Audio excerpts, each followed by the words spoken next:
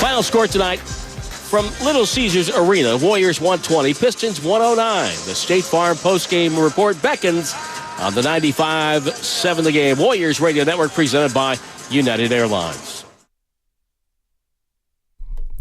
Oh, baby, oh, baby, oh, baby. Tim Roy on the call at Little Caesars Arena in Detroit. The Warriors had to fight for this one. Got a little hairy there in the third quarter. Pistons up 4, 97-93 with 8 minutes and change left. And then Steph Curry checked in. And then CP3 checked in. And they brought it home for the Golden State Warriors as they improved to 5-1 on the road. 5-1 on the road. 6-2 overall. And we get ready for a monster showdown against the Denver Nuggets as we say, good morning to everybody out there getting off their graveyard shifts. Good morning to all the truck drivers, janitors, plumbers, overnight dancers. Don't know how long I can say that. Adam Silver might be listening. Carpenters. Painters, teachers. Plumbers. Principals. Airport workers. Counselors. Therapists. Psychiatrists. 39-year-old point guards. 39-year-old point guards that we hated. Yeah. And good morning to James Wiseman. I was just going to say, 21-year-old centers who sadly might be out of the league soon. Yeah, that's unfortunate. That's. I had a question last night. This is James Wiseman. Oh boy, they just picked him apart. I hate to start here. If you had to bet on who will have, when it's all said and done, the most comprehensive big league, major league, professional career at the highest level, Trey Lance, Joey Bart, James Wiseman, who's it going to be? If Probably you had to bet Trey today. Lance. Trey Lance. I'm still gonna bet on Trey. Okay. James Wiseman might be out of the league next year. He might be out of the league next year. He might. Boy, it's not looking good for him. I mean, I think he's got one more stop, maybe. Yeah, that's about it. One more. Joey Bart. Maybe Joey Bart. Maybe he goes somewhere else. But by the way, good morning to YouTube and Twitch, powered by First NorCal Credit Union. Wait a minute. Comcast Business Text Line as well. Lubman, Spadoni, and Shasky. I want to get back into the Warriors, but one second. I do want to take a victory lap on something. I screamed at Sam Lubman, all you Patrick Bailey truthers, and I like Patrick Bailey a lot. I said before anyone, this guy in Arizona is a better player as a rookie. Gabriel Moreno is better than Patrick Bailey. He won the Gold Glove, and I don't know if you looked. He batted .285 this year. His numbers across the board were better than Bailey's, but nobody wanted to hear that. Anyway, continue. Let's get back into the Warrior talk. Yeah, nobody wanted to hear it because I just want to take a victory lap. You're on Patrick Bailey's little video. Your voice on his little promo video. Remember that? Second best catcher as a young guy in the NFL. Yeah, you were all hyping up Patrick Bailey. So it fell on deaf ears. That's true. We don't know what you're saying, Shasky. You're day to day. Minute to minute. Actually, my knee feels a lot better today. I iced it last night before I went to bed. After playing 39 of the 40 minutes last night, we got beat bad. So you're going to play in a knockout tournament? When is that? This guy. When is that? This guy. Your knee feels better. I can't with you, man. Dude, I played. Listen. I played every minute of last night's game. I'm not a system player. I am a system. Seriously. How many points? Or you played for Borges? Yeah, I think like 6, 8. You better be careful. Tell the truth. He was our second leading rebounder. Well, I can hit up Borges. We can find out the real deal. I did not play well last night. He's mad at me. Who didn't play well? We had none of our bigs, and I had to take a lot of shots, and it was not good. I was getting blocked left and right. It was not good. A lot of big roasting fans, though. I got an opportunity to watch the entire Warrior game before our game started, and then went out and laid a stinker. Not a surprise. That doesn't surprise me. What'd you have? A truly? Yeah. By the way, the Warriors, Stephen Curry, he's not laying stinkers. 16 points in the first quarter. He's amazing. Third time this year he's dropped at least 16 in a quarter. He had 20 in the first half. Fourth time this season Steph Curry has had a 20-point half. He just won Western Conference Player of the Week. Second straight game, he's hit at least 7 threes in a game. He hit 7 last night, 7 to 17. Every single game this season, Stephen Curry has made at least 4 threes. That's an NBA record. He just broke his own record for most threes to start a season in a game for at least four made threes in a game. 4 made threes in a game. At least 4 made threes in a game in every single game to start the season. Steph Curry's done that 8 straight games in which he's made at least 4 threes or more. That's impressive. But whenever we get into like the weeds of those kinds of stats, it is impressive. I'm not trying to diminish it. Like A.J. Brown has a 125-yard consecutive receiving yard streak. Mm-hmm. It's a little nuanced, and so it's tough to roll off the tongue. Right. So, I mean, it's a lot of things going on out there with Stephen Curry. I mean, he's breaking records left and right. He's playing at an all-time level. His mind has met his physical. He can do no wrong. And again, we were talking last Friday, appreciate his greatness, right? And I think some people get bored with his greatness. The pump fake 3 in the corner in the fourth quarter. God. I mean, who does that? Bonte, I had to watch. He makes it look easy. I love watching the fourth quarter back, especially in the tight games, just to like see where we're at and, get a feel for it. And I'm just like, you and I are in the green room, and I'm like, some of these shots, I don't think we realize how incredible they are. Mm-hmm. Incredible. And so then you get that with Chris Paul, who finally had the shot rolling. 6 of 9, 2 threes, 17, 6 and 5 off the bench. And we're going to get into a conversation a little later about Andrew Wiggins. He wasn't in that closing lineup again last night. I don't think he deserved it yesterday. No, he doesn't deserve it right now. And we'll get to Andrew Wiggins. I mean, if we all know Andrew Wiggins, he goes through these spells. He goes through these slumps. Well, I would like to make a little statement here, and I would love to hear from people. Like, everybody wants to be firing on all cylinders early on. We've just seen this with the Niners. They were firing on all cylinders, right? And they're 5-0. And Bonte, you kept saying, I don't want to be the team that wins the Super Bowl October, whatever, 7th or whatever. Right. Like, it's about clicking toward the end of the year and obviously being healthy and all those things. Isn't it a good thing? Now, optimally, you'd like everyone to be humming, but also knowing how sports works. Right. If I told you you're 6-2, Wiggins is going to be on a milk carton, and Chris Paul's going to be shooting maybe the poorest stretch of basketball in his entire career, wouldn't you sign up for that? Absolutely. Absolutely. You're still winning games and stacking wins. So, again, you don't want to peak too early. You want to build towards it. Exactly. This is about getting Kuminga ready for April. This is about getting Moody ready for April. This is about managing Klay Thompson's minutes and making sure that he's firing on all cylinders when you need him. Steph is going to be Steph. Draymond looks like he's getting in phenomenal shape, and he's moving around very well on both ends of the floor. Trey looks very good. Draymond looks very good. Hey, look, he told us before the year, it's the most important season of my life. I know we're laughing at it. No, it's just. But so you know funny. what? It is the most important year for him. You know why? Because one, he needs to prove that he's worth the new contract. Number two, he knows deep down inside, last year went awry, mostly due to what he did in training camp. I'm going to be honest with you. Draymond is very introspective. I actually think that he believes he was in the right for whatever. Like, whatever people think, right. I think that he believes in his heart, because I've lived, and some would say I am that person. I understand stubbornness. Shout out to my dad. And I will say this right now. Wow. In Draymond's mind, I don't think he's done anything wrong in that situation. Pa's supposed to be feeling good. You're already running him over? It's been a while. Well, I'm going to go see him this afternoon. He's doing a lot better. That's good. Is he walking around? Yeah. He's doing a lot better. Has he been out of the house yet? Yeah, a couple times. Is he dying to get back on the golf course? Yeah, absolutely. He's healing up real well. Has he seen Grandpa Shasky? Well, I've been running a lot of Grandpa stuff. I've been playing, extendo, giving him lasagnas and chicken and different things like that. In fact, I got to pick up a bunch of my, what are those, Tupperwares? Those glass Tupperwares? The best place to get Tupperwares, just so you know, they're very cheap and inexpensive and high quality. IKEA. I try to avoid IKEA. I love IKEA, but I try to avoid it. You got to go first thing in the morning on a weekday. Yeah. I know it's tough. That's tough. It's a little tough. Chris Paul leading his bench unit. And his bench unit last year, they struggled. Obviously, they struggled to sustain leads. Mm-hmm. They struggled to extend leads. They struggled. It was tough for them not to blow a lead. And last year, they outscored the opposing bench by 2 points a game, 2.5 points a game, 37.7 and 35.2. This year, the bench has outscored opponents by 13 points. In totality, it's 107 points. The bench is outscoring the opposing bench by. So you're getting great minutes from CP3. You're getting great minutes from Dario Saric. You're getting very good minutes from Jonathan Kuminga. You're getting very good minutes from Moses Moody. And you're getting a very, very good GP2, Gary Payton II. Feels like we run his highlight package every night on the postgame show, and it's GP2 still in the highlight with a dunk, an alley-oop dunk, a breakaway dunk. GP2's playing at a very high level, and you see him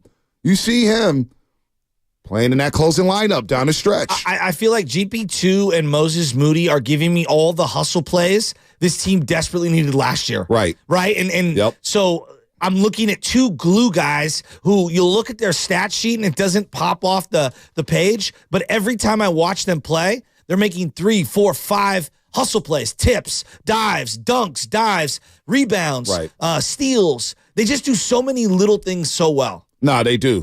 Moody had a great save that led to a GP2 dunk. Kuminga had a good finish. This bench unit, pardon me, you look at what they did last night. You get the 6 from GP2. You get the 12 from Sarge. That's 18. You get the 17 from CP3. That's 35. The 4 from Moody. That's 39. You get 49 points from the bench last night. 49 points. And I know the Pistons was shorthanded, and they look like a G League team. But when you outscore a bench 49-24, you're plus 25 there. You're plus 20 when it comes to points in the paint. Mm-hmm. You're plus 16 when it comes to second chance points. I mean, those are winning categories. Those are winning stats. And the Pistons shot the ball well. They actually shot 47% from the floor last night. Kay Cunningham getting to the rack. Killian Hayes shooting the 3 ball well. He was balling yesterday. I mean, this the Warriors Thompson are winning. The Thompson kid, Sir can't Thompson. shoot. Yeah, he's going to get there, though. He is an athlete. He had a putback dunk where I was like, oh, boy. Yeah, no, 16-7. Look, the Twins Pistons, are good. They're a year away from being a year away. You're right. All right? But Right. I'm telling you right now, we missed Ivy in that game. Ivy's a very good player. Yep. Cade Cunningham, he's special. And you missed Durant. Yeah. And you missed Durant. So the Warriors got a break there with some injuries there. 888-957-9570. Let's talk about the good. The good is Steph Curry and Chris Paul. The bad right now is Andrew Wiggins. So here's the problem with Andrew Wiggins. It's not necessarily like the data. You look at the stats and you're like, oh my God, he 4 points. What do you have, 4 points yesterday? 4 points, 6 rebounds. So to me, it's the eyeball test. Right now, I'm just not seeing a guy engaged. No. And now, by nature, he's always felt like a guy who's kind of like in his own world. And you know, we all know different people like that in our lives where they march to their own beat. But he looks like a player offensively that doesn't feel connected to the rest of the team. Doesn't. He looks like a player defensively who gives me effort in spurts. And so right now, like, I hate questioning professional athletes' effort level or their engagement level. I feel like it's so unfair for us to get inside their minds. But right now, given everything that happened last year, and then you roll into this year, there's a red flag. It's not the end of the world. I'm not going to run him out of town. But right now, he does not deserve to start, to finish games. No. He could start here and there, and that's going to have a runway. He's got to get it going, though, B. Well, like I said yesterday, let's get 15 games into the season. For sure. And let's reevaluate this situation. Now, are we going to trade him right now? It's too premature for that. Let's not be ridiculous. Every time somebody struggles, we want to trade the guy, we want to bench him, we want to cut him. Let's calm down for a second. But I would credit Steve Kerr because we use the bench word flippantly. Right. He has sat him in more fourth quarter situations than I thought rolling into the year. That's where I was going to go to, Shasky. Listen, Steve Kerr told us everybody was worried about the starters and everybody's got their starters. Chris Paul's coming off the bench.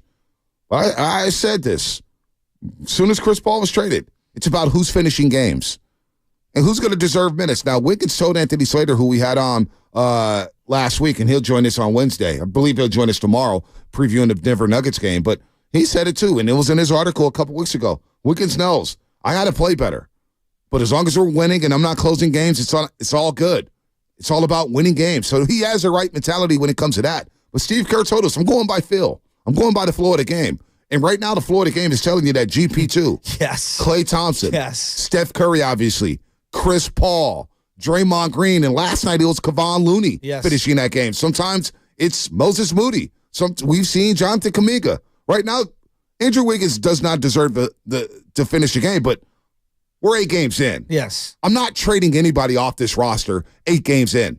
Now, down the line, if the slump continues and we get around the All-Star break and you need something else, maybe some size, maybe some speed, then maybe you have a conversation because he does have a tradable contract. But you are getting a bargain. But right now, we're not trading anybody. Let him try to play through the slump. Let him get his rhythm. Let's see what's happening here. Let's reevaluate the situation at 15 games. But I'm not benching, cutting, or trading Andrew Wiggins right now.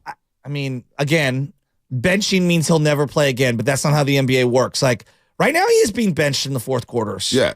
More times than not, right? I mean, am I overstating that? No, he's getting benched in the fourth quarter. He's getting benched in the fourth quarter. He's not playing minutes out there. And quite honestly, they're winning. They're executing in the half court. They're not missing him much. He does need to get it going. He's got to get it going. No one's trading him off the planet. I will say this, B. His stock with Warrior fans was at an all-time high coming off that championship. Well, boy, he's evaporating a lot of the goodwill from this fan base because we don't even know what happened last year. You know what? To me, it's the effort this year. Forget last year. Look, I love the fans, but those fans who you say are turning on Andrew Wiggins. I wouldn't say turning. It's scapegoating the him. goodwill that he was built up is slowly starting to evaporate. Well, you know what? I saw some of these fans turn on Klay Thompson, so I don't really give a damn about those fans who are turning on Andrew Wiggins. I honest to God, I don't care. Okay. Just watch the game. Now, we could all say he's struggling right now, mightily. Oh, now I saw at times yesterday. He would admit it. He engaged a little bit with Cade Cunningham. I saw at times in the second half he tried to get involved and get going there. But look, man, he's struggling a little bit. There's no doubt, and we're going to monitor that. But he played 21 minutes and he didn't kill you, and you won by 11. You won by 11. I know, but for a guy making what he's making, you're just not getting the, like, we expected that to be a bargain deal because he's taking $10 million less. And right now, for a 20-something million player to not close games, Right. it's not the worst thing in the world because he's not making, Listen. 40, 50 million. But at the same time, if they want to go where they want to go, They need I Andrew thought Wiggins. that he was going to have to be a big factor in that. Well, he is going to have to be a big factor. You're struggling pulling away from the Detroit Pistons. This is a glorified G League team right now. Well, it was on the You back know, end of a back-to-back. They played a back-to-back too. I know. Well, they're a young team.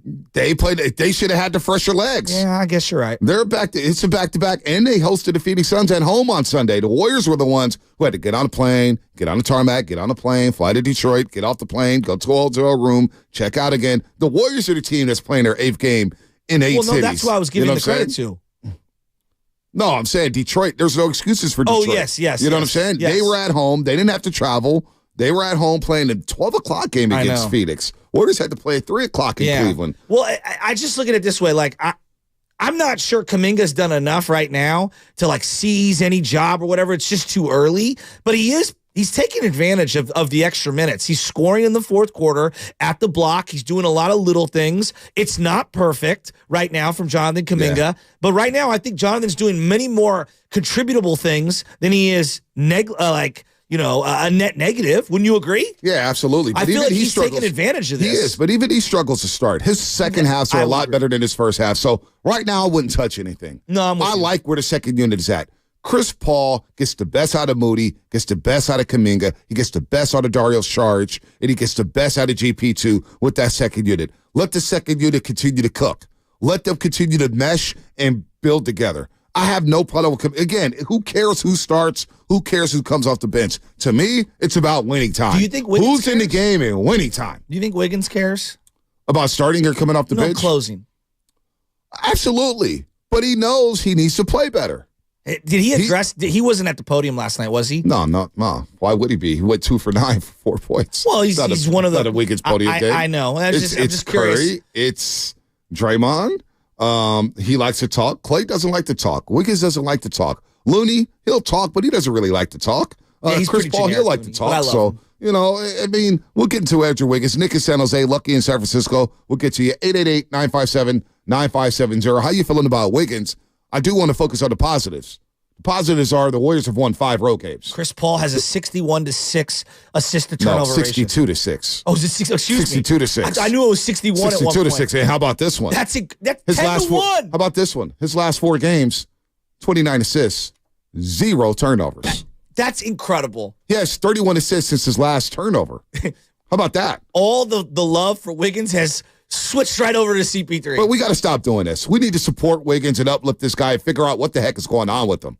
I'm not trying to be a cheerleader here, but instead of just flipping the other side, trade him, let's figure out the solution here. Because you need Andrew Wiggins if you want to get to where you need to get to, and that's the NBA Finals. All right, more coming up here on the game. We're going to take your phone calls, 888-957-9570. I'm fired up today. It's going to be the fun show. We'll reveal our guest list on the other side. That's what's coming up, sponsored by Flag and Anthem. The season's greatest gifts to your 9 to 5 are the brand new Made Flex Journey Performance shirt, pant.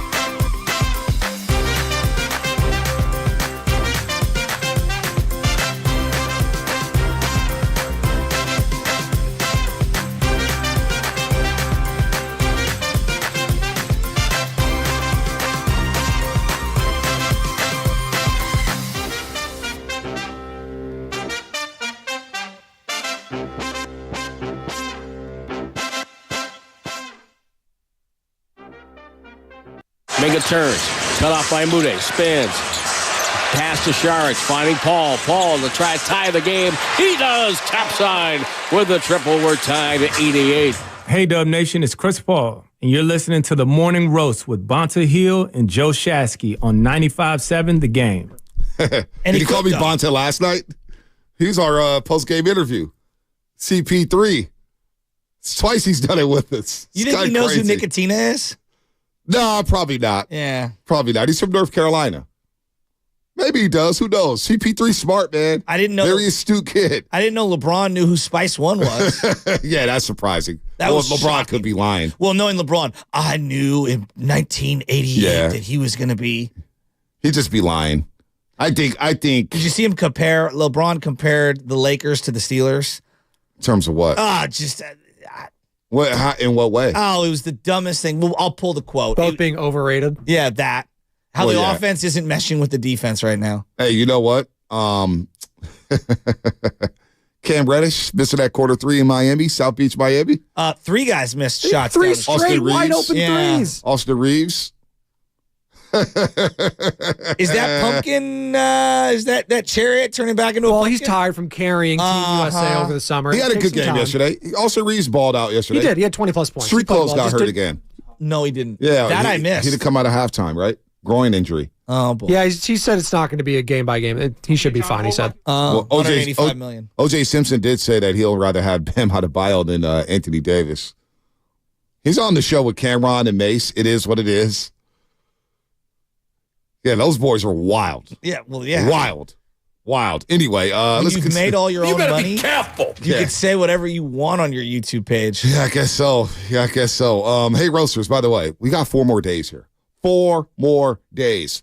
4 more days, and all week long, let me see, 3, 6, 9. You got 12 opportunities to partake in the first ever 95-7 a game knockout tournament at Chase Center. That's right, at Chase Center, where they announced the All-Star game yesterday. Tune into the roast all this week and make sure you're listening to each show. This show at 7:30, Steiny and Guru at 12:30, Willard and Dibbs at 4:30 to learn how you can qualify. Each show during that 2-week stretch, we'll be picking one winner each show. Make sure you're locked in 95-7 the game during those weeks, and you can have a chance to launch shots from the very same spot that Steph Curry does. Again, 95-7 the game knockout tournament. You've got to know the show. And today, we're going to have Brian Baldinger on at 7:30. It's every single Tuesday we'll have Baldy on. He'll join us at 7:30. And you're going to need to know what Baldy says.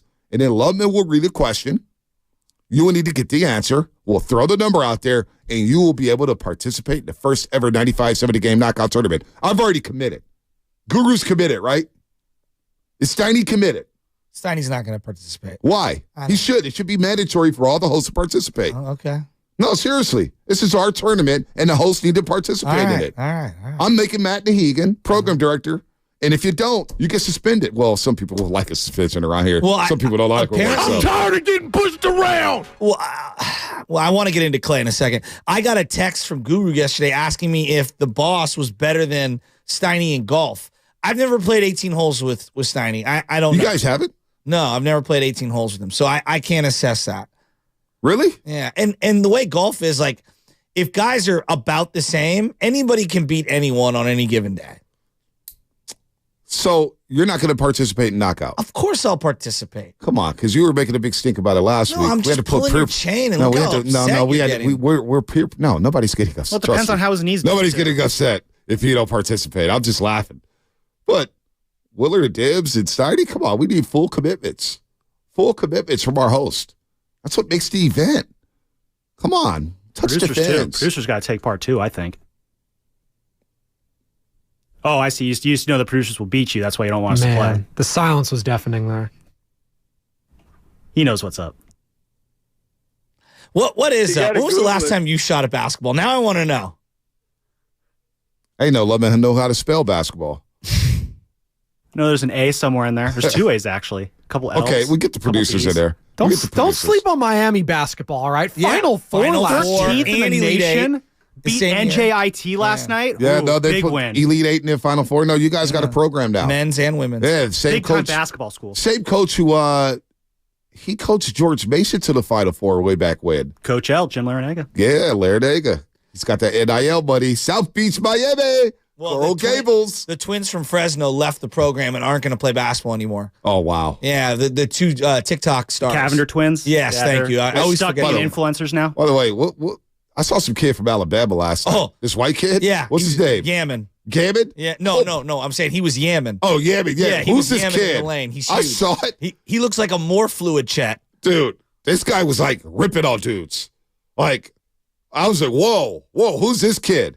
Who's this kid? All right, let's get back to Wiggins. Back to the Warriors. Well, I want to get to Klay Thompson. Well, last night, the three-point shot didn't fall, but he was really good in the 2-point range, the mid-range. And there was a play in particular that stuck out to me.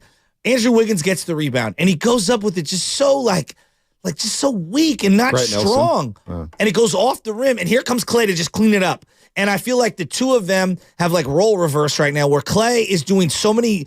Like, his shot selection is so much better. He's playing within the fabric of the offense. And then defensively, I feel like he's taking on whatever assignment, whether big or small. And he's doing an admirable job right now. He's around the rebounding area. He's boxing out. He's doing a lot of little things.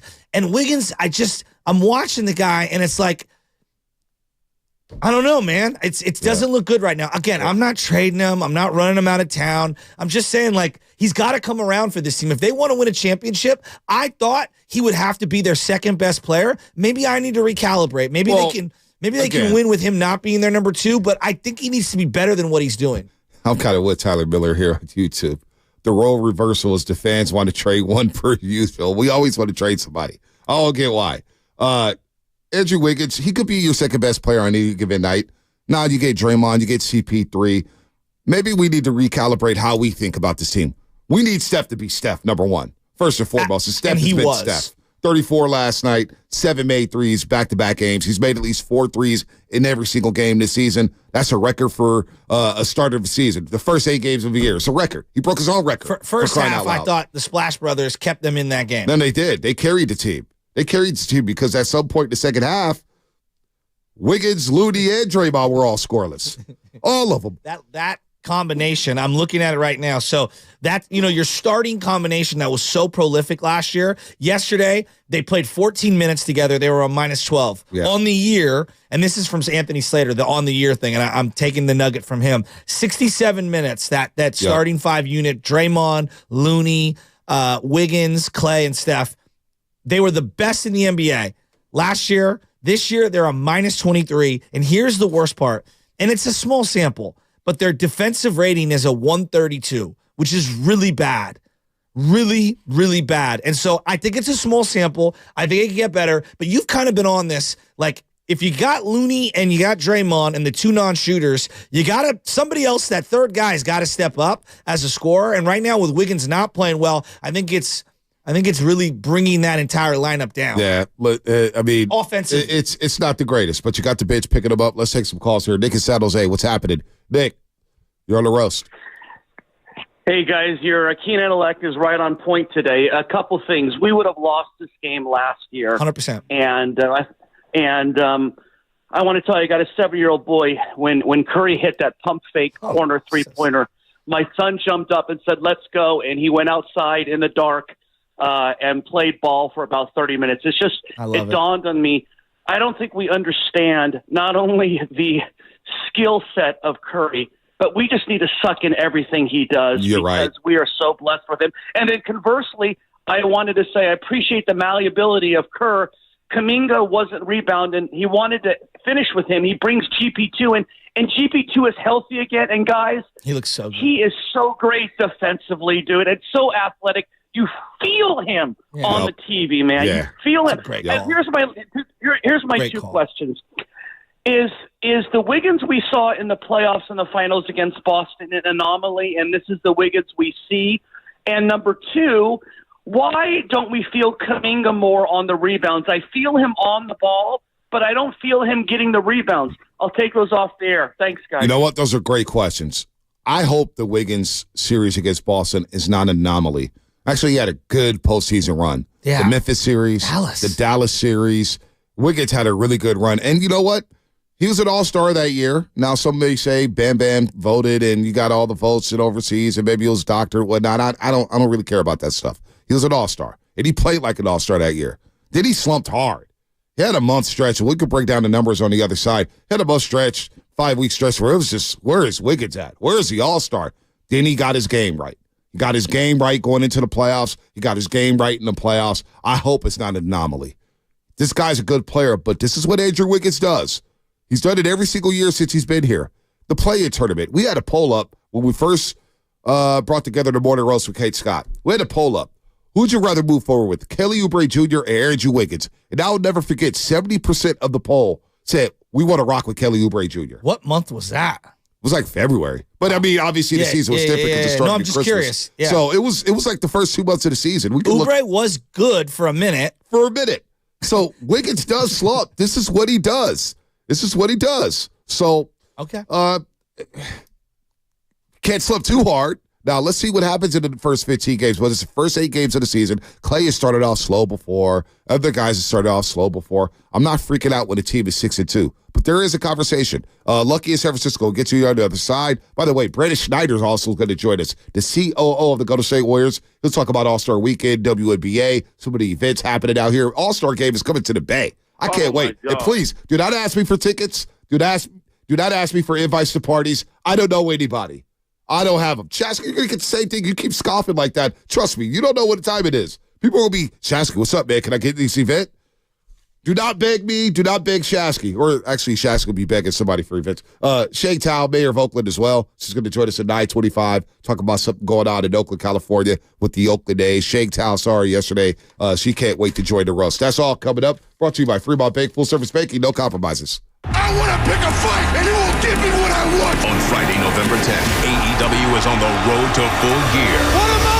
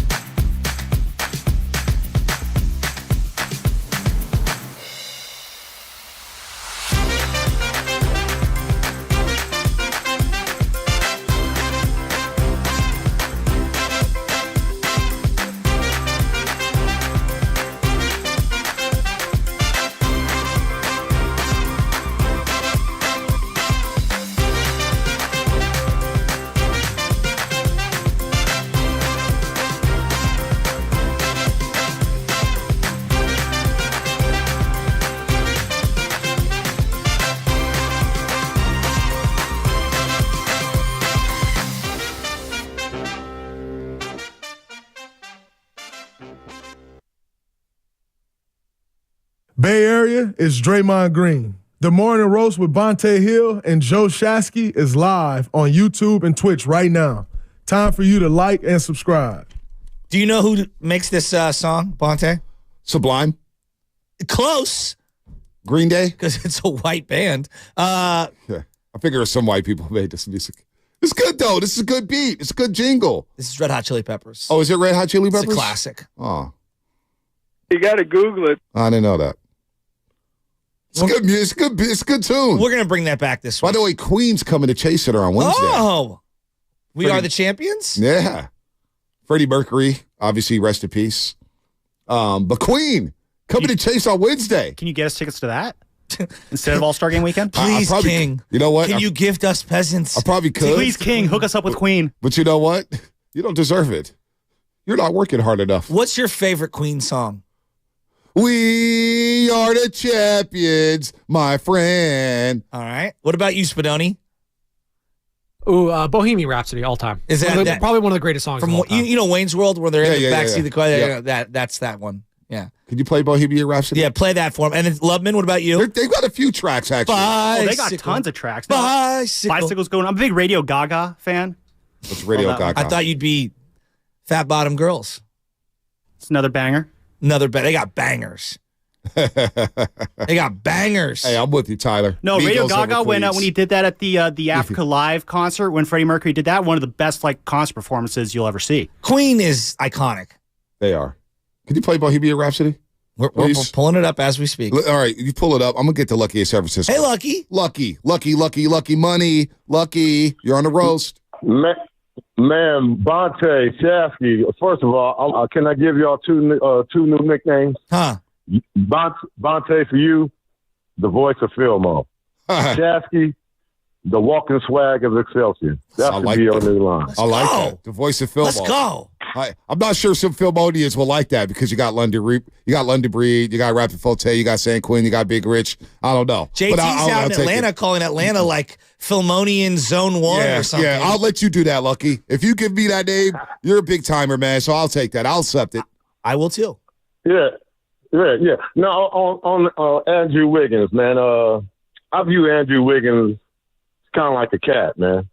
You know, he's kind of mellow in the daytime and kicking back, chilling. Then comes the nighttime, boom, he jumps up, he's ready, he's active. So right now it's early. It's kind of like the daytime for Andrew. Give it a couple of months, man. Get the nighttime going. Andrew's going to pop back up. No worries, man. And I like the way our team looks. They do look good. CP3. Oh, with man. CP3. Oof. I can't. I'm surprised I'm saying this as a longtime Warriors fan, but I'm happy that he's on our squad, man. Yeah, I'm actually happy. He's going to make us a champion, and I'm ready for it. What do you think, Shaq? No, I'm blown away at how quickly, not only do I appreciate and like CP3, he's one of my favorite players on the team, which is insane because everybody plays better around him. Sarge is playing well. Moody's playing well. Kuminga's playing well. Like, in terms of stabilizing that second unit, at one point it was 74-74 in the third quarter. I believe Steph got checked out. Yeah, and they went up 80-74, the Pistons. They went up 80-74. They were up 6. A total.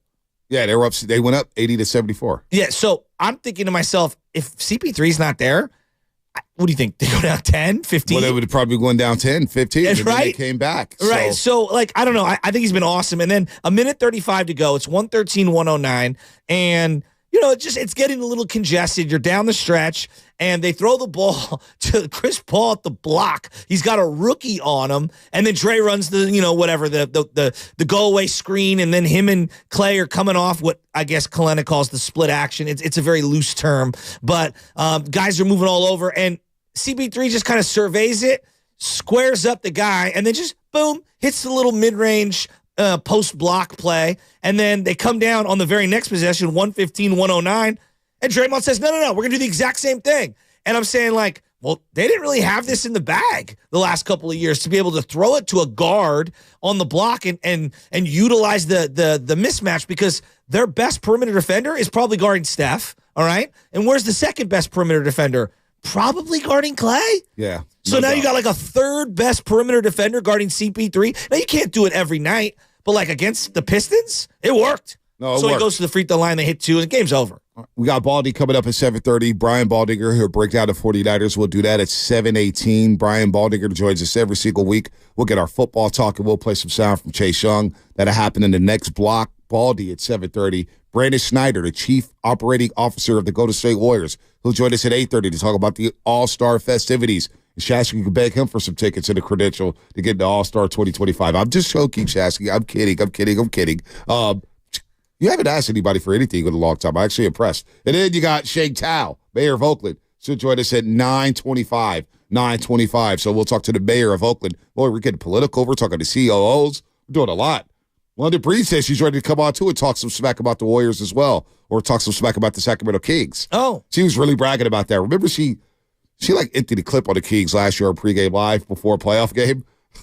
And boy, I'm not going to sit here and kick the Kings while they're down. Well, that was when I took my brother to the game, and I actually ran into her. And Mr. Fab, my brother, was like in a whirlwind. I'm like, there's Mr. Fab. How you doing? There you go. There's Bonte Hill, Chris Mullen, and there's London Breed. Oh, did he come into the gatehouse? Yeah. Oh, he was spinning. His head was spinning. Yeah, it's always fun. I was like, that's a Tuesday for Bonte. It's just another Monday.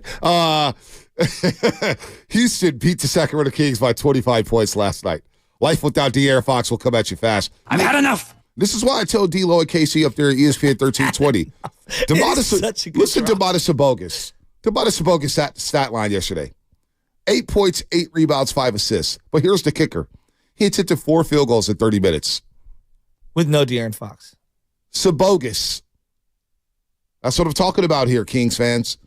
You wrapped yourself into Sabonis. Harrison Barnes, 1 of 6, 3 points. Davion Mitchell, 5 points, 2 of 11. Keegan Murray, what's going on? 12 points, 5 rebounds, 5 of 11.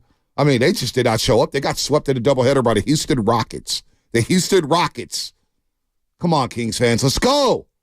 Told you the regression was coming. The other Thompson brother plays for the Houston Rockets. Yeah. I don't know. Maybe the kid's like, whatever, 19, 18 years old. I like these kids. I like him. He can't shoot like worth a lick. They'll work on his shooting. He's an athlete. Oakland, baby. Oakland in the house. I really like both brothers. So you brought that third quarter up when the Pistons were up 80 Yeah, I thought that was important. 80-64 because the Pistons were rolling. They shot 63% in that quarter, 4 of 8 from the three-point line. They got to the free throw line 7 times, made 6 of them. They're all right rebounding the Warriors. They were just out hustling them. Yeah. And the game could have got away from the Dubs. It really could have in that stretch. But then you had the big play there. That's when Moses Moody jumped out of bounds to save the pass. Gary Payton II picked it up. He could have gave it to Kuminga on the alley-oop, but GP2 said, no, I'm going to take this myself. Now I'm going to dunk all over it. I'm going to dunk all over this place. GP2 is off to a phenomenal start. He looks healthy. That's what a lot of people were saying. He's healthy again. So the Warriors blew a 7-point lead. That quarter really could have blew the game open. They didn't. Pistons played hard. Give them credit. But the Warriors were able to go into the fourth quarter with a 1-point lead because you had the GP2 dunk. You had a Dario Saric dunk off a CP3 pass. And so they were able to stabilize the game. And then when it came to nutcracker time, Steph Curry arrived.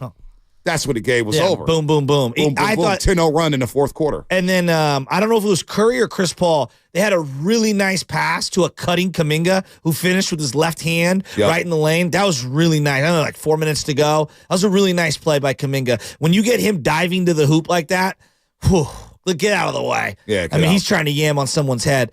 You don't want to like always bring up last year, but Bonte, they lost both games to the Pistons last year. Yeah, they got swept. Both games. They swept. Well, one of them was a game winner, right? Hey, one of them was a Sadiq Bey game winner. That's what it was. The other one was they just got ran out the building. Yeah. After a back-to-back. It was a back end of a back-to-back, which ironically they did that yesterday, back end of a back-to-back, but they had lost to Charlotte. Remember that? Yes. The Charlotte Hornets game, they blew that one. Then they flew to Detroit on that Sunday morning, and it was just ugly. Ugly. I think they gave up a 40-burger in one of those first 2 quarters, if my memory serves me right. Well, they just got ran out the building. So the difference, the bench. The bench yesterday were a plus 25. Wow. 49-24, they outscored the Pistons. Their bench. Is it too simplistic to say that CP3 has solved all their bench issues? He has. I mean, he has. Who's not playing well off the bench? I feel like everyone's playing well. That's what right I'm now. saying. That's why you got the tie list for me. They're all playing well. So, when you ask that question about CP3, it's not to rip on Jordan Poole. Jordan Poole just plays a different style. I'm just elevating. He's not able CP3 is a different player. Yes. And what the Warriors needed, they figured out for the second unit. If Jordan Poole wasn't good, because Jordan Poole wanted to be a starter. That's just what he wanted to be a starter. And he's starting in Washington. They were losing a bunch of games. Embiid went like 10 for 10 in the third quarter, scored 29 against them in a quarter yesterday. The Wizards are a mess. But Jordan Poole wanted to start. He didn't buy into the bench role. CP3 has bought into this role knowing that I will have opportunities to close games. So it is that simple to say CP3 has been a difference. Not to rip on Jordan Poole, but it's Chris Paul. Again, think about these numbers, Shasky. 62 assists, 6 turnovers. That's 29 assists. That's absurd. 29 assists, no turnovers the last 4 games. All right? He's doing things that's stretch, by the way. Yesterday he shot well. He hasn't shot well. No, it's his best shooting night of the season. But you know what I'm saying? Like, so to me, like, these are all good signs. They're 62, and he hasn't shot well at all. Very good signs. So you get Chris Paul here, 29 assists, no turnovers. According to Warriors PR, he's the first Warrior to do that off the bench since Lorenzo Romar did it. Lorenzo Romar did it back in 82, 83. All right? We're going way deep, 40 years ago. We're going Lorenzo, and if you don't know who Lorenzo, a lot of people probably know Romar as a coach. Yeah. At UW, Washington. Yeah. You know what I'm saying? Didn't he marry one of the presidents, or was that the other guy? Was that the Oregon State coach? Oh, that was the Oregon State coach, the Barack Obama brother-in-law. Yeah, that's what it was. Barack Obama brother-in-law. Okay, I got him Lorenzo confused. Romar. Apologies. Yeah. Lorenzo Romar back in the day. You know, it's interesting about CP3 because I was watching the game last night, and there was a couple of different sequences where guys miss shots, but to me, it's the ball movement, right? I was so worried about, like, what's the pace going to look like? Are they just going to slow it down and get into this, like, half-court set every single time? Like, what's it going to look like, right? And I think we made a lot about, will CP3 be able to adjust to the way that the Warriors play? They played with the biggest pace last year. They were up and down the court. He has blended beautifully into the personnel that he's got. He's such a bright mind. And I'm noticing the rub-off effect. When you play with a point guard who's a willing passer, when I get the ball, if the shot's not there, I could kick it out to someone else. I'll get it back. Right. I'll get it back, and I'll get it back in a better position to make a play and score. And I feel like that selflessness has bled over to everyone. How many times has Kuminga passed up a shot? Not that it was a good or bad, but a shot. Right. Kicked it to someone else who got a better shot. Yep. And then he got it back, or someone else got it back for a better shot. And so to me, the growth of CP3 isn't just what CP3 is doing, it's how it's bled into the youngsters. Yep. Because they're sharing the basketball. And Sarge, by nature, is a selfless player. He's getting great looks. I look at shot selection. Their shot selection off the bench has been outstanding. It has. Sarge even went down. He even went down low because something we identified yesterday. You did bring that up. Smaller guys guarding him. He moved his game down to the block. Because smaller guys could defend him better on the perimeter. He's not going to put the ball on the floor and blow by anybody or create his own shot. But he got down low, got a nice and one against, who was it? Sasser? It wasn't Marcus Sasser. It was, I think it was, what's his name? Stanley Umudi. I didn't know who the hell he was, but he scored 15 points off the bench, 5 of 8. A couple guys I didn't know. Right, I was like, Umudi. But I thought they were your Detroit Pistons. We're supposed to be up on the Detroit Pistons. Isaiah Stewart, by the way, if I was looking for someone to take a hard foul, Isaiah Stewart is top 3 player in the league right now. He was chirping at Draymond. He was chirping early. I'll tell you right now, top 3 guys you don't want to take a hard foul from, Isaiah Stewart, top 3. No, you don't want to mess with him. Even LeBron James was ducking that smoke a couple years ago. LeBron James wanted nothing to do with Stewart. He gets his money's worth. No, is he just does. What I'll say. He does. So the bench, we're talking about the bench here. Last year, the bench, they outscored opposing benches by 2.5 points per game. 37.7 to 35.2. This year, the bench is outscoring opponents by 13 points a game. Wow. All right. Is that because of the Wiggins downtick in scoring? You think maybe guys have offset? Not that the second unit hasn't been good, but is it deeper? I think it's deeper, and they're getting more minutes. Yeah, that's true. Kuminga's getting more minutes. Moody is too. Moody's getting more minutes. They're playing 19, 20 minutes a game. Yeah, and you have GP2 for the full year as opposed to last year only you had him. I don't even know if he played in the regular season. Yeah. So, 888-957-9570. What's there to feel good about? Well, they're 6-2. All right? They're 5-1 on the road. 5-1 on the road. Most road wins in the NBA as of today. Right, as of today. Remember last year, they didn't win 4 road games until January 13th.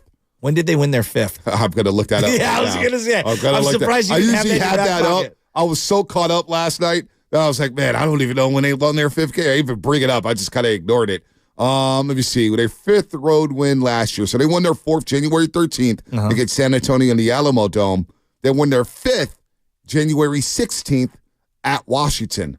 A barn burner, 127-118. Porzingis actually had 32 in that game. It was not a pretty game. I remember that game. They won by 9. He was stroking threes. Yeah, it was. Oh, wow. Jordan Poole had 32, 7 threes. Steph Curry had 41. Klay Thompson didn't play in that game. Go figure. Jordan Poole and Curry combined for 73 points in that one and 13 made threes. Oh, what could have been. You're listening to 95.70 KGMC. What? What'd I do? San Francisco. Always live on the free Odyssey app. Download the Odyssey app and favorite 95.70 game for the best and most up-to-date sports coverage. Jordan Poole, oh boy, it is a struggle. Don't forget, you can also watch us every single day on YouTube and Twitch. Sponsored by our very good friends at First NorCal Credit Union. Just log on and search 95.70 game. Be sure to like and subscribe to the channel while you are there. Shout out to the Comcast Business Text line as well. Knockout, 7:30. Know the show. First ever 95.70 game knockout tournament. It will be happening at Chase Center. But, you better listen to 7:30. You got 12 more chances to win this week. 7:30, 12:30, 4:30. You got 4 more days, 3 chances per day to participate in the first ever 95.70 game tournament. And you get to go to Chase Center to do it. Get to go on the court, the big boy court, under the banners, take you a selfie at the logo. What if they had the in-season tournament court on? Ooh. You want to shoot on that court or the regular court? Ooh. Let's go out to Atlantic City. Atlantic City. Our boy Adam in SF is cashing tickets and watching Dubs game. Adam in the city, what's happening? I'll do my best Mike Breen here, but bang!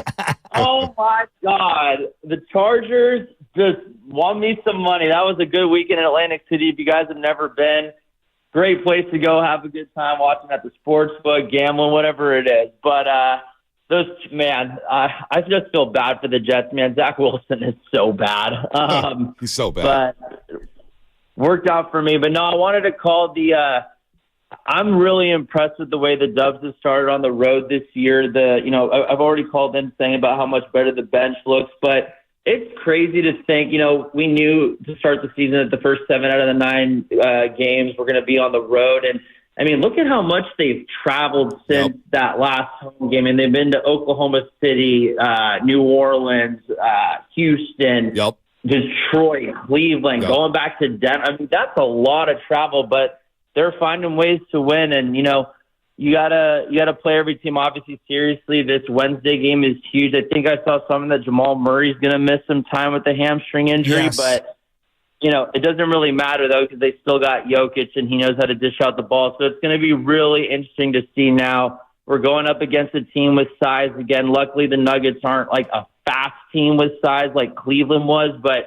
right now, Jokic is the best player in the league, so no doubt. We'll see how we match up. But are you guys? What I wanted to ask is, I know that you guys talked about this yesterday, but are you kind of starting to get a little worried about Wiggins? I know we're early, but I don't know. He just doesn't look the same. Yeah, I need 15 games, and this stretch coming up is huge for Andrew Wiggins. All right, Denver, Cleveland, Minnesota, Oklahoma City. Those are your next 6 games. All right? So it's go time. He's just got to play better. By the time we get that's game number 14. Yeah, I know, but he's just got to play better. Like he's just got to get it going. That's kind of where I'm at right now. I'm not making any crazy, sweeping proclamations about who he is currently and what they need to do. I think Kuminga needs to continue to take advantage of the minutes that he's getting. I'd like to see Kuminga do a little more. I want to see Wiggins do a little more. Again, he's just got to get it going. Speaking of energy, here's Chris Paul on the Warriors' energy the last 2 games. It's good. I think, we definitely always happy that we can pile up wins, but we know we got to be better on the defensive end, always trying to get better on the offensive end. But I think everything starts with us on defense. What about his role off the bench? It's an adjustment. I don't know how many games this is, but still getting used to it. And just like with anything, it's going to take time. You know what I mean? So, yeah. He's probably not thrilled with coming off the bench, but he is finishing games. Did you get real quickly? Did you get as sad as I did watching James Wiseman? Yeah. I think Brianna in Detroit wants to talk about Wiseman. Brianna's back on a roast. That draft does not look good. No, it doesn't.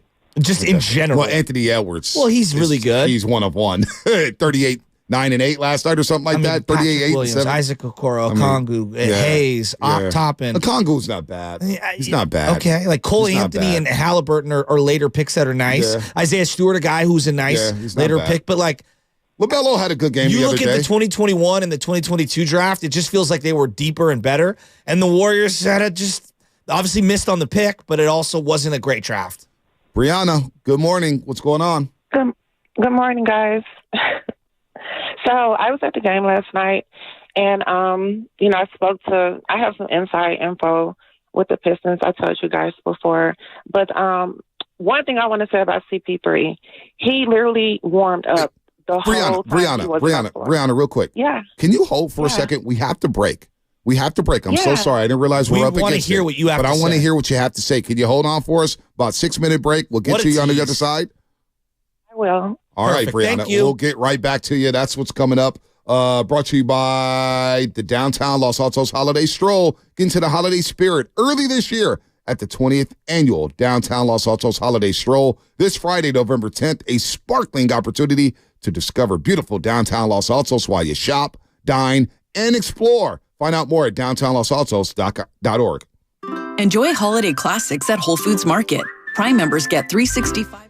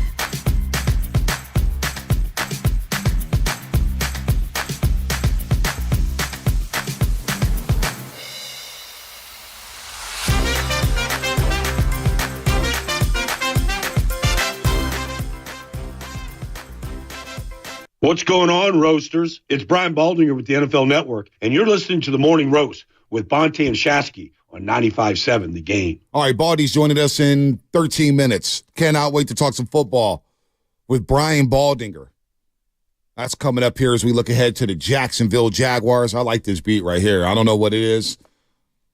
I was thinking, is it Queen? No? This is an old band called The Specials. The song is titled Mirror in the Bathroom. You knew The Special? No. Oh. Stop lying, Shasker. You knew this.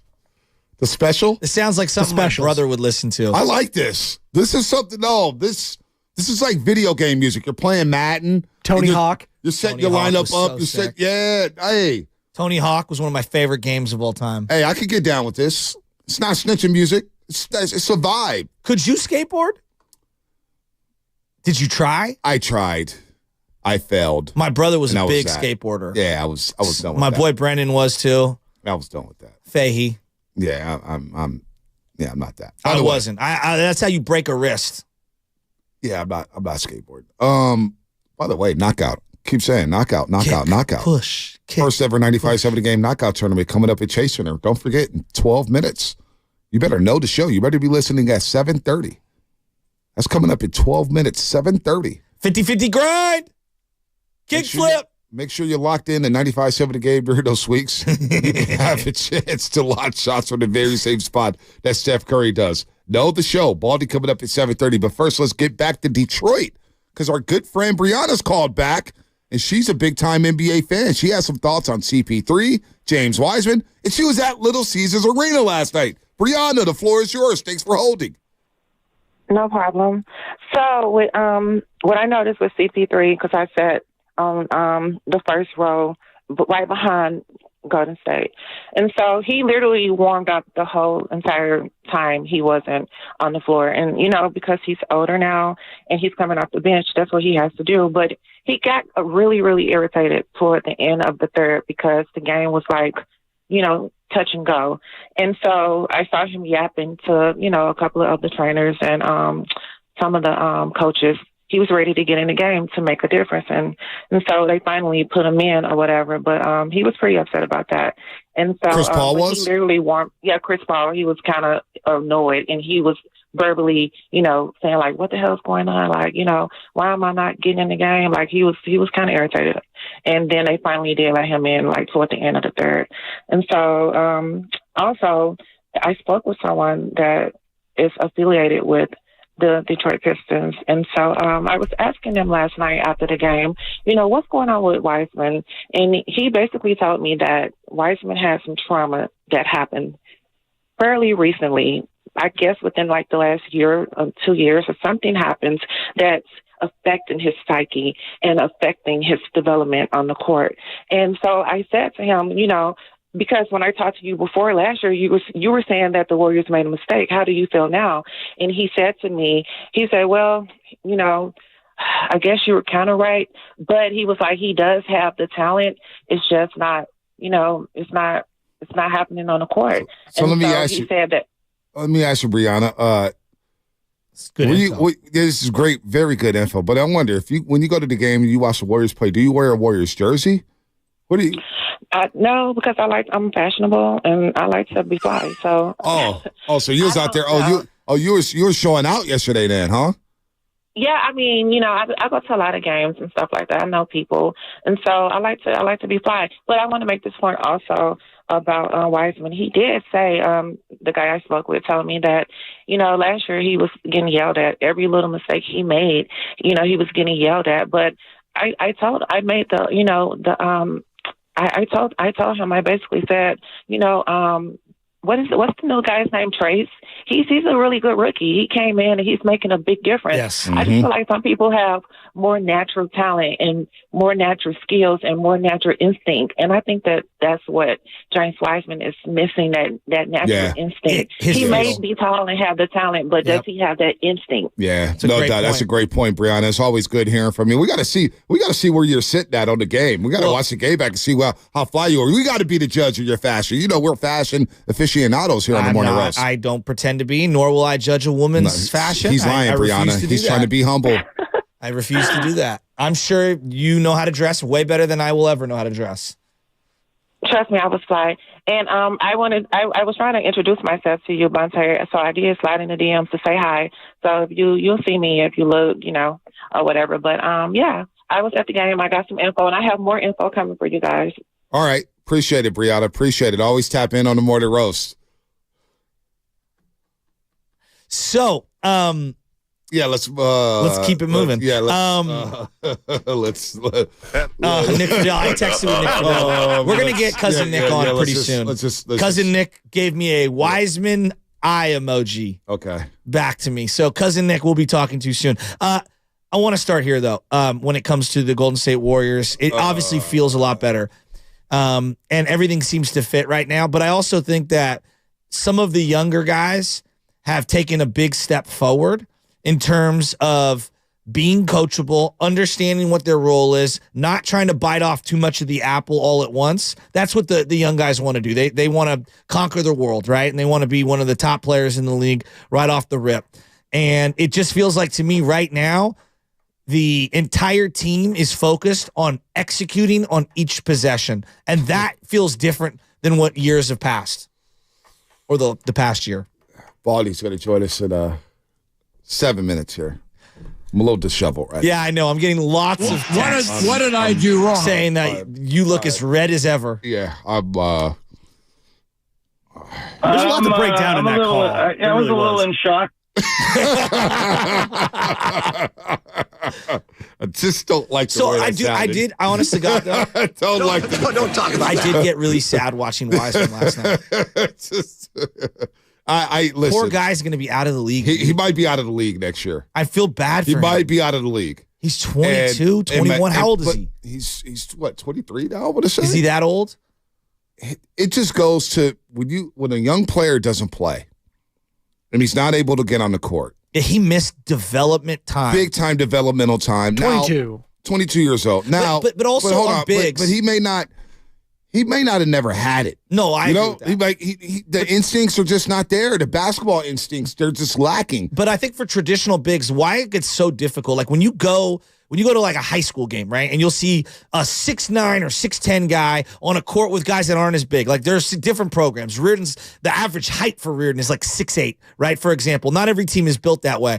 But when you play in certain leagues, in certain conferences, depending on where you're from, if you're 6'9", you can get away with catch, pivot, dunk.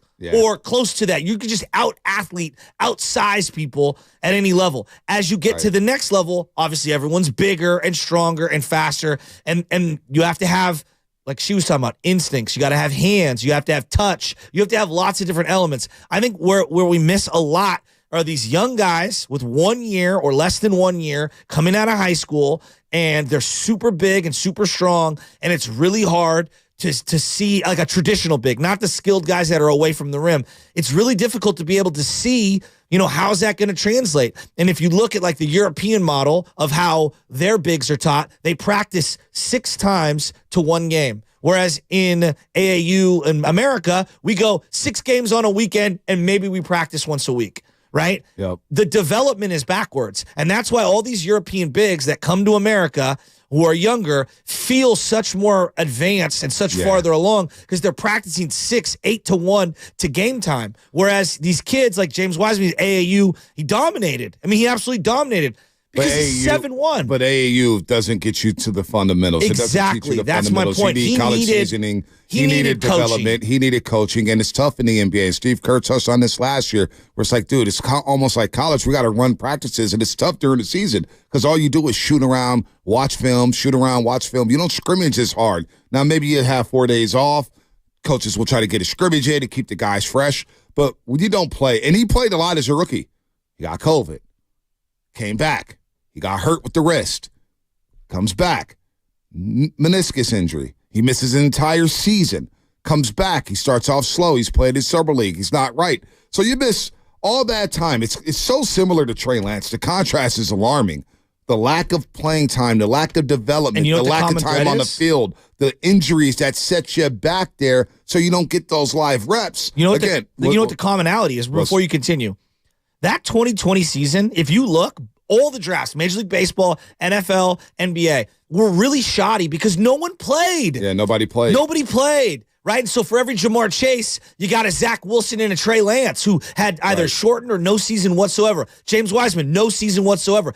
Again, look at that draft. Yeah, but there's a lot of good players in that draft. I don't want to rip on that draft. LaMelo Ball is still a very good player. He's been hurt a lot. But that has nothing to do with the draft. He's still productive when he's on the floor. I'm just saying, when you compare it to 2021 and 2022, there are more contributors in that top 15 than in that 2020 draft. Anthony Edwards is a great player right now. Balling right now. Okoro's a nice little role player for the Cleveland Cavaliers. He defends his ass off. I mean, you take him 5 overall, you expect him to be better than a role player. That's bad scouting. I knew he'd be a good player and a good defender, but score, that's going to take time.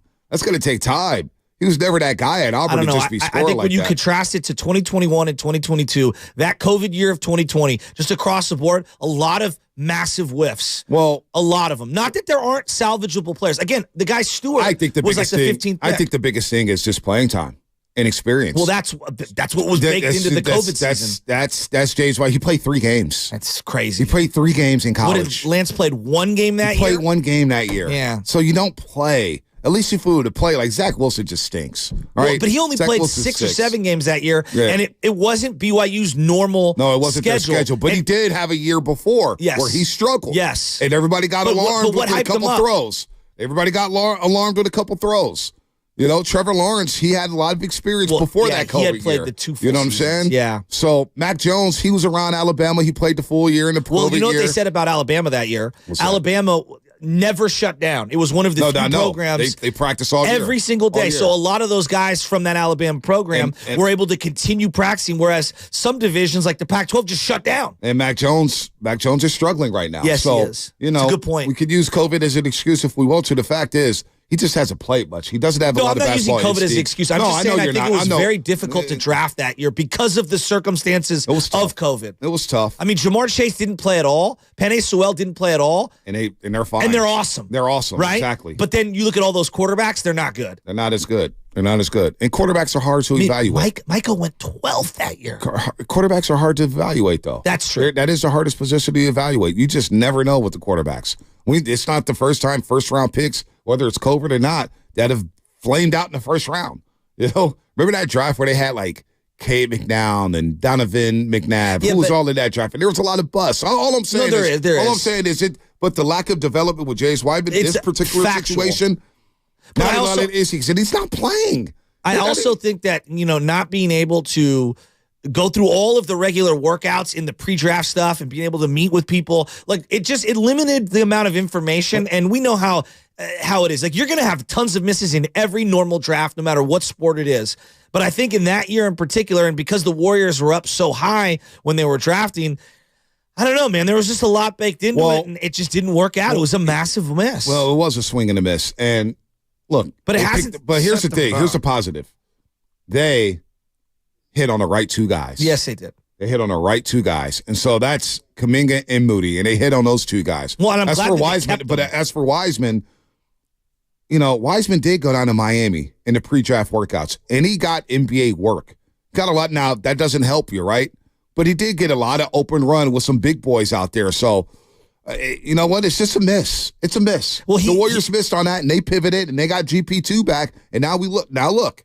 GP2's back. He's healthy, helping his basketball team out. But GP2's a guy, if you look at his traveled career, he's 28, 29 right now. He's played a lot of basketball and had a lot of development. And so he knows what his role is. He's a glue guy. And if he's not bringing the energy and the glue stuff, he won't play. He understands what is keeping him in the NBA. He has been a vital, no doubt. What a vital piece. Quite honestly, what I was saying, though, that trade is really good. No, but what I was saying, though, is that you were able to pivot and get a guy like GP2 to help your team. It's a good consolation for missing so bad. That's my whole point to that exercise. Let's get to Baldy. Let's get to Shark Week.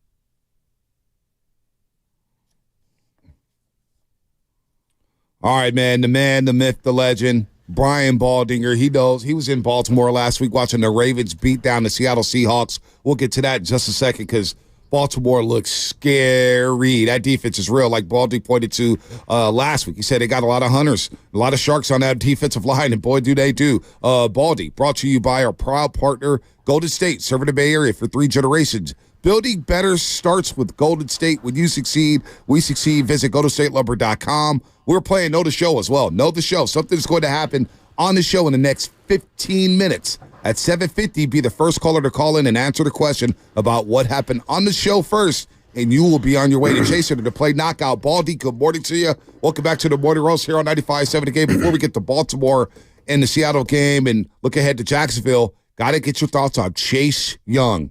Chase Young, we know he was the number 1 overall pick with the Washington Commanders a couple years ago, but who are the 49ers getting in this defensive end, Chase Young? Well, I think they're getting an upgrade over Cleveland Farrell, who's been starting out there, and Drake Jackson. I think they're getting an upgrade. That helps. It's interesting. Chase Young was the NFL Defensive Rookie of the Year in 2020. And I think the best game he played that year, the best game he ever played, was in San Francisco against the 49ers in Washington. That game, it still stands out in my mind. His movement, forced fumbles, passes defense, tackles behind the line of scrimmage. You go back and watch that game. I mean, maybe John Lynch just has that in his head.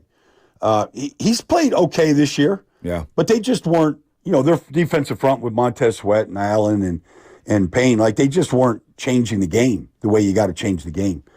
And so I think the 49ers are looking to upgrade.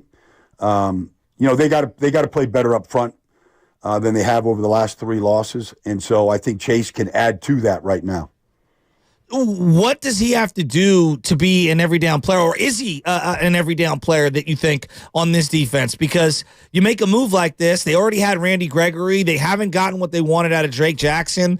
My mind starts going well, where does this guy fit in? Is he an every down player? Does he play opposite Bosa nonstop? How do they squeeze the lemon on the draft pick that they've given up on this? Is he a guy that you want to re-sign? I have so many questions on this. So, yeah. Baldy, where does he fit? Yeah, well, I think he starts right away. I think he starts against Jacksonville. Whoever lines up against Anton Harrison, the rookie right tackle, they better eat. A lot of people have. This is a guy they should win that battle. Jacksonville's got a very good offense, and the quarterback is playing awesome. But, that's a rookie out there. And I saw Chris Jones eat him alive. I've seen, teams attack him. And so I would expect Chase to start. I think it's an upgrade. His movement is elite. I think he needs to learn a lot. I think Coach Kaczmarek can really help him. I think he needs to learn a lot about pass rush. I think he has relied on his athletic ability for too long, which is considerable. Because if the quarterback gets flushed, Chase can literally chase. Right. He can chase with some of the best of them in this business. And that's when he kind of comes alive. But if you're saying line up, put your hand in the ground, and come off the ball, and go beat your tackle one-on-one. He has not been able to do that consistently. In fact, Warren Sapp worked with him in training camp this year. And he's he was a stand-up 2-point pass rusher. And Sapp's put your hand in the ground like a jet and take off. And, when he does that, he's better, but he says he doesn't see as well when his hand is down and doesn't see what's going on behind the line of scrimmage. Now, I understand there's restrictions and limitations, but I think Sarah could really work with them to get the most out of them. Baldy, Jadeveon Clowney's having a bounce-back year with the Baltimore Ravens, and I've kind of compared the two of them, all the hype, the physical talents, the injuries, the underwhelming performance at the big league level. Do you see this being one of those spots? Because Jadeveon's had a monster year this year. Could this be the reclamation? You referenced Kaczmarek. It feels like if he's going to be good, this is the spot where he's going to be good. Yeah, I agree. I agree with that. And, if you want to compare him with Clowney, that's fine. In Baltimore, they hired Chuck Smith, who ran a pass rush academy for years in Atlanta and developed some of the best pass rushers in this league, and the Ravens hired him this year.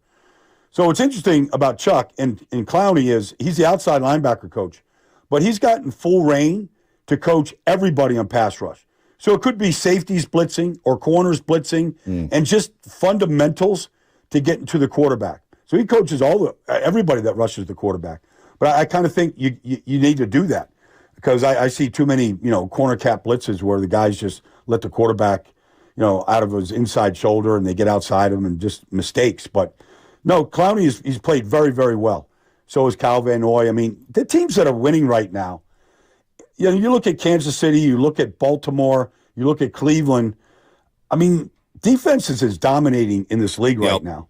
And so, San Francisco, while they still have a good ranking, nobody would say that they've been dominant the last 2 weeks against Minnesota and Cincinnati. They've been anything but that. And so we said before they went on the bye week, they got to get better up front. Mm-hmm. Like that's where it starts with this defense. And we'll see if Chase Young is that missing component right now. Well, Jacksonville, and we're talking to Brian Baldinger here on the Morning Rush on 85.7 The Game. Jacksonville got off to a slow start. They lost back-to-back games at Kansas City. Then they laid that stinker against the Houston Texans at home, which was C.J. Stroud's coming-out party. Then they go over to London, Baldy, and they win back-to-back games, and they beat up on the Falcons, and they really had an impressive win against the Buffalo Bills. What has flipped their season on the off? Is it the defense? Is it the offense? What has flipped their season to which they've won 5 games in a row and one of the hottest teams in the league? I think they're better in the red zone right now. I think the offense is clicking. They have the rookie right tackle. They couldn't score in the red zone against Kansas City at all, but not many teams can.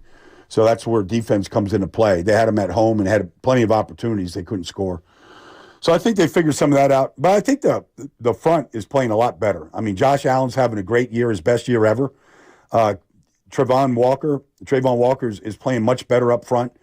I think you look at the 2 linebackers, Foye Oluokun is leading the league in tackles again after leading the league 2 years in a row. I mean, you're looking at him right now, and like if you don't block him, he'll make every single tackle. He's their Fred Warner. And so, and then on the back end, you look at a guy like D. Williams, number 31. Like, to me, he leads the league in passes defense. To me, he's as good as any corner in this league. And so I just think all the way around defensively, they're just playing a lot better. And individuals are playing a lot better. Where can the Niners attack this defense, Baldy? Because their offense is sputtering. Now they're going to get Debo back. Hopefully Trent Williams plays. Not sure about him, but 17, 17, 17. Those are the points scored the last 3 weeks for the Niners. How can they attack this front end if Jacksonville's playing so well? What's the weakness? Well, honestly, Bonte, I don't even think it's about Jacksonville. It's about San Francisco and their execution. I mean, look, they know what they're going to get. You have to block Foye inside. If you're going to have success running the football. So you either got to trap him, you got to get him to, misdirection, because he's very, very fast. So sometimes if you go fast the wrong way with misdirection, you kind of can get away without even blocking him sometimes. But, you put 2 elite players back on the field, they should be a better offense in Trent Williams and what they have, with the receiver. So, and Debo. So, I mean, it's really about their execution right now and stop from turning the ball over. Those things have hurt them in a lot of the games. You referenced it. Bonte keeps hammering this home. They really miss Debo. Look at what this offense looks like without Debo.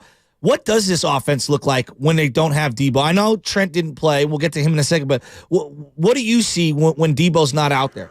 Well, it's an offense. This is going to sound like a cliche, but it's so much based on spacing. And so when you space the defense out, it's good to have a really viable third option. And I'm not saying Bonte's the third, that Debo's the third option. He could be the first option in a lot of plays. But it's good to be able to go Ayuk, Kittle, Debo. It's good to have a third option. And then if you say, okay, where's McCaffrey fit in? Well, he fits in. So when you space the defense out, you've got to have, it's good to have 4 elite options to throw the ball to. And he just gives you, in that spacing, he just gives you an elite option that once the ball's in his hands and you get it to him on the move or he's going to break tackles. He's going to gain yards after the catch. I think 2 years ago he led the league in yards after the catch. So you just have an elite option to go to when you space the field. Trevor Lawrence, his leap, his evolution. I didn't think he could run until I seen him at the Fiesta Bowl against Ohio State. I was like, wait, Trevor could run? He's got legs? What does Trevor do so well that has that offense clicking? Is it more so the running game with Travis Etienne? Is it all the weapons? What makes Trevor Lawrence so good, Baldy? Well, he's been playing the position a long time, Bonte. He won the job at Cartersville High School when he was in 8th grade. I know, it's crazy. He's in the spring of his 8th grade. He's 13 years old. Think about what you were doing. You're riding your bike when you're 13. In 8th grade, the spring of his 8th grade junior high school year, he went and tried out for the varsity spring practice.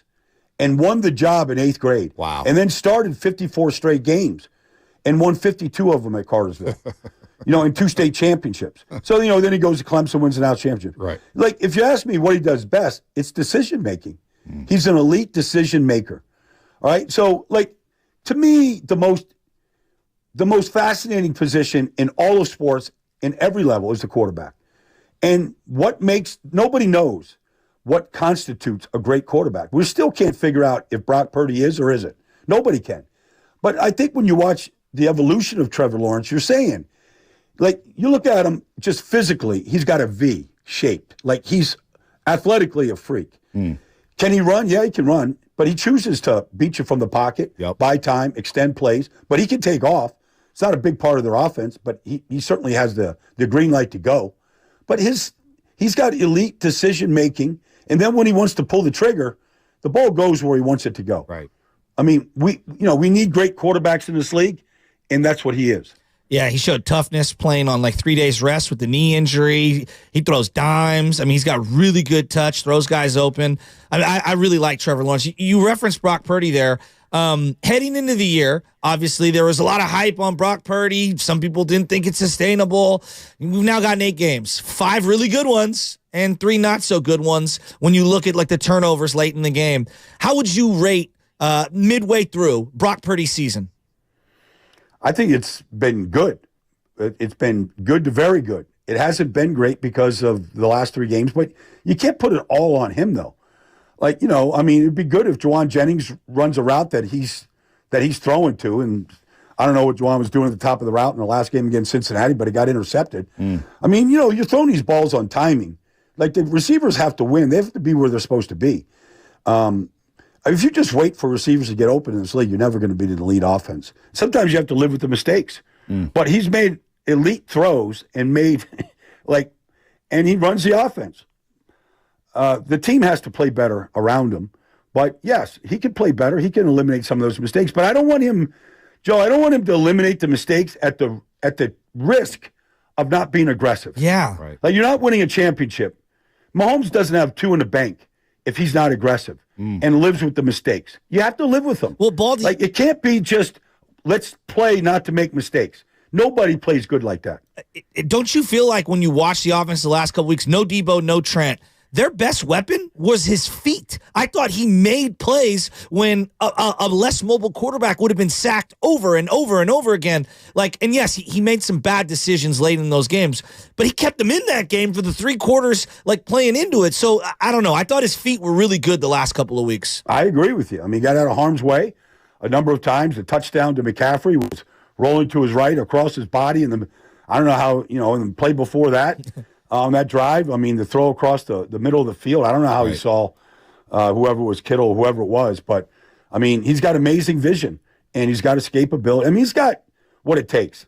Now, look, these guys only get measured by winning Super Bowls and how you play in January, ultimately. But still, I mean, for a guy that has just, crossed the threshold of starting a full season, I think they've got something special there at that position. Yeah, looking back over at the Jacksonville Jaguars, Baldinger, we're talking to Brian Baldinger here on the Roast on 95.7 The Game every single Tuesday at 7:30 in the morning. Travis Etienne, is he the key to that? As great as Trevor Lawrence is, and you just waxed poetic, and I agree with you, Trevor Lawrence is the real deal. But Travis Etienne is special, and I don't think a lot of people know about this young man. He's a 3-down back. He runs tough. He runs through tackles. It feels like he's the key to their offense. Well, he's a key. I mean, he's a home run hitter. And, he's a guy that can carry the ball a bunch. I mean, he's their McCaffrey in that offense. So he's every bit as valuable as Christian is to the 49ers offense. But, their offense just, when you watch it, it just makes sense. Right. Because here's what happens in this league. Quarterbacks are getting hit at an all-time high right now. All these empty sets and overload blitzes. And some offenses, you don't have an answer, whether it's a hot read or sight adjust. Some teams just don't have built-in answers when they get blitzed. Like, to me, Jacksonville has an answer. It's a well-thought-out offense. Evan Ingram has he's got a real place in this offense. They run a lot of plays for him. The Giants never figured out how to use him, but they do. Christian Kirk is their slot receiver. Yep. Ridley is their number 1. I mean, Zay Jones is their Debo. He's their third guy. Yep. that when you space the field, like who do you take away?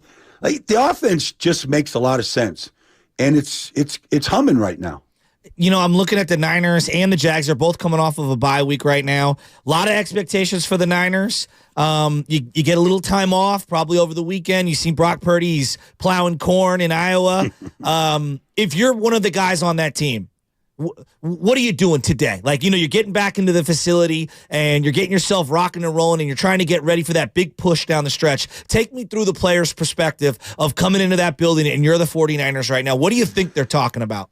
I think they're excited about, I think honestly, it's probably a good thing that they're going across the country to Jacksonville and playing one of the hottest teams in the league. Nothing can kind of bring you back to your winning ways than beating a good team on the road. Because when you beat a good team on the road, you get 6 hours with each other on the plane ride back. Like you're watching videos together and you're playing cards, and it's just, it's just a camaraderie that's just built, especially if you're like, you go and you beat one of the elite teams and an AFC team that's won playoff games and they got everything going for them, and you go into Jacksonville and beat them, like you're like, we're back where we belong. Right. And in one game, you could restore what we saw the first 5 weeks of the season. I just think this is a perfectly timed matchup, considering the Niners hadn't won a game in a month. And, Jacksonville's done nothing but win in the last month. It's the ultimate test right now for them. No, it is a test, and we're going to see a couple tests later down the line here. Obviously, Philadelphia outlasted the Cowboys, but a game you attended and called, Baltimore and Seattle. And we're going to see Baltimore on Christmas night here at Levi Stadium, and then we're going to see Seattle twice in a 3-week span here. Your takeaways from the Seattle side of these, because a lot of Niner fans are watching as they went back into first place in the NFC West. Seattle just scored 3 points, but my takeaway, Baldy, Baltimore's damn scary, man. They may be the best team in the league, and nobody's talking about them. Well, they should be talking about them. But, look, when you watch Baltimore play, honestly, like I don't want to overstate this, but you almost feel like the NFC is a bunch of frauds when they go up against. Like San Francisco just saw Cleveland and Cincinnati. They got whipped. All right? Seattle had won 3 in a row, first place in the NFC West. They go to Baltimore, they got whipped. Detroit was 5-1. They were riding high. They went to Baltimore, and they got whipped. The Baltimore Ravens have played 9 games, and in 4 of the 9 games, teams haven't scored a touchdown. Wow. Like, they're the best defense in football. They lead the league in sacks. Like, they don't have weaknesses right now. And if you could say the same thing about Cincinnati, you could say the same thing about Cleveland, although the offense has a lot to be desired. But you look at what Miami is doing. Kansas City could be the best defense in football. We just saw what they did to Miami. Like, the best defenses right now are shutting down good offenses or great offenses. And they're in the AFC right now. Yeah. So, like, the second half of the season, I could be, like, spitting those words right out of my mouth and eating crow, but that's kind of how it looks to me. And I saw Baltimore firsthand, and Seattle got physically whipped in the trenches on both sides of the ball. So is that the big takeaway with Seattle as we preview them, and we're going to see them 2 monster matchups, one on Thanksgiving and a couple weeks later at Levi Stadium? Is that just who they are? Are they going to be a team that's going to succumb to pressure like they did against Baltimore, like they did against Cincinnati? What is going on up in Seattle? Because I did not see that coming. I was talking to Pete Carroll before the game, and, like, he's got 15 rookies on the active roster. I've never seen that before. Huh. I was just asking, like, he believes in a lot of these kids, and a lot of them play a lot. And, they've got starters at rookies. And, one thing about Pete going back to his days at USC, he wasn't afraid to play freshmen back then. He's not afraid. And he's going to live with mistakes and bad games like Sunday. But he feels like he's got the right kids, and they should get better. They should improve upon that. I don't think they'll lay an egg like that the rest of the season. But I think, in the NFC, they're viable contenders because they do have playmakers. That, they got to protect the quarterback a lot better than they did the other day. Because if they don't, Geno looks like a lot of these quarterbacks when he's like literally laying on his back trying to complete these passes. All right, Baldy, last week you're at M&T Bank Stadium out there in Baltimore. Ravens whip on the Seattle Seahawks. Where are you at this weekend? I'm in Baltimore. Again? In Cleveland. Oh. Like, it could be the 2 best defenses going at it. That's a fist fight. That's a fist fight. Well, look, the AFC North is just it's just a bitch right now. It's just like every one of those games is just one battle after another, man. Like they're there's just blood all over the place at the end of these games between these teams. Baldy, you should start calling Maryland Baltimore. All right. I'm gonna sell that when I head back to the Crabtown this weekend. You sounded great on the radio broadcast, by the way. You were obsessed with Mike Mitchell. He was running hard. And then Pete Mitchell, yeah. Pete Carroll had called the timeout, and you were talking about him yelling at Bobby Wagner. You were doing a great job because I was driving around doing some errands during the game, the Seattle Ravens game. So you did a great job. Thank you, Joe. Keaton Mitchell, though, keep an eye on the kid. Yeah. Like, I saw him run away from Seattle. He had 2 runs for over 100 yards. One of them a touchdown. Like, nobody could catch him. But that's who he was at East Carolina. And he got a chance to play, and, boy, he made the best of it. I didn't even know who that safety was. Had 6 picks. I mean. Geno Stone. Geno Stone, 6 picks. Kyle Hamilton is blitzing. If they get home field advantage, this may be the year for Lamar to get to that Super Bowl. This may be it. I mean, home field advantage is going to be very key in that AFC.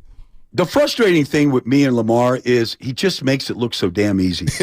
Like, it just does. Like, he's got a smile on his face. Even when they're, like, tattooing him. He's just having so much fun out there.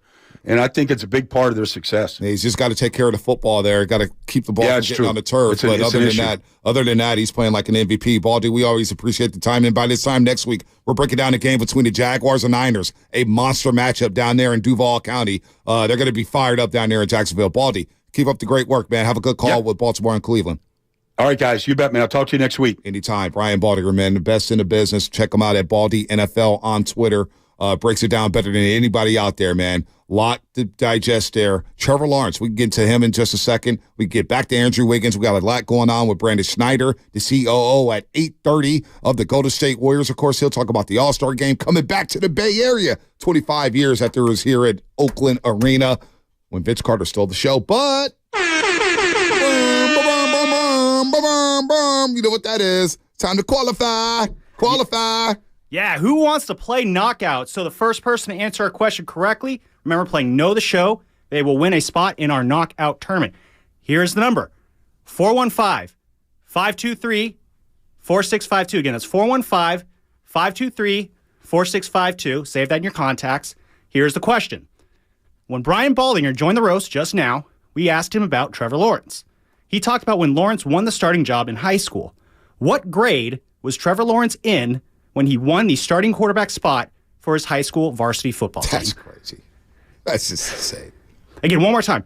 What grade was Trevor Lawrence in when he won the starting job for his high school varsity football team? I mean, I love Trevor Lawrence. I swear, I got to watch him his freshman year when they came to Levi Stadium, and I was with Joe Fortenbaugh. We took a picture of him, and he's so big in person, 6'5", 6'6". Yeah. It's like, wow, this kid. And he went out there, and him and Travis Etienne, they put on the show. He outplayed Tua Tagovailoa on that turf.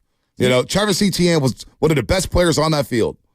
And then in the Fiesta Bowl, the same thing happened. Trevor Lawrence did his thing, and Travis Etienne did his thing. Those two guys, man, are legit. Speaking of being injured, he plays through injuries, Trevor, with the knee.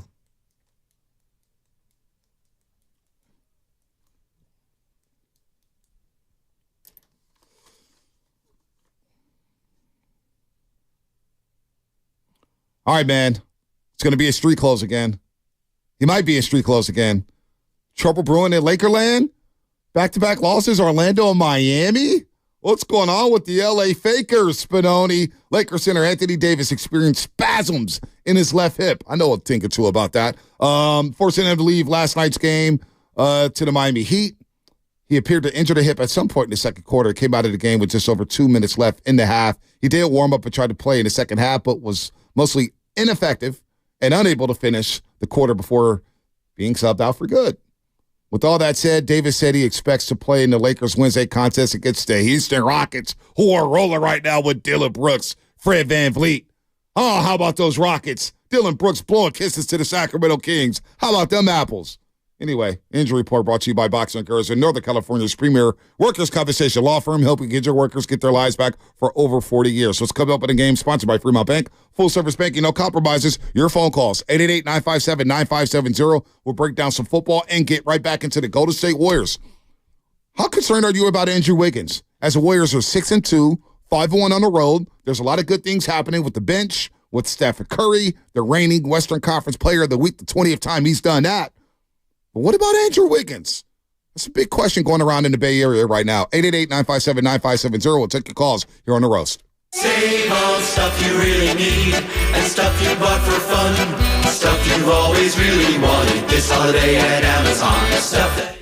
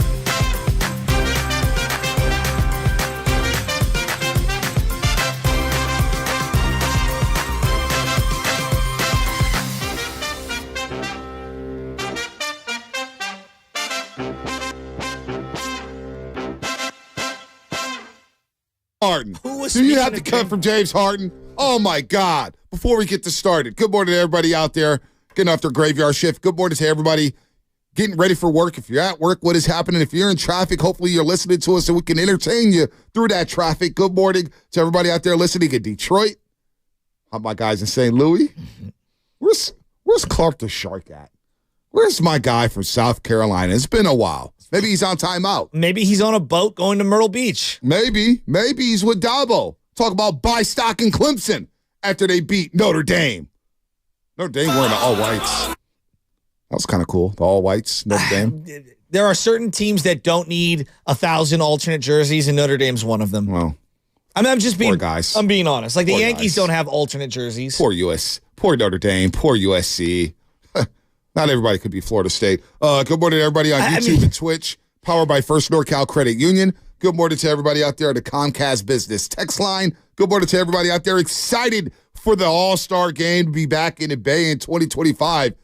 And good morning to everybody excited about the Warriors being 6-2 and 5-1 on the road. How about that? Chris Paul 17-6-5. Curry with 7 made threes. We got a lot going on here. But Shasky, did you hear from James Harden yesterday? Just to pivot for just a second. Yeah, that's fine. That's fine. I marvel at your disdain for USC. I don't have that. I like You USC. do. No. You do. I have a Matt Leinart jersey in the closet. I love USC. I do like USC. Is it a Rose Bowl? No, Matt it's the Leinart? Orange Bowl one. It's an Orange Bowl I think one? they blew out, was it Iowa? No, who did they beat in that Orange Bowl? No, Oklahoma. They smoked Oklahoma. Yeah, Heupel? Smoked them. I got the Matt Leinart. Eric Wright had 2 interceptions in the first half. Reardon boy. Actually, not a Reardon boy. Was that the Adrian Peterson Oklahoma teams? Eric Wright is a San Francisco Seahawk. That's where he was born and bred. Pop Warner, San Francisco Seahawk before he went to Reardon. By the time he got to Reardon, he was old news to a lot of us. So it was like, yeah, that's just E, right? That's what he does. He gets interceptions. He was actually a better running back. I don't know why he didn't play running back in college. Eric Wright had speed. I mean, he was drafted in the 3rd round. I think it worked out for him. No, it did work out for him. But I'm telling you, as a running back, he was, oh my gosh, Eric Wright could do no wrong, Well, man. that I watched him particular grow up. Reardon team had Randy Sims, Jeremy Canaris. Yep. They had a lot of good running backs No, who they ended did. up all playing in college. No, they were Petty. really good. They were really good. They were really good. Eric Wright was special. Yeah, he was amazing. Oh my gosh. When His he was a first San touch as Francisco a Seahawk. freshman was a punt return for like 100 yards. to the Yeah, house. he had one of the more iconic Pop Warner touchdowns in history. They were playing Nevada in the playoff game at San Rafael High School. Jimmy College, the head coach of City College, was on that football is team. Jimmy? And it was overtime. And it was like a 3rd down. Could have been a 4th down. And Eric Wright was playing quarterback on a specific play. Or he could have been playing right now, but he got the ball. He reversed the field. And at Pop Warner, you start overtime at the 10-yard line. Okay. Well, at one point, he was at like the 35-yard line, backwards, trying to shake everybody. And all of a sudden, just his speed, he turned a corner. Next thing you know, he scores. Everybody's on the field celebrating. It was one of the sickest touchdowns I've ever seen in my life. Eric Wright was doing this when he was an 8-year-old. I mean, seriously, this guy was special. But anyway, talking about USC, James Harden, because I do like USC. I don't hate USC. That's not fair. I just don't like USC fans. The way you looked at me when you said that. USC fans. The way you looked at me. USC fans. What is it? What? Okay, now I want to explore this. What They're is like it? Cowboy fans. Well, they're like Cowboy fans. but they went to the school. Like they're showing school pride. Yeah, but they just think they created college football. No, they're just one of think the that they're just- preeminent yeah. West Coast powers. They've underachieved for a decade. Okay, For a decade. that's All right. Yeah. Like let's just Okay. pump the brakes. But I do like USC. I like the tradition. I like the colors. I like the band. I like USC. Great broadcast journalism program. USC is a great school. Great school. Just some of their fans kind of, maybe it's just Lucas Alexander. Maybe that's who it is. Maybe it's I think him. that's what it is. I think that's what it is. It's What Lucas is Alexander. your problem? He just the way he talks about USC. It's just like, oh. Well, I feel like you've been It's really the new harsh age on- USC fans. I feel like you've been harsh on Caleb. Oh, see, here you go with that. Here you go with that. See, this is what happens. This is what happens. I mean, they give up 50 You every critique week. If the guy Caleb doesn't a little score on bit. every possession, we critique him. You critique Caleb a little bit. It's all you hate Caleb. I was the first guy talking about Caleb when he's at Oklahoma in the Red River Shootout. You guys didn't even know who Caleb was First until he to got the to trough. USC. They didn't know who Caleb was until he got to USC. All right? I was here with Caleb when he took Spencer Rattler's job. So stop it. I don't hate Caleb, but he fumbled before halftime. It was a pivotal fumble. But if you critique these guys a little bit, oh my God, you hate them. Oh my God, why do you hate Caleb? Oh my God, you don't like USC. Oh my God. I'll wear the Matt Wagner jersey tomorrow. I can fit it now. Thanks to SOTAweightloss.com. Well, back then we used to buy like quadruple X's, and I'm like a large or medium. I oscillate between the two sizes, but back then the big size was very popular. All right, you guys got James Harden because the Clippers for some reason traded for James Harden. They didn't need to. The vibes were great. And James Harden made his debut. He was in the starting lineup, went 6 of 9, 17 points, 6 assists, 3 rebounds. But they lost to the New York Knicks by 15 points. They got smoked by the Knicks, like legit smoked. And James Harden after the game. I watched this on SportsCenter 5 times last night. I said, Anna, listen to this guy. I couldn't believe what I was listening to. Here's James Harden at the Garden. Anna, gather around. You've been on the floor with Kawhi, PG, and Russ. What did you feel out there with them, and what do you see as the possibilities? So good. Unlimited possibilities. I think for us, we had a solid 3 quarters. We couldn't really catch the rhythm offensively. We missed a lot of easy shots that, we're going to make going forward. But this game came down to 1 quarter, that 4th quarter. We gave them opportunities, turnovers, and offensive rebounds. That's simple. That's not the one I was looking for. Not the one I was looking for. There's something The else. directions I got real quick where, just that James Harden one where he's in the media scrum. No, I'm sorry. I'm sorry. It was, he goes, something happened. He goes, psst. No, I haven't had training camp.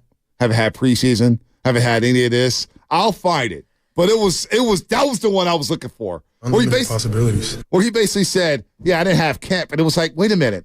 You didn't have camp because you chose not to participate in camp. Who's the most like James Harden as one of the hosts here at 95.7? I'm not going to answer that. I'm not going to answer that. I'm not involved in that. That's where I feel like get in trouble. CP3. I can come and make your bench better. James Harden's got some pregame show vibes with your boy. A little bit. He'll have some really good shows than other Fade ones. come playoff time. Fade. I'm not getting involved in this one. I am not slandering any host here at this station ever again. Unlimited possibilities. I respect every host. I respect every host's opinion. Well, Even I when they're assume wrong. in my mind that every day Steiny turns off the mic, he feels like he's Larry Bird waving the towel. You guys know exactly what image that I'm thinking of. That's what I think he does every day when he's coming out of the studio. Like, yep, woo! Not ML Carr? Not ML Carr. No. Let's go to Film on Mike as we search for this Harden sound. What's up, Film on Mike? Because I got to get this Harden sound. I got to get it. I got to have it. Film on Mike, what's happening, my man? Hey man, what's up, man? James Harden is a joke, man. Like, he's making it hard for future players. Like they're gonna be looking at players like, man, should I really spend all this money on this guy? Because he's just a straight up head case. And if I was to compare anybody, you feel me? I know you can't do it, but I would say James Harden is sort of probably, I would say, a mixture between Steinmetz, a little bit of Willard, and Damon Bruce back in the day. Wow. I'm uncomfortable with that with being this. said, you brought it up. Yeah, I shouldn't have done that. Yeah, well, you opened up that bag. Well, now, with that being said, though, big shout out to Isaac Lefkowitz. Man, he started the Instagram page for Loco Sports. Yeah, you seeing all type of old footage from Wash, Reardon, Shasky, Sacred Heart, SI. It's pretty sick, bro. Shout out to Loco Sports. Yeah, I got a couple VHSs in the 90s. Mike, you know exactly what I'm talking about. Yeah, man. Mike, I got a couple VHSs where I taped it, where we knew he was going to be at some of our, I believe it was a couple basketball games and a couple baseball games. And my little brother, Loco Sports is way past cool, and they have all the little, kids running around the field, and he would go and interview them. That guy was the best. Yeah, he's awesome, man. But with that being said, last thing, Chris Paul, man, let my man get his averages right, man. The shot looking right is just not falling down. It be like that sometimes. It is. No, you're right, Phil Mo. Good call there. Good call. CP3, 17, 6 and 5, 6 and 9 from the floor. He's a lifetime 47% shooter. Yeah, it's going to get better. It's going to get better. Yeah. And he's going to get open shots. And admit he was falling yesterday. James Wiseman, what you're doing? You're giving him too much space. You're backing up. This is what Chris Paul does. He hits him from 15 feet. And that's what he did yesterday. So, but they're banking wins right now. If you're a Warrior fan, you got to feel very encouraged.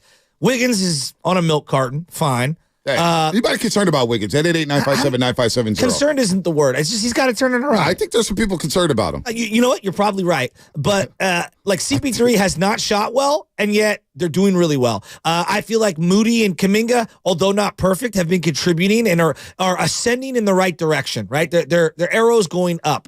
Trace Jackson-Davis already feels more reliable than any of the bigs that they had last year of the random dudes, whether it's Wiseman or whomever. And then I look at Klay Thompson feels like, man, this year, completely different from last year to start. Yeah. He feels like he's in a really good spot. And he hasn't even gone on a heater yet. Yeah. He's going to go on a heater, right? And Steph Curry is still absolutely incredible. But like that being said, they're staking and banking wins. And they really haven't played their A-plus game. No doubt. Now, I feel good. Yeah, I feel good. Now, a lot of people in the chat, because I was a little distracted last hour. A lot of people, oh, man, they're going to get in trouble. Listen. Brianna from Detroit DM'd me, and she said, I didn't mean any disrespect to your family. She said she calls in often and wanted to put a name to the face. That's all. That's all. And she said, congrats on the roast. You guys are doing great. We always listen. And some of our subjects hit their group chat. Oh, cool. Now, she mentioned that overall. I'm sure. It's like said, Queen, I'm fair. Like, what's your favorite Queen song? Yeah. Well, she said, overall, you be fair 100%. She was speaking about me. I'm fair. See? Well, what I don't about criticize. Me? She didn't really talk about you. She did. That was the Hardaway chop. I know. He don't really talk about him like that. Brandon Snyder coming up in 15 minutes. I was trying to introduce myself to you, Banter, so I did slide in the DMs to say hi. No, you're not supposed to play that. And it's up now. He says it's up now. It's peak hours for them. They'll be in the car at around 8:30. So from 8:30 till 10 o'clock, you cannot play that drop. Only before 7:30. David Frisno. What's happening? Dave. What's up, guys? What's up, Dave? Dave, did you hit the sauce this morning or the bong? I hit that cup of Joe. Let's go. Oh, you don't sound like you energetic off that coffee. You might need to hit that espresso. Yeah, I might need to re-up. But now I just want to say real quick, I know y'all trying to get in the Warriors talk, but just want to bring up a little underrated storyline for these 49ers and tell me what y'all think about this. And ask you, what is missing that we have had in the last few years is that juice on the sideline, that energy. We got Shanahan, who's always in his playbook, his play sheet on the sideline. He don't really get the guys going. And everybody talking about Steve Wilkes and where he at. It's not that he got a bad defensive mind or where he's at. I just think that juice we had with Salah and D'Amico Ryans, that could be an underrated key component that people are, what's wrong with the defense and what's going on in the 3-game losing streak. And I think that's just an aspect of it. There's other aspects, but I think that's an underrated one a lot of people are not talking about. But I just want to see what you guys thought about that.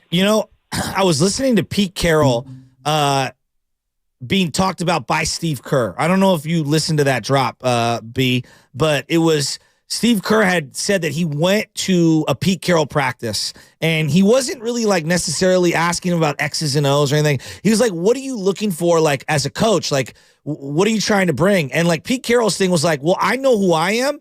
And I like bringing joy, and I like having fun, and I like being the rah-rah guy. That's what I need to bring to the table. Now, obviously, on the whiteboard, I'm going to do the X's and O's and all that. Everyone's got different skill sets. Belichick's not a rah-rah guy, right? No, but he does tell his team, remember his football life where he was like, look, man, when you guys make a great play, celebrate. Well, I want you guys to celebrate this. Show some juice, show some swagger. So that's the way he rah-rahs his team. He empowers certain players. They had a guy, Slater, who was their special teams guy. He'd be firing guys up. He's firing guys up on the sideline. Van Noyes, guys like that, the Brewskis, they would be all fired up on the sideline. When I look at Andy Reid, he doesn't need to say anything because he's got a guy by the name of Patrick Mahomes who brings the entire offense together like he did on the sidelines and is rah-rahing. That is an element of this Niner team. They had Salah, who was a huge rah-rah guy, thumping his chest, headbutting dudes. They had D'Amico. It's not the end-all, be-all, but I do think there's a little something there. Like, that's not in Kyle's nature. It is nice. Kocurek is that guy, but I don't know if he does that to the whole defense. I know he does that with his defensive line. I do think every team needs a little, like, rah-rah dude. Well, Wilkes... It's not the end-all, be-all. I'm not pretending like it's... If Wilkes comes out to the sideline, he's not going to rah-rah No, I'm anybody. not saying from Wilkes. Yeah, I'm not saying from Wilkes. So you're not going to get that. Maybe it's the boombox guy. Maybe it's the sideline guy. Well, Fred gives you a lot of that. Who's the white dude who's on the sideline, and he's always on the sideline, he's pumping them up, and he's in a short shirt, he's in a dry fit all the time, and he's like fist pumping on the sideline. He's always, he's been around for years. He's been around for years. One guy left. I'll screenshot it for you guys next week. I don't know who that is, but he's always there. I don't know if they need a rah-rah guy. How about you just make a play? Well, no, I'm just saying that like every team needs somebody, either a player, a coach, somebody who can kind of like either keep the guys loose or keep them engaged, like a Pablo Sandoval in the clubhouse. Like, you need different personalities to get you through the grind of a season. That's all I'm saying. And I think that they got a lot of juice from those DCs back in the day. It just happened to be they were also DCs. I'm not saying it's the end-all, be-all. Yeah, fist-pumping white guy in tight clothes, Cozy. You know who I'm talking about. I don't know. I see he's always there. Okay. He's always there. Yeah, I don't know. I don't know about that. What, you dismiss that completely? I mean, they get pumped up before the game. Like, well, like, what is rah-rah going to do at some point? You know what I'm saying? I hear what you're saying. There are certain energy guys that come to the table that fire people up. I mean, sometimes players don't even want to hear that. Some players are different. I understand. Like Nick Bosa, does he feel like a rah-rah guy? No, but he's not the entire team. And no, I know he's not the entire team, but I'm looking at Fred. But I'm looking at Nick Bosa with 3 sacks. Well, and he's not getting to the quarterback. That's undeniable. So he's not a rah-rah guy. That's undeniable. There ain't no pom-poms that could get him to go get the quarterback. You know what I'm saying? Nick Bosa doesn't. You always see him. He's understated. He's chill. He's like Eric Armstead. Does he rah-rah? No, but he gets fired up when he makes a play. And then he does the belly rub, and he gets everybody jacked up, and he's smashing helmets. I think that's the problem right there. They need players just to make some plays. Well, that's obvious. So nobody's getting fired up. Somebody's getting fired up. You got to make plays. So you dismiss it outright. I didn't say that. I just don't think it's a big. I don't know. I don't know. Like Steve Wilkes, if he comes down to, so maybe just fire Steve Wilkes and go get a rah-rah defense coordinator. But we were talking about the Warriors, like as I contrast this, like at the end of last year, Kuminga, Moody, everybody's kind of sitting on the bench as they go to timeout. This year, you got Podziemski up, and he's fired up, and he's clapping, and Trace Jackson-Davis is fired up, and he's clapping. You got CP3, jarring it, guys. Like, there is an energy level to, like, the down times of the game. There's just ups and downs, the lulls. I don't know. I believe in those things. Well, those guys were in their feelings last year. Those guys were in their feelings last year for not playing. Moody, Wiseman, a lot of soaking on that bench. You don't think that when D'Amico and Sala were literally getting, like, hugging dudes as they're coming off the field, that doesn't have slight, like, 1% more? Maybe it does. But you're not going to get that from Steve Wilkes is what I'm saying. That I agree with. So if Steve Wilkes comes down to the field, nothing's going to change. Yeah, that's not his nature. So what do? That would be him being a fraud. Do you hope for Robert Saleh to get fired in New York City and bring him back as your defensive coordinator? How much does rah-rah come into play? This is how you build your energy. This is how you exude energy on the sideline. You go out there and make some plays. You go out there and make some tackles. You go out there and get off the football field. You go out there and force turnovers. Go out there and put the quarterback on his damn back, and you make sure he has grass stains on his jersey. That's how you build energy. You know, the Niners in the early 2000s with Jim Harbaugh and Vic Fangio in the booth. They had a lot of energy. Yeah, but Harbaugh was a guy that also would like hug you as you're coming off the field. Every now and then, for sure. Didn't get on Shanahan in about that. How about Shanahan show some excitement? It's just not his nature. Well, the head coach doesn't do it, then you know what? Just execute and build your own energy. I'm not, the sideline eating more juice or whatnot. Okay, I guess. It's just these are just dismissing it. I consider these intangible things. These are not like X's and O type things. These are just little small ways of winning in the margins. The energy was great the first 5 weeks. Like I feel like when the Eagles make a big play, like as much as I can't stand his face at times, Sirianni, like the guys like him. Honestly, this is giving me a headache because the defense, the first 5 weeks, the energy was contagious, right? Everybody was jumping around the field. Pittsburgh, everybody was flying around the field and jumping around. Dallas, everybody was jumping around. It was 42-10. It was a party on the sideline. When you lose 3 straight games, there's not going to be a lot of energy on the sideline. Of course. You're losing games and you're missing tackles. That's what's happening. So you're not going to have energy on the sideline. Nobody's going to be, rah, rah, kumbaya, let's go, let's get fired up when you're missing tackles left and right and you're on the field and Joe Burrow's completing 19 straight passes in a game on you. You're not going to have a lot of energy on the sideline. You're like, damn, we're in trouble. That's the energy. So even Salah's energy and D'Amico's energy when they were losing, where was the energy at when they were losing? You know what I'm saying? We ain't worried about that. I don't know. Execute, make tackles, that energy will come. All right? First 5 weeks of the season, nobody was talking about energy on the sideline. Nobody was talking about Steve Wilkes. Nobody was talking about bringing them down from the booth. All of a sudden, we need cheerleaders on the sideline to get these guys fired up. Okay. Come on, man. These guys are getting paid what I'm saying. Millions of dollars. It's about cohesion, right? It's about being on the same page. It's just you get into the dog days of the season and certain points in the game, and you need a little juice. All right, it's like when Greenlaw makes a big play and he comes up and he's whapping and he's feeling good, and then he turns to the sideline and D'Amico's hugging him. Like everybody feels that energy. Well, we feel it when he's just toe tapping the helmet. He's tapping the helmet, but you know what? You're missing tackles left and right. You're not making plays. I don't know, man. I look at those little things. I kind of, all right, whatever. Let's go to Raider Debater. Raider Debater, man. Long time no talk. Come down my road. I know you are. Let's go, Raider Debater. Get it in. We got 2 minutes. Okay, all right, man. Well, give me all the whole 2 minutes, man. What's going on? 3J Shasky and Vontae Belafonte, man. I see those tailored suits. It's starting to pay off for you, bro. Oh, good, man. I'm just playing with you. I'm just playing with you. You're looking sharp, man. You're looking sharp. I appreciate You're looking sharp. I definitely believe, though, that Andrew Wiggins, from the beginning of his whole career, really, right? He's been K-Wig. He's been Midnight Storm, right? He's been someone that wears Waldo type thing until that championship year where he turned into, okay, you guys know He-Man, right? So He-Man was the master of the universe, and he had a cowardly lion named Cringer. So Wiggins was Cringer, and then somewhere in that year, he became Battle Cat, right, where he just came ferocious, and he was determined to be the reason why the Warriors won. But why was that reason, too? I believe Wiggins has a syndrome and a disorder called JPS, and that's Jordan Poole syndrome. And he might have an advanced part of the disorder, and that'd be MJPS, and that's missing Jordan Poole syndrome. When he's played his best, Jordan Poole has been on the team. He was the one that was thriving with him. They were best friends, right? When the organization turned their back on Jordan Poole, what happened to Andrew Wiggins? He went missing. Who was the one that was talking to Andrew Wiggins that whole time he was missing? It was Jordan Poole, his best friend. Jordan Poole's gone. He's traded. And now we see that Andrew Wiggins is playing the worst piece of basketball we've seen him at right now. You may scoff, Vontae. I'm not scoffing at him. The man is a minus 42.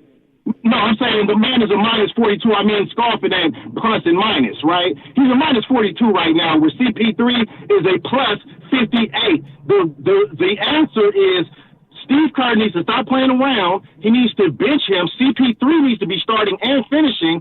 It's something in his mentals, and I believe it's Jordan Poole being gone and being there for him, his best friend. He's out. He's missing. We can't find him. Okay. All right, Raider Debater. Do you know about He-Man? Of course. Where he was going? Yeah, He-Man, the cartoon. He-Man and She-Man. I have the power. I can't get those 10 minutes back in my life, but we get Brandon Snyder coming up next, COO of the Golden State Warriors. Niner fans will come up with anything. I swear to God. Now we need energy on the sidelines. How about you just make a damn play? Obviously. How about you just make a damn play? That'd be your energy. Now we need rah-rah. Oh, my God, come on, fire it up. Let me hit you in the shoulder pads. These are paid, grown-ass men getting paid millions of dollars. Go out there and make a play. Come on, man. It's just sports radio sometimes. Brandon Snyder, save the show. That's what's coming up, brought to you by BMW. So I did slide in the DMs to say hi.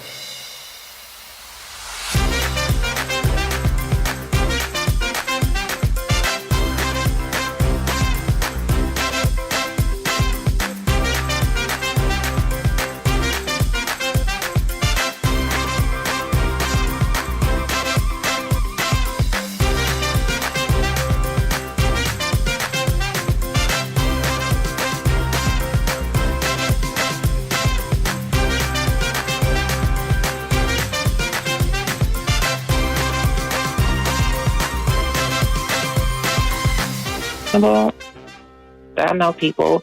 This is Stephen Curry, and you're listening to The Morning Roast with Bonte and The Butcher on 95.7 The Game. It's a dangerous game you guys are playing. Very dangerous game. What, bumping some Red Hot Chili Peppers? Yeah. I know people. Not what I was referring to, but I'll move on to. Do you hang out under the bridge? No, I do not. I'm fashionable. 95.7 The Game is giving you a chance to play in the first ever 95.7 The Game knockout tournament at Chase Center. Tune into the roast all week. You got 11 more chances now. We have a winner from earlier today.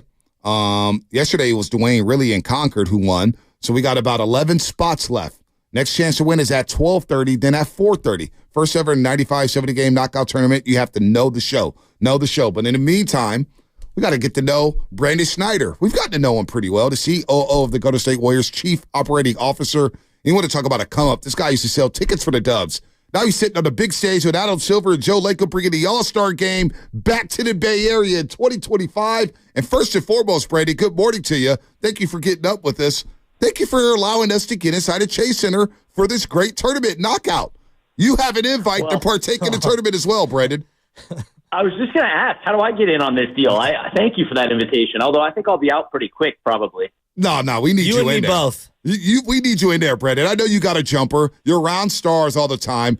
You can participate in the tournament. It'll be great to have you out there. Now, we don't need you getting injured on the job because we know you got a bigger job to do. So the invitation is open for you, Brandon. But first of all, thanks for letting us use Chase Center. I can't believe you're going to allow me and Shasky to play at Chase Center? You kidding me?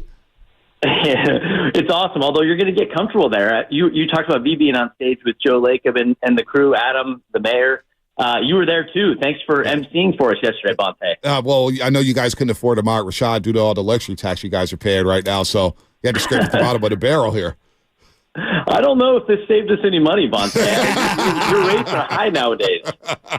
No, honestly, I'll do it for half. and Hey, one tell third is Raymond. good. Don't worry. You got me on speed out, Brandon. No, it was awesome, man. It is great for you guys to bring back. I'm sure Shasky would love to undercut me. It's great for you guys to bring back the All-Star game. I'm really looking forward to it. What should the fans expect? I asked you this question yesterday, and I'll ask it to you again. What should we expect? Where are the events going to be at? What is downtown San Francisco going to look like in 2025 when the All-Star game is back in the Bay? Yeah, I think the key to this for us is, you know this, we're the Bay's team. And so, when we talked about hosting All-Star and the possibility, because, look, all the teams want to do it, so it's hard to get the privilege. We knew right away we wanted to have events on both sides of the Bay. So it was awesome to be able to announce yesterday and share again today. We're going to have events at Oakland Arena all weekend. So you're going to have on Friday night, you're going to have the celebrity game. So you have artists and entertainers, influencers on the court. Saturday night, Oakland Arena, you'll have the NBA HBCU Classic, and then you'll have the G League Next Up game, so the G League All-Star game. And then our Oakland facility, practice facility in Oakland, which will become the headquarters for our WNBA team in 2025, is going to host the Basketball Without Borders Global Camp. That'll go on all weekend, and that's an event for some of the best youth elite basketball players in the world. And then coming back to San Francisco, Moscone Center will have NBA crossover all weekend. That's a big one, I think, for fans all over the world, but specifically for local fans to be a part of All-Star Weekend. And then, of course, Chase Center will host the Rising Stars game Friday night, so you get to see some of the young guys. And then All-Star Saturday night, maybe we'll see the Splash Brothers coming back to the three-point contest. I think it was you yesterday that suggested we get Kuminga in the dunk contest, which I think is a great idea. And then Sunday night will cap it off, 74th NBA All-Star game at Chase Center. So we are super excited and tons of opportunities for fans to get involved on both sides of the Bay. Man, I'm so fired up for this, but I'm a junkie. I'm a sports junkie, and, I'm born and raised here. Bonte is as well. So are you. You're a Peninsula guy. So let's say you're not some diehard sports junkie, right? And you're just an average person. You hear this when the Super Bowl comes. Oh, the traffic's going to be worse. Why do I benefit? Why do I care? If you were making the pitch, the elevator pitch to somebody who maybe isn't as invested into sports the way all of us are, what would your pitch be to that person on why this is important for the Bay Area? I think there's a lot of reasons. I mean, I think for one, and one of the things we're really proud of when you talk about Chase Center specifically, is we've got events for everybody. So, you're bringing huge we have John Mayer tonight. We have Queen and Adam Lambert tomorrow, the next day. We had Jerry Seinfeld, Jim Gaffigan last week. Mm-hmm. So we'd like to think we have something for everybody. Yeah. I mean, it's really important to us to have a diverse slate of events inside Chase Center, but also outside on Thrive City, where we have all kinds of free programming in the plaza, surrounded by all the restaurants, Scott's and Dumpling Time and Miller and Lux. The city's building a Bayfront Park across the street that's almost done. When you drive by, you can see it. You see the grass, you see it really coming together. So just on our side alone, you've got things because, it's funny. I'll say to people, hey, are you a Warriors fan? They're like, isn't everybody? And I go, well, I love that response, but you're right. Some people aren't as into sports. And then bigger than that, zooming out, and this is something we're really proud of. I'm actually part of the Bay Area Host Committee, which is a group of leaders, sports leaders, but leaders amongst the Bay Area business community and the broader community, bringing big sporting events to the Bay Area. So today we're talking about the All-Star game in 25, but in 26 we've got the Super Bowl and the World Cup coming. And this is something we want to keep going. We want to get a Women's World Cup. We want to get a WNBA All-Star game, MLB All-Star game, NHL All-Star. You want to just keep bring Final Four. Well, Final Four we could do, but they do that in football stadiums now. Women's Final Four, Brandon. Women's Final Four. Women's Final Four we could do. Yeah. Women's Final Four we could do at Chase Center. So the point is we want to keep doing these big events because we think it's important just to the region. The mayor talked about this yesterday. Estimates show this event, just All-Star alone, bringing $350 million in economic impact to the Bay Area. Wow. 135,000 visitors to the San Francisco Bay Area. And by the way, you mentioned traffic, Shasky. I mean, people are going to be on transit, everything. And that's one great thing about Chase Center, so transit friendly. 3,250 jobs created. Over 200 local small businesses are a part of it. So there's so much of a broad. Uh-oh, he just dropped off. He was on the roll. Yeah, he was. That was our phone lines there. All right, we'll get. Oh, that was him. He was on the roll. Brandon was on the roll. Chase Center, the place to be. Did the ops get him? When you hear that little boop noise, that means they dropped their call. That's okay. We'll get him back on. I was thinking about this. Obviously, the NBA 2000. It's been a long time. My buddy Joey Nevin was on the floor for those. He's on part of the Vince Carter dunk on Slam. The Slam magazines that used to get pulled out back in the day. 2007 All-Star Game was freaking awesome for the San Francisco Giants. Freaking awesome. And when you have the World Series or the NBA Finals, your team is in it. Right. And so you're invested. But seeing all the stars come for the All-Star Game was really cool. Super Bowl 50. Moscone Center, seeing all the Super Bowl rings. Did you go downtown? I was working downtown. I worked so down there. Cool. Me and my wife went down there, and we just enjoyed it. And we got very lucky with the weather. The city shined, and I was proud of being a San Franciscan, seeing us put on a party like that and just kind of show out to the rest of the country. Those things matter to me as a resident. Super Bowl 50 was a lot of fun. Really From cool. San Jose to downtown. I was involved in a lot of it. NCAA championship, which you talked about, the March BCS. Madness. Yeah, March Madness is coming. And March Madness will be coming back, I believe. Is March Madness coming back this year, Brandon? I know you're on the roll there. You can finish up your thoughts there. But when's March Madness coming back, the men's tournament in the NCAA? 2025. That's so right. 2025 is going to be epic. Yeah, it's going to be epic. You got All-Star Weekend, February 14th to the 16th. You've got NCAA West Regionals in March, and then you'll have the debut of our WNBA team in May. Wow. And then hopefully, if Mike Dunleavy was here with me, I'd put it on him. But hopefully we'll have NBA Finals coming up in June of 25. Yes, no doubt about that. And I'm looking at Caitlin Clark from Iowa. Hopefully we get this number one pick. We can get Caitlin Clark, Brennan, if you know what I mean here. But also around Chase Center. You coaching? We got the new park. No, I probably won't be coaching. They don't want me coaching, trust me. I don't think nobody from the Warriors wants me talking. I love it. I love it. The park across the street from Chase Center, too. There's not only Thrive City, but this new park, expound on that, Brennan, across the street from Chase Center. Yeah, so and I don't know where I cut off. Sorry, I was on a roll. The phone didn't like that. So the city's building the Bayfront Park right across the street, which anyone that's driven by Chase Center Thrive City recently, you see it come into life, which will be huge. And that's what I was saying is I think Shasta, you asked about what does this mean for people that aren't as into basketball, and I think for us, Chase Center Thrive City, we want to have something for everybody. And then if you zoom out and look at what it means for the city. The mayor alluded to this yesterday, but $350 million in economic impact coming to the region just because of All-Star. 135,000 visitors coming to the San Francisco Bay Area. 3,250 jobs created. 200 small businesses involved. So bringing these big events, we've got All-Star obviously in 25. We're talking about today, and then we've got the Super Bowl and World Cup coming in 26. So really excited to bring these events to the Bay and just bring that kind of economic vitality and opportunity to so many people. Yeah, Brandon, I'm very intrigued on this aspect because you have everybody at the podium yesterday or the dais or whatever it's called out there with Bonte hosting. It was really cool. I mean, I told him I was really proud of him. And that's kind of like showing everyone the baby, right? And then obviously we got to wait a couple of years and there's a lot of stuff that goes into it. But take me back to the beginning of this. I had a small business. I failed. You know what I mean? And just replacing a faucet in San Francisco required 7,000 permits and approvals. And it's very difficult. There's a lot of red tape. There's a lot of bureaucracy. How much time, energy, how far back did the planning go and the working with the different people, the NBA, the city, the community to pull this off? Because I don't think people realize how much is done behind the scenes. Yeah, it's a good question, Shasky. I mean, look, I was saying I would say this goes back to 2013. Honestly, wow. When we announced the intention to build a new arena in San Francisco, because on that moment it was like, look, we're going to build this world class arena and we want to host world class events. We just talked about the NCAA tournament. We had the League of Legends World Finals, biggest esports tournament in the world, and you've had so many amazing concerts. You've had the NBA Finals, which obviously is something we want to host every year. We want to make that the Warriors Invitational. I think that's what Draymond calls it. He calls the playoffs the Warriors Invitational, but let's say the finals. And now having the All-Star game was always part of that.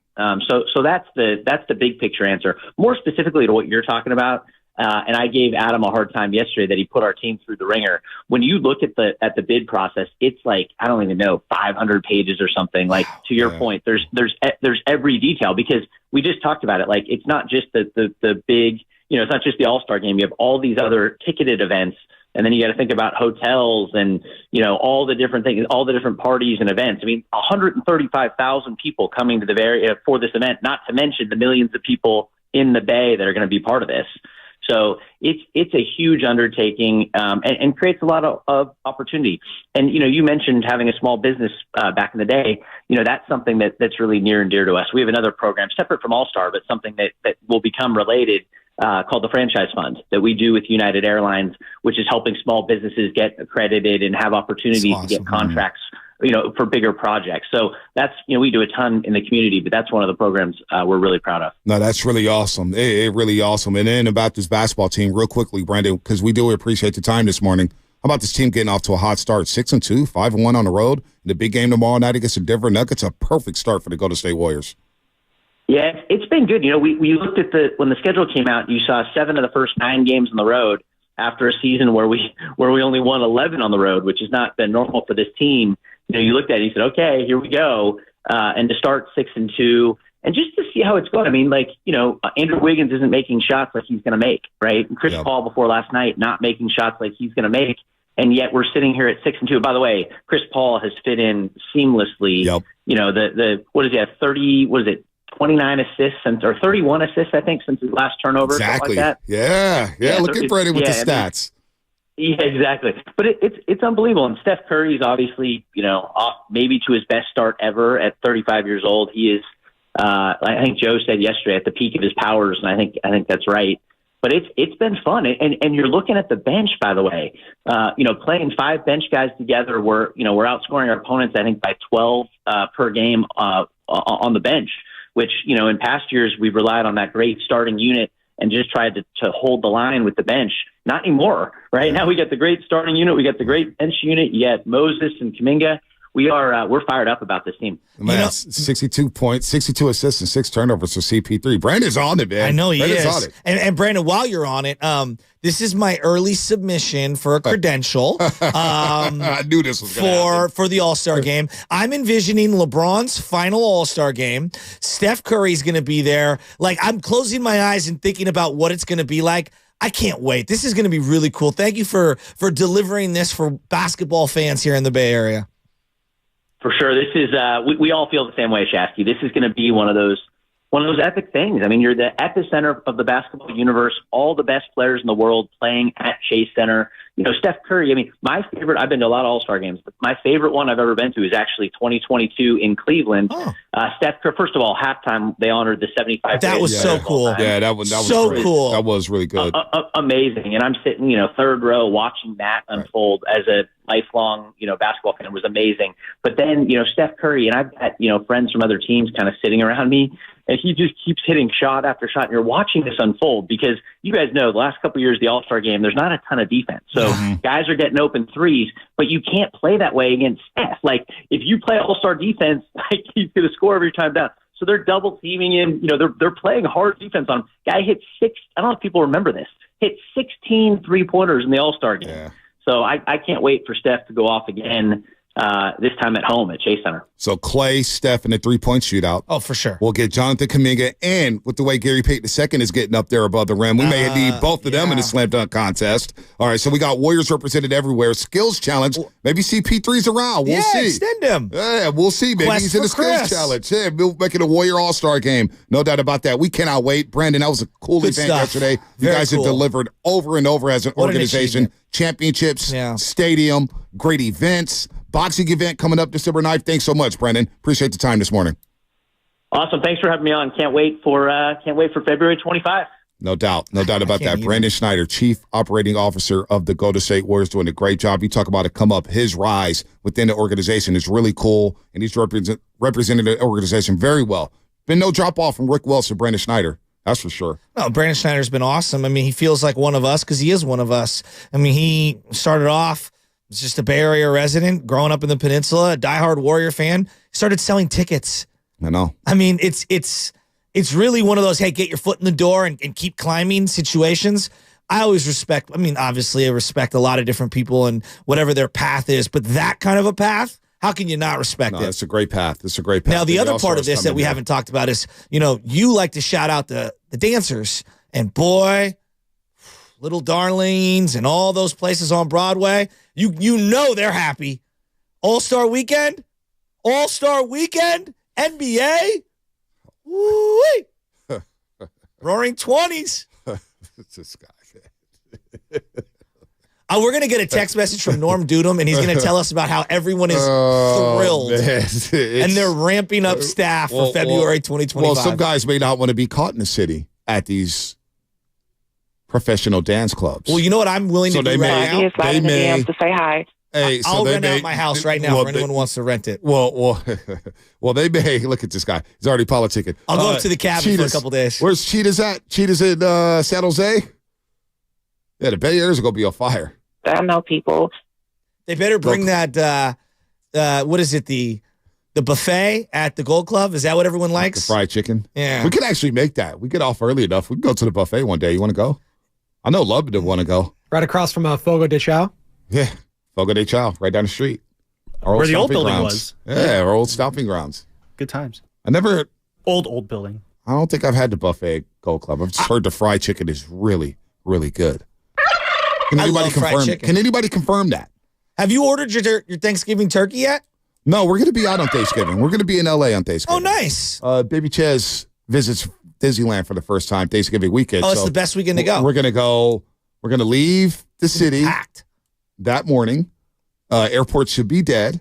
And then we'll get down to L.A. and we'll settle in and we'll watch the Seahawks and Niners. Nice. And then we'll go to Disneyland on Friday and leave Saturday afternoon. Nice. Are you staying at the hotel at Disneyland? It's so expensive. It is, but it's worth it with the little one, so that's why it's pretty sweet. Yeah, I think we're going to go do that. Is there a shuttle from LAX to Disneyland? There's shuttles everywhere. Yeah, I know. They'll shuttle you anywhere you want. Yeah. The food, this is the one underrated thing. Like, it's very expensive. I don't deny any of those things. The food is excellent. The environment is excellent. You cannot go to Disneyland and have a bad time. You can only have fun. Right?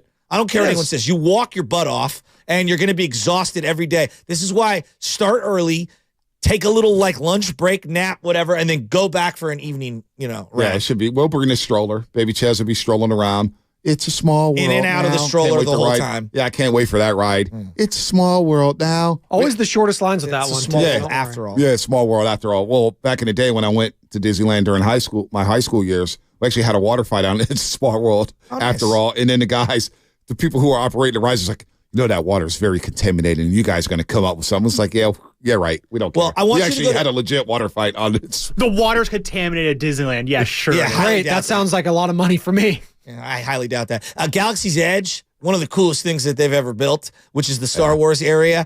I don't know. My personal favorite were all the Star Wars stuff, but Splash Mountain still rocks. Pirates of the Caribbean still rocks, or however it's pronounced now with Jack Sparrow. Yeah, Splash Mountain, they were still rechanging it to the Princess and the Frog because of some old racial undertones in that so no more Splash Mountain? No, it's there, but they're revamping it right now.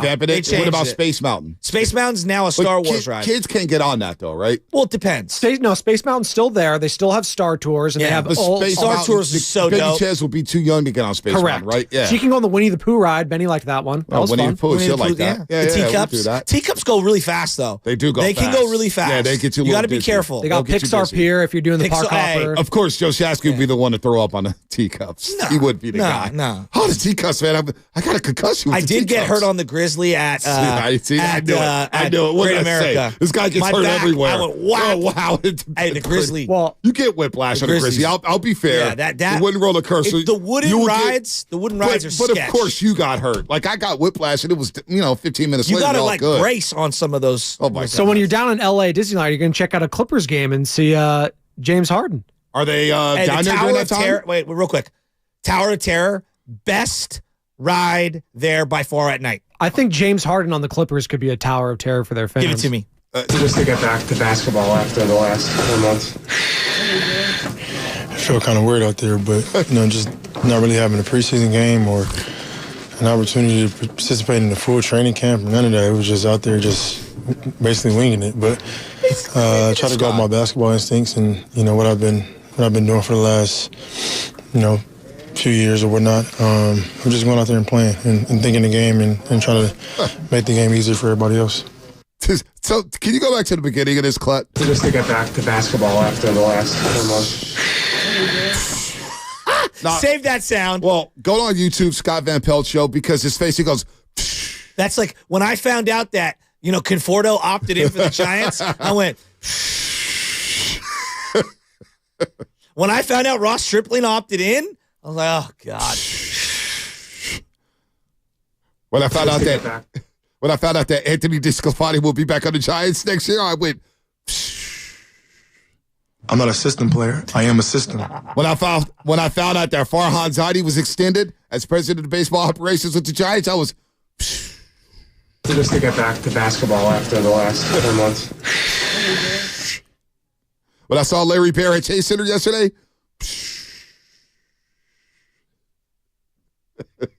what I got to give you credit on this James Harden thing.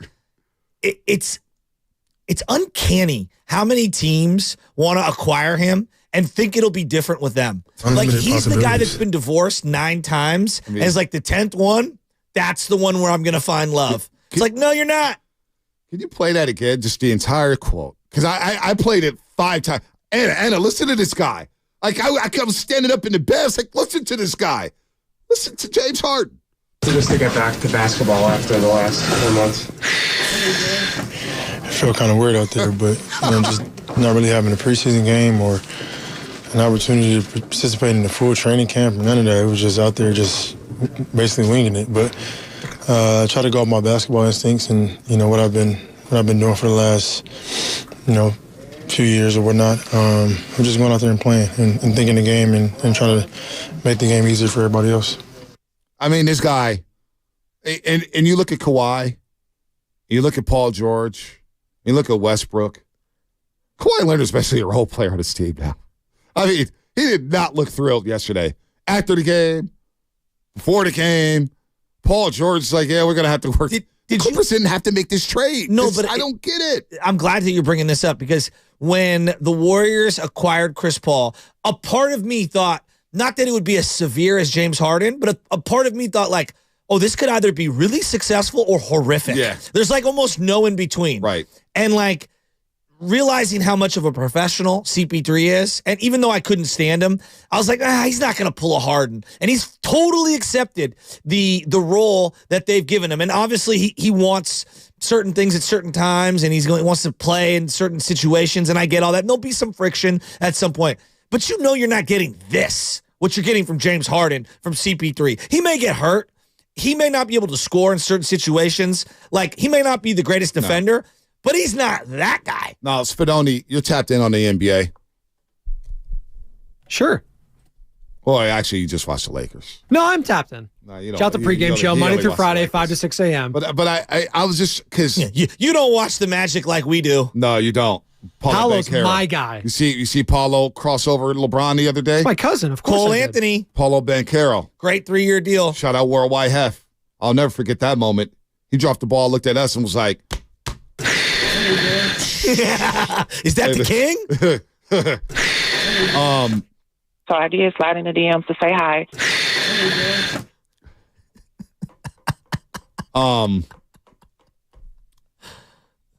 DMs are popping.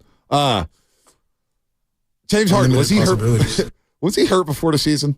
Was he hurt in training camp? Probably. Who, Harden? Harden. He wasn't hurt, right? He faked the injury. I thought he was just fat. Yeah. Damn. We don't fat shame here. SOTA weight loss.com. I know about being fat. So he wasn't hurt. He refused to go to training camp. And then he says that yesterday. I didn't have a training camp. I wasn't able to play the preseason game. So it felt a little weird out there. I was just winging it. The 2012 Clippers. Thank God for Stephen Curry. We need to appreciate Steph Curry even more. They got to deal with James Harden. We got Steph Curry. Thank the heavens. And now you see Chris Paul. He wasn't the problem in Houston. James Harden was the problem in Houston. CP3 did get hurt. He got hurt, but no, there was that famous clip of CP3 trying to talk to James Harden, and he tried to dap him up, and Harden, dissed him. What? Is he the worst team player of the last decade in any sport? Yes. In terms of, he comes to your team, individually he'll thrive, but everyone else will suffer. Yes. There's not, and I think he's a good dude. I don't even know who's second. And listen, I don't like second. I don't even want to go out because I know some people will work with James Harden with Adidas, and I don't even like doing this because James Harden, from what I hear, is a really good dude off the court. Really good dude off the court. Yeah, I wouldn't want to play with him, though. But on the court, I'm just like, bro, when it came to complaining about the MVPs, he was worried about that. Then he finally gets his MVPs, not good enough. I just don't. He goes to Brooklyn, forces his way out. He's playing with KD again. All of a sudden, he wants out of Brooklyn. Philadelphia, you have a good situation in Philadelphia. You got a big man. You don't have to be the number one option no more. You can kind of take a step back and then kind of save your legs. And then, like the way, and Tim Legler was on this when they lost to Miami in 6 games a couple years ago. He showed the effort level of James Harden in the elimination game. Legler can't stand him. Hey, that breakdown was like, this is an NBA superstar failing to get back on defense. And what's failing to hustle. What's crazy is he might go down when it's all said and done statistically. There's one of the top 5, 6 shooting guards ever. I consider him a point guard. Right. But you know where I'm going with this. Like, sadly, his stats are through the roof. They are.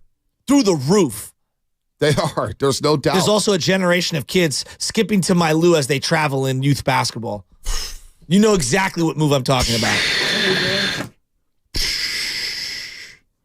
Rocket new era. Well, people say Sabonis is a star. when people say the Sacramento Kings are going to be playing in June. I've had enough. I mean, people. That drop never gets old for me. I've had enough. When we saw the Houston Rockets sweep the Sacramento Kings and beat them by 25 yesterday. What's crazy to me is that they said Brock Purdy was a generational quarterback. I'm sorry. Is Jimmy done for the year? Is that what's going on? He's benched, so he's the backup for the rest of the year. Out sucks. Like, in the well, if he was out, like if he was inactive, like the Raiders would save money, but they're actively making him a backup because they could have put Hoyer back there. But Jimmy's response to getting benched. When James C _1982 thinks he's funny.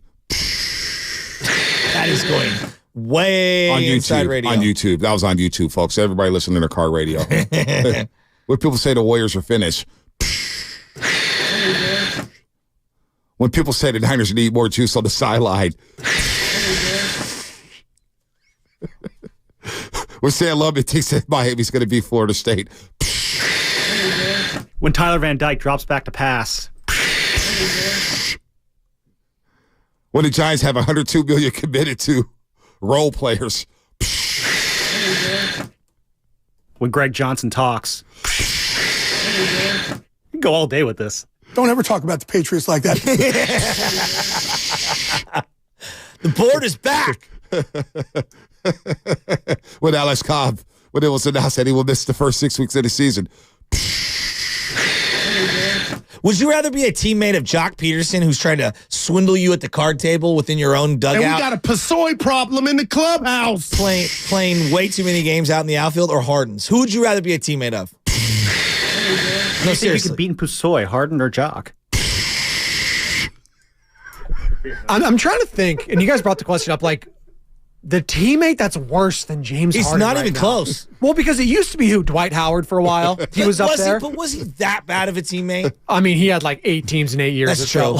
That's true. It was pretty bad. 650 Comcast business text line. Because everybody made it like Cam Newton was some bad teammate. I never thought he was a bad teammate at all. I thought players loved him. He just loved him, which is fine. No, but it wasn't like he did anything that like ruined the franchise's name or Is that his teammate's name. Like, who would even be? 650. I know what he's laughing at. When Anna hears about the DM. So I did slide in the DMs to say hi. I know people. I'm fashionable. When James Harden said he was the system.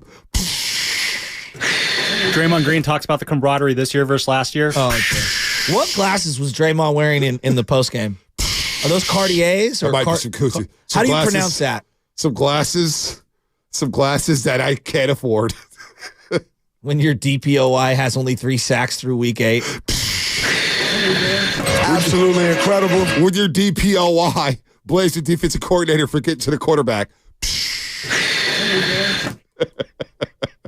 With your defensive player of the year, swindling the organization out of 120 guaranteed million.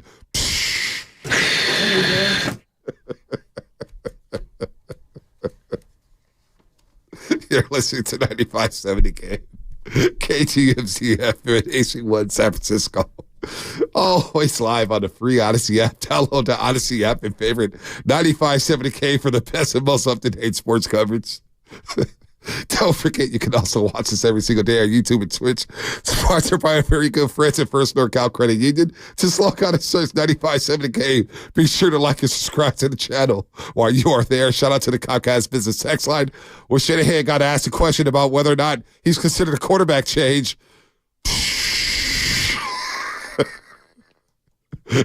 When fans said they want to see Sam Darnold play quarterback, I said, Seeing ghosts.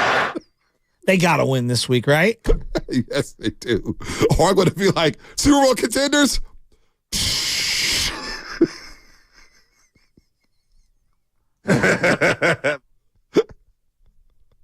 James Harden? I've had enough. When the coach of Trey Lance called, woo!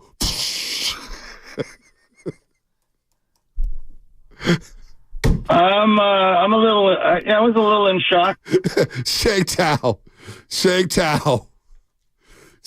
will join us, the mayor of Oakland, on the other side. On the other side, Shake Tao will join us to talk about some things happening with the Oakland A's. What do you want to talk about, Sasky? Andrew Wiggins? No, I want to get into Debo. You want to hear Debo? You want to hear Chase Young? You want to hear from Chase Young, or you want to get to Debo? I do want to hear from Chase Young. Wearing number 92, as I predicted. All right. You predicted that?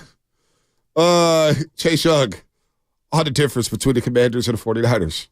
Just the players, the spirit in the locker room, the spirit of the coaches, it's just different. You know what I'm saying? It's like a kind of that same thing at Ohio State, where it's like you're expected to win, and it's just like that vibe of we're going to win. You know what I'm saying? So it definitely reminds me not Ohio State, but obviously it's NFL. These are grown men, so I'm just excited to be blessed to with the opportunity to be this franchise. How quickly did Nick Bosa call Chase Young? It was literally like 5 minutes after they did it. Like, he called me, bro. And it was a good moment. Even in college, we never thought that we would ever be able to play with each other again. So it's a blessing. And then in the building full of winners. Nick is here. Always been a big brother to me, even at Ohio State. Just stepping in here for, today, got in here last week. Just the culture, the vibe is a lot different. I definitely know that I'm in the building with winners. I'm in the building with winners. It's the most stable situation that he's been in the NFL. No doubt. Right? And then he's surrounded with more talent here than he ever was at Washington. It feels like if you're going to get the most out of him, he's got probably the best. Not that Ron Rivera is some horrible defensive coach, but Chris Kocurek is one of the best defensive line coaches in the game. Yeah. Yeah, I think he is. He should be able to get, but notwithstanding. Chris Kocurek, he is one of the best. I'm a little surprised he couldn't get more out of Drake Jackson. Well, Drake Jackson's been so bad. Not that good. Drake Jackson's been so bad.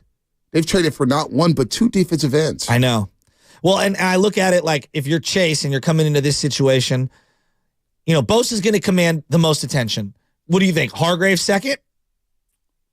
Probably. Okay. Armstead 3? Yeah. 4. You're the afterthought on this line. If you can't get it done here and you can't get advantageous lineups against guys that you want to go up against, I think he's going to have spots to really thrive here. And I feel like he can flourish.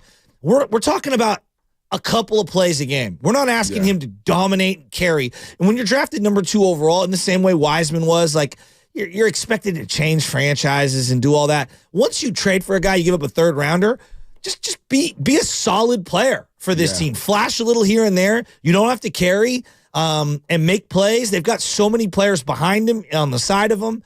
I feel like he's going to have a really good opportunity here to show what he truly can be. Oh, wow. Zucci Man won the knockout tournament? How about that?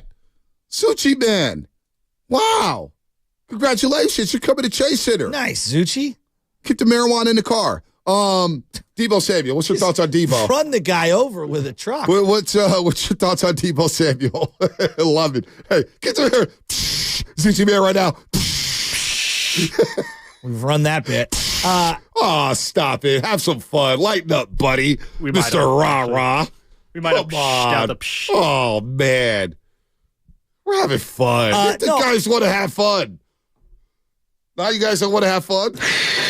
Now we want to get serious? Go ahead. Give me your thoughts on Debo. Give me your thoughts on Debo. Go ahead so I can get the break. Give me your thoughts. You keep talking about how Debo's important. He's obviously important. Like, you're missing one of your best playmakers on your team. He missed time last year. A lot of time last year. 4.5 games, basically. And he's missed at least 3 this year, essentially. 2.5 full games.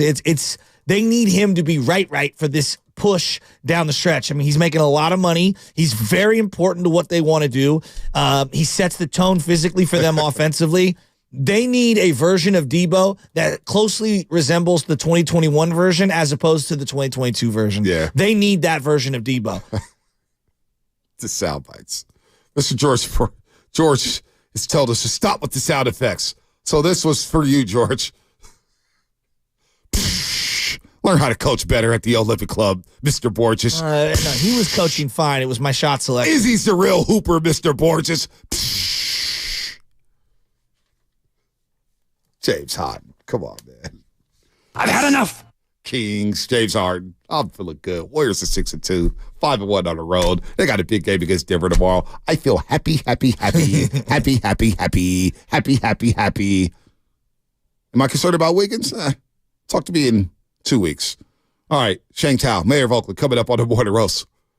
Let's go. We're getting the big dogs today. That's coming up, presented by Consumer Cellular.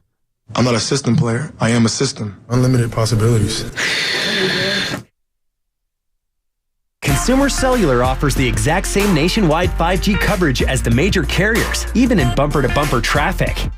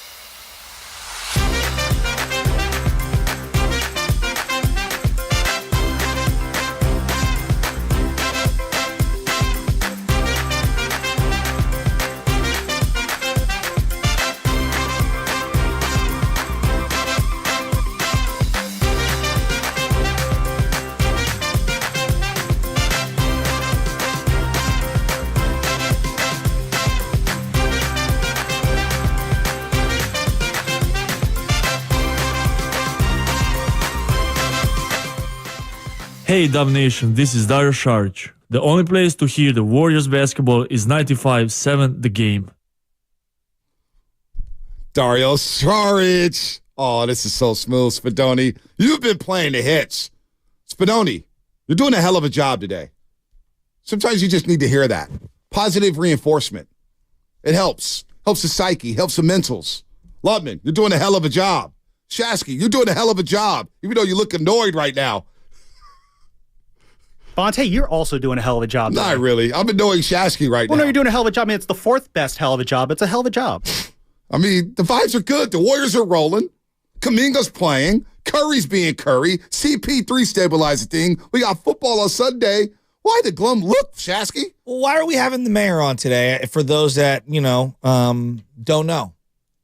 So basically, the city of Oakland today is going to vote on a resolution reaffirming its support to keeping the A's here in Oakland, which obviously we all want to see happen.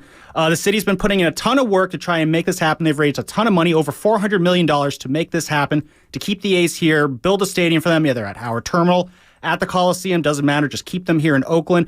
And so City Council in Oakland is basically saying today, we are still standing behind our A's. We want them here. Look at all the work that we have done to keep them here. And just let the world know that if the A's do leave, it will not be because the city of Oakland did not do its part. The city of Oakland is going all out to keep the A's here in Oakland.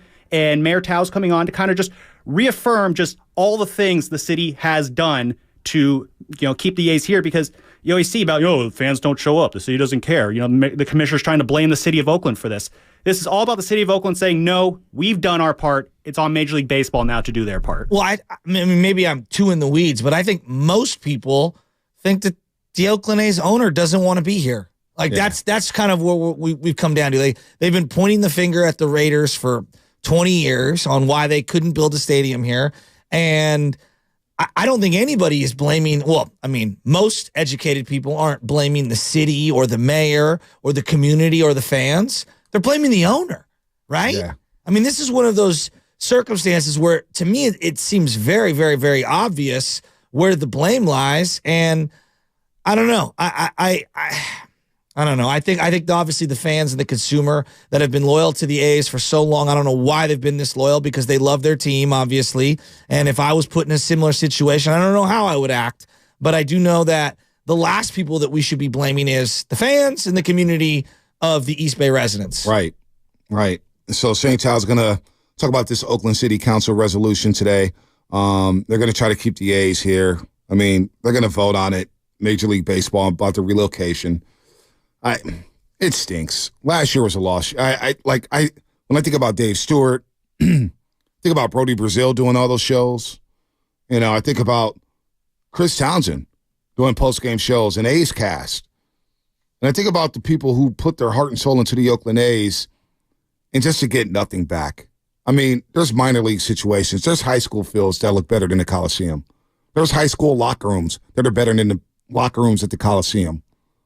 This is an absolute joke. What has happened to one of the most historic franchises we've had in baseball. There's a rich history in Oakland, not only with the Oakland A's, but when it comes to baseball and all the kids who came up and played baseball. You think about Dontrell Willis, you think about Ricky Henderson, Dave Stewart, Bill Russell. I mean, the list goes on and on and on. And it just stinks that Oakland may not have a team. Not one team in 2 years, when they just had 3. Now the Warriors moved over to San Francisco, and I get that. And I talked to Fab about that, and he said, look, man, it was a smart move because of business. And you see the business, so they go to say Warriors. They couldn't do the things that they're doing right now without a new building, so they got one. The Raiders go to Vegas. The Raiders, they leave. And now you got Raider fans here in the Bay Area. They're watching their team. They got to buy League Pass sometimes. They got to buy the Red Zone to watch their team at times. And then you think about the Oakland A's, what happened to that proud, historic franchise and all the players they had, the rich history, the great broadcasters. You got, 2,000 fans a game last year, it felt like? It's just sad. It saddens me because I don't buy the notion that this isn't a 2-baseball team market. I do believe that baseball could thrive here. Now, it's tough. You got to have star players. The Giants have proven that. But it stinks that A's fans had to endure that season a year ago. Really? I think that baseball fans in general need to recalibrate how they're accustomed to their big league team operating financially. So, like, for many, many years, baseball, more than the other sports, the in-game experience was vitally important to the bottom line. The NFL has been national for quite some time. The NBA has gotten more national over the last 30 years. The Jordan effect, obviously, was a part of that. And yes, a big portion of the money for each team does come from in-game revenue. I'm not denying all those things, but like baseball, more than the other 2 sports, was so geared in that way.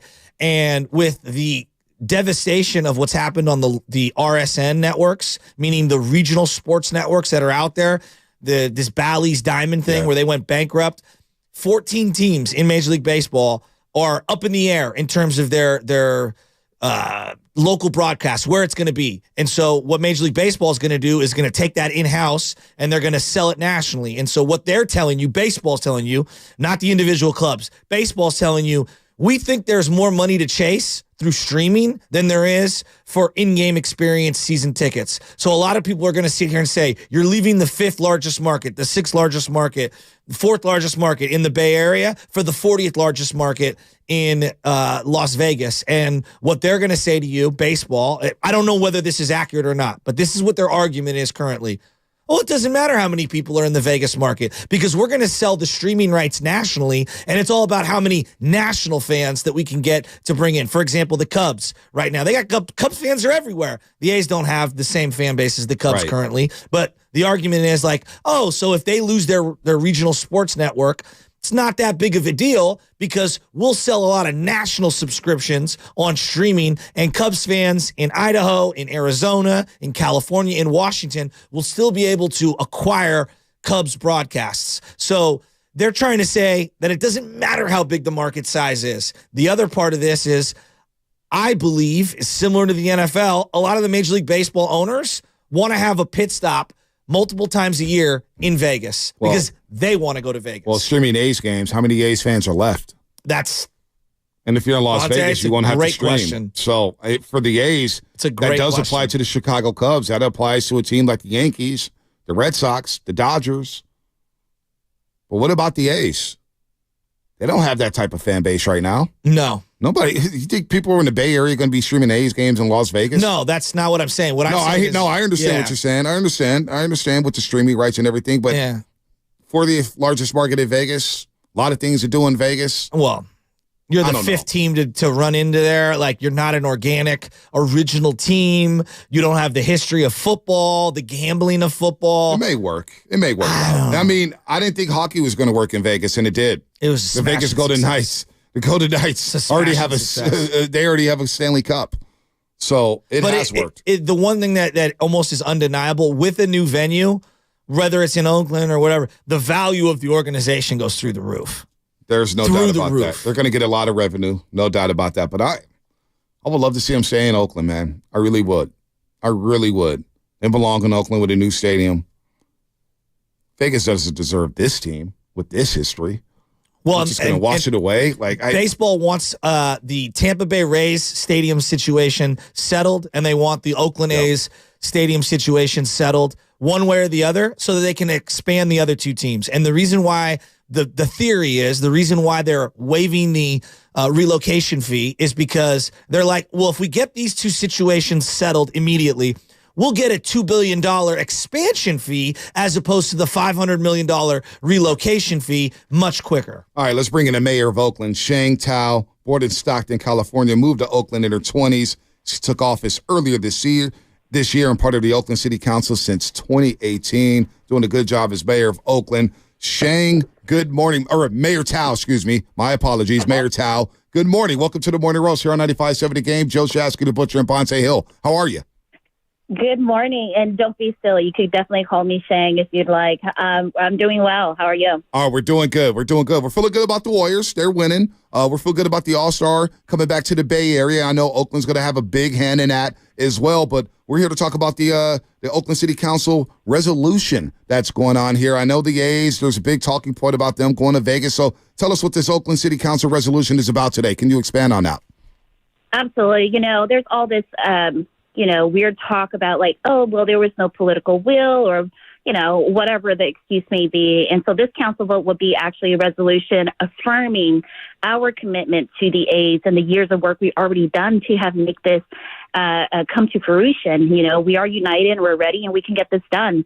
We have over $400+ million that we've secured through grants, which is way more than what the Oakland A's had asked for us to do.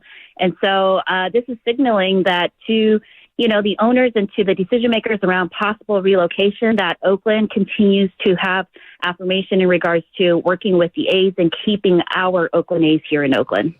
Mayor, I know that you've probably taken a lot of unwarranted criticism. You inherited a very crummy situation, and it feels like to me, just again, I'm just a normal person, this owner doesn't want to be there. And the misinformation about what Oakland has or hasn't done has been all over the map and unfair. And then the other part of this is it feels like Major League Baseball and the A's have never dealt in good faith. Is that accurate from your point of view? I can say everything that you stated, I feel the same way. Minus, the MLB part of it. I think that they were very strong holding John Fisher to trying to get something done here. However, if John Fisher says he's going to move, I do believe that they're going to do all they can to, make that happen for him. And so, it's very disingenuous. I've also heard or read in the article around where Manfred stated that, hey, actually the deal was kind of done before this mayor even came to office, and it's like, okay, well, it's really disingenuous of you to just waste our time and play with our emotions, not the city per se, but like the fans' emotions, right? Stringing us along as if we're just some kind of a commodity as Oakland A's fans. And my whole point around this is that the team is more than just a game or a team. You know, this is people's emotions and feelings and thoughts and generations of memories. And so, you know, there's something to be said there, and it doesn't feel good. It doesn't feel right. And so today, you know, I continue to fight for the city of Oakland and also for all of the fans of the Oakland A's. How much of a dialogue, Mayor Tao, have you had with Rob Manfred during this, and what about John Fisher?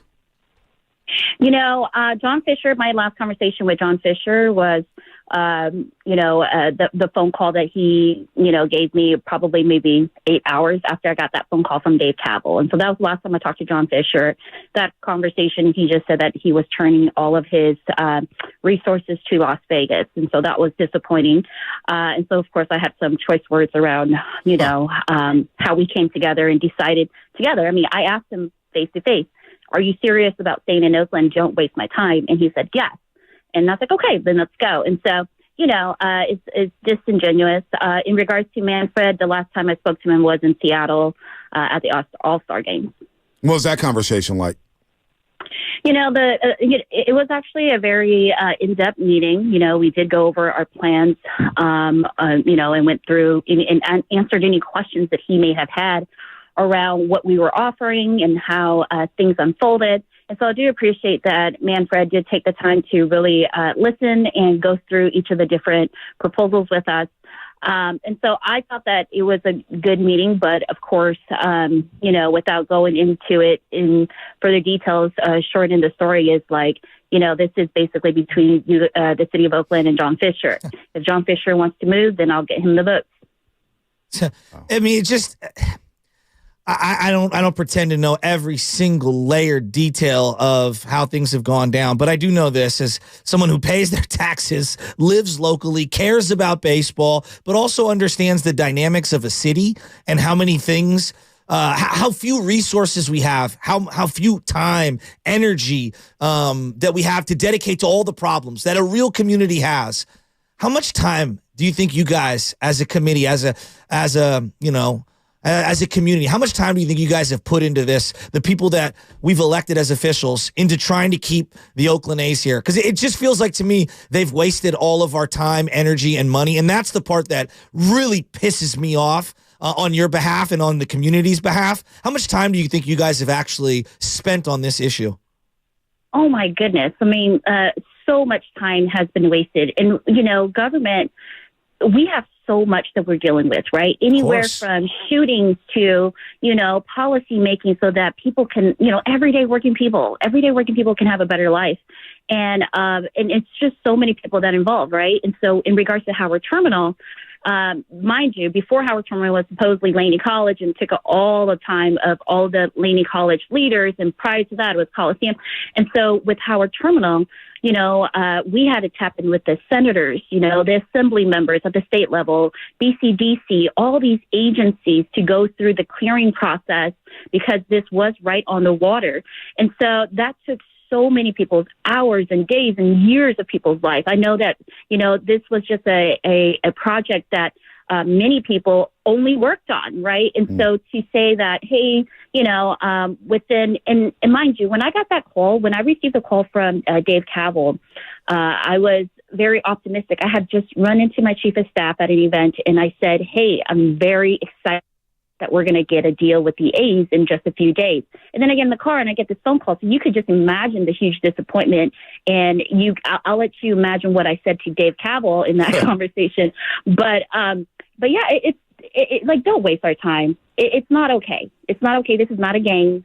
You know, you're truly, you know, making us pick between like economics and how do we keep the Oakland A's in Oakland. We're taking it seriously. And that takes us away from doing other things. And that's the honest truth. And we're the government. So that means that, you know, we're not making decisions on other things that we could have been making it on. And so, again, very disingenuous and a total waste of our time if they already knew they were going to move anyway. Wow. So do you have any hope that the A's will stay in Oakland, California? Yeah. Well, you know, I work closely with the city council, and I can tell you that under my administration, this new administration, the city council and myself, we've worked really well together. I work really well with, you know, outside organizations too, like big businesses and our other teams like the Roots and the Souls. And so, with that being said, Las Vegas is clearly not settled. I think we can all agree to that. John Fisher is doing John Fisher things. And so, Oakland is ready to go now, and Oakland is ready. We have a deal. We have the fans. And don't give me any bullshit about not having the fans. We obviously have the fans. We have the money committed, more than what they have even asked for. It's good business. It's actually great business. Mind you, John Fisher wanted not only a ballpark, he required the city of Oakland, right, setting a standard that's way higher than what he has given to Vegas, that he wanted this huge property with commercial and housing and all of that, right, infrastructure, which we gave. And so to go and somehow pick a plot of land in Las Vegas and then choose another plot of land, I don't know what number plot of land they're on right now, but it's just not settled. And, we're going to continue to fight. I know that the education institution out there I know there was a judgment yesterday, but obviously they're going to refile. And their taxpayers aren't willing to give a handout to John Fisher. I think everybody's just tired of giving handouts to him. Yeah, I believe me. I've been making this analogy for a long time. Like, I understand that there's we're in sports. Like, there's a civic pride, and it's a place for us to gather in big quantities, and that's very rare in this day and age. But at the end of the day, we're not giving a zillion tax breaks to Joe's liquor store so that he can expand his liquor store footprint and giving him a discount on land. Like, it's kind of an absurd notion that we will bend over backwards for some of these sports teams. Mayor, I feel like you've inherited a horrific situation, and you've tried to do the best that you can to come up with a plan or a path forward for them to build here. But as you zoom out a little, and being someone from Oakland, it must really be horrible to have this on your resume, essentially, because I know it does, to have all these teams leave the city of Oakland. Like, that's got to, and I hate asking that, but it's got to weigh on you. I know that's horrific to have. There's other bigger things like real life issues, housing, education, homelessness, all these things. And then you got this sports thing hanging over your head. It feels unfair. It kind of feels unfair, but however, I would just say that, this is more than just a game, right? I'm fighting for people's memories for possible other future generations. And so I do believe that this is my job. And so for me, it's, we can talk about the Raiders leaving and the Warriors leaving and all that. That wasn't under my term. But it's not so much about like, darn, I have a team that left under my leadership. It's not about that for me. What it's about is that the fairness. What's fair is fair. And this team is not your part of your portfolio, your commodity, so that you can just trade up so you can get more money for whatever reason. And when you can actually make that money, there is a win-win-win, right? MLB, City of Oakland, and John Fisher, and all of this. Las Vegas, they deserve an expansion team, hands down. And if John Fisher wants to go and buy that new expansion team and sell this team, then let's do that. We have people, I have credible people who want to buy the team, but you can't buy something that's not for sale. Yeah, and so that's the most infuriating part of it. I don't care, if it's about, losing a team while I'm in leadership or what have you. That's not even what it's about for me. What it's about is for the fans, and then it's for the city of Oakland. And I fight for the city of Oakland. That's the first thing I think about every single day I wake up. And if you read my resume, my life experiences will tell you that I'm a fighter. And I don't think that they were, thinking that I'm a fighter in that way, quite honestly. I think that all the stereotypes came into play. And but guess what? Now they know. Hey, Mayor Tao ain't no punk. That's that Stockton, California coming out of you. I love I hear that. I hear that. By the way, the Oakland City Council is voting on a resolution today to reaffirm Oakland's commitment and readiness to build a new stadium for the Oakland Athletics. Fans are coming to Oakland City Council meeting tonight to show their support. It starts at 4 p.m. Oakland, go out there, show some support to Mayor Tao and the Oakland City Council. They're trying to keep the A's in Oakland. Mayor Tao, it was great to meet you yesterday. It's great to hear from you today. We stand with you. We want to see the A's stay in Oakland. I know it's an uphill battle here, but it seems like you guys are on the right track to try to keep them in Oakland. It's all up to the owner, though. But when you have an owner who's like John Fisher, it's a tough situation for you. I get it. No, absolutely. But, I still have a few tricks up my sleeve, so we're not going to give up yet. Mayor Tao, have a good day. Good luck today. All right. Thank you. Bye-bye. Absolutely. Mayor Shang Tao here on the Morning Rush on 95.7 The Game. She even dropped a BS on us. You know what? I like, look, whenever you bring up politics, people lose their mind. And you have to understand that, a lot of these politicians inherit certain situations that are very difficult to dig out of. Whatever the topic might be, housing situations, homelessness, schools, there's infrastructure, there's a variety of things that you have to overcome. And sometimes you just can't get anything done because there's a bureaucracy and red tape and all that stuff.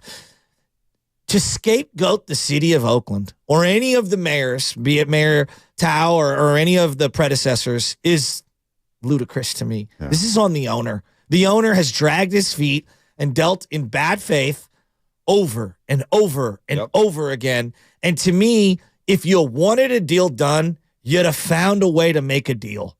You never wanted a deal done here. You wanted to bolt, and you slow played this thing forever. Well, and now all you've done is put misinformation out there and try to point the finger. And to me, it's so low level from the A's. The worst part about it was John Fisher using Dave Cavill as his pawn, and Dave Cavill acting like a snake oil car salesman. Yeah, going out there spreading propaganda. Oh, I remember. No, he didn't ask a question. He didn't answer questions. We asked him point blank, why doesn't Fisher talk to the fans? Well, I got to tell you, we got a lot of things going on. but the worst, it looked worse because he was trying to pull this whole, hey, become an A's fan. If you dump your Giants cap in the trash can, you get a news A's hat. We're going to put billboards around Oracle Park. Hey, we got 9 championships to your 8. Just want to let you. Like he was talking all this stuff about rooted in Oakland. And then he's in Las Vegas. And he had no ambition to build in Oakland. So Dave Cavill came out here. Like, you think about what's going on with the San Jose Earthquakes. How long has that stadium been up down there at the Via Stadium? Or what is it, PayPal Stadium now? I don't know, 6, 7 years? Yeah, less than 10, I want to say. They're already asking for an upgrade. They already said, well, we need suites now. We need this, we need that. John Fisher, are you tone deaf? Dave Cavill, are you tone deaf? So, hey, Spinoni, you get in here. You're the resident A's fan. I know how hurt you are about the A's and what transpired last year. What's your takeaway from Mayor Tao? And you live in Oakland, too. You live in Oakland, I do live in Oakland. I've taken to young Benjamin many games. We went to the Braves game last year. The Braves were in town. They won. It was at Memorial Day, something like that, early on in the season. It was a really fun time. It's just, it sucks because I see Benny and I put on the A's on the TV, and they weren't very good yesterday, but they had some fun players. Yeah. And when he says, Daddy, let's go to another game again, it's just like, what am I going to tell him that? And of course, I'll take him to a Giants game because I would not. It's not the same for me. Yeah. And that sucks. I wanted to build that relationship with him. Like my dad, he used to take us to A's games as kids. That's why I became an A's fan. My dad actually is a Giants fan, but he would take us to A's games because he can afford to do it. Mm-hmm. I mean, I have a lot of brothers and sisters. Yeah. I'm one of 10. So it's like, that was an affordable experience. And I wish I could pass that down to my son too. I wish, and listen, I loved Shang Tao. I loved her enthusiasm for it because at least she cares enough to come on here. Absolutely. That's something, and people can scoff at that or anything. No. I heard the passion in her voice, and I felt that. She dropped the BS on there. I had to dump it, and I did, by the way. Don't worry. I felt that. Joe, we've had Joe Lake up here in studio, Jed York. Jed's gotten criticized a lot. He got, whatever you want to say. They couldn't work a deal out in San Francisco. You want to blame Newsom. You want to blame the 49ers. Fine. We'll meet in the middle. They couldn't get a deal done in San Francisco. Well, they eventually found a home in Santa Clara. Is it the home everyone wants? No. Some people love it. Some people don't. Whatever. They're still here. All right? The Niners are still here. I get to talk about them every day. I get to bring my family to games. I'm very lucky, right? And seeing the Raiders leave and seeing the A's situation, it's really changed my mind on this. Joe Lacob, when he originally came to San Francisco to try to build, he got rejected. Did he not? He did. But he found a way to get a stadium done. Salesforce. And I look at it and I go, all right, Jed and Joe Lacob, they went about it in different ways. They didn't take no for an answer. And they put their money where their mouth was, and they found a way to build something. If this guy was maniacal as those two other owners were about staying in the Bay Area, he'd have done it. He doesn't care. He would have done it.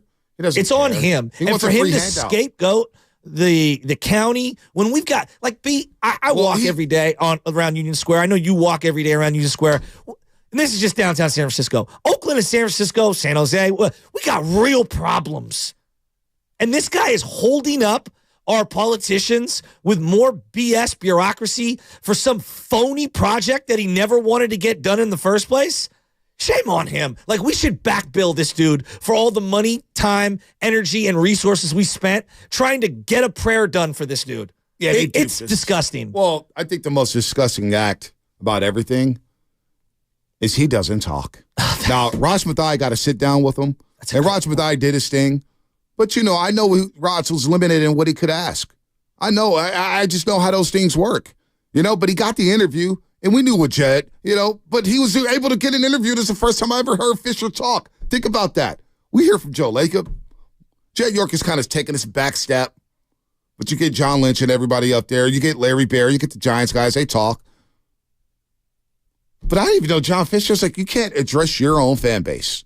You can't man up and talk to the city and explain yourself or put resources in. It's just, wow, I got nothing to say, man. It's just a tough situation. Yeah, but I'm just glad John Fisher doesn't own one of my favorite teams. But Bonte, like, I'm not trying to get all, I'm being serious here. As just somebody, you're raising a daughter in this community. It costs so much to get any kind of apartment or house or whatever living situation, condo, whatever you're in, costs so much. Parking. And then there's, obviously infrastructure that you need for your community. And you want it to be safe. You've got homeless people everywhere. We've got a drug crisis that's out of control. All right. A housing shortage that's through the roof. We've got teachers that can't afford to live anywhere near where these schools are. They have to live miles and miles and miles and miles away. We have real, legitimate problems in our community. And this guy, John Fisher, wants not just a handout, it's got to be a perfect handout where it has to be waterfront territory at a unbelievable discount. You have to pay for all the infrastructure. And they've gone above and beyond, and they found what I believe to be an amicable solution. And this guy refuses to even budge one iota. To me, I'm telling you, man, if there was a real way to do this, I would back sue him for all the time, energy, and money spent on trying to help this dude because he never dealt in good faith. To me, he's a crook, a straight-up crook. And with that said, the Warriors may be crooks. Why? Because they have Chris Paul. And Steve Kerr talked about Chris Paul. What a segue. Chris Paul and Steph Curry. I'm sorry. Together. Yeah, I mean, that's been something that's been fun to watch develop, is down the stretch, especially Chris handling the ball, Steph off the ball, and Chris just, finding him in the right spot. It's happened a few times now that we don't play them a ton together. Obviously, Chris is running the team when Steph's on the bench, but, most nights they're out there for 6 or 8 minutes together, and down the stretch, it's a really important dynamic for us. And then here's Kerr on CP3 making shots while having a great assist to turnover ratio. Yeah, I mean, Chris has made such a huge impact even without making shots. So now, the last couple of games, knocking shots down just adds to what he's already doing. But, 6 assists, no turnovers. He's up to 62 assists, 6 turnovers. I mean, that's insane. That is insane. So what he's doing as we're, kind of trying to find our team and our rhythm. He's just keeping us in games, leading that second unit, taking care of the ball. Only 11 turnovers tonight. So Chris has just been amazing for us. He's been amazing. 62 assists, 6 turnovers, 29 assists, no turnovers in the last 4 games. He's had 31 assists since his last turnover. So Chris Paul's, he's running, he's rolling, and he's got the shot working as he did last night, 17, 6, and 5. And then here's Day-Day, Draymond Green. Here's the difference with CP3 down the stretch in that lineup. I think, we're doing a better job of getting whatever we want, when it comes to the end of the game. And, when you can, obviously we have Steph, but when you have a guy like Chris on the floor who can also get to whatever shot he wants as well in those situations, I think it's really good for us. And then also, he's not going to have the best defender on Chris. Steph will have the best defender. So I thought it was really methodical, and that was good for us. We're starting to kind of pick that, add that to our book, if you will. And now that's left with the Warriors. And now there's a lot of things they could work on. The starting 5, they're struggling right out of the gate. And we could look at Andrew Wiggins. Looney hasn't been the best. He hasn't. Shout out to Mama Looney. He looks a little sluggish currently. A little sluggish right now. He's getting up and down, but he did score 10, had 6 rebounds yesterday in 25 minutes. Looney will be used. He will be needed. But it's Andrew Wiggins. It's Andrew Wiggins. That is a concern for a lot of Warrior fans. Now, I said yesterday, let me see 15 games. Now, these next 6, that'll make it 14 games. I'll go 14 games. Because the next 6, Denver, Cleveland, Minnesota, OKC. Let's see where Wiggins is at 14 games in. Because you know what? We've seen Wiggins slump before. We've seen him slump last year. We've seen him slump the year before. We've seen great stretches. We've seen bad stretches. We need a guy that was in the playoffs a couple years ago that helped the Warriors win their 4th championship in 8 years. Don't you think that when you struggled to start a season in any sport, the numbers look so bad because you struggle at the beginning? Right. Like a batter goes up, he's like 1 for 32. Right. You know what I mean? You're like, oh my God. No 43. Yeah, exactly. But if you had done that same 1 for 32 in August, it would look a lot different. It feels like we're not that it's good. It's not good right now for Wiggins. But like, had he been good for a week and then had this stretch, the numbers wouldn't look so bad right now. It wouldn't. And I feel like the spotlight wouldn't be so shined on him as bright. I think what's also baked into the Wiggins frustration is he missed 2 months of the season last year, and he did it for personal reasons. Residual, you think? Residual yeah. Well, feelings? people in the real time, people are, don't you talk about Andrew Wiggins. He's taking care of his family. And now I hear people saying, well, he missed 2 months last year. So I was like, calm down. Yeah. Calm down. Like, seriously. You can't have it both ways. Don't ever talk about the Patriots like that. Oh, that's such a great try. So, Andrew Wiggins, during that championship year, remember he goes to the All-Star game? In the first 3 months of that year, he goes and shoots 43%, 53%, 65%. Then he shot 36.3% in the month of January. And it was rough. And it was rough in early March. In early February, but he got going. He got going for the playoff run. So, look, man, we'll see what happens with Andrew Wiggins. He's got to play well. But right now, are we trading him? Are we benching him? No, you don't do anything. You let the bench unit continue to mesh with Chris Paul, J.K., Saric, Moses Moody, and GP2. You let the bench unit do their thing. They're outscoring opponents by 13 points per game. But the starters got to get going, and you got to give Wiggins time. Give him time. But if we're talking about this in February and the trade deadline's coming around, then you start getting into, well, his contract is tradable. He will have value to another team. So you can always believe that. Everybody keeps telling me Chris Paul can't get traded because of his money. He's been traded 3 times, right? There's always a sucker in the NBA. Right now, the Wizards look like the sucker. But give me 14 games with Andrew Wiggins before I start making some sweeping proclamations about what Steve Kerr should do with Andrew Wiggins. Well, I think, looking beyond Andrew Wiggins, these other guys have to take advantage of their opportunities now to, endear themselves to not only the other players on the team, but the coaching staff, right? Continue to do the right things, whether it's GP2, whether it's Jonathan Kuminga, whether it's Moses Moody, whomever that guy might be, take advantage of these opportunities. And with that said, that's 5.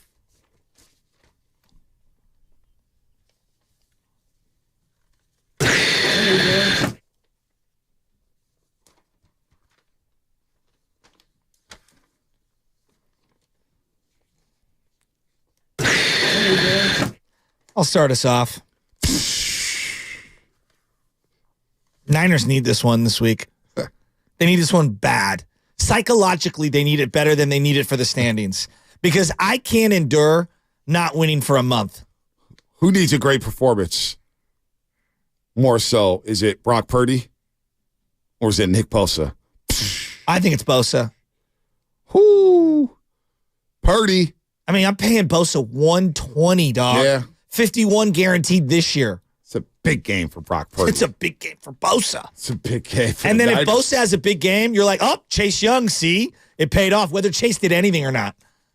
The fact that this isn't a Sunday Night Football game and the Raiders-Jets is kind of ridiculous. They had the opportunity last week. Thank you, James. They had the opportunity to flex this last week, and they said, you know what?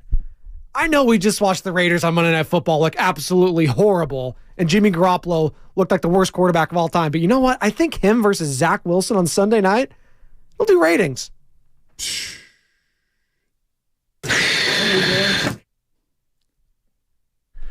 part of what I like about radio is it gives us a platform. And what good is a platform if you're not going to do something positive with it? And that's why I really was glad that we could have Shang Tao on today, because I'm a Giants fan, obviously, but I have friends who are A's fans who are really upset about this whole concept. I know people. I want us to do what we can do to kind of keep the A's here. If the A's leave, you know what? It happens, but we can at least say that we did what we did. We did everything we could to keep them here. And I'm just glad that we could use our platform for something good. And yeah, this is the kind of stuff I like about this show, what we do here on the Roast. Because you know what? We care about all the fans, not just some of the fans. We truly care about all the fans because we talk with all of the fans. Speak for yourself. No, I'm kidding.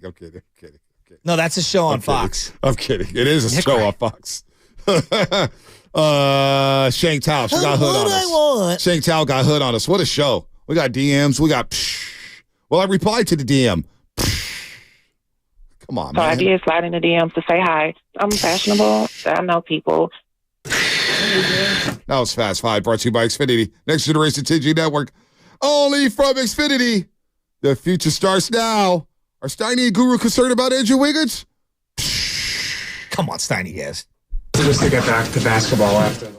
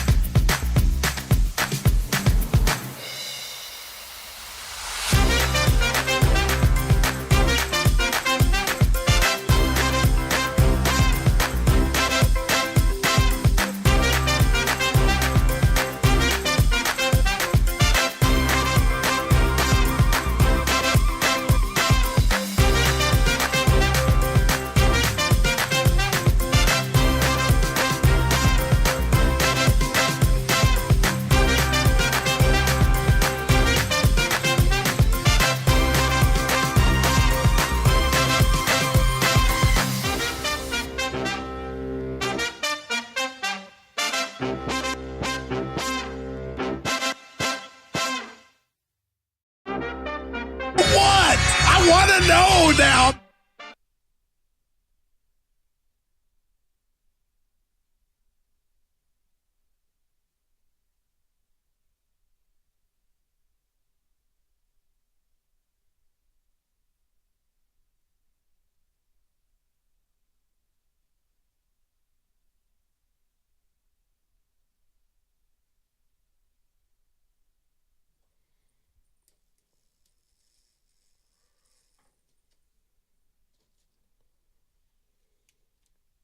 I'm a little out of sorts, buddy. A little out of sorts today. See, I'm a little out of sorts. I was like, why does he sound weird? I'm a little out of sorts today. There you go. And there it is, not turning on my mic. Early Starts the buzzer. show.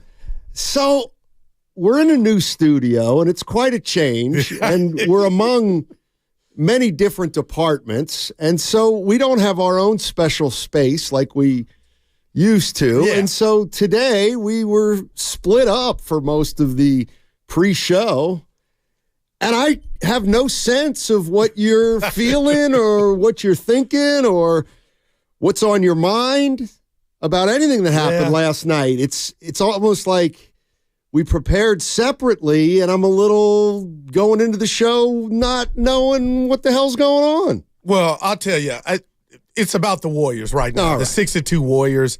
And, Stoney, we talk about the great ones that we've seen, especially living here in the Bay Area with Jerry Rice, Joe Montana, Barry Bonds, the Buster Posey, the list goes on.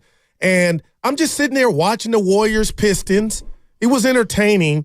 And I'm just watching Steph Curry at his age just continue to – I'm going to throw it out at you and the listeners, Stoney. It's just a Steph Curry appreciation that I had out of nowhere. The dude's balling when we're supposed to watch an imminent fall off. And right now, he's leading this Warrior team to a great 6-2 start. I know it's early, but Stoney, the dude's on fire. 50, 40, 90. He's blowing past that. He's got 7 made threes in the last 3 games, 13 more than anybody else on the season. He's made 47 three-pointers in 8 games, and I know this is a basketball now, an NBA of the three-pointer, but I'm watching Steph, 12 from 26 last night, 7 of 17 from deep, and I came in and you looked at me, Goo, how you doing? And I'm sipping my little mimosa. My coffee, mimosa. That's the weekend. Whoa. And I said to myself, is the chef getting better? And it's just an appreciation of he ain't retiring, but God darn it, I mean, I just wonder if Dub Nation knows how special we got it watching this guy lead this team to a 6-2 record. That's all. That's in my heart, man. The dude is incredible at his job, at his craft, whatever you want to call it. Here. I know we put Wiggins on the autopsy table yesterday, but today it just hit me last night like, this is crazy, Steiny. Don't put me on the other side of saying it's not crazy. Never. You gave me a smile. William Shatner, you cracked a smile like, kid, I ain't a kid, but you looked at me like, I ain't mad at you, Tupac. I mean, again, I think this is why, Steph to me, and we've talked about Durant and Klay and Draymond, and they're all great players in their own right, but Steph is in a league of his own. He just is. He's lasted longer than any of those other 3 guys playing at a high level, and he's clearly the best player on the team still, and it's getting to be a wider margin, maybe because other players are falling off. But he's making threes like he always did. The minute he stops being Steph Curry, it's going to be interesting to see what the Warriors actually are. Yeah, wow. But he's still Steph Curry as far as we can tell. No doubt. And I'll say this, because I'm Positive Pete right now. They're 6-2. They got a showdown with Denver tomorrow. This little nugget I came across, and I need you with your basketball expertise and the fans to chime in. You said something just a second ago, the gap between Curry and the next best Warrior. Do you know Curry right now, and it's early, is averaging 31 points, 30.9. I round that off to 31. The next Warrior is at 16 points. That's Klay Thompson. Stoney, across the league, what if I told you that's the biggest gap from the first your leading scorer to the next scorer on your team? The Warriors have the biggest margin. I'm throwing this to you and the fans. Is that a problem? Are you okay? Is that a good thing? Nothing to see here? Because that is worrisome to me that 30-16, that's a big drop off. I don't know what to make of it, to tell you the truth. I really don't. If Klay were at 19, we probably wouldn't be talking about it. I don't know if it's I don't know. I don't know what to tell you there. I know it's another indication Steph's off to a great start. Well, and again, it goes back to our show yesterday, and I heard the boys this morning just asking what was up with Wig. But, Stoney, I would hope we would get 16, 17 from him, but he's down at 11 points a game. Yeah, he's not been good all season long. And the $1 million question is why, and we don't know. Well, I'm not spending any time on it. We did it We spent all day yesterday on why, and we Uncle Looney says you want balance, and I get that. Yeah, I don't. That's why I didn't want to answer it. I don't want balance. I don't want 5 guys averaging 18 a game. I don't. I want a pecking order. I want a guy at 28. I want a guy at 22, and then I want another guy at 18, ideally. But it's interesting. I like pecking orders. I think if you have too much balance, you really don't know where you're going to go game to game. Let's say the last 3 or 4 minutes of a ball game. Well, that's interesting because Jonathan Kuminga, you talked about pecking order. He's third at 12 points a game, and they've needed him. And I know we talked about CP3. He said it with his cold shooting. But he made a couple threes yesterday. He chipped in. Stoney, what if I told you with his awful shooting up until last night's game on the season, he's a plus 58. That lets you know it's not just about scoring and shooting, but he's doing other things. Plus 58.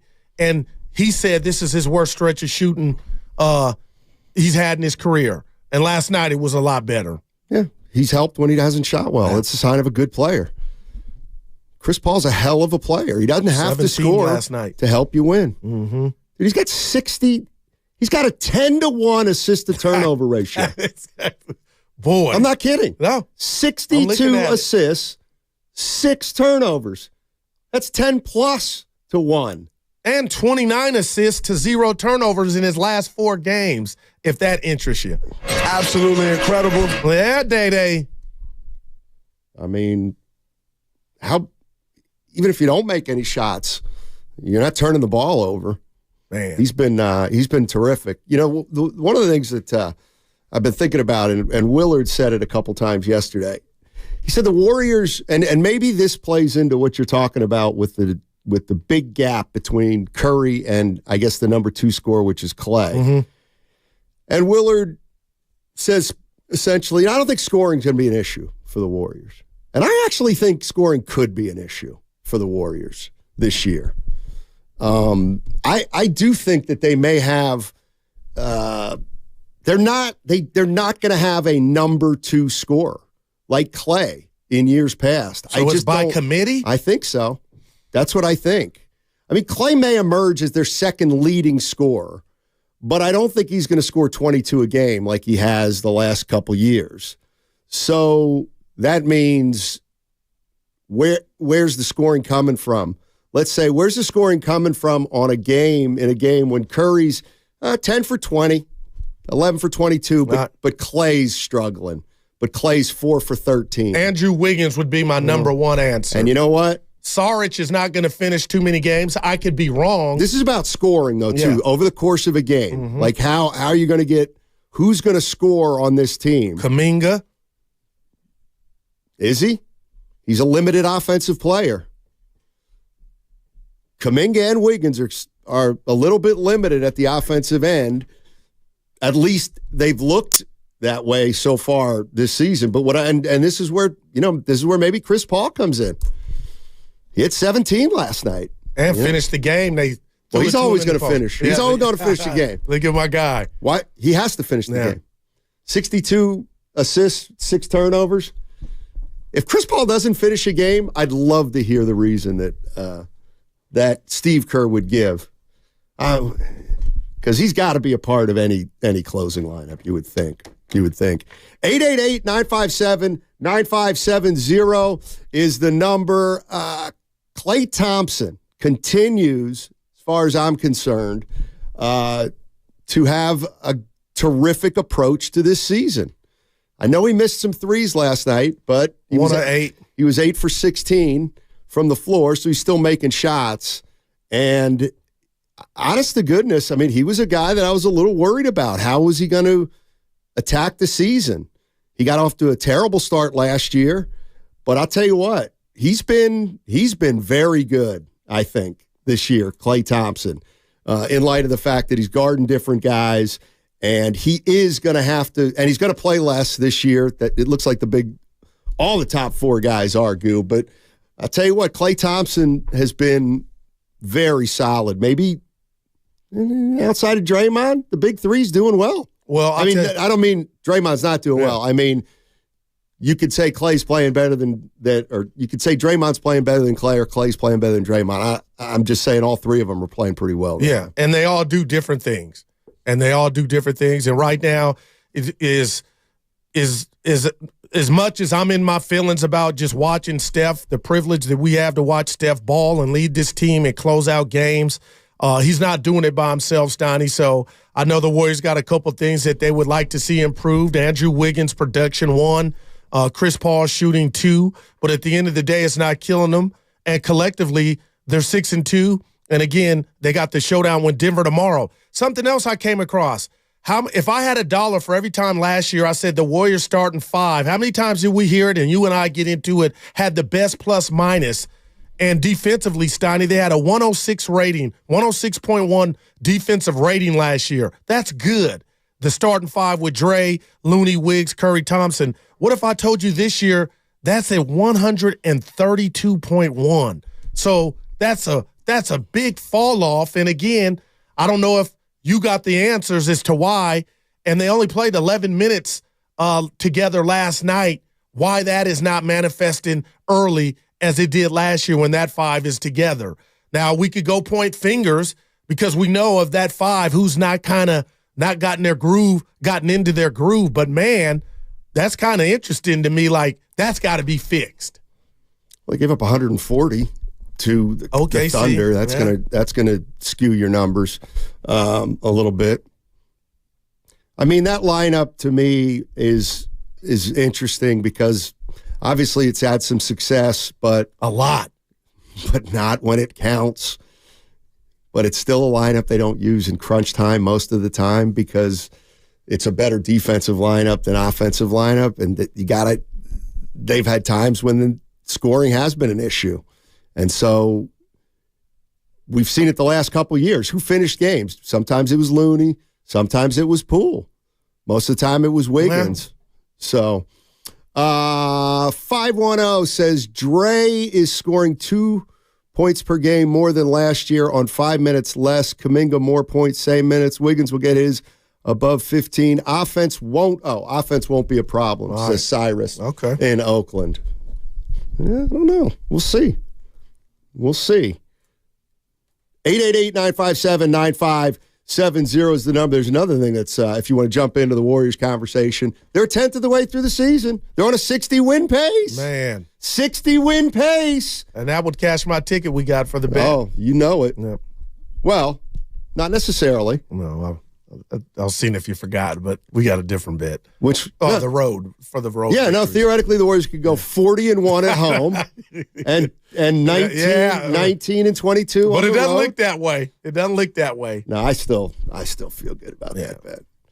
I like where they're at, Stoney. I don't know how you can't. They're 6-2, but no Jamal Murray tomorrow, so that obviously will make the task that much less daunting, but still, I just can't get over Curry, man. And I think there's a trickle-down effect with this team. And, you know, we got people chiming in that CP3 might be the second most important Warrior. We don't even want to get into that, but I'm not even mad at that you got a plethora of options for guys that could fit that could get that title. The one thing that we got to bring up, too, and again, it's kind of going to joke about it, but a tenth of the season is a tenth of the season. And the biggest issue coming into this season for the Golden State Warriors is age and health. It's going to continue to be an issue all season because they have 4 veteran players on the team. Okay, so I'm looking at their first 10 opponents and who we didn't see. We didn't see Bradley Beal. We didn't see Brandon Ingram. We didn't see Alvarado for New Orleans. We didn't see De'Aaron Fox. We didn't see Shai Gilgeous-Alexander. And we're not going to see Jamal Murray tomorrow. Well, you saw Fox in one of the two. And the point I'm making, Goo, is that the Warriors have been healthy. And if they're going to stay healthy and other teams are going to have guys out, that's not a matter of, well, they're lucky. It's a matter of, no, they're staying healthy and other teams aren't staying healthy. So if the first 10 games, the Warriors have been healthy and they've taken advantage of a couple teams that haven't been. And that's what you got to do if you're going to stay healthy. And then last night, they take care of a team they should take care of because the team's lousy. Yeah. They got some young talent. They got a little close, Steiny. I was like, the 6-point game, 4-point game is tied. And then the Warriors handle business. But to that point, I'm going to commend Coach Kerr because you got some new guys, and we saw last year the back-to-backs to where Curry, a couple guys wouldn't play. You just mentioned who didn't play for whatever was ailing said player. But they've been taking it, when I say serious, like they're working on themselves. I know a couple guys have missed a couple games, but damn, Steiny, these back-to-back, it's just fun to sit down with the remote and watch the game and know that, they're working on themselves and guys are available. I love it. And I'm not saying it's going to be that way the rest of the season, but early on, I think they're trying to send a message to themselves. Let's work on what we're trying to do and get this rotation, and guys know what they're going to do coming to the arena every night. Well, it's funny because we've talked a lot over the years about Steve Kerr, and there seems to be a small percentage of Warrior fans that aren't crazy about him. Well, they second guess everything he does on Twitter. But I'm looking at what what he's done so far through 10 games, and he's managing the Big Four's minutes. If you want to throw Chris Paul in there, Chris Paul, Klay Thompson, Draymond Green, and Steph Curry all right now are averaging fewer minutes than they ever have in their careers. That's a plus. So he's trying to manage those guys' minutes. He's developing or trying to develop some young guys. Kuminga's in his third year. He's already found some time for Podziemski and Jackson Davis. Yeah. So the young guys are at least contributing a little bit. Moody, throw him in there. And then lastly, they're winning. They're 6-2. So Steve Kerr's doing it all right now. He's managing the minutes. Keep going. He's developing younger players, and he is tinkering with the rotation to find out what's going to work. But he's already figured out Saric is going to play all the time with Chris Paul because those two guys have something going. They got a rapport. But now it's just a matter of Steve Kerr trying to find roles for guys. But you tell me what Steve Kerr isn't doing right now as a coach of the Golden State Warriors. He's been terrific. Yeah. And look at the record, as you said, Stoney, early, but 6-2. Out the gates fast. It's early, but damn, this team couldn't. They won 11 road games in total through 41 games last year, and they already got 4 on the road. Love it. 888-957-9570 is the number. If you're a Warrior fan, what's been the most encouraging thing this year? The 6-2 start after a 10th of the season. What's the most encouraging thing about this Warrior start? 888-957-9570. Goo, I'll ask you in a sec. All right. Let's go to Julie in Danville. Hey. What's up, Julie? How you doing? Julie was at the Pelicans game last week. What's up, Julie? Well, we were on the East Coast. Just by chance, I was looking at the schedule, and we were going to be in New Orleans when the Warriors were there, and I got third-row tickets for a fraction of what it would have cost if we went to Chase. And we were thrilled. But I'll tell you, there were more Warrior fans than I could ever have imagined. And by the 10 minutes before the game ended, only Warrior fans were in the stands. Nobody else was there. Pelicans fans had left the building. Yeah, and, of course, they were 20 down, so they didn't have a reason to stay. But it was awesome. It was awesome to see them so close. And just by fluke, we happened to be there at the same time. And it was like, okay, Good for this you. is a must be. Good for you. Good Wow, for you. Julie. That's awesome. Hey, Julie, what's the thing that's most encouraged you about the Warriors? The young ones coming up. The other day on the Pelicans, Kuminga wasn't playing, but, you know, to see the ones that were on the floor there that you have never really seen before. Right. You know, right. of course, Curry is the ultimate, but to see the other guys, we're going, oh, who's that? You know, they're making these plays that you just you're amazed that they're coming up to be the players that they are. So, and I'm sure that it's kind of like, because you're saying about Kerr, he's really focusing on getting them into the minutes. Right. The right minutes, and it's encouraging to them. You know, it's like filling them up with, I can do this. You know, I'm on a great team and I can do this, and that's what they were really showing. Appreciate it, Julie. Thanks for the call, and glad you had fun in New Orleans. I was going to ask you, have you ever seen your favorite team, or you covered the team, so you've seen them in every building. I haven't seen the Warriors on the road, but down I-80 in Sac, so that technically ain't, Dallas or somewhere, but that's got to be dope. Depends where. New Orleans isn't much of an atmosphere in basketball. Yeah, I think they got it wrong putting the team there. 888-957-9570. What's the most encouraging thing about this Warriors 6-2 start? Warriors are 6-2 right now. Man. What were they last year at this point? Were they 1-7? No, never. They were. The microphones would have blew up. They were 3-7.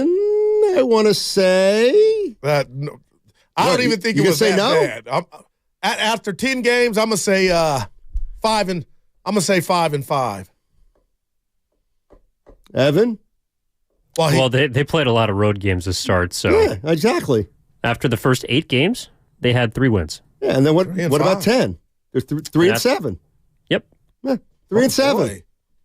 And then did they win the 11th game? Yeah, then they won 3 or 4 and kind of righted the ship a little somebody bit. got punched before the season 3-7. started. Yeah, wow. Ask me my answer. What's your answer to the most encouraging thing so far this season for the Warriors?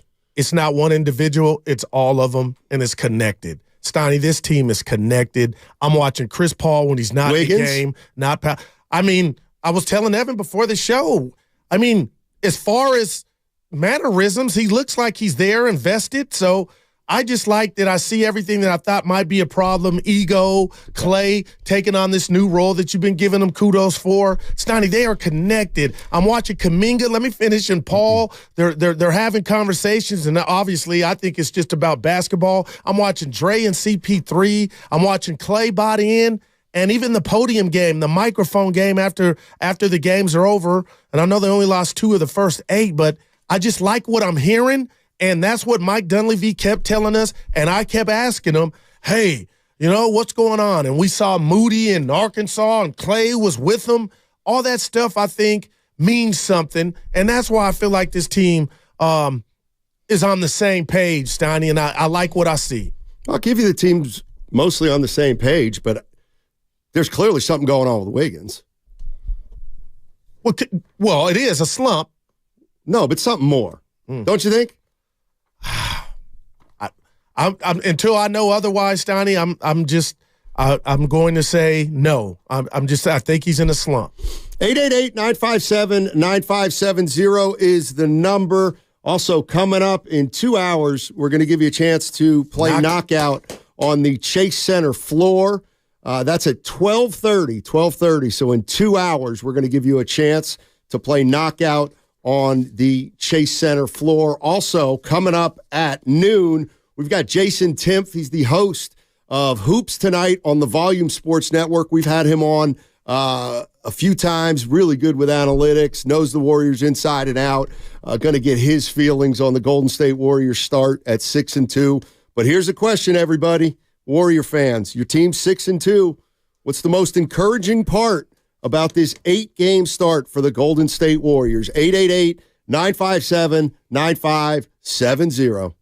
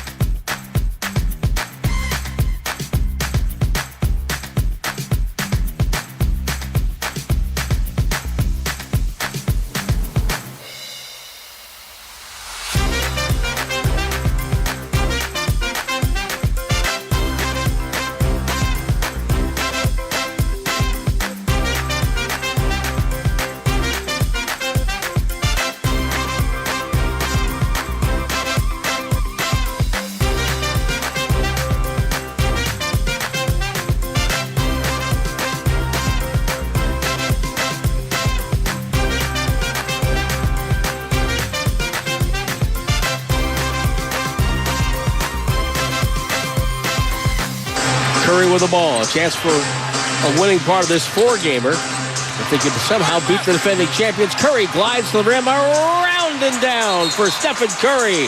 And that should be it. Back to Steiny and Guru on 95.7 The Game. Steiny and Guru. Around and down. 95.7 The Game.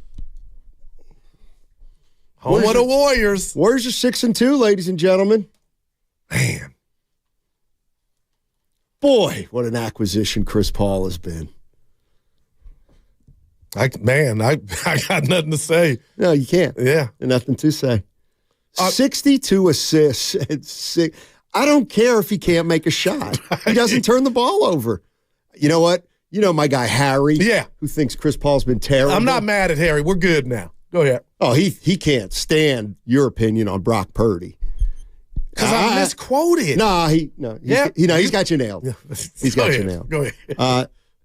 But he says, well, Chris Paul hasn't been shooting well at all, and so those are like turnovers. I might have to steal that one. They're not. He don't shoot enough for it to be like turn. It's 17. And have you noticed when he finishes, the weakest defender is normally on him? Last night he goes in the paint, and they throw it down to him, and they get a foul, but I'm just like, his IQ in that situation on who's guarding him, even if he can't get by you, it's just like, he's just IQ through the roof, Stoney. The fit's been seamless, man. Let's go to Joe. Joe's in Walnut Creek. Hey, Joe, what's going on, man? Hey. How you guys doing this morning? Doing well, man. Doing well.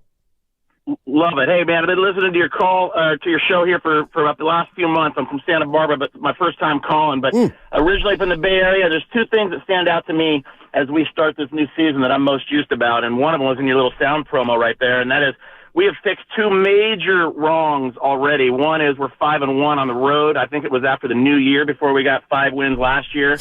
And the other one is the chemistry, and that, in my opinion, is what is leading to the road success that we've had for so many years. And you see the joy these guys are playing with again. And I think that's going to transcend our worries about Wiggins' slow start or Klay's not like he used to be. And you got Chris Paul, like we said, not turning the ball over. That's a bit. Those are three major things that will lead. I mean, we lost a lot of close games last year because we just weren't finishing. The chemistry wasn't right. Getting rid of Jordan Poole and adding Chris Paul is the best trade we ever could have done. I was concerned about giving a draft pick of that caliber away, but just seeing how this is fleshed out, I don't think this is a fluke. I think this is the real deal. Man, appreciate the call, Joe. Yep, through 8 games so far, they've stayed relatively healthy. They have been healthy, which has helped, and they can stay healthy. Who knows how far they can go? And I'm not gonna go preach a Durrell here, but I mean, you sit here and think about the situation the Warriors were facing with the Jordan Poole and Draymond Green dilemma. If Chris Paul's not available, I don't know if you could give me another player that would have fit in as better than he's fit in early on. You know what I mean? Like, it wasn't just Jokic. Well, no, he wouldn't have been available. I'm just like, they got the cream of the cream getting Chris Paul here. And I was fighting different too. Yeah, so now he's the cream of the cream. Oh, man. Chris Paul's the cream of the cream. Yeah, Chris Paul's doing his thing. I thought he was washed. A lot of people saying he was washed. My only fear is come April. That's all. You should be worried about a few guys come April. Well, I'm gonna give you 2. So yeah, Chris Paul right now has to be one of the most encouraging things. If you're a Warrior fan. Chris Paul assists. How about that? Because he's not only helping the Warriors when Steph's not on the floor, they're starting to play together, and he just doesn't make mistakes. To trade Jordan Poole, a guy who gambled, and a guy I like Jordan Poole as a young player. I still do, and I know he's going to take a beating this year in Washington. He's going to be a laughingstock, but I still like him as a player because he can score at times and help win you games. That having been said, Chris Paul is probably going to give you something positive each and every game, whether he's scoring or not. So it's pretty. It's got to be encouraging if you're the Golden State Warriors. Well, and what if I told you, Steiny, again, just with a slow start going into last night's game, from the field and the 3-point 2 for 26 going into last night. It's almost more impressive that he's had this impact and the ball's not been going in. As crazy as that sounds. But that's who he is. But damn. He doesn't need to score. Man. He's a true point guard. In every sense of the word. GW in Sausalito. What's up, GW? How you doing, man? Well, thank you. Dynamite, I should say. How are you guys doing? Cool. Hey. I just wanted to say encouraging as far as those notes go. Obviously, Steph Curry. Chris Paul is looking pretty seamless. But then, like, on another level, I would say maybe we can identify a situation that might be a problem in the future. And I was going to throw out, like, a potential, if they can see a trade opportunity for Wiggins, for OG Anunoby on the Toronto Raptors. You send Wiggins back to Toronto, and I don't know what the contract situation is. If you have to throw in a 2026 second-round pick or whatever it takes to make it work. But I think it would fortify the defense a little bit more. And the earlier it gets done, then the more continuity and consistency he would have with the team. You know, to wait for the deadline for something like that to happen. I'd be interested on your guys' opinion about it. Thank you guys very much. I mean, just off the top of my head, I'm not acquiring Andrew Wiggins. If you're Toronto. Yeah. Anunoby's got one more deal. He's got a player option. Yeah, I know he's good. Yeah. He's better than Wiggins. Yeah, Wiggins had 6 rebounds last night, Stoney. So 2 of 9 is not falling for him, but 6 rebounds. See, that's where, again, there's no doubt that this team appears to be more together than last year's team. There's no doubt. But where are you going? Well, I'm going to Wiggins. I'm going to Andrew Wiggins. I think something's up. I do. Now you might tell yourself. Steiny, do you think something's up, or do you think this is? You just said yesterday it's who he is. I think this is who he is, and there's something up. I just don't. I think the body language has not been good, especially after a couple years where we saw Wiggins smiling when he contributed during the championship year. Then last year, obviously, he's not the player he was for that year. And help me. And I don't care. Yeah. And real quick, I don't care that for 8 years or 7 years he underachieved in Minnesota. That's what I was telling you yesterday. That's irrelevant to me at this point. This is below his Warrior bar. And how hard is it for somebody in the media to ask him, Andrew, is something up, or what do you think about your play? Because a lot can be, you can learn a lot from a soundbite. You can tell when it's just shtick or material. But how do we not have something on Wiggins just not defending himself, but just explaining where he's at? Hey, you don't have to talk to the media. We don't need to get in the locker room. And do what? That's a Mess question. Up their chemistry? That's a question. Oh. True. Let me holler at you. Guru from 95.7, a good name. Well, you know what he'd probably say? Stop calling me Drew. My name's Andrew. What's up? Hey, look. Drew's a lot different. Stoney, I swear, and I mean what do you this. want him to say? He's going to say, the shots aren't going. All right. Yeah, so let me alone.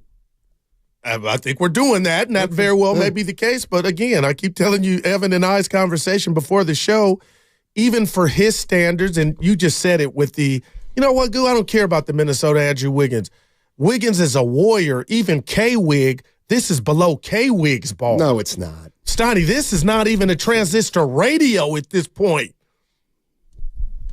I'm not going to sit here and try to figure out if this is the worst Andrew Wiggins we've seen. I didn't ask you to do that. I'm just telling you the numbers are speaking for themselves. Exactly. Man. Exactly. But you think something's going on. You're not by yourself, but I mean, how are we going to know until we know? I also think you get the benefit of the doubt. Who does? Wiggins, of to course. me. Of course. Now, why would you say of course? Because we've been through this all week. Doesn't matter. I asked you why you give the benefit of the doubt to certain guys and why he would get one. I mean, if he doesn't get the benefit of the doubt for me anymore. Just because he's a floater. But this ain't even float. You know what? All right. Just show me you love the game. That's, man. How about that? Can you show me you love the game? Yeah. That's all. I ain't mad at that. To Guru's point, though, he hasn't had an 8-game stretch like this bad offensively.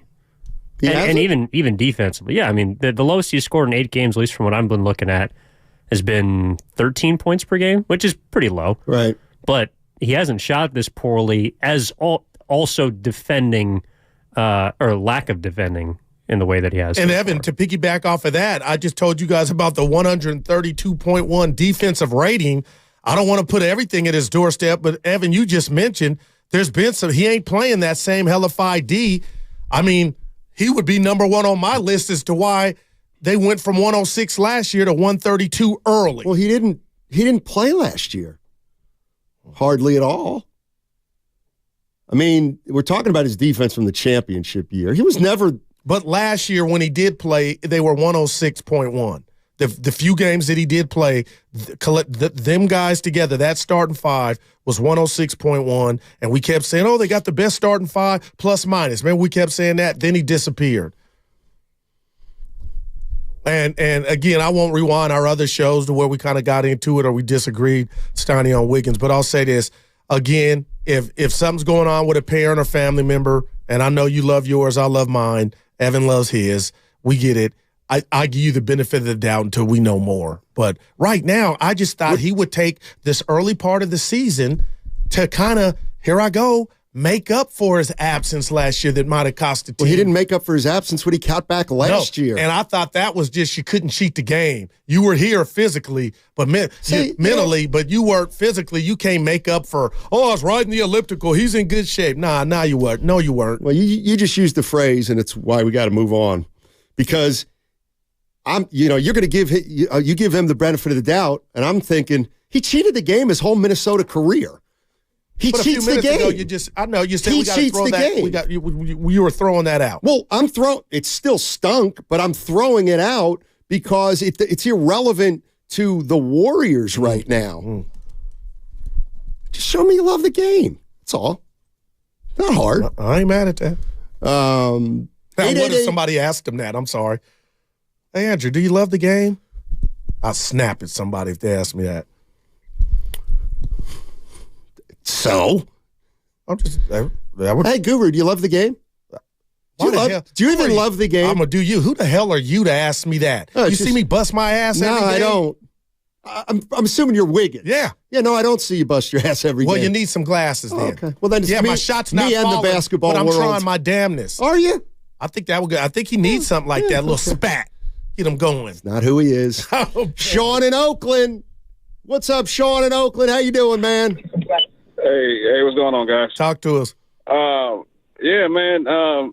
Maybe he's feeling like he's a forgotten soul now. You know what I'm saying? You got Chris Paul over there taking some of the gimp of all the exposure, and then you got Klay playing at full capacity. And, you know, even just watching the replays yesterday, I rarely saw any type of Wiggins replay. I didn't see nothing going on with him at all. And I don't know what's going on with him, but at the end of the day, you're getting paid millions of dollars to play. So if anything bothering you, I'm sorry to say, but you need to buckle up, buttercup, and do your job. And that's the whole point. And everybody else is getting publicity because you're not doing what you're supposed to be doing since you got there. So I don't know what else to say about it. Sean, was that a little Captain Lee? It was a little something. Buckle up, buttercup. It was a little something. Yeah. You ever see? You get paid millions of dollars, man. Yeah. No, you're right, Sean. Appreciate the call. But that was the beauty of all this. Below Deck.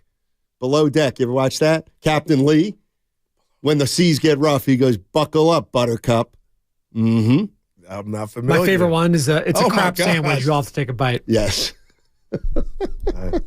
We didn't what, Gil? He was going to say something. I was just to his point. The Wiggins we know he ain't starving for the limelight. Chris Paul coming in, I just thought it would make an easy transition for Wig just to do his job.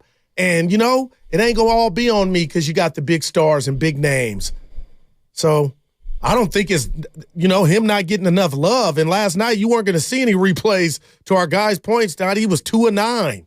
I actually think that if you want me to stick up for Wiggins, I can stick up for Wiggins. he's the one guy on the team that I do see where everybody wants him to be consistent, but he's the one guy who every game has to adjust to everybody else. What I'm saying is Steph's going to come out and take 25 shots, and rightfully so, and Klay's going to take 16. Yeah. It's not as simple as, we can just be aggressive. Well, he's got to play along with those guys. And those guys are probably they shoot the ball more than him. So he's got to figure out how many shots is he getting on any given day, 8 or 15. And sometimes he takes 8, sometimes he takes 15. But to me, he always has to play. He just can't go out and play. Klay can go out and play, and Steph can. And even Draymond can, but Wiggins kind of has to wait and see what's going on. I'm going to say I disagree with that just between these first couple of games, Stoney, because sometimes I feel like yesterday they're giving him the ball almost to say without saying it, right. Go get yours. He can't. But he shot 9. Yeah, the shot's not falling, but it ain't like he didn't shoot. But he's doing his little move. That's not the offense. Passing it to him on the wing and letting him dribble. Yeah. Fade away. That's useless. That's not an offense. Well, we're seeing a lot of that from him. That's just letting him work. He's not that type of player either. He doesn't go to work one-on-one on guys. He's got to be set up by other guys. So the Warriors got an Andrew Wiggins issue through this 6-2 start. They got an Andrew Wiggins issue. I'm going to say they're winning. This is a slump. And they don't have an Andrew Wiggins issue. But if we're here 2 months from now and Kuminga surpassed him or anybody else, Donnie, boy, that's a problem. How can Kuminga not surpass him? Look, Kuminga's taking more shots per game than Wiggins is right now. Man, Chris Paul almost has taken as many. Oh, boy, off the bench. And Klay's taken 5 less than last year. So I think there is a question to how come he isn't looking like himself offensively. Yeah, I just think this is how he's looked for 8 games. Yeah, make some shots coming up. He'll score 15 or 16. All right. Well, how important do you think he is? That's a good question. Because they've been able to win 6 of 8 really without him playing very well. Yeah, I'm one who thinks their schedule's been pretty easy. And they've won 2 close games. So you're saying they're going to need... Yes, they are going to need. And that's what I'm trying to say. Wholeheartedly. Well, you're going to have to be better. No doubt about it. If you're going to if we're talking about winning series in the playoffs, hell yeah. Steiny can always crash the boards and D up regardless of what others are doing. Berkeley Pete. I would assume he's addressing that toward Andrew Wiggins. Andrew Wiggins. Because it doesn't look like he's into it. Yeah. That I cannot deny. And the reason why it does need to be, I don't know if addressed is the word, but the reason that it's going to figure itself out is because you can't have 10 guys on a team talking about how all the chemistry's better, but there's one guy on the team that's obviously not into it. Who's talented. 22 minutes for Wig last night. 510, this Wiggins stuff is so boring. It's because your boy floats. At times. I mean, how can you play right now? If I had to play, I'd have to play Kuminga over him, and I got to play Gary Payton II over him because they're trying harder than him. See, that is the essence of they're like, come on, man. We understand struggling. We see Chris Paul with this offense, but he's in. He's doing other things. 510, I love this. What Steiny is saying today, Guru was saying yesterday. Mm-hmm. What? About Wiggins. You think he's great? No, just about it's an issue. I never said it wasn't. Oh. But this is kind of who he is. Like, I hope it ain't. Is it an issue? Yeah, but is it an issue? No, because it's always an issue with Wiggins. Like, this is always an issue with Wiggins. Yeah, but we never had a stop in a season and him use that, be gone, come back and then and be MIA since you come back with a whole offseason to get everything in order, physically and mentally. Here's what I'm saying. His whole career, he's been an underachiever. He just has. And they're not asking him to be Kobe here. That's what's crazy, Stoney. Well, maybe he doesn't want to just do all the dirty work. Maybe they're asking him, maybe he's like, you know what, I want to do more than just defend and rebound. I don't know. I hadn't thought of that one. So you're saying he wants more. But to do more, you gotta make the most of what you're doing. And 4 points in 22 minutes? Yeah, but he got 9 shots. Yeah. That should be encouraging, right? 510, Wiggins isn't showing any motivation. His body language says it all, and his game checks are more than I make in a year. That's a huge turnoff. All I know is this, is when he was at his best, we were all talking about, look at that smile. What a beautiful smile Wiggins has. And I'm not, you think I'm making fun, I'm not. But we talked a lot about how happy Wiggins looked and how comfortable he looked and how much fun he was having. What happened? It was just 2 years ago. What? And 2 years is pretty close because they won a title 2 years ago. He was a big part of that. Yeah. Well, he ain't the same player right now. Ain't even close. 888-957-9570 is the number. Andrew Wiggins, forget about him. We're on to stuff that is positive right now. What's the most encouraging thing about the Warriors? I think we can all acknowledge the most discouraging thing so far has been Wiggins, right? I mean, it's not hard. And even with that, they still have shown they're deep. They got to strengthen numbers. Yeah. Even with Wiggins kind of not underachieving, they still got options. Kuminga. I mean, if that's somebody's answer, okay. Even when he struggles, 2-8 last night, Stoney, still didn't hurt you. Who? Wiggins. Kuminga. Got 1 rebound. So Wiggins was 2 of 9 with 6 rebounds. Kuminga was 2 of 8 with 1 rebound. But Kuminga was fine. Well, yeah, he scored more than Wiggins. How many did Kuminga have? 10. Well, that's the most important thing. Steiny, seems like Wiggins' joy left with the punch. Berkeley Pete. Now, we don't talk about the punch anymore. Steve Kerr said last year, leave it in the rear view. Well, he should tell Draymond that. No podcast from Dre. 888-957-9570 is the number. Give it to me, Warrior fans. I got 3 other things on my list about the most encouraging thing so far, 8 games into the season. Also, coming up in 90 minutes, we're going to give you a chance to play knockout on the floor of Chase Center. At noon, we're going to have the host of Hoops Tonight on the Volume Sports Network, Jason Timpf. He can get inside some numbers with Andrew Wiggins for sure. But the number is 888-957-9570. The Warriors are 6-2. They're healthy. Tell me what the most encouraging part of this young season has been on 95.7, The Game.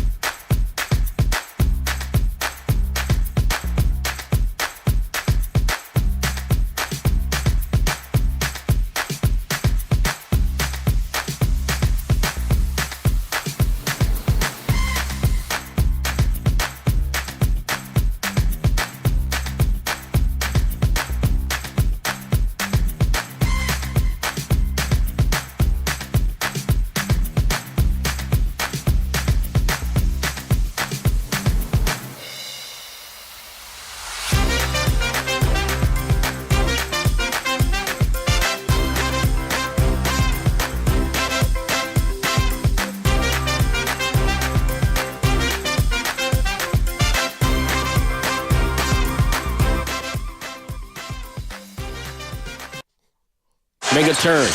Cut off by Mude. Spins. Pass to Saric. Finding Paul. Paul to try to tie the game. He does. Topside with the triple. We're tied at 88. It's the Guru Steiny Guru Steiny show. Let's go.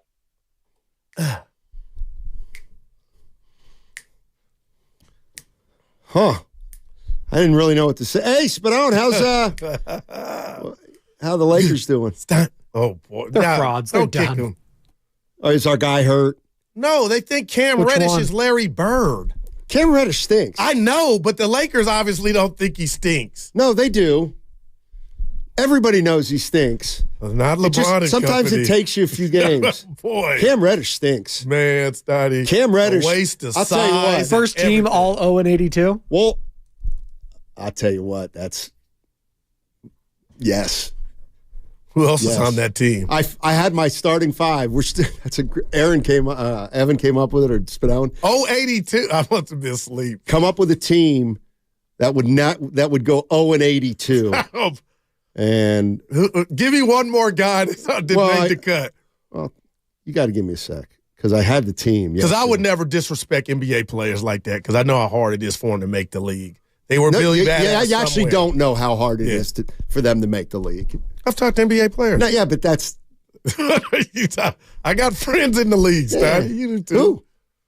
They played. Phil Haney never played. Mario Ellie, Eddie House. That was in a different era. What does that? It was so much different than now. I couldn't have played in today's game. Eddie House, tell Mario Ellie that. I'll tell him. And Mario, you couldn't play in this day and age. Oh boy. What? 0-82. I had my five. I hope you're not going to put Sabonis on it. Oh my God! Yes, that's right. He is. Dude, why you disrespecting him? Who was it? I have Westbrook. I'm out. Nick Young. I'm out on this. Sabonis, Dwight Howard, and I need a small forward. You got two Hall of Famers on that list. Guess what? We're going 0-82. boy. I think I found it. All right, here it is. Oh, boy. So you got Oubre at the 2. Yo, Kelly Oubre! He's balling. I know he's balling. Yeah. And then you had Killian Hayes, too. Oh, Killian Hayes played the best game of his career last night. No, he was. He's awful. He was terrific last night. Within the first 5 minutes, I heard Bobby Fitz, he shot 29% from 3 last year with 200 attempts, by far the worst. Dude, Bobby Fitz. So those are guys you don't like. Not only don't I like them, but they stink. That's why I don't like them. We're going to the hall. Who? Dwight Howard. Okay. And Russell Westbrook. Okay. Yeah. It's your Hall of Fame, not mine. You know who else is in the Hall of Fame? Dick Vitale.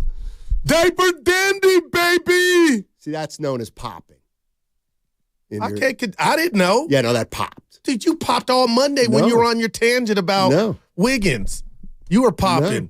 You popped so hard the other day, I wanted to wrestle you. I started screaming, but you didn't know you were popping because I didn't tell you like you just called me out. Well, that was eardrum stuff right there. I just talking to the mic. Go ahead. I'm surprised you haven't brought up the... Oh, but I thought he was a big theme. He's going to be a big theme. A big theme going into last night. Everybody wants to know about this guy. What voice is that? I don't know. That voice is scaring me. I've never heard you do that. Go ahead, man. Well, we haven't talked about the guy who... I told you I love him. He was the big story. Wiseman. Yeah, James Wiseman. It was You awful. ought to be ashamed. See, this is where but Monty Williams gave him his hands are as bad as they can be, man. You know what? This is where it's hit me. That's finally hit me. It's finally hit me. This is kind of the resentment. No, it's too strong. Because I love the guy. No, I love the guy. I'm talking about you. And it's so for 2 years you stuck it to Steve Kerr. He got to play Wiseman. You owe it to him. You're number 2 pick. You owe it to him. Steiny's got to play the rebounding. How come he can't play for the stinking Pistons? Just say he's done. Just say Wiseman stinks. I won't. Just say Wiseman stinks. He's pressing. He's throwing his own head. Last night he was trying so hard. God bless him. Oh my! But God. He didn't do anything to help himself. Like, bro, if you can't, they were trying to get him to rock. He just Steiny his hands. Like, does a guy like Wiseman make you stop and think, maybe that's why the Warriors didn't play him a lot? Well, they drafted him. No, they did. Yeah, okay. So that's where we starting in. But you don't owe anybody anything. I've been just rooting for him. And I got drunk off his minutes that he got last year before your boy got in town, Monty Williams. I thought that was like a signal that he started for the Warriors, too. Yeah. And put up numbers. 12-6. No. 12-6. Was it 12-6. I was like, Wiseman score. And he just fumble-dumble. They take the rock from him. Starters or bench guys. Like, damn, James. Do you remember you wanted to spend an entire show? Let's see if this is accurate and truthful. Breaking down a video of James Wiseman dribbling the ball around pylons in a gym somewhere in Mississippi. It was pickup, and he had no shirt on. Oh, my God. This is James Wiseman. Oh, boy. I'm rooting for you, James. Boy. Yeah. James Wiseman. He looked dejected and Trey after Lance. that game. It's incredible. James Wiseman and Trey Lance. It's incredible. Play them. Just play them. I'll say something about Trey Lance. He might take issue. He might be like, hey, guy, tell your pal Steiny, I ain't played much as Wiseman. I started 2 games and got hurt in the second game and only 2 before that. So I ain't got as much opportunity as James has had. No, that's not true. Brighter future in their respective sport. Neither. Joey Bart in Major League Baseball, Trey Lance in the NFL, or James Wiseman in the NBA? I'm taking Trey Lance. I think I might go Joey Bart. I was thinking I'd probably go Trey Lance. Yeah, I'm going Trey. But he ain't it either. Well, those other 2 have played way more than him. So that's why I just went Trey. How many games has Trey Lance played? I want to say 4, 3.5. Okay. Actual starts, they count. He had shot. He had shot at it.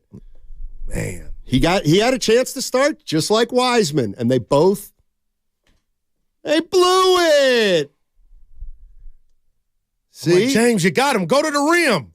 It just lost it. I'm not a system player. I am a system. that dude. Tough loss for them. They're going to be all right. He yeah. Well, okay, define all right. I love this. I do have fun with a top 5 seed, Clippers. In the West? Yeah. It's only the conference they're in. Oh, smart ass. Is it too early to think the West might not be as good as we all West thought it was? is a joke. It's a joke. We all thought it was going to be very tough. Break the that Lakers, down, the we're not Nuggets. even at 10 games Yeah, yet. but I'm not feeling the nobody balls anymore thing. I'm starting to come around with Steiny here. Man. Jamal Murray out tomorrow. That Well, at least he didn't play last night either, so it's legit, you would think, right? He ain't got the Warrior flu. Please. They got Please. They're the champs. The Warrior. This isn't 2017. There ain't no Warrior flu anymore. I thought you were coming down Murray's road. No. Oh, by the way, said he ain't scared. By the way, I got to tell you, your boy made a bet last night. You know I don't bet a lot. Well, you didn't put it on the vine. You know I don't bet a lot. But when I bet, I did the same hard. bet. You took Denver -6 over New Orleans. Nope. I was just gonna Bruce and Wallace. No. You know what? I had a buddy. Let me tell you something about how to bet, people. Oh boy. Because this is what happened yesterday. Don't look at the NBA schedule or the NFL schedule and pour over it and say, look at this, Philly, Boston. It's a 2. What do I think? Could they win? They could go there and win. No. You don't go look for a bet. You know what you do? You let the bet find you. And how do you do that? You just live your life and you'll stumble upon something where you'll see a line and you'll be, that's a problem. Give us an example. I saw a line last night and I just said, no chance. I'm trying to sack at Houston. No. Nope. Sacramento, boy. I saw this team. They're going on the road. I saw the team at home. Had a chance to watch them fairly recently. And I'm like, that team is not going into that arena.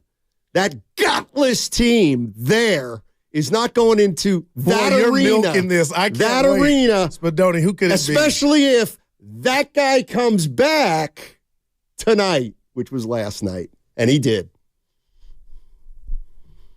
Wizards and Sixers. Where do I normally make my NBA money? With what team? Come on, Goo. The Minnesota Timberwolves. Atlanta. Oh, wow. They lost by 9. Thank you. They were getting one. Hey, but it was close. No, it was not. They were up 20 in the third quarter. It got down to 7. That's not close. Goo. Did you take the Thunder? I took the Thunder. And my buddy goes, well, what do you think? Is Shai Gilgeous-Alexander going to play?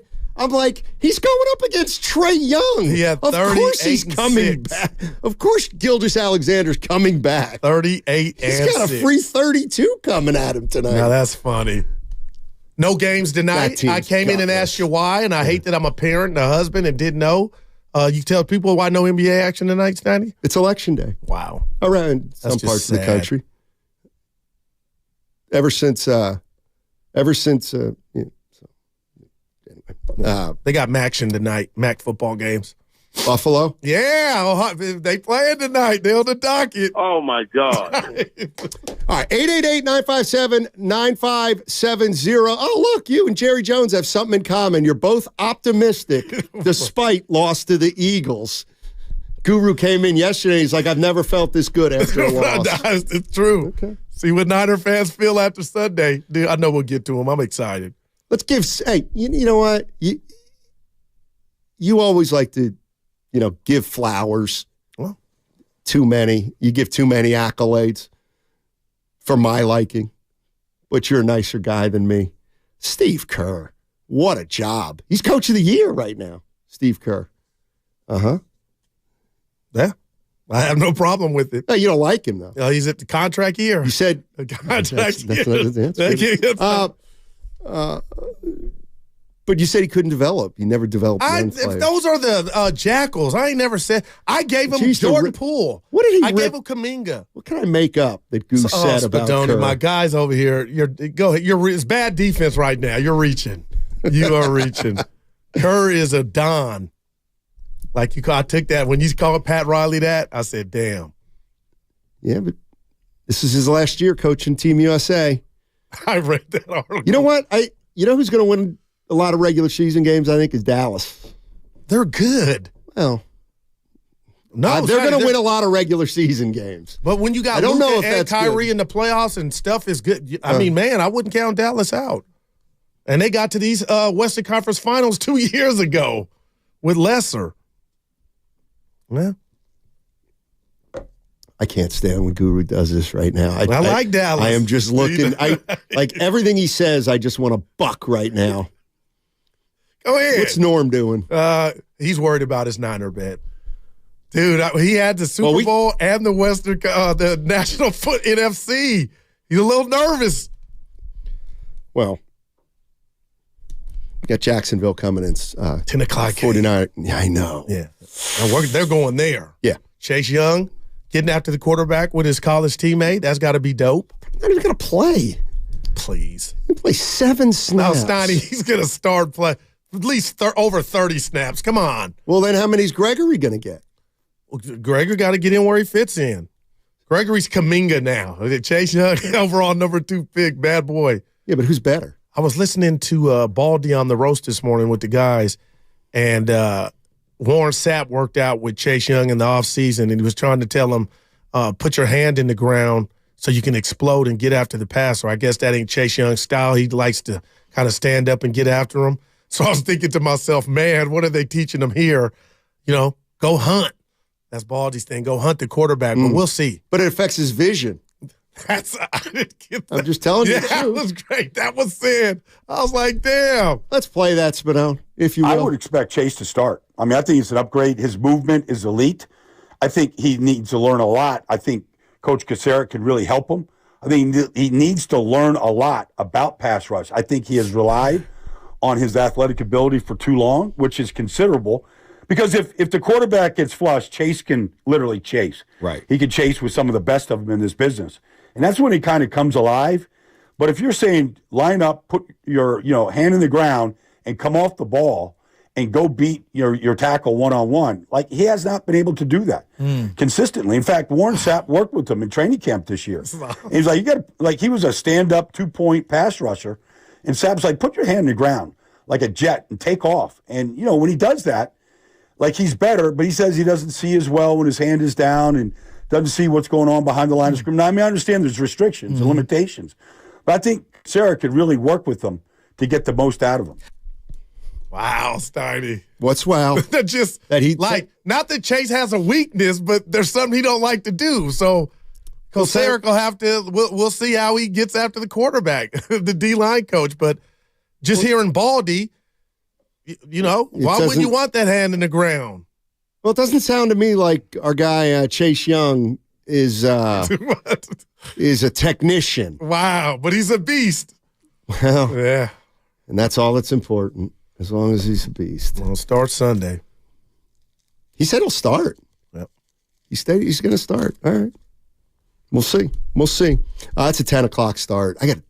We got to see Debo's availability. I got tea time. Well, you got the recorder though, right? Yeah. See, that's how you do. You just put your phone away, golf, come back, and it's on your terms. No commercials. Yeah.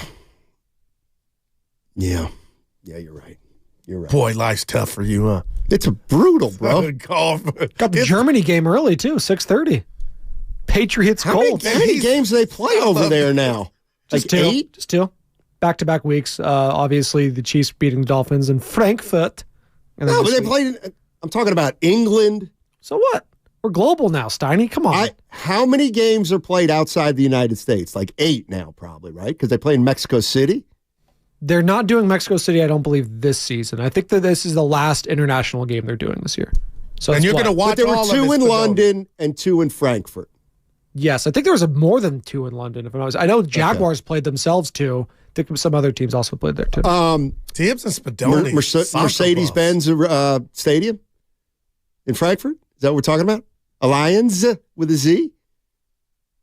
I driven by it, believe it or not. I was like, that's in Louisiana. There's that Dusseldorf. Get it right. Back to Wiggins. Oh, go ahead. Back to Wiggins. Why don't you make some more excuses for him? I'm not. I'm on Steph Curry, man. I just told myself, and I told no, I'm just going to enjoy hopefully 4 or 5 more years, man. This is incredible, man. It just really is. 50, 40, 90. I know it's not going to keep up. Steiny, your boy is just perfection right now, man. When he's supposed to be falling off, it seems like he's getting better. Now the turnovers, those don't matter. Real quick, the name Deutsche Bank Park. Deutsche. You drove past there? I don't think so. It was in Munich, I think. They got some big. So you were driving the car where the steering wheel was on the other side? Sometimes. Wow. Yeah. I have my bucket list. Yeah, I have it going on. Go. Deutsche Bank Park, obviously the home of Eintracht Frankfurt of the German Bundesliga. Thank you. Thank you very much. According to 510, the Chiefs have won games in 4 different countries. That must be not this year. Hey, can I ask a serious? Go ahead. Can I ask a serious question? Is your show? I know it actually. What'd you have? A Truly? I know I can ask a question, but I know what the answer is going to be. You ready? I know. Here, let me write down what I know. YES. Hey, you excited for the NBA All-Star Game to come to Chase? Oh, well, 2025, yes. Yeah. Shout out to Bonte for being up on the stage with the commissioner in town. You didn't see that? No, what happened? They made the announcement. Yeah. Bonte was the host? There with Adam Silver. So thank you, Bonte. I said, my boy. Nice. You know who did it last time, don't you? No. The last time. What is going on here? Go ahead. The last time there was a press conference involving the Warriors, Ahmad Rashad hosted. Wow. Jordan's buddy. So Bonte filling now some. That's a name I've not heard. Big shoe. But Ahmad didn't have Bay ties. Nope, but when they wanted to, at the initial. They had Brandon Snyder on the roast. Did you hear that too? Because they brought up Ahmad. I didn't. But, okay. So, but that was when the people really care. I mean, I got all the facts. Well, we're here now. Yeah, they do. Go ahead. Before Chase Center, they were originally going to try to build on those 2 piers that are unable to be built on. Okay. That Larry Ellison tried to build on. They couldn't, and they ended up moving off that. But they still had a press conference with David Stern, Ahmad Rashad, and Joe Lacob was there. I was there. Peter Goober was there. And Ahmad. And they said they were going to start, building this arena there, which they didn't. But they moved it to a place where it now sits, the Chase Center. That's dope. Yeah, Brandon Snyder was on the morning roast. What do you have to say? They were talking about the announcement, and he gave Bonte some love. And Bonte goes, Ahmad must have, I'm paraphrasing, not been available. I'm less expensive than him. They were having some fun with that. Well, you know what? I want to say one time it was Ahmad Rashad. But I think Mark Jones did something too. No. It was Entertainment Tonight. He started in sports.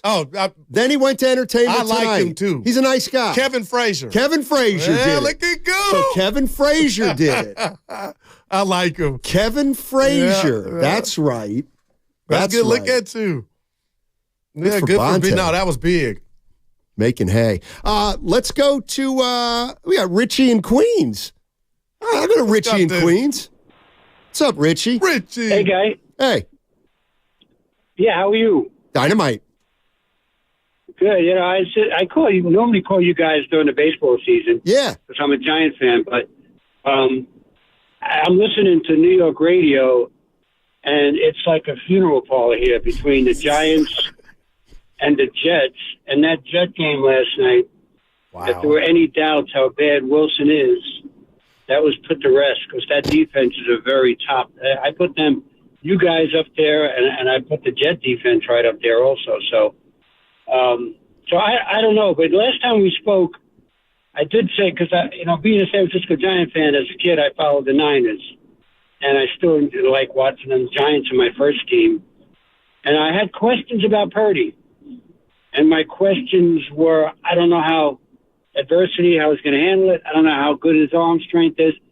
Are you getting any bad feedback, the fact that you guys have lost 3 games? Wow. Well, that's a good question. About Purdy? I mean, I like to take the long view of things, Richie. My partner likes to jump to conclusions. So, I'm sorry. Richie, I was all in. It was almost movie-like, I'm being honest. But these last 3 games got me thinking, what if there's 2 more games like this? What does it mean? So he set the bar high. But, Richie, I can't wait for Sunday to see there's no way he can have a 4th, so-so game. But it's a big deal.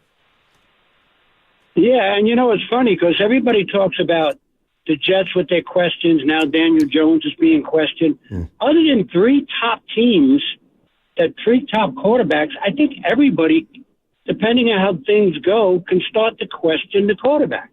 Here's a guy that's won 10 in a row. Now you lose 3 in a row, and you say, what's the real Purdy? Is it the first 10, the last 3? Wow. So until you really set a benchmark of what you are capable of doing, like a Mahomes, not so much with Josh Allen yet, and Burrow's been to a Super Bowl, but, yeah, there's so many questions about the quarterbacks. Lawrence on the way up, yes, looks like he's going to be really good. Obviously, I think the Baltimore Ravens are going to the Super Bowl, but if he can play well. So, yeah, it's amazing how quick things can turn. No doubt about it, Richie. Richie, I appreciate the call. And, in fact, he said that Purdy hasn't really established the benchmark. Oh, but he has. And I'll tell you what that benchmark is on the other side. And also don't forget, coming up in 1 hour, I'm going to tell you, or it's going to be your chance to play knockout on the floor of the Chase Center. That's coming up at 12:30 at noon. We're going to go switch back to basketball. Jason Timpf, host of Hoops Tonight on the Volume Sports Network. Get into Andrew Wiggins with him, get into why the Warriors, he thinks, are off to such a great start.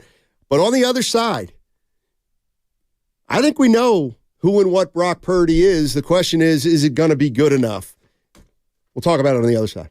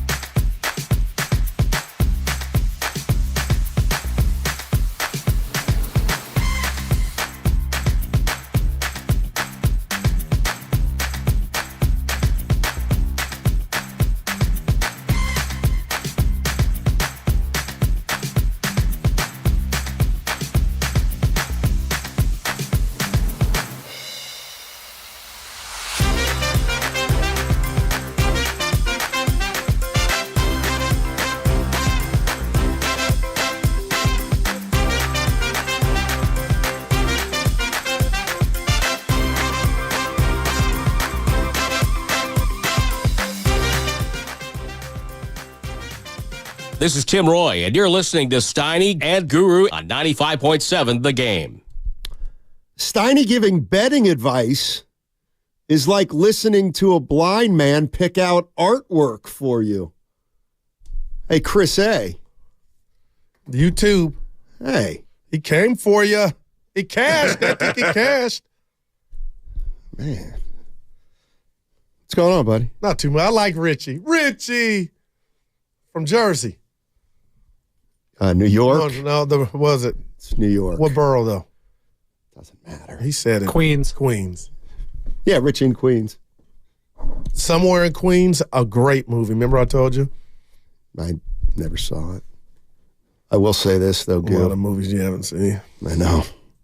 I don't. You like docs? Yes, I do. I really do. You're going to have, Guru's going to have a lot of trouble wrapping his head around this one, but I've been giving it a lot of thought. I'm looking at Brock Purdy's stats for the most part. Okay? All right. Take a look. Take a look at his stats. All right. He's basically started 13 games. He's played in 17 games. 17. I'll be a son of a gun if that's not a full season. All right. So we've seen him play about 17 games. How's he done, Steiny? 25 touchdowns, 9 picks. Throws for about 225, 250 a game. And he completes 68% of his passes. It's like, that's it. That's who he is. Like, that's it. That's who he is. He's going to throw 3 touchdowns to every pick. He's not going to throw for 3+. Kyle doesn't want him to throw for 3+. And it's just a matter of can he get it done in the postseason or not, which is what you ask of any quarterback. Or close close games. That's so this is him. Because the last three that have been, not to his liking, they came down to the wire. Like he could have got him along with the team. They could have won the game or either tied, and they didn't. So it wasn't just like, they lost 50-10. Exactly. So, exactly. They were close. So, again, I think I know who Brock Purdy is, and I'm outweighing more good than the bad. But I am like a lot of people like, man, it's going to be interesting to see how the rest of this season and this offense works. And also, too, is he going to have Debo this Sunday? Yeah, I feel like this is who he is. Like, this is it. He's pretty good. He's proving that. Okay. Has he been good at? Can they win a Super Bowl with how he's played so far, Goo? I would say yes. If the good Brock Purdy, then there's nothing to worry about, right? Yeah, and he's 2-0 2-1 in the playoffs. One being Philly. Yeah. What are you looking at? I'm trying to get the camera. Oh, okay. Who's in here? There we go. I got it fixed. Jack, I'm mad at those numbers. Yeah, so I don't what more is there to see with Brock Purdy? Honestly. Can he sustain the good Brock Purdy? Well, that's how I don't believe you think you know who he is. No, I think I know exactly. What I think the next 10 games are the last They're 3? not going to be. They're going to be very similar. You're predicting the future? Well, that's the point. My point is he's played 17 games, and I think he's pretty much looked like the same quarterback all 17 games. I think this is who he is. He's going to throw mostly touchdowns. He'll have some picks like everybody else, but is he good enough to win a Super Bowl if he's at his best and if he's played his best so far? I mean, this is the thing. What's left to see? Well, it's left to see if he throws an interception in the NFC Championship game. But what if they don't get there? Okay, and he throws 2 interceptions in the wild card game. Okay, then it's the wild card game. But that's my point. He's in the exact same boat as everybody. As Dak Prescott, as Jalen Hurts, everybody but Patrick Mahomes. Let me test as Josh Allen. All right, let me test where you're at. Hey, Josh Allen, what do you think about Josh Allen? He's really good, but got to see the playoffs. Well, that's Purdy. Right. Same with Purdy. I'll give you that. Let me test how you're feeling. Okay, let's say the Niners are one and done in the playoffs. They lose. Let's just say it's not even Purdy's fault. And the Vikings love what they're getting out of Dobbs, and he's their future, and Cousins becomes available. At that point, do you think Kyle loves Brock enough to where they don't take a flyer or have a discussion about Cousins? I need to see how they lose. Okay. I need to see how they lose. No, that's a great answer. How did Purdy play? Yeah, because to me, Steiny, that's what I think is going to happen in Minnesota. I believe Kerr's going to be on another franchise. I don't think his stock has ever been higher. And I wonder if what we've talked about months past about the likeness or, these two wanting to work together again, would it be an opportunity to where if Purdy was just average from here on out, would Kyle go? But how's he been? How's he been through above 17? Average. Okay. Above average. I'm going to assume this is who he is at this point. Average. He's an above average quarterback. I can't rob him of that. And, he's won 2 playoff games. The game he lost, he didn't even really play in. Right. Yeah. So that's to me, Purdy is now on the same level in terms of how we judge him as Josh Allen, as Burrow, as Hurts, Purdy. I'll put Lamar Jackson in there. What is this now? I'll tell you in a minute. Right. Let's put Tua. Let's put Tua in there. Oh yeah, Dak. Absolutely. Yeah. Those guys, to me, their reputations are all established. And Purdy's to me, so's Purdy's. It's just okay, who's going to get it done in the postseason? Otherwise, we're going to think the exact same. What if they don't make it, Matt? That's on the table. Make what? The playoffs. The Niners. They're 5-3. What if? Okay. So you don't even. There's no part of you what if they lose 4 in a row? What if they lose to Jacksonville? They're 5-4. The way your mind thinks, you don't even have on the table that something could go disastrously wrong for the Niners to where they don't make the playoffs? It's not going to be Purdy's fault why they don't make the playoffs. Wow. If Brock Purdy's healthy, how do they miss the playoffs? The same way they lost the last 3 games. Well, they've been hurt. So that's a possibility. But if they're healthy, they have to be a playoff team. If Purdy stays healthy, if the 49ers stay healthy and they don't make the playoffs, somebody explain to me how that would possibly happen. Seriously. I don't see. But what I'm really... That is highly unlikely, but I got that. It's on the table. What I'm really getting at is the way we talk about quarterbacks, and Baldy said it, and I wish I had that particular... This morning? Yeah. It's what was he saying? It doesn't matter what 49ers are going to go 10-7, maybe 11-6, 12-5. Yeah, and it's the only thing that matters is how Purdy plays in the postseason. Well, Jimmy played pretty well in the postseason, took you to a Super Bowl, and it mattered. How did it matter? It mattered how the coach felt about him, to where he went and said, you know what, I'm tired of the Jimmy Garoppolo experience, because the one thing Jimmy had was his 1-loss record. And when you got in the playoffs, you lost twice in the NFC Championship, won one in the NFC Championship. I think that's what I'm trying to say, is that I'm saying to you that wasn't good enough. I'm not saying it's going to be good enough. Oh, all right.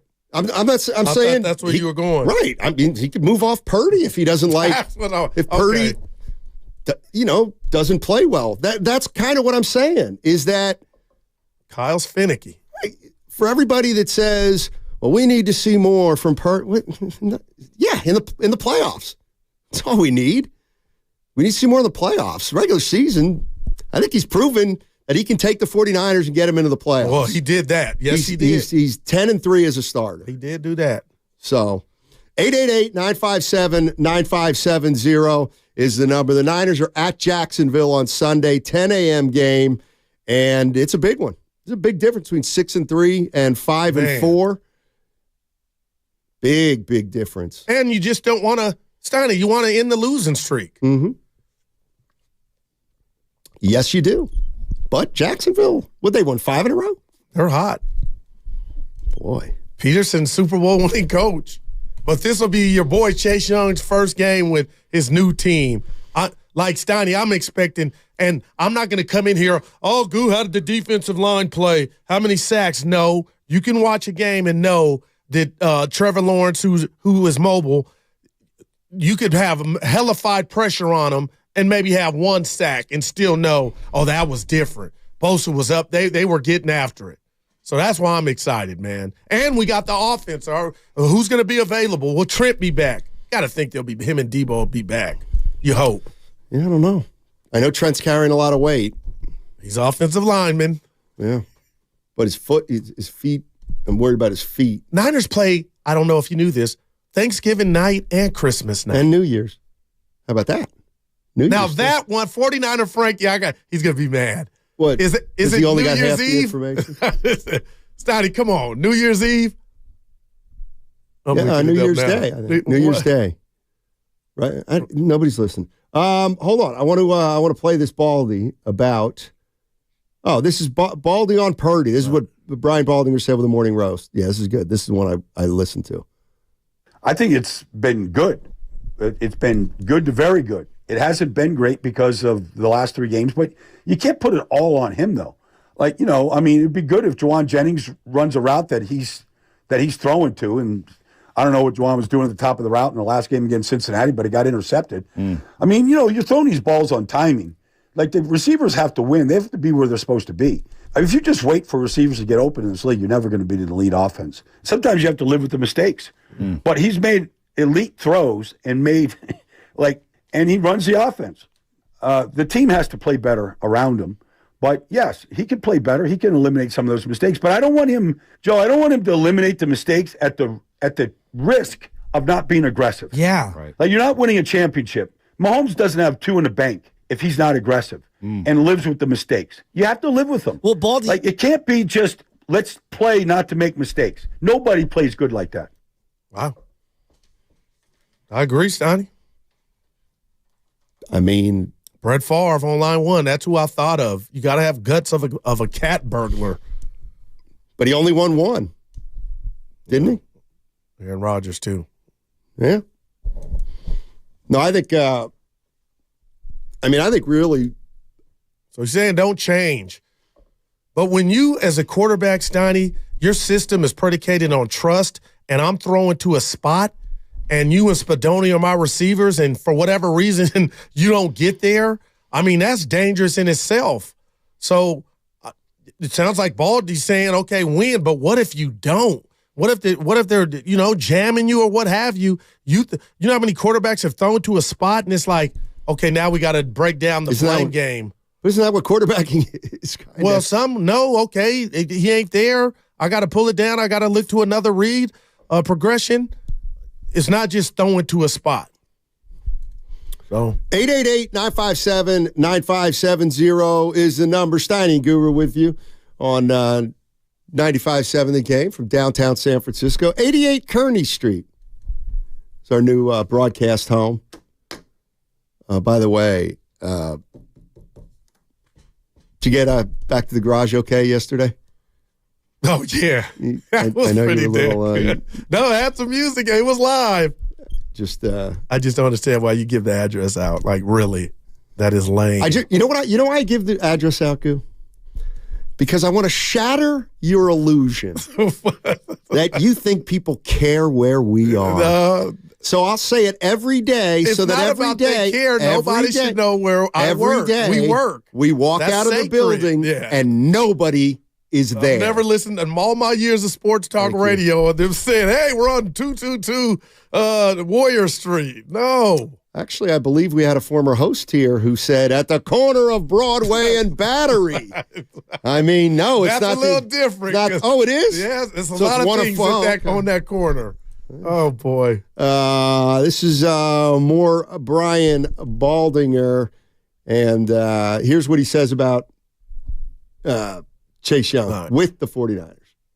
I would expect Chase to start. I mean, I think it's an upgrade. His movement is elite. I think he needs to learn a lot. I think Coach Cassera can really help him. I think he needs to learn a lot about pass rush. I think he has relied on his athletic ability for too long, which is considerable. Because if the quarterback gets flushed, Chase can literally chase. Right. He can chase with some of the best of them in this business. And that's when he kind of comes alive. But if you're saying line up, put your hand in the ground, and come off the ball and go beat your tackle one-on-one, like, he has not been able to do that consistently. In fact, Warren Sapp worked with him in training camp this year. And he was like, he was a stand-up 2-point pass rusher. And Sapp's like, put your hand in the ground like a jet and take off. And, when he does that, like, he's better, but he says he doesn't see as well when his hand is down and doesn't see what's going on behind the line of scrimmage. Now, I mean, I understand there's restrictions and limitations, but I think Sarah could really work with them to get the most out of them. All right. See, this is what I love. This is what I love. Give it to me. Chris Kasarik.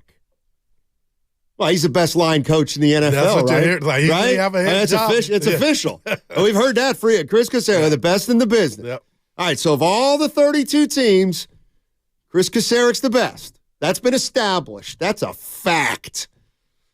That's how we talk about it. Okay, well, it sounds to me like Chase Young needs some help with his technique. It sounds to me like Chase Young is a hell of an athlete, but needs to think the game a little more. And what about his counterpart? Who? When Baldy was saying win the one-on-one matchups, Bosa. Yeah, but I get the sense Bosa has it all. Like, Bosa's a great athlete and... Well, he's hands in the ground. I was just saying this year as to, him having like a Wiggins year in regard to sacks. But you said you can tell without sacks if they're getting the pressure. Right. And is he? No, I don't believe it. What Pro Football Focus has I him don't give a at top. I got him, but PFF ain't over my grade. I watch the games. No, but PFF had him for like an A+. I don't care. No, PFF. Who are they? Dude, Pro Football I don't Fantasy. give a rat's behind. I've been watching football before they even had PFF. I'm my own eye test, Steiny. I know what I'm watching. PFF. But is that true? What? Both the pressures? Yeah, he's up there. Because I hate when they do that with Parsons. I think he's up there. Yeah. But I can't wait. Sunday, man. You know Offense what? and defense, because they both have question marks. I'm going to be honest. I don't. You know what this is? Okay. You know what this smells like? And Sam Lubman walked in. This is perfect. And I get it. They're different people entirely. But I remember when the Giants acquired this guy. Oh, this guy. And 6 months later, he's like, Mauricio Dubon. Hey, they may have found their guy. Remember when they traded for Dubon? Yeah. They didn't do anything. Let's Chase Just won a Gold Glove. It's gonna for the Astros. That's right. He was for the coming Astros. out of it. Right. For the Astros. No, I'm starting to get the sense that Chase Young, Now you're going, why was he available? Why did Washington say night-night? Yeah. We'll see. But if Zook- you got a good thing going, Steiny, this is the best and easiest football he's going to play, and he's already said as much, so we'll see. I know, Zuki, man, it's Pro Football Focus. Believe it or not. It was a line. Steiny, we do care where you are. I don't know what that means. Well, you're giving out where we're at. Who cares? So, what is the difference between that and you say, be at the calf today? Well, just give everybody your home address then, pal. I want it. It's over. That's a knockout. You don't want to do that because there's all kind of creeps and jackals. You don't want to just say where you're at. Let me tell you what. Let me just do something right here. Right here. I'm just going to do it. Matt Steinmetz. I'm doing this in a computer. Home address. It better not come up. Let's see what happens. Now, Steiny, stop. Let's see what happens. What Durango would do that? Nobody's doing that. It ain't got your Addy, man. Stop. There it is. There it is. There's no way. Yes, it is. There's no way your address came up. It came up. The fifth one. And that's the right address. Right zip code and everything. Dude, if somebody's going to get you, they're going to get you. Wow. Come on. Yeah. Steve's in Alameda. Steve. What's up, Steve? How you doing, man? What's up, guys? I like your show, and I know the controversy sells, but I got to tell you, Simon, you constantly rail on Green. Do you remember the Warriors in the 80s and the 90s?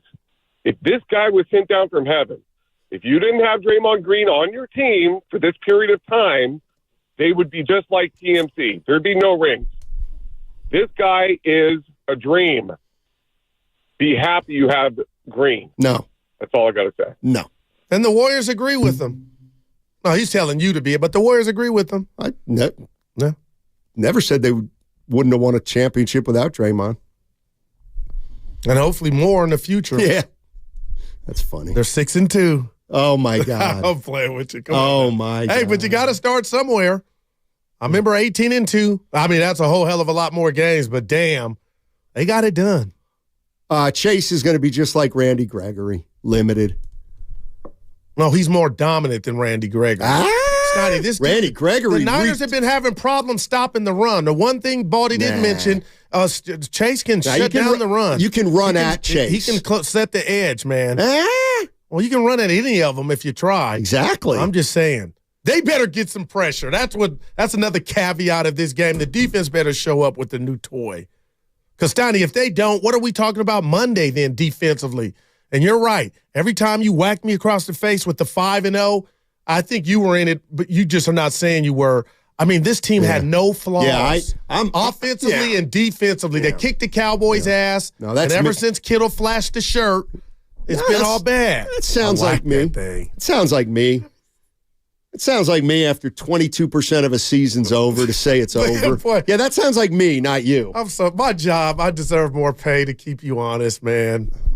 I just have to. Maybe you'd get a raise if you remembered some of the stuff I said correctly. I remember all of it. You were in that pool. Oh, here we go. Here we go. What did I say? Hey, Goo. They have no weaknesses. Right, he's talking about the offense.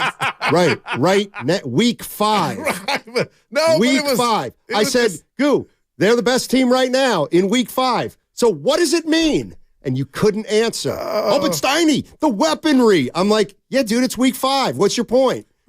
So what? You don't want to be the best team week 5. No, that I agree with. Okay. I'm just saying. There you go. This team was dominant, man. Hopefully they get it back. Starts in Florida. I'm going to see what uniforms both teams wearing. Jacksonville's going to be an aqua. Or marine blue, whatever that's called. Probably the all black. We'll go check. I'm doing it when we get to the break. I gotta fill for all right. Oh, let me tell you what's gonna happen. Yeah. Why don't you tell people what's gonna happen? Do you even know? Sometimes I want to throw hot coffee. Don't get in his ear, Evan. Evan wants to do it too. But go you ahead. Excited about our guest on the other side? You tell us. Jason Timpf is coming up on the other side. He's the host of Hoops Tonight on the Volume Sports Network. We've had him on a couple times. He's good with the Golden State Warriors, good with analytics, and we have talked to him before, and he gave us some great information on them. I'm interested to hear his thoughts on Andrew Wiggins' start, and also Steph Curry's start. Is he blind when it comes to not acknowledging that Steph Curry might be declining just a hair? You don't think he is? You think he's playing the best ball of his career? Man, I'm savoring it too. I didn't do this for Kobe or Mike. I just thought they'd be around forever. And when it was over. But nothing lasts forever. Keith Sweat. Who's that? R&B singer. I thought he was a country. No. Why would I know a country? Keith Sweat. Keith Urban. Keith Urban. Yeah, is that who did it? Right, there you go. Yeah. So Keith Urban would... No, Keith Sweat is what will make it last forever. Is it you're thinking of Keith Urban? The country singer. Hey, we got Jason Timpf. Jason Timpf on the other side. We're talking Warriors basketball. They got to get it to get... Oh, no, they're off to a pretty good start. Right here on 95.7 The Game. My fault.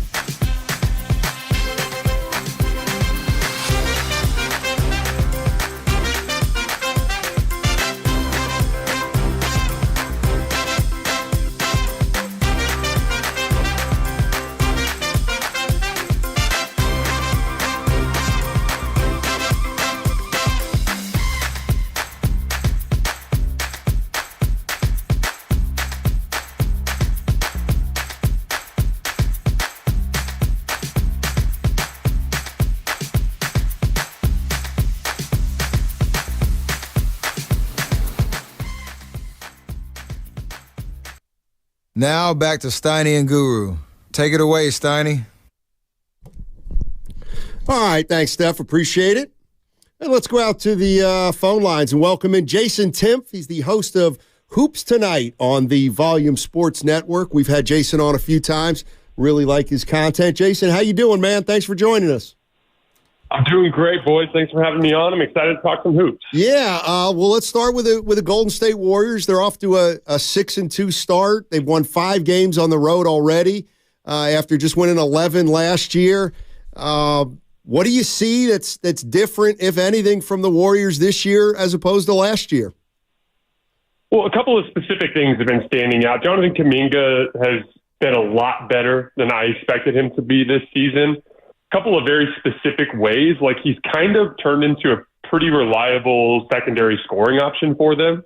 He has 17 post-ups this year that have resulted in 21 points, including passes. So he's over a point per possession as a dump it down to the block kind of guy. You saw that last night in the Pistons game when they ran that late ball screen on the left wing and they just switched it and got the smaller defender on Kuminga and Steph just dumped it down to him. He just goes that little hook shot in the lane. Like that kind of development has been super interesting. I think it's a huge telltale sign when you see Kerr actually playing him more crunch time minutes this year than Andrew Wiggins. You know what I mean?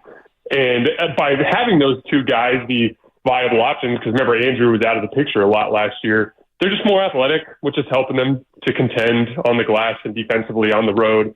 And then the Chris Paul piece, like it was, I think, a home run fit, but there was a little bit of a concern early in the season with his ability to actually put the ball in the basket. And he kind of got that going a little bit last night. I think that's the one big question mark moving forward. You kind of saw that in that, twin rim protector look in the loss to Cleveland. They just need Chris to score the basketball. And that was an encouraging sign last night. But I would say, considering where they were last year, Warriors fans should be absolutely thrilled with where they are at this point. Well said. I was one of the guys that didn't think the CP3 adjustment or him taking a role, maybe coming off the bench, was going to work out, Jay, but it's just been beautiful music. Let me ask you about Andrew Wiggins, because I told my partner here in all the Dub Nation, I mean, for them to reach their ultimate goal, he's got to be what he was in 2022. Is it too early to panic or wonder, Jay, what's going on with Andrew Wiggins? I don't know. I think it's a little convoluted with how much opportunity the other young forwards have been getting. And I don't know about you guys, but it seems to me like Andrew's a little bit lacking on the confidence front. Like you can see it specifically with him around the rim. He's going up a lot more timid than I'm used to seeing Andrew play. You know what I mean? I think it's probably just that convoluted nature of the rotation now, just as you've seen, Gary Payton get so many minutes kind of at that swing forward spot, especially in crunch time. And then you've seen Jonathan Kuminga get so many of those minutes. And one of their best lineups this year has been basically the starters, but with Moses Moody in for Klay, So like they're starting to lean so much more on those younger guys that I think it's kind of disrupted his confidence a little bit, but he'll eventually break out. And I agree, it has to happen because, simply put, he was their second best player on the championship team. So they need that level of production out of him. Jason Timpf joining us on 95.7 The Game. He's the host of Hoops Tonight on the Volume Sports Network. Let me ask you a little bit about the Warriors and how they're going to finish games. How do you think Steve Kerr is going to decide? I mean, I got to believe that Chris Paul's got to play down the stretch. Curry's got to play. Klay's got to play. And Draymond's got to play. So who's going to be the fifth, and how's that going to be determined? I think it'll be matchup dependent. Chris has been really sharp offensively down the stretch of games. He's hit a couple of big shots this year. He's very steady in terms of as a decision maker. I thought it was kind of cool last night that you saw Steph trust him on that late post up on the right block where he hit that little face up jump shot. Like that's kind of a nice little addition to their late game offense that Chris can kind of create his own shot a little bit. But at the end of the day, it'll be matchup dependent. Like so much of it's going to depend on whether or not they need size in that lineup. One of the problems with leaning on Gary Payton as much as they have, and by the way, their defense last night was much better. Their last two crunch time games, their defense has been better, but they've really struggled to defend in crunch time in their first few games that involved those late close game situations. And a big part of that is just the aggregate size of those lineups. So there will come a point where they'll probably have to go bigger at times. And then that's going to be where it's interesting because if you want to keep Chris Paul in the game, at that point, you probably end up having to take out Klay, which just comes with its own set of drawbacks, right? Especially with how well Klay's been playing at the end of games. So it's a tough call. It's going to be based on matchups. I think a big indicator is Kuminga playing as much as he has been in crunch time. And I wouldn't be surprised if that ends up being the adjustment. It's just trying to go more athletic in the front court to make up for the lack of size in the backcourt. Jason, as we move forward, I know it's only 8 games, but I mean, who wouldn't take 6-2 and Steph Curry playing at the level you just mentioned? Can you share with us maybe, I don't want to say major, one of your concerns for this team that you're monitoring as they move down the road here in this brand new season? So perimeter defense has been a little bit of an issue. That's been part of their crunch time defense issue, which is weird because when you watch the tape, it's like their main guys that have struggled. Like some of their best perimeter defenders, Wiggins and Gary Payton in particular, have kind of struggled a little bit late game containing some of the quicker guards around the league. But at the same time, I'm not worried about that in the big picture. To me, it's that offensive punch from the bench unit. And again, specifically that Chris Paul shot creation piece. The Cleveland game was the perfect example of this. Every time they face a team with real rim protection that can sag off of their non-shooters, specifically we saw Evan Mobley guarding Draymond and Kevon Looney guarding Jared Allen, and they just basically sagged back into the paint, right? The reverse of those matchups. And they're just sagging back in the paint, which buys all sorts of leeway for the perimeter guys to push up on your three-point shooters, basically straight up deny them the use of their screens, which forces them to cut back into all that rim protection. In situations like that, it becomes a heavy pick-and-roll offensive attack. That's basically your best way to get offense when they're packing the paint with rim protection. And in that case, we've seen Steph wear down at times when he's the only guy who can create his own shot. And so it's so imperative in the big picture for either Klay to step up and be more aggressive offensively in those situations or for Chris to show that he can score. Because to me, it's more about the matchups, right? Like this Warriors team is demonstrating right now, they're going to win a lot of games. Their regular season engine, so to speak, is enough to win most nights. But it's specific matchups, specific rim protection lineups that can sag off of their shooters. That's when they need that pick and roll shot creation. So I'm going to be watching Chris as a scorer all year. Jason Timpf joining us on 95.7 The Game. He's the host of Hoops Tonight on the Volume Sports Network. The one thing when I look at the championship Warrior teams, when they had Klay, Iguodala, and Durant. I mean, those were three great two-way players back in their day. Is there a chance that when the Warriors go with Looney, with Payton, Gary Payton II, maybe even Kuminga, Saric, that they'll have enough offense as opposed to a balance that they had in the past? Well, this is where the Chris Paul thing should, in theory, help you. You just have to address it by adding size to the front line. Like, I specifically feel like the pull-up shooting, the really tough shot making in pick and roll is what's going to hold them back offensively in the playoffs, right? It's not so much what Klay Thompson can do in the 82, and he's been somewhat passive this year, not as aggressive as I'm used to seeing Klay being.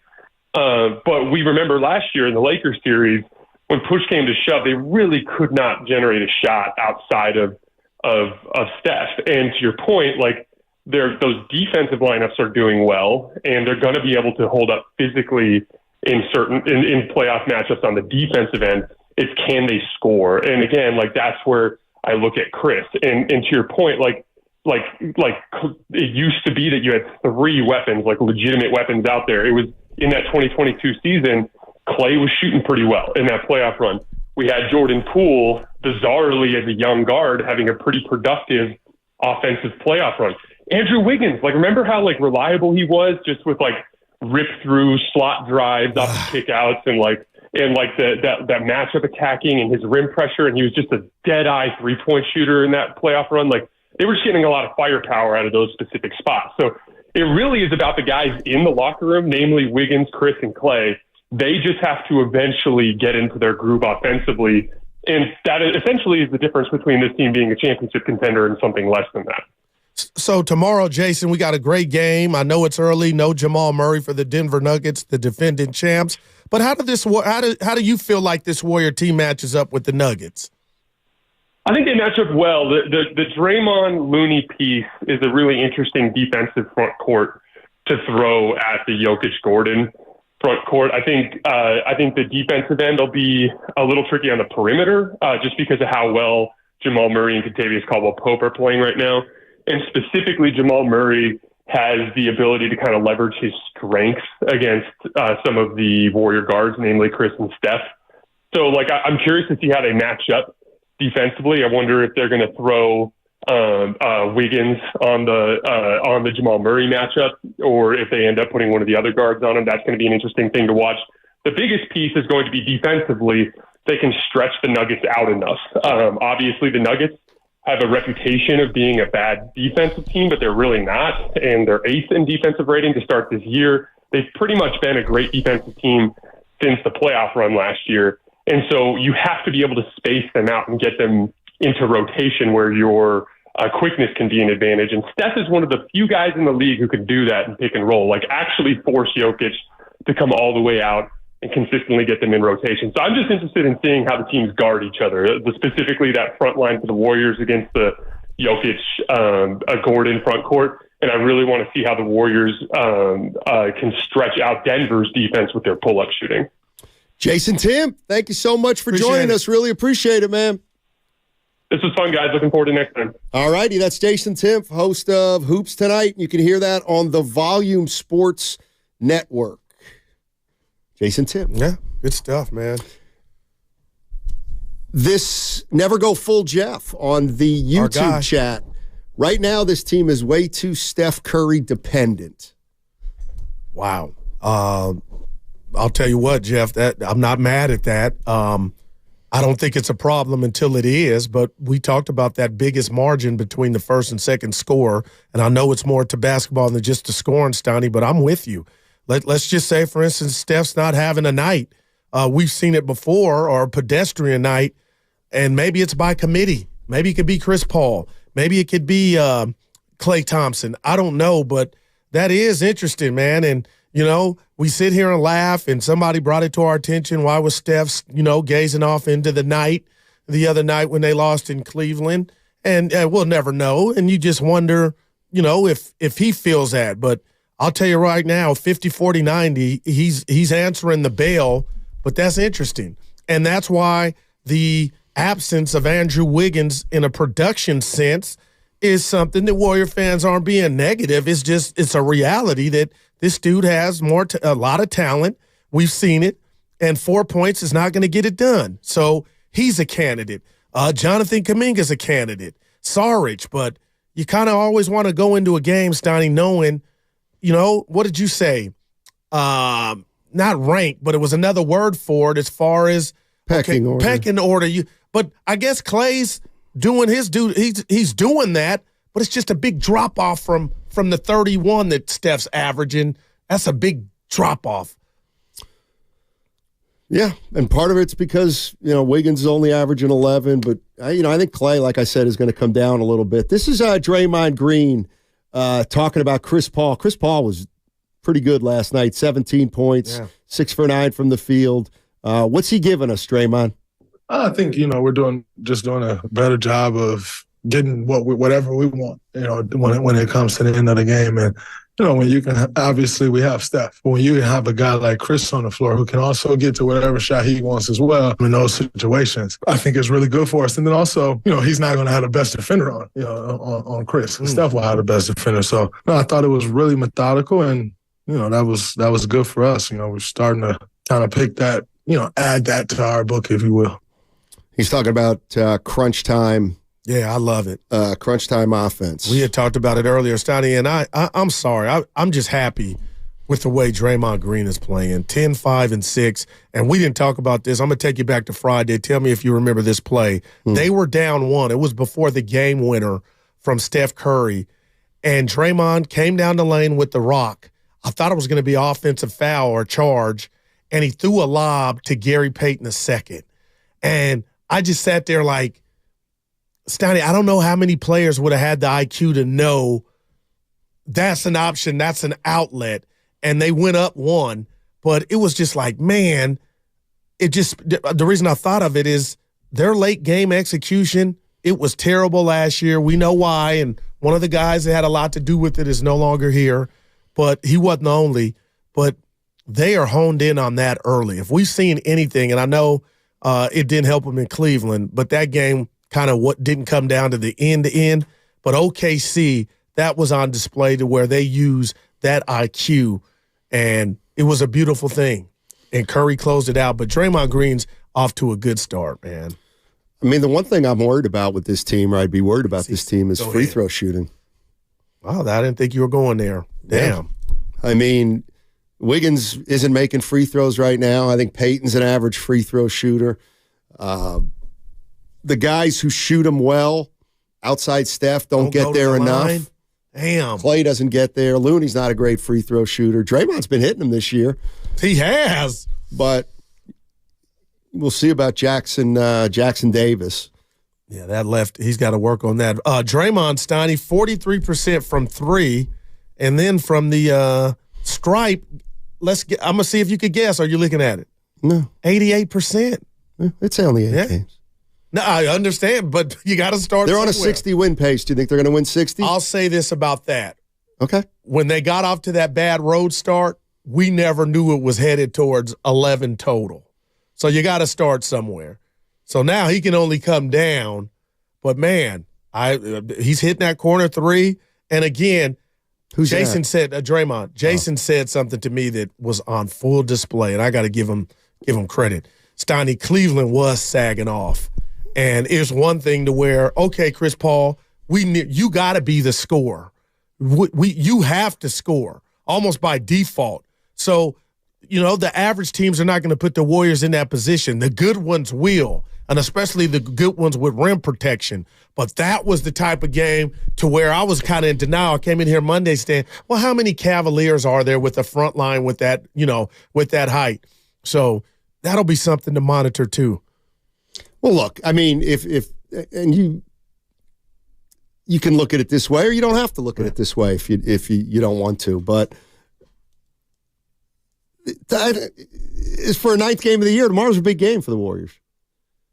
If they lose, like let's say they just get beat 110-90. Gotcha. If Denver handles them. Well, at that point, don't you have to be like, hey, Warriors are 6-3? Yeah, they got beat by Denver, Phoenix, and Cleveland. three really good teams that they played all handled them.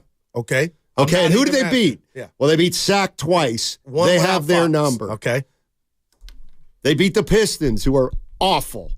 Well, what if I told you this about that and not being wearing a Warrior this is a big game against Denver. They got to show they can play with Denver. But until they see them again, right? What? You know, they're going to play Denver multiple times, so it's not just a one-off here. But if it's they about how you feel good. Like, no, I'm just. No, but this is what I'm talking about. If they get beat tomorrow by Denver and handled, well, then what are you going to say?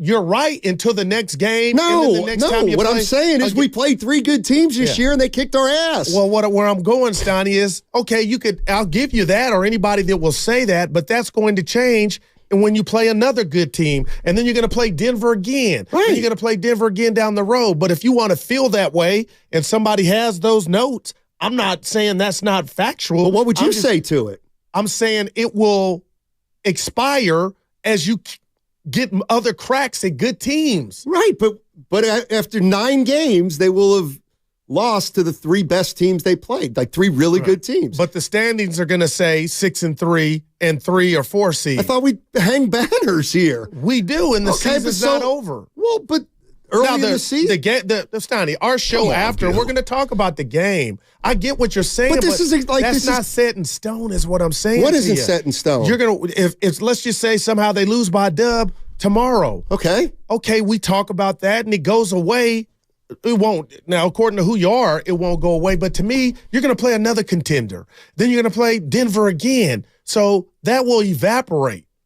Well, you hope it better. Did the road record evaporate last year? And that's why I just told you no. Maybe they can't beat good teams. Well, it's early, but we'll see. They haven't yet. My point is they're going to be more than 3 for us to be able to judge a larger sample size. Well, what I'm saying is if they're 6-3 and they lose 3 games to really good teams, isn't it fair to say totally fair that guess what? The teams they beat weren't that good. Yeah. Okay. But in a week, we can come back and that 6-3 might be that 6-7. It might be. Oh, what if it's not though, Stein? But I'm only dealing with the games here. Yeah. Like the 9 so far. If that's what you want to do, that's valid. And you ain't even being a hater. But I feel like you're being a prisoner of the moment. But what do you mean? Would be after 9 games, they lost the 3 that they lost were to contenders. You wouldn't make a distinction there? No, that would mean something to me. Well, of course. But it ain't. The song is just getting started. Because you got a bunch of games. So who have they beat? They beat Sac twice. Yeah. The second one was the worst loss to me because there was no Detroit. Fox. Yeah. They beat New Orleans with no Brandon, no BI. And who else? Houston. Yeah. Okay. See, that's what I'm not going to do. I'm not going to do that. Like I'm more than willing to say, hey, great start for the Warriors. Okay. But they lose to Denver, and then what we're paid to do is look at who they've beaten and who they haven't beaten. At that point, they'll be 9 games in, and you'll be like, wait a minute. 9 of 82. Phoenix handled them, Denver handled them, and Cleveland handled them. And so they haven't played the Lakers. They haven't played Milwaukee. They haven't played Boston. They haven't played Dallas. They haven't Phoenix played again. Any good teams. Yeah. Well, that's all. That's. Listen, I'm not the guy who says these are monster regular season game. Every game is important. But no, the Warriors, they shouldn't get blown out tomorrow. Yeah, and they haven't without got blown Jamal out Murray by any of those teams. I mean, Phoenix beat them. It was a close game. Cleveland, it was a close game. No, but it wasn't. I'm Cleveland not calling was in control. No, they were. They were. Yeah, but they didn't win by. They won by 11. I ain't fighting you. Yeah, he sounds like you. No, I'm not. Sounds like Steinmetz is calling the Warriors the Dolphins of the end. No. Now that's different because those games are foreign. Like that's a fact with the Dolphins. No, Dolphins are first place. I'll take that. Well, so are the Warriors, right? Yeah, behind Denver. Here you go, Stoney, 707. I feel like it's Harry. Guru, you can only judge what actually happened. I understand that. But my whole point, people, is you can't, that's not, the season's not over after the Denver game. And you are right if you want to bring, hey, not Guru, through 9 games. But this is I get that. This is what we did with the Niners. And I'm not doing it with the Warriors. Because we were scared. I was scared. Of what? Oh, the 49ers are 5-0. Let's not. We didn't talk about any of the signs when they were 5-0 that might catch up to them. We dismissed them. See, now what about the Rams? They look good. Oh, no, Stafford gets rid of the ball quick. Thank you. Right, and we crowned the 49ers at 5-0, and now they're 5-3. They played some really good teams. Guess what? The Bengals are good. They didn't beat the Bengals. Yeah. Cleveland's good. They didn't beat Cleveland. Minnesota's won 4 or 5. They didn't beat Minnesota. So I'm doing the same thing with the Warriors. And I'll just throw this in. The Niners could still end up winning the chip. Okay. And then we would, okay. But the point is they haven't, like, again, why are we putting more stock into the 5 wins than the 3 losses? Why can't we talk about if we beat Denver? Okay, let's talk about it. That was coming out of my mouth next. Okay. And this will be first thing better not be Jamal Murray didn't play. Well, Evan, come on. You know what we come on. Hey, a lot of people are going to say that. I'm not. You know why? Because I'm the guy who says that the Warriors' health is their biggest thing. So if other teams are getting hurt and the Warriors are staying healthy, good for the Warriors. Good for the Warriors. 888-957-9570 is the number. On the other side, ladies and gentlemen, you are going to have your opportunity to play knockout at Chase Center. That is coming up on the other side at 12:30. You'll have an opportunity to play basketball at Chase Center. Knockout specifically. 888-957-9570 is the number. Warriors play at Denver tomorrow. Early measuring stick or Steiny? It's still a little early. Relax.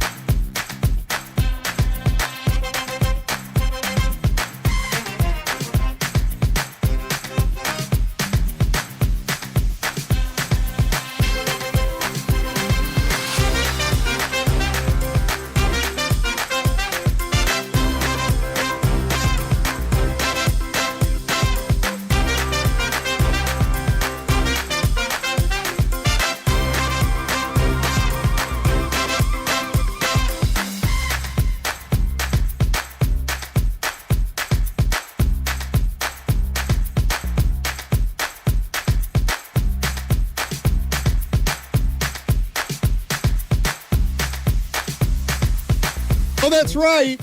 It's your time to play Knockout at Chase Center. You want to play on the same floor that Steph Curry plays on? Now's your chance. Listen between now and 12:45. And then at 12:45, we're going to ask you a question about the show. Answer the question right, and you'll be at Chase Center playing Knockout. I'm going to be there. So you need to listen for the next 15 minutes. Then I'll ask you a question about something. Then you answer it, and you're playing. You're playing at Chase Center. Yeah, baby. You nervous? Why? What if you? Because you're known to have a jumper if you get out there in front of everybody and you No, in stink. fact, I told Nahigian there's really no need for us to be out there. You son of a... What? Dude, I sent him the exact opposite email. Like, I'm ready. I've been in the lab. Okay. I sent Evan our audio from 5 years ago, the Jordan Bell thing. It kind of came up out of nowhere yesterday. Facebook showed me Oh, my God, this guy. Facebook sent me a memory of the audio, and I sent it to Evan because we didn't know Evan then. You should be no less ashamed today as you were 5 years ago. The way that his voice is still the same. Anyway, Evan's got a hot date tonight. God, I remember Why that would age. you do that? This is our family. Evan's a real one. I'm out on that. Oh, but you'll tell people where we work at. Evan, my bad. And I'll even tell people where the date is if they want. No, I won't. I don't know yet. nervous? I don't know if I'll be telling you, though. I remember those days. Now. I know what neighborhood you're going to be in. My cologne I'm wearing, my whole fit. Let them use your Jordans. Yeah. The black ones. God, I remember those days. The adrenaline, Steiny.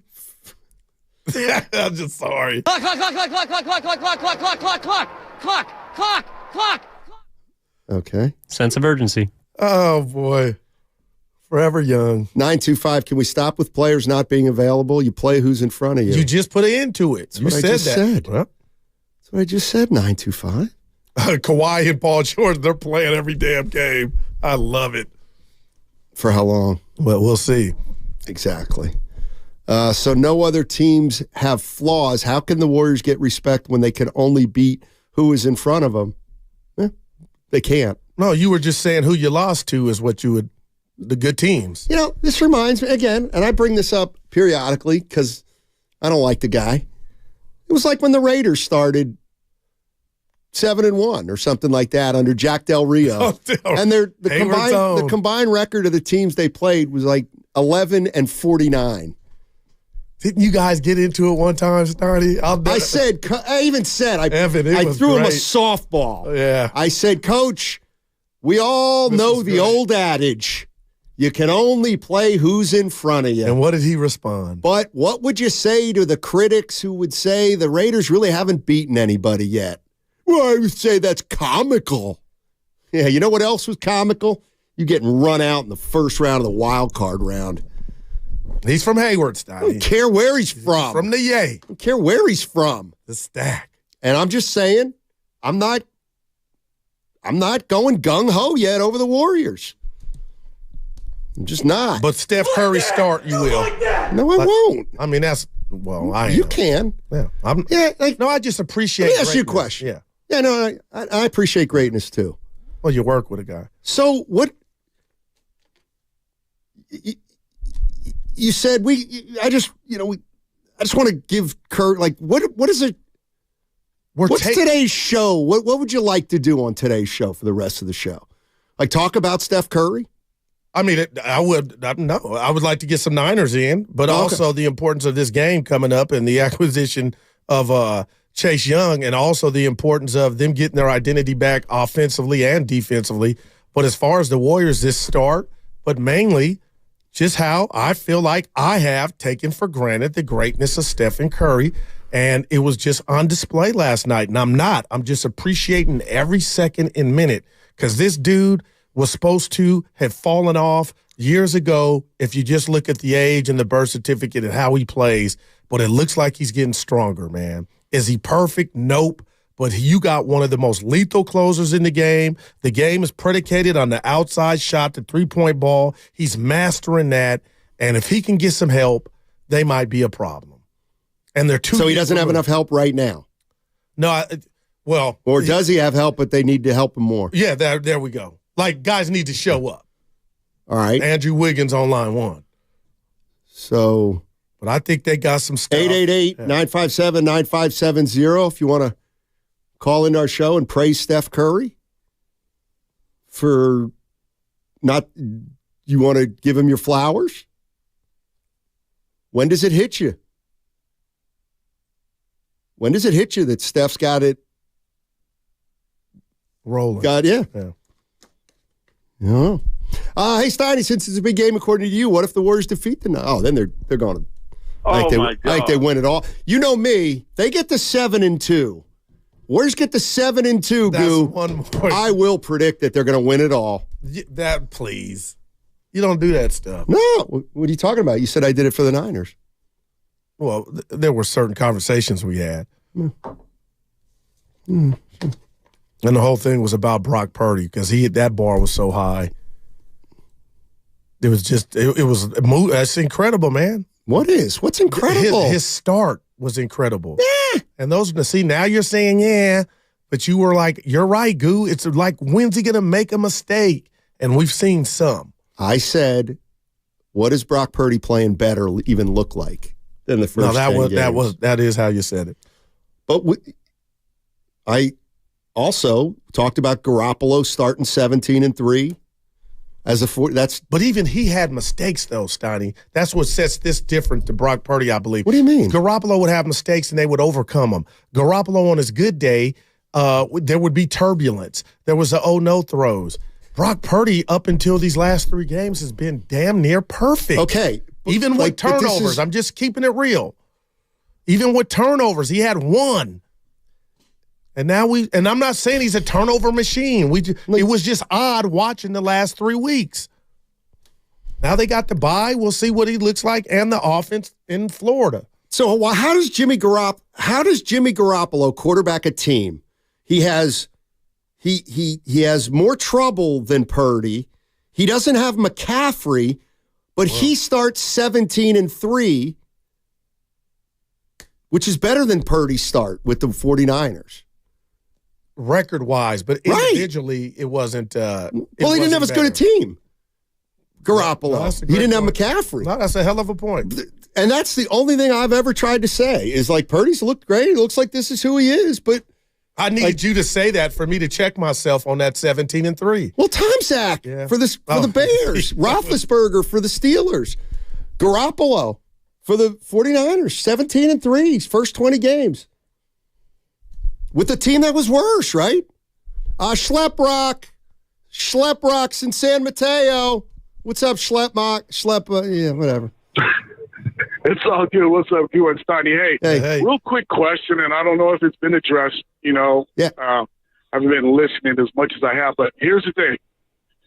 When the Niners go out and get this Chase Young guy, isn't that kind of like a slap in the face to your defense and to your organization who make these deals? They have to go out and get this edge rusher when the Niners were like, we may be the best defense in football the first 5 games, and we got Hargrove, and we got Bosa back. He's a beast. He's been just kicking butt in practice and all of that, and Jimmy Ward. And it's like, isn't it kind of a slap in the face that you have to go out and prop up your defense with somebody like this and what it took to get him when you were supposed to be like that great already? I'll answer it this way, Stoney. I think slap in the face is too strong. But as an organization, the trading deadline is what it is. Some aggressive people go after talent that's available. And the Niners have done that 2 years in a row. So slap in the face is too strong.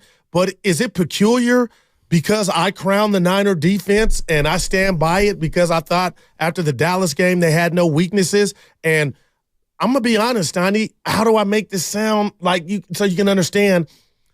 I thought Hargrave was Chase Young. I thought him with Bosa and Armstead, it was Armageddon on quarterbacks. So now we don't know if it's the defensive coordinator or a lot of people telling me you put it on the player. We'll see. But slap in the face is too strong because you never have enough talent, and that's what Chase Young is. I'm sitting back with my popcorn, there I go, waiting to see, okay, there's no way they're not going to raise hell and havoc on quarterbacks now. Because if they don't with this addition, then we got then we're talking about something else and other people in their job maybe. Why didn't Washington want to keep him? Well, there's some bad blood there. They probably also would have had to pay him very soon. Might not want to do that. Ooh, is the 49ers going to pay him? Well, they have a little tryout? Little tryout for Chase Young? I would say. Montez Sweat just got paid immediately by the Bears. The country singer?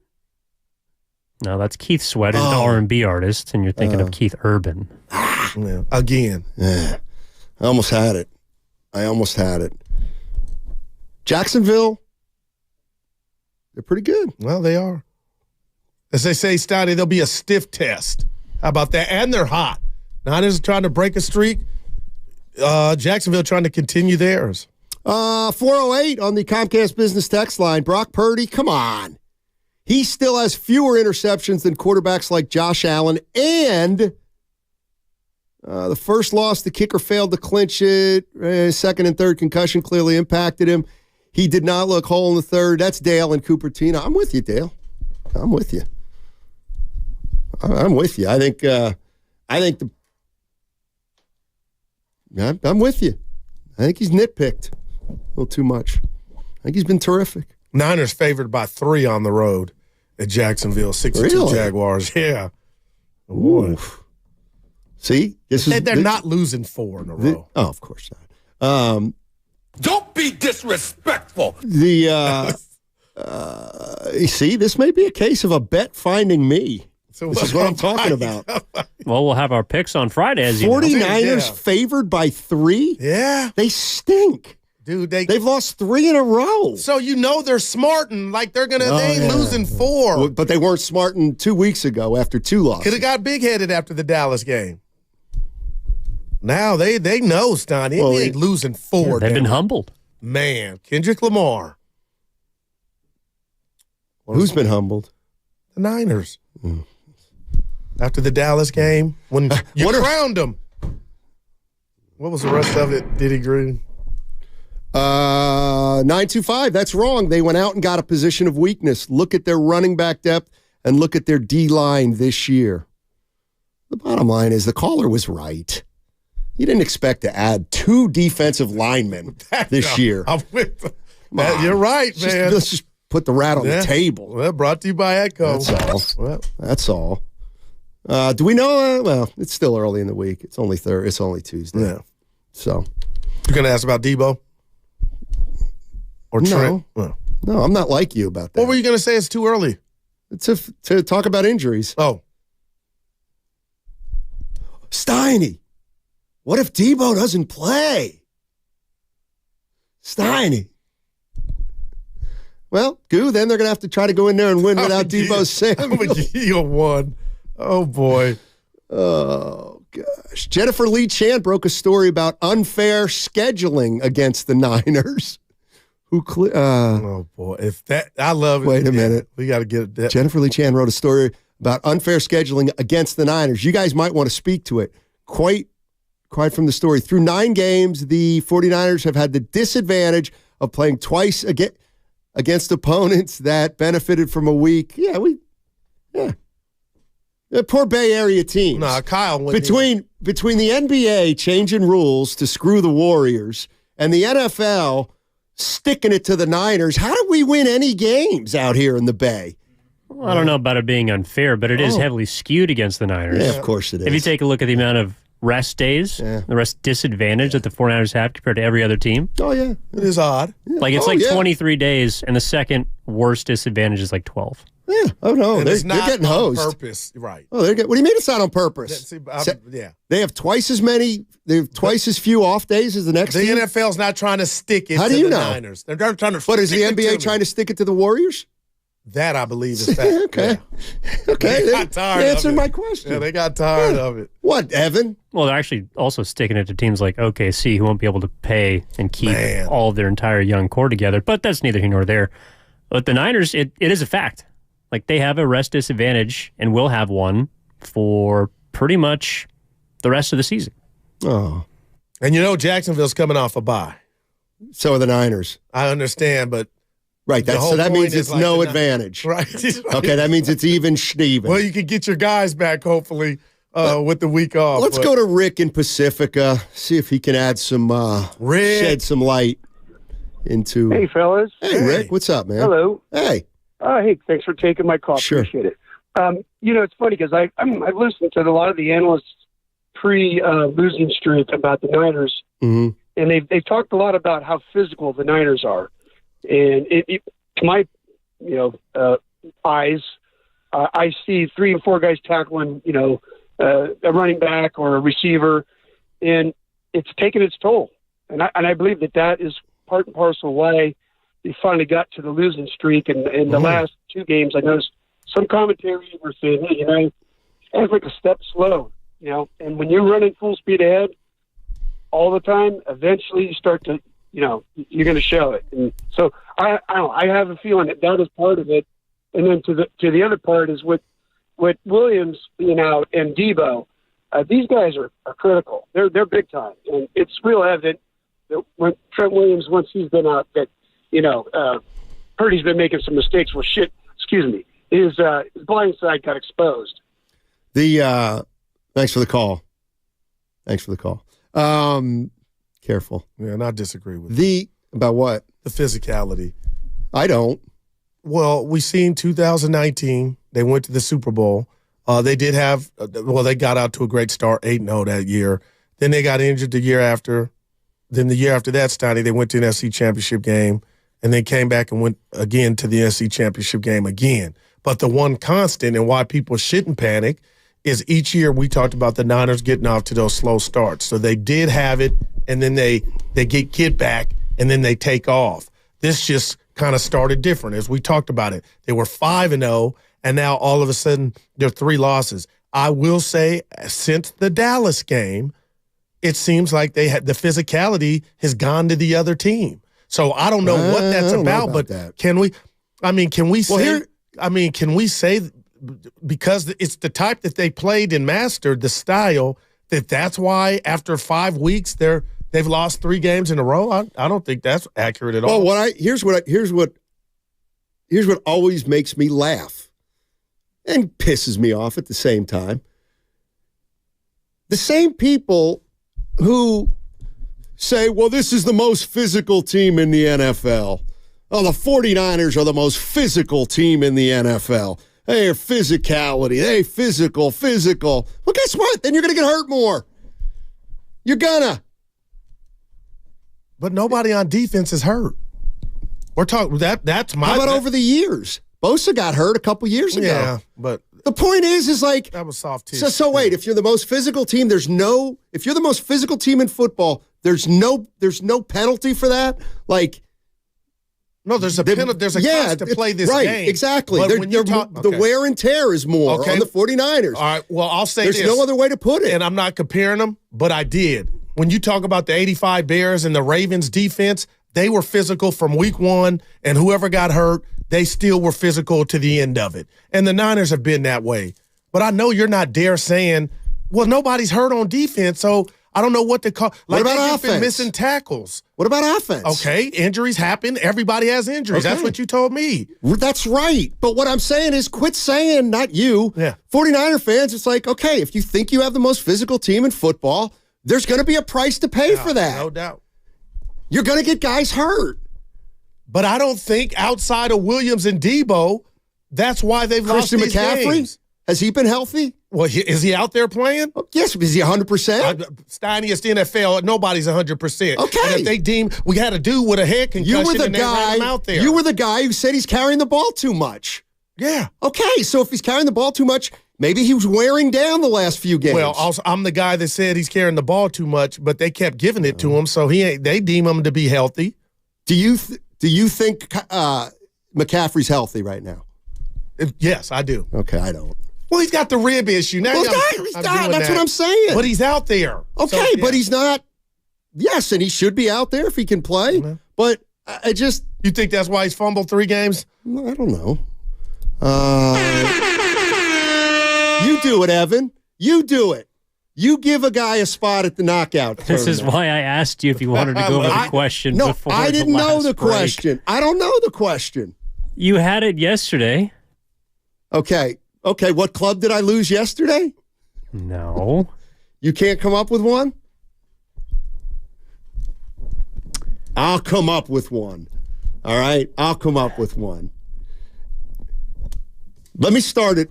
This is how we're giving I have one. Okay, you Who's got one? You do. Yeah. Let me set it up if you don't mind. Yeah, you gotta go to the contest line first. Yeah. Contest line is 415-523-4652.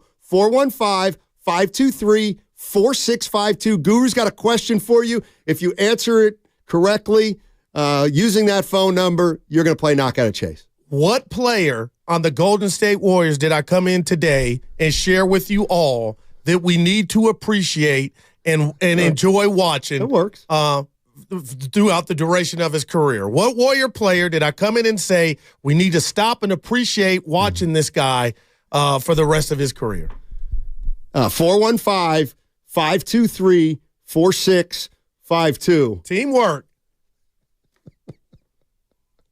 650. The Niners are fine. You guys need to relax. We're relaxed. The caller said the physical. What? You know what? I was relaxed. Yeah. But you know what? 650, you piss me off. You know why? You know what I can't stand? Oh, the Warriors will be fine. What does that mean? The Niners will be fine. Can you please explain what that means? Are they fine? They're winning a Super Bowl? Fine. Are they fine? We're going 10-7? Fine. Are they fine? We're going 14-3? Fine. What's fine? What does that mean? I can't stand this vagueness. Warriors will be just fine. Okay, is that what, 44-38? 57-25? That's 82. Another title? First round exit? Stop it. Stoney, the Warriors will be fine. How about that? Oh, I think they're going to be fine too. It'd just be a fine ass 6 this Niner thing that you were. I could see the steam was, and it wasn't at me, but the steam was rising. What's at you? The physicality part, like if you're out there, you're out there. You told me That's that. not what I'm saying. You're missing the what I'm trying to get at, and I'm not doing a good job explaining it. You are. No, I'm not. It's no hold water. No, you're too good. They're not missing anybody on defense, and that's been the biggest concern. If we want to put the right on the table, brought to you. Well, you're wrong about that. Didn't Greenlaw miss a couple games? No, he's been. He out missed there a game. He missed a game. Hey, he's playing hurt. He is exactly. He's playing hurt. You know why? Because they're the most physical team in football. Well, dial it down then. If we're going to lose guys, no, you can't. It's football, Steiny. You know what? Dial it down. I'll tell you who I wouldn't want to be. I'm being real. Here in we the Bay Area. Who? Wilkes. If they Keith Wilkes? Yeah, no, Steve. Oh, Steve. If they do not get if his unit is ineffective Sunday as a whole, I'm telling you, man, it's all bad. Right or wrong. I'm going to tell you something. I caught hell. I'm going to tell you something right now. It got racial with me. Oh, you coming down the brothers line? I don't do They that. always have brothers, don't they, as defensive coordinators? No, but it was all. But go ahead, Ryan. They got him jobs. Sala, go ahead. Yeah. Mike McDaniel. McDaniel? Dude, his hair, boy. That jail game on point. We got to. Happy birthday to the boss. How could we not know? Oh, my God.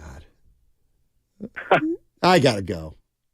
I seriously is there anything I needed to hold on? I mean, just bear with me one second. Okay, that segment was brought to you by, actually, it was supposed to be the previous segment, was brought to you by Fremont Bank. Full service banking, no compromises. What is going on here? Shut up.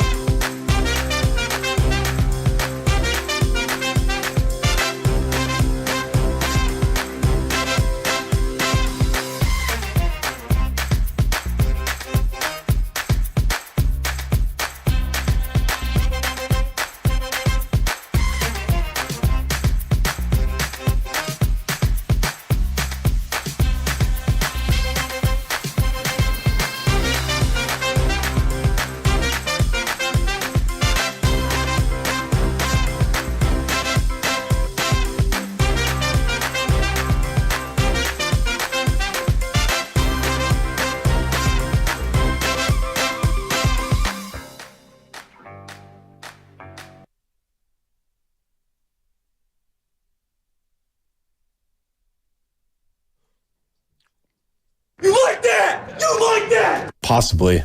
Now, back to Steiny and Guru on 95.7 The Game. You know,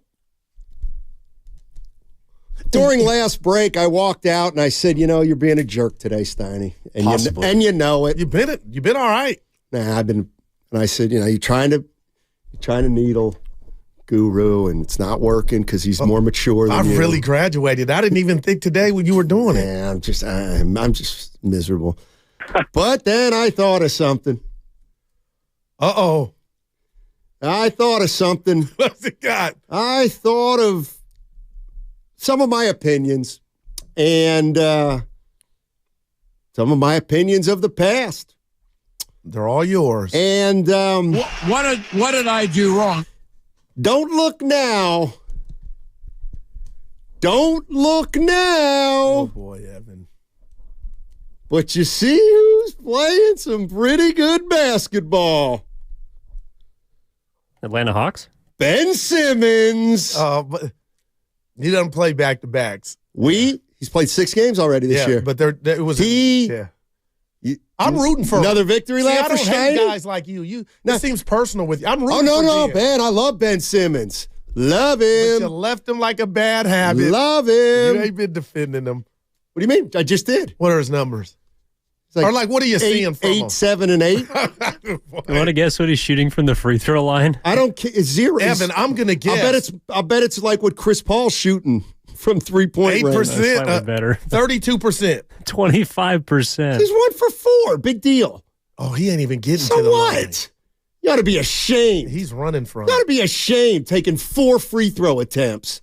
You're all just jealous because you could have had him here in Golden State. Yeah, you that's had the him, one that got and away. you didn't.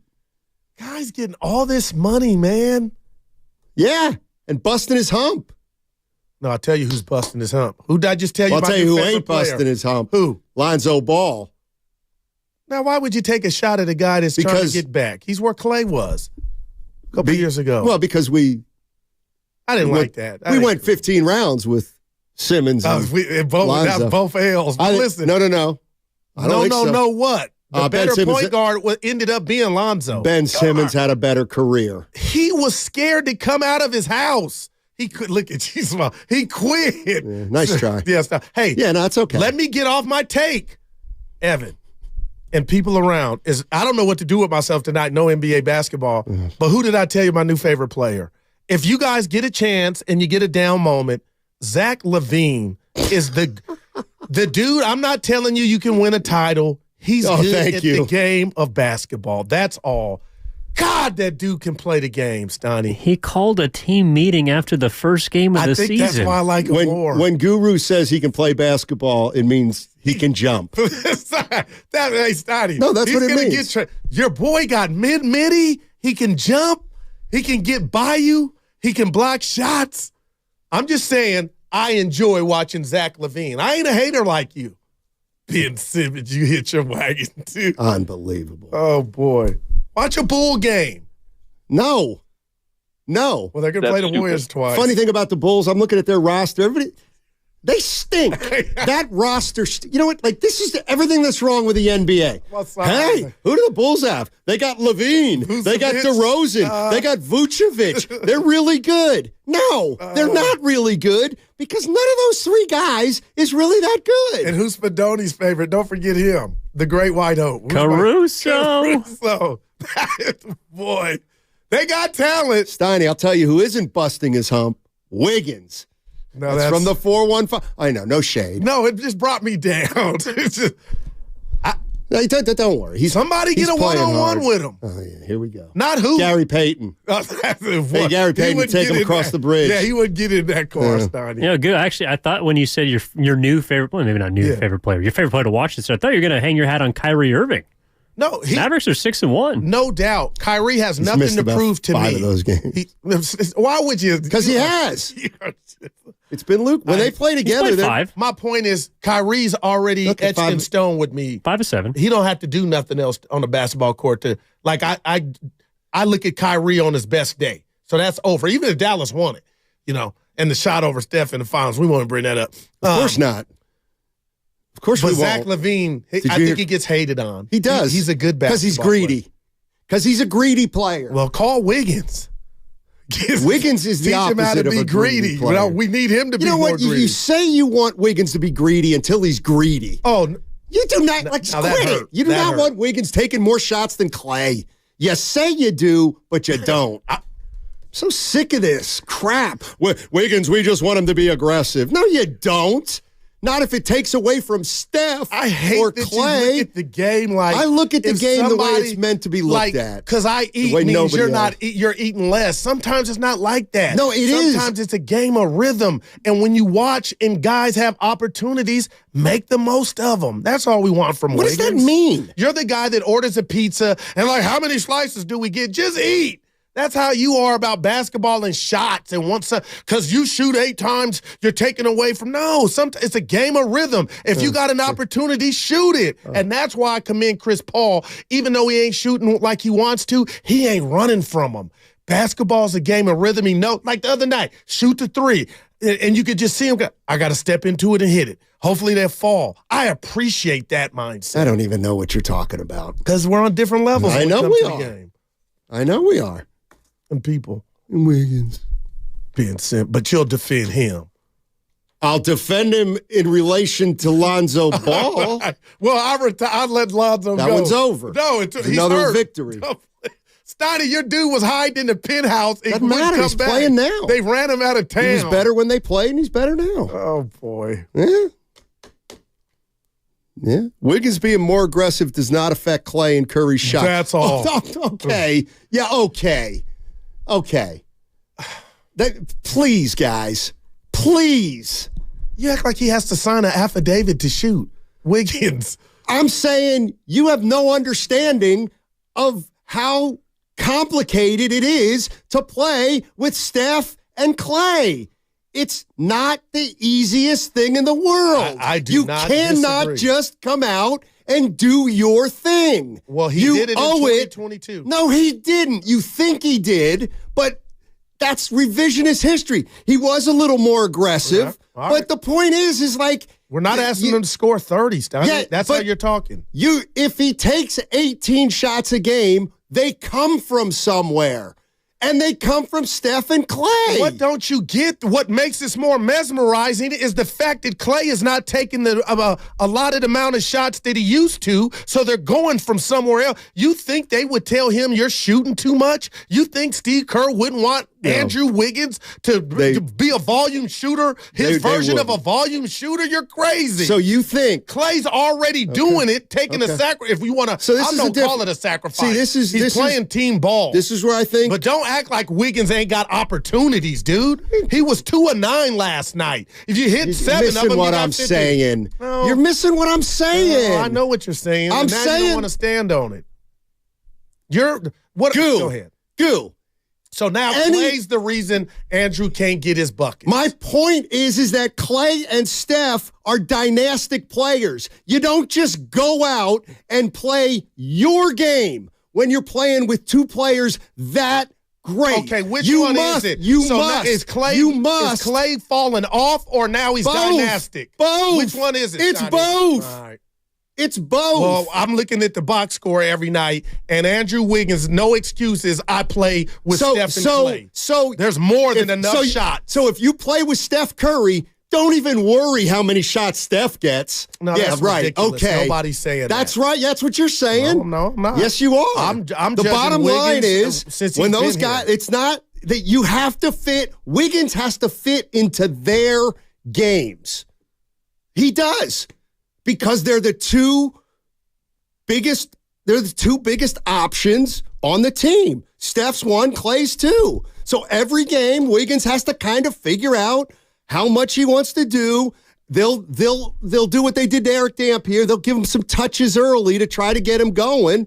But in the end, he can't play like he played in Minnesota. Well, we're not asking that. But when you call somebody a floater, what are they doing, Steiny? You're asking, he's not the kind of player that can do more with less, I don't think. Well, 2022 was a great sample size. You can call it a fluke or an anomaly. See, that's the thing. It wasn't perfect. It wasn't a great sample size. It was a sample size of 8% of his career. That one. I'm on Wiggins' side with this one. Like, I think he's been terrible, but I also think when you play with somebody as great as Steph Curry, you must, like, you have to acknowledge that he's on the court with you at all times because he is that great. Like, it's not as easy as you think. I saw Jordan Poole have no problem with it. I saw Jordan Poole have a damn problem with it, Steiny. Okay. What your point you're trying to make is not going over my head. I'm telling you the team would love. I'm saying what Drew is doing with less or his version of what he's supposed to get. Good God, man. Like, and you're talking about you're playing with Steph. Get inspired. And that's what everybody says. It ain't just shot. Like, 2 of 9, 4 points. That ain't, come on, what's man. wrong? Like, okay, so 2 of 9. Is that too many shots, too few shots, too many minutes? Like, what is? No, he only played 23 minutes. And there's a reason. That wasn't a good 23 minutes, Donnie. That's what saying it enigma. is. You called him enigma yesterday. It was perfect. That's what's going on. No, like, what are you and who are you? Because nobody's keeping you from being the best version of yourself in this offense, nor are we asking you to get 30 a game. Well, I'm not sure I agree with that. When he was in Minnesota, he was the number one option. They weren't very good. I'm not saying he hasn't been able to fit in at times. And I'm not saying he didn't obviously help them the year they won the title. I'm just saying he's the kind of guy who's got to defer. And what bothers me more about this early on is what you talked about and gave Klay Thompson credit for. Okay, Klay's playing. He ain't hunting the shots. I mean, who is the best candidate to benefit from that? You would think Andrew Wiggins. And Steiny, I don't have the answer as to why. Well, you know what? I'll take 9 shots. And I know and I'm not mad at him because he only made 2, but I'm just like, dude, wake up. The opportunity is there, and the team needs you to be the best version of themselves come April. But now we're walking. Who was our guest? He was even saying, it's his body language. We're always guessing, like, what's going on? And we don't say that about any other Warrior. Chris Paul, he's all in, the shot ain't falling. But Wiggins, and Stoney, if you're onto something you said a couple of days ago and it's on Twitter, I don't buy it. Oh, his best friend's gone. I'm like, man, if that's it, then I'm done. You know what I'm saying? I don't know what you're saying. Then that's SOFT. And that's why I'm giving them the benefit of the doubt. That's half Draymond's fault then, too. If Wiggins is still pissed that Draymond is here and Poole isn't, if that has anything to do with it, then anybody who said the chemistry problems are over because Poole left, you're wrong. You're flat out wrong then. If better not find that out. Yeah. Because then it's more than Drew. Poole. We're all rooting for him. You can root for him if you want. And Kerr even, he gave him love the other day after the game. We need Drew, you know. And Stotty, I think he doesn't strike me as the type, and you didn't say this, and nobody has. He ain't doing this on purpose. Like, he ain't sabotaging himself. I don't know. It's just, dude, I mean, come on, man. Get in the game is all I'm asking you. And that don't mean make every shot you take. I got to tell you. 4 points. Like, they feel... I'm sick of talking about Wiggins. We're at an impasse. You think he's really good. I don't know how we came back. I think he's just okay. All right. I don't think he's capable of much more. This is who he is. You think he can do much more. We got to motivate him. We got to do this. Is 10 years with this guy. It's like, I'm not saying he's useless. I'm not saying he didn't help him win a title. But this is who he is. It's like, there's nothing, I don't think, to talk about. I really don't. It's like he might have 21 against Denver. And then people say, look, that's the Wiggins we need. And then he'll have 12. And we'll say, why can't he do that overnight? Have the 21 at Denver. It's, I don't know. Like, it's like, I think the conversation with Wiggins is kind of over. Well, damn. I hope you're wrong. But I'm not saying it's over. It's official. He stinks. No, I'm not saying that. I'm just saying it's, how many times do we have to get beaten over the head with who this guy is before, what is it, when somebody tells you the truth about? Believe him. Yeah. Free in Oakland. Free. What's up, Free? What's going on, guys? Hey, man. You right. Who you right. Both of y'all right. You know what I'm saying? We're not done with Wiggins. Well, Wiggins is too passive. 1 minute he's playing a great game. Next minute he looked like he just want to go home and go to sleep. Wow. So it's one of those things where Wiggins is a great player. We're not going to say he's garbage or he's not a good player. Of course he not. just don't bring it every night. Some guys, they come out on the court and they want to go eat. Wiggins say, hey, you know what? I set the table, but I don't want to eat. I get a couple rebounds. You go shoot a couple shots, drift away a little bit, and if we win the game, so be it. He's just not an aggressive player.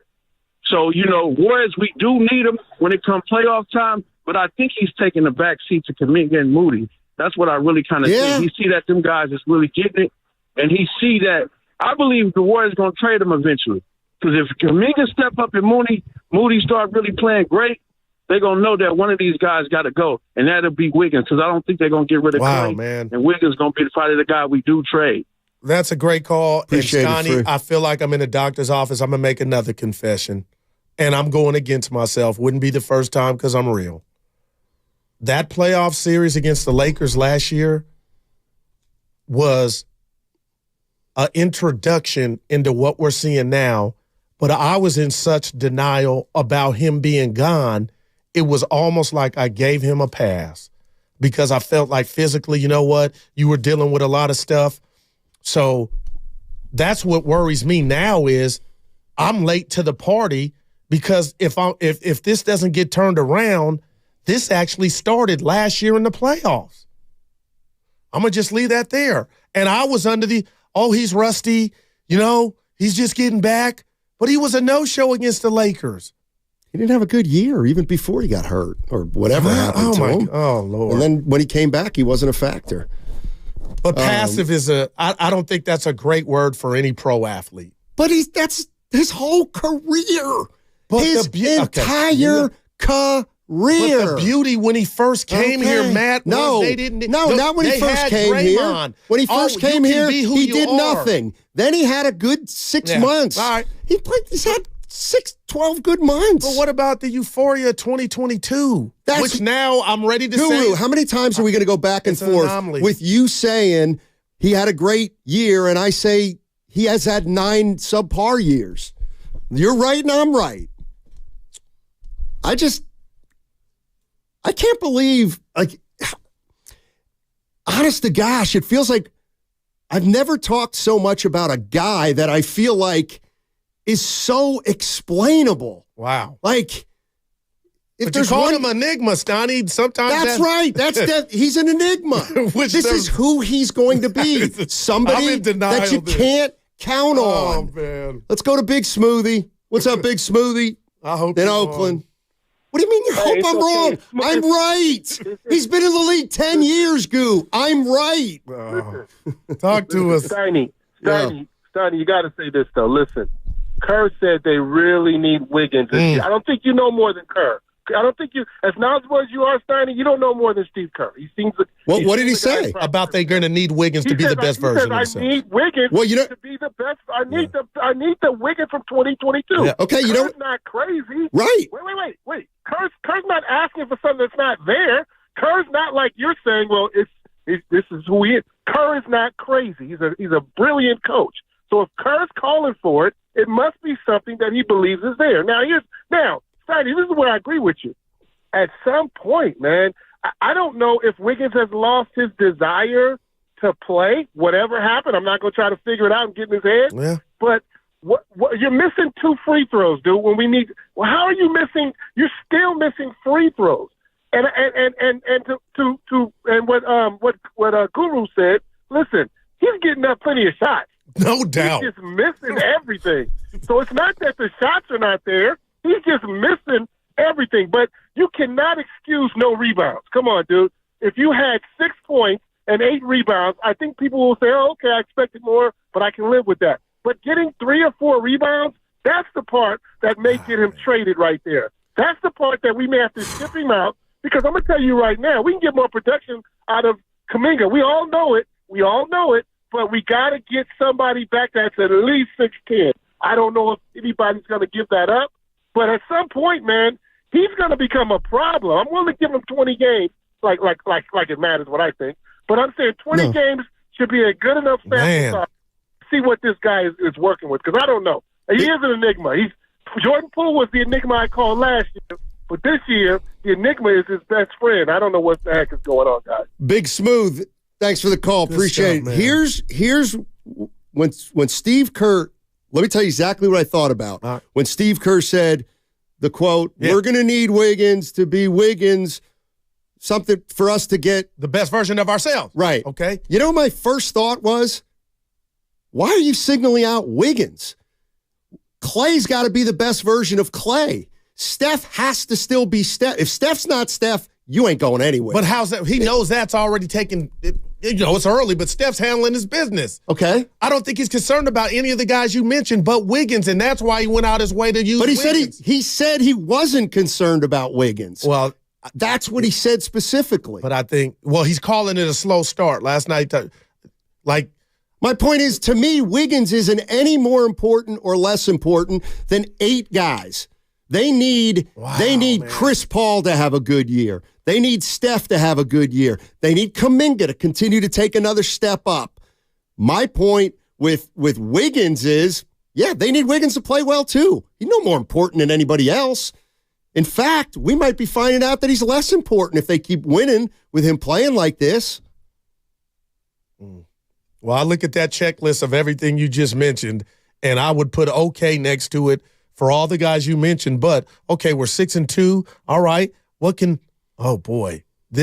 going on with Andrew? Like, he would be the concern. Like, I like what I see from Kuminga. I like this new Klay Thompson. Chris Paul, okay, the shots aren't falling. He's controlling the game. Assist to turnover ratio is out through the roof.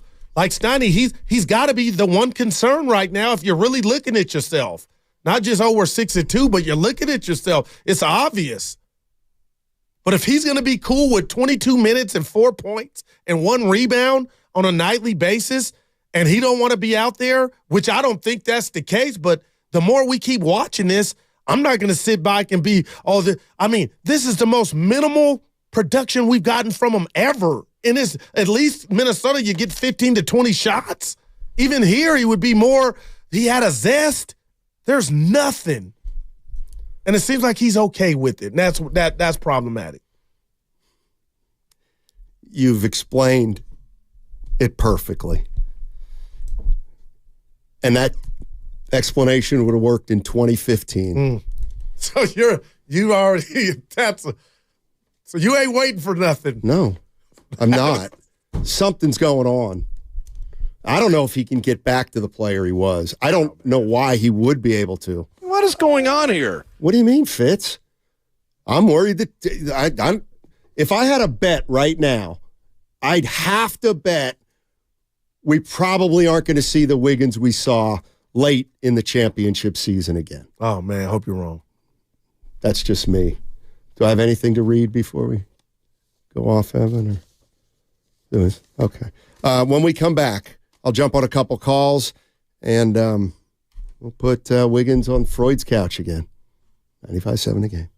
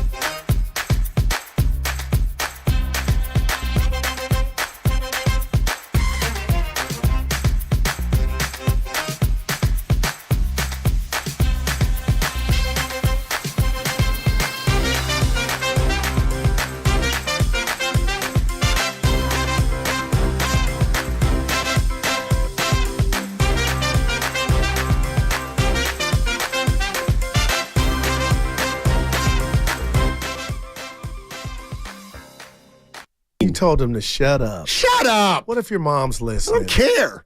You know what? She's been annoying too. Now, back to Steiny and Guru on 95.7 The Game. Yeah, I think that's other states. Oh, okay. That's why. Then I don't feel bad. Yeah, I knew it. It's not election day here in the Bay, is it? Possibly. In my world. So, no, I'm pretty sure that the NBA is not playing today because it's like election day. Right? Okay. But I don't think we're missing anything. All here. right. Because I was like, boy, I got to get out. I might be wrong. There may be 42 propositions. Yeah. And they say, hey, you like A or B? One to get us to shut up. Hey, I text the boss, happy birthday, nothing back. Sure. Come on, the dude takes care of us, man. I didn't know it was his birthday. Your birthday, How does he got you a cake? Let me ask you a question. Let me ask you a serious toy question. water gun. They was like a Let me ask you holiday. a question. And you just fooling my guy's How day. does he, quote unquote, take care of me? How does Matt Nahigian take care of me? You're still here. All the blunders. I look at my boss. It's a contractual agreement. Right. But he's a big fan of you. We owe each other nothing. Oh, boy, we look at the He world does different. not take care of me. Yeah. We report to the same building Steiny. 4 times a week. This is stick. No, this isn't just This stick. dude's had your back. How so? He's had mine. Yeah. Well, he's had yours. You're a better employee than me. But I work with you every day. He's had yours. You should know it. You've done some stuff accidentally. Come on, bud. No. Say happy birthday to your boss. No. You are just, No. You're that kid in class. Happy 60th, Matt. Oh, boy. Let's get this. Yeah, we're men of the people. Yeah, let's go. Warriors. Gus and Tracy wants to talk about Wiggins' motivation. Talk to us. That'll be a short conversation. Hey, Gus. I'm killing. I shouldn't. Hey, what's up, Wiggins Guru? is the What's up, champ. What's up, baby? Hey, buddy. We're all rooting for Wiggins, man. Hey, so you were saying about that he needs to get motivated. Well, didn't he just sign a contract, an extension for over $100 million? Isn't that motivation enough for him? Yeah, well, it's about $25 million. That's all it is. Maybe he's mad. Maybe he's mad. He signed a lowball offer, and he thought He's he was underpaid. Signed a lowball offer to play with Jordan Poole. Now he's stuck with no money and no buddy. That's a 3. Yeah. You good? Yeah, I don't think that's it. Of course not. Everything's fine. He's got enough. Everything's fine. He's got enough pie to do his thing. So it ain't. I don't feel like he's like, oh, I'm in a straitjacket. I can't, dude. He's nah. And I just think of the parade we had a couple years ago and hit. See, I'm living in the May past. as well, huh? yes, you are. May as well talk about the parade in 15. Let's go to Murillo in Petaluma. What's going on up in the Luma? Hey, what's up, my guys? Hey, Not hey. too much about to coach some soccer, so I can't complain. Nice. Beautiful day. Yeah, of course. There's some third-grade girls today. Awesome. Right. Sounds like fun. But yeah, it's amazing, man. Everyone should get out there and even volunteer to be a ref or something. We need it. And but yeah, Beach LA Soccer Club, that's the place. Let's go. Guys, Steiny, I haven't forgotten, man. I promised you a book. My girl is the boss of the house, and she's been moving stuff around, so I'm staying away from that until All right. she's finished. But I'm going to get you one. We have a lot of books at home. I think I can find your taste. Thank you. And I'll get you the address here to send it to. Appreciate it. But yeah, back to Wiggins. I'm not really that concerned. I don't think we need him to get to the promised land as much as we did last year. The year we did with him in 2022. I agree with you there. I agree with you there, Murillo. I'm a huge fan of Gary Payton. I think he's a better rim runner. I think Kuminga has a bigger upside offensively than Wiggins, I believe, in a couple of years. And we have Moody, who I'm really huge on as a coach. I look at that guy. It's the demeanor. It's all you want in a player. There was a couple of games that he missed a cut and Draymond got a turnover and Draymond laid on Oh, him. man, I saw and just it. the reaction, I love that reaction. He just, I got you, OG, don't worry. And 2 games after, he's impacting wins again. So I love this team. I love the adulthood that Chris Paul brought because I think you can see the adults in the room. And I'm not worried about Wiggins. I think he's going to fluctuate because he's a floater as a person. I think so many players in the NBA are floaters. Some are just so talented that we don't see. I think Durant is a big floater. But, you know, but of course, he's a uber player compared to Wiggins. But yeah, that's my take, guys. I appreciate the show. Best show in the game. Thanks for squeezing Have a my good call in. practice. Thank you. Thanks, Murillo. I appreciate that, Murillo. Thanks for giving back coaching. It's hard. I'm man. sure he's getting paid. Now, you are always about the money. Shasky, dude, he's giving back to his community. He gets a stipend. What's his time is in is Stoney. What about it? That's what it is. I don't care if you're getting paid. Time is everything. Not when you're younger.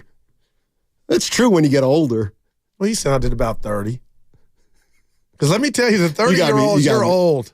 That's what I'm doing now, Stoney, letting people know you're in the old club. Who, me? No, the 30-year-old, 35. I was telling, hey, you got a little gray.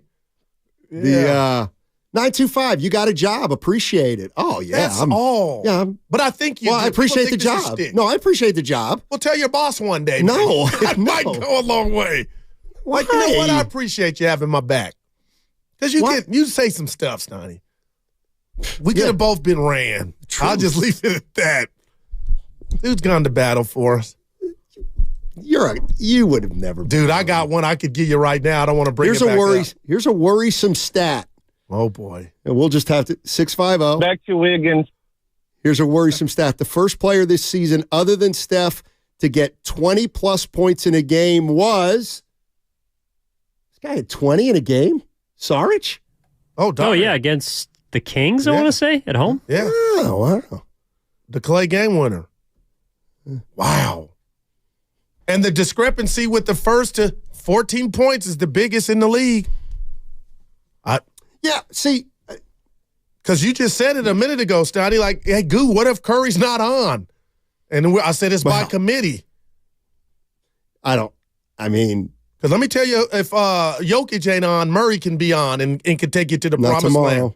Well, no Jamal Murray tomorrow. Yeah, and, Warriors getting every break in the book. EBB, every break in the book. If they happen to slip up, they better not slip up. Oh, you better not get beat by Denver without Jamal Murray. Your boy Reggie Jackson's playing. I've always been a fan of his.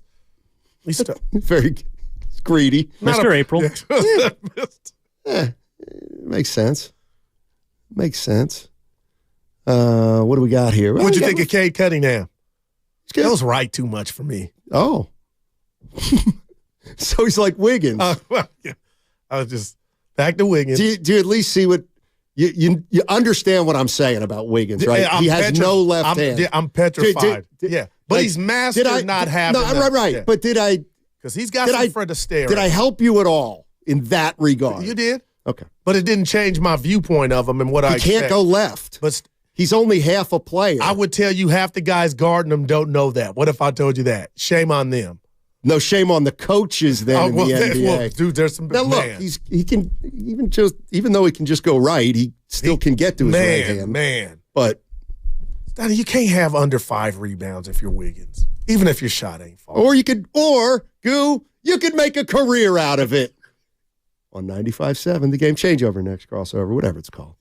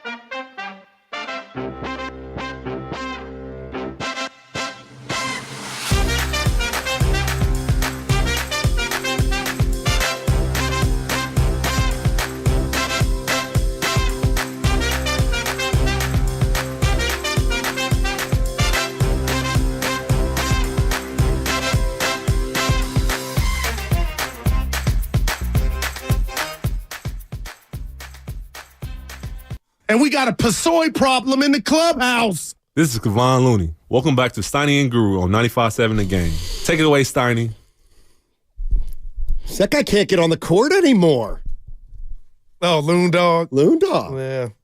Steiny and Guru, joined by Larry Kruger and Mark Willard. It's the crossover on 95.7 The Game. What's up, gentlemen? Hi, boys. How we doing? Oh, dynamite. Uh-oh. Yeah. Uh-oh. Well, I'll start then. Here we go. Willard, I'm going to say this to you. Okay. I'll just talk really loud. Yeah, someone will. There it is. Hi, people of the world. How we doing? I'm doing fine. Good. Willard, Good. tell me when there's an X date on a tweet you sent that I could bring up because I wanted to bring it up Friday. I forgot. Wait, what do you mean an X date? Because it was last week, but I was going to Is bring it it. expired? No, there's no statute of all right, here we limitations go. on my tweets. You want to come at me? Yeah, Let's go. no. Let me give you love. Let's go. Because you always prop me up and you come in here and you say, Goo, why do folks like you? The ones that do is you wear your heart on your sleeve. I remember this verbatim. It's true. He said, and the days I apologize on a take I have, you're like, Goo, you don't owe nobody an apology. Yeah. I drive home, Larry and the cat. He's like, okay, I'm feeling Willard. Last night, randomly, I'm going through Twitter and I see this tweet from our station. The reason the Warriors are 4-1 this year and singing Kumbaya in the locker room after games isn't because Jordan Poole got punched. Jordan's cocky or Draymond's a jerk. It's because Jordan Poole is not an intelligent basketball player. Yep. I'm like, okay. But then I see the follow-up. You didn't like how it ran. Yep. So I said to myself, eat my Fruity Pebbles. No, Willard, you don't owe nobody on how it ran. Well, now, you said it. But if you read the follow-up tweet, I went on to say, I said it. I said it. But this is no different than you ever send a text to someone or you receive one and you're like, well, that was terse. What the hell did they mean by that? And then you see them and they're like, no, that's not what I meant at all. Dude, more than you think. The written word and the spoken word are two very different things. No doubt. Okay? And so you had time to reflect, and you reflected. I take none of it back. I know what it sounded like when I said it, and I know what it looks like in print. Wow. And so I wanted to put that out there. Like, I'm not. Why are you backpedaling off of it? But you're not, though. See, now I got it. Give Larry one day off. And he comes in like this. Why are you Deion Sanders over there? No, I don't. I take back none of it. But it was more an encouragement of like, if you have the opportunity to go hear this and the context of the conversation that we're having and the fact that I'm focusing solely on basketball. I don't want it to come down and sound like I'm calling Jordan a dumb human being or anything like that. I've interviewed him a couple of times, and outside of that, as famously was stated on this radio station, I don't know Jordan Poole, okay? The point that I'm getting at is we've spent so much time on the punch and the way they travel together. We did. Or didn't, and right, the Warrior culture. For me, what didn't get discussed enough, and it is now very, very evident, is he's just not someone who made very good decisions on the court. Forget all the other stuff. Forget, and maybe you can't. And I'm not saying those things didn't matter, but the Warriors look like so much smarter and more effective of a basketball team now. I was in denial. And the second unit is being run by someone who apparently can't shoot anymore. And he's still a plus 58 on the season. Correct. So when we watched Jordan last year and go, but he can score the rock. Damn.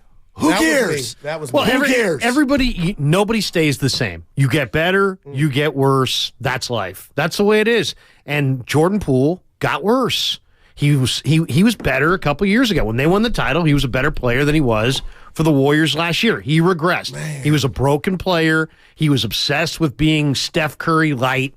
instead of doing what he does well, which is put it on the deck, go to the hole, go to the line, make 94%. He didn't want to do that anymore. He doesn't want the contact. He didn't get the calls. And so he was hoisting deep threes. Steph was giving him stank eye in the playoffs. Wow, man. His game was broken. Now it's broken with the Wizards. And there's nobody to blame but himself now. Yeah, he's with just the antics I'm seeing, Larry. Well, it's because everybody has a game that they like, and then the game that they have, and the game that he has, he should have gotten stronger. He should have welcomed that contact. He should have, if I was him, I would have hired like a Corey Maggette, who was like awesome at getting to the line. I didn't like him. I loved him. Yeah. Well, no, but I mean, Corey Maggette was a master to lift getting weights. I would have hired Corey Maggette, and to get into the line. Learn the game. Corey Maggette knew how to get to the free throw line. And Jordan in the half court should have hired somebody like that, figured it out. Instead, he looked at Steph and said, "Hey, man, I want to be like that." But you don't have that game. And tricks ain't working anymore. But getting the ref to blow the whistle on the three, to kick out. And how many times we're going to watch him just stop playing, staring down officials, further eroding his whole relationship with them. So, now it's the Wizards' problem. The Warriors got out from a contract that was bloated, that was going to be unable to move. They were going to be unable to move for a guy that is going to help them win in the present, who's way easier to move on the back end if they want to do that. Here's the problem I have with the Jordan Poole revisionist history is, so he gets drafted by the Warriors, and it looks like he might not even be able to play in the NBA. And then he goes to the G League, and during COVID, the whole organization, nobody's worked harder than this guy. Their security card has been used more than anybody else. He came back in the 39 and 33 season. It's like, this guy's pretty good. Man. This guy's gotten better. All I'm saying is, I just think there's way more balance to Jordan Poole and what's happened to him. Like, he was called one of the success stories of the Golden State Warriors after coming back from the G League. We all acknowledge it was incredible. They probably wouldn't have won it or couldn't have won it without him. So it's like, what did happen? Well, I mean, what happened? When you go to the G League and then you average 20 points a game in the NBA, sure, he's a hard worker, and he'll forever get credit for that.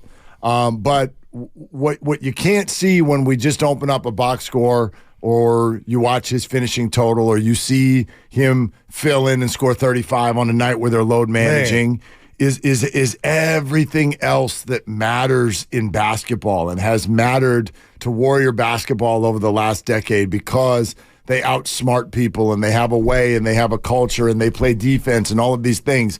If I take away scoring the basketball, what else is it that Jordan does well? I mean, he can play make a little bit.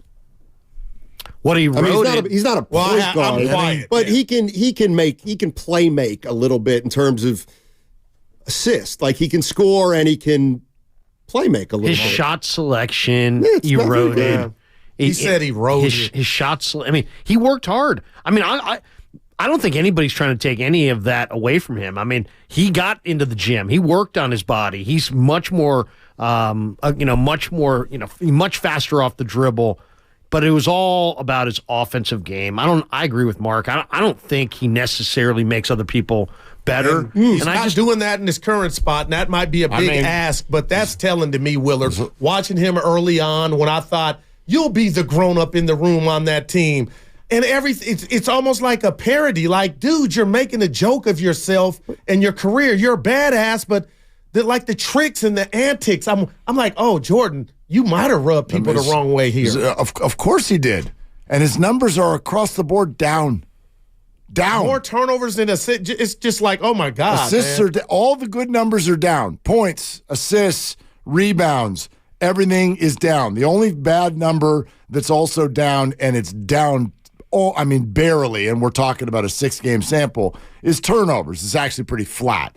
2.5 2 years ago, 3.1 a year ago, 2.8 right now with the Wizards. This might shock people. You know what else is down? His minutes. Right. Well, He's playing fewer minutes per game for the Wizards than he did for the Warriors. So this whole he's going to blow up and score 28 a night. We thought. He's not. No, he's not. He's not. That's just not. It's not who he is. And I'm not going to try to compare him to Chris Paul setting a second unit. That's not fair. But when you say, like, he's not a guy that makes other people better, it may well be that he's a guy that literally makes them worse. Every bench player looks better. They all look better this year. Every single one of them. He plays half the floor.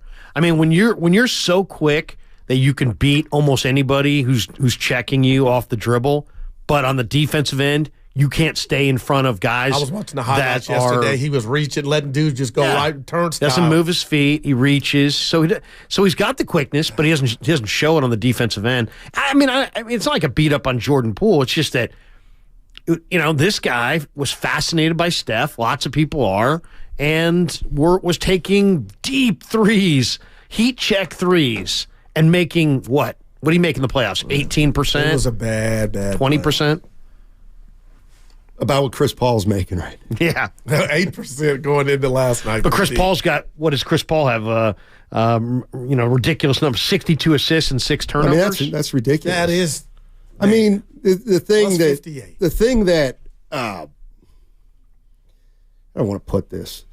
The thing that's gratifying to see from a basketball standpoint is to see a team like the Golden State Warriors do what happened. And I get it, it's not all Chris Paul, but they have their year last year, and they replace Jordan Poole, who's a highly erratic player, with one of the most steady players in league history. Man. And I just love the idea. They're both kind of sixth men, but you can just see the drastic difference in the team being better. Like, Chris Paul hasn't made shots, but look at how's Peyton playing? Pretty good. How's Kuminga playing? Across Pretty the board, good. Steiny. How's Sarge playing? Well, he's entrenched right now. Sarge has already found his role on this team. Yep. So, that's basketball. That's what being unselfish and being a passer and doing different kind of things can do. You ever play varsity basketball and they take like a hotshot freshman who's a great scorer and they just say, hey, run with the varsity this afternoon? Well, that was me. And then you watch that guy and you're like, this guy only really dominates when he's on the ball. He doesn't really know how to move off the ball. I mean, Kerr's whole system is about body movement, ball movement, moving well off the ball, making your teammate better, basketball IQ. You got to know how to play off the ball. And Chris Paul is now allowing Steph Curry also to free him up to play a little bit off the ball. So I see a much fresher Steph. I mean, Steph looks like reignited, doesn't he? Incredible. You're listening to 95.7 The Game, KGMZ FM and HD1 San Francisco. Always live on the free Odyssey app, Twitch, and YouTube. Powered by First NorCal Credit Union. It's interesting, the whole, we always have to qualify all this. We don't want to beat up on Jordan Poole. It's not personal. It's not beat him up.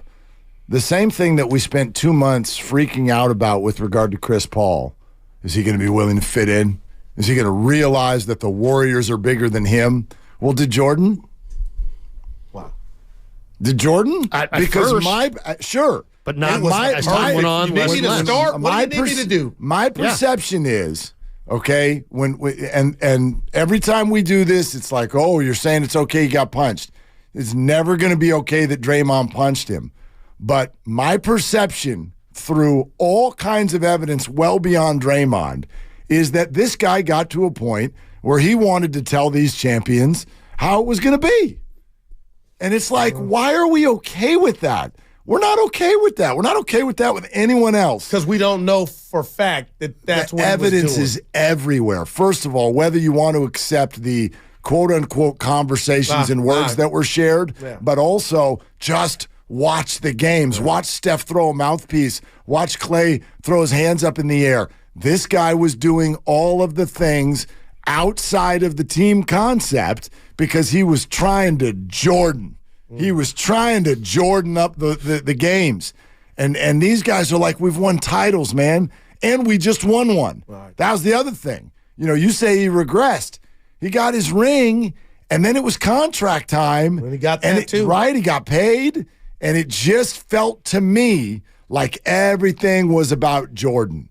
And that's not acceptable with the Warriors. Well, I'll say this, Willard, to your point. He's gone. He's now in Washington. and I want to bring Exhibit A to what I deem is the Warriors' new problem. We did a whole show on this and didn't even know Andrew Wiggins and his passiveness.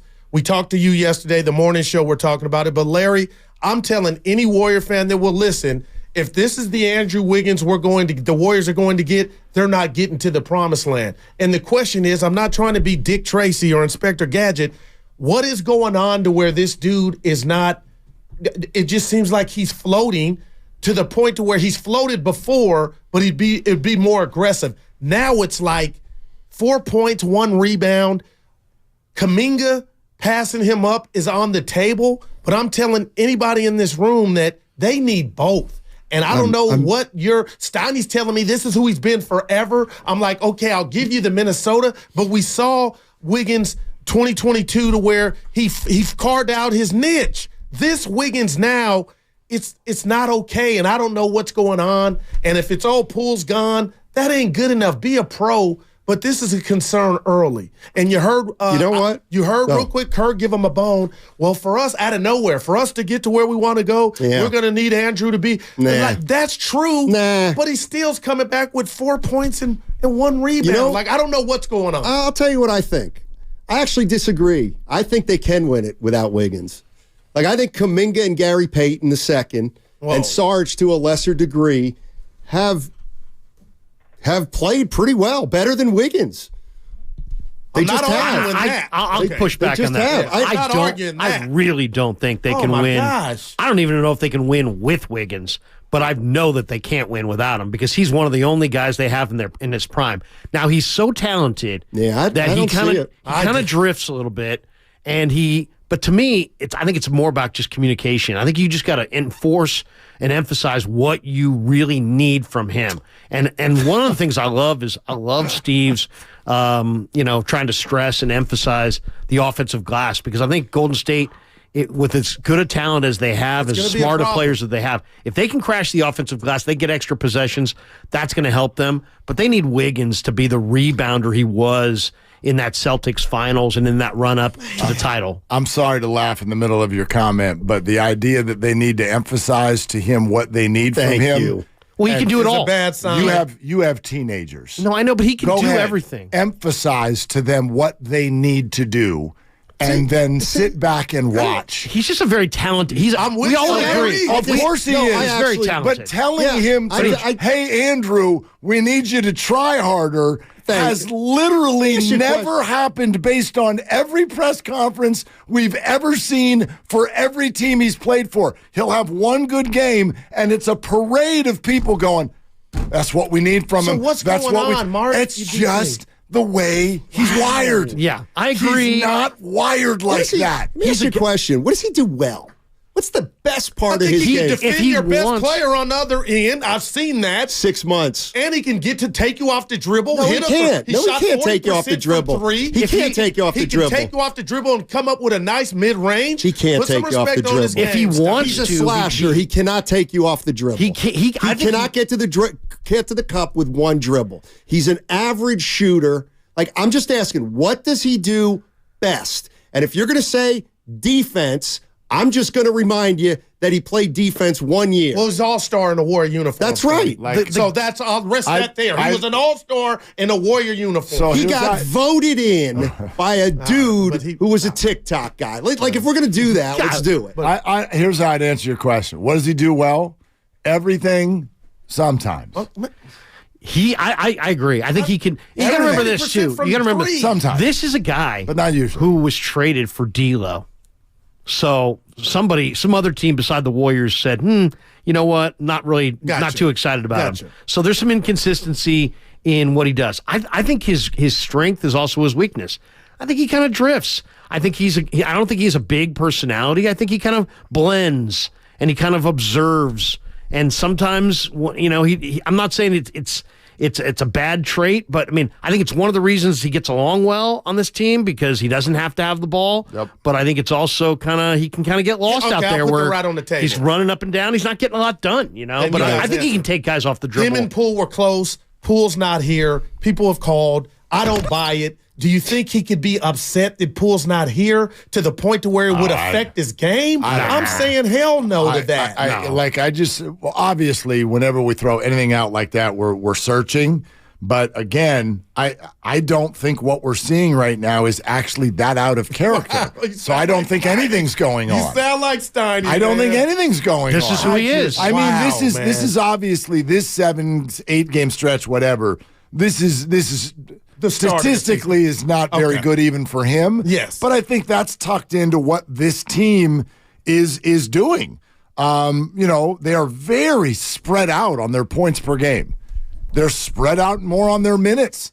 They're trying to make sure their old guys don't fire up 35 minutes a game.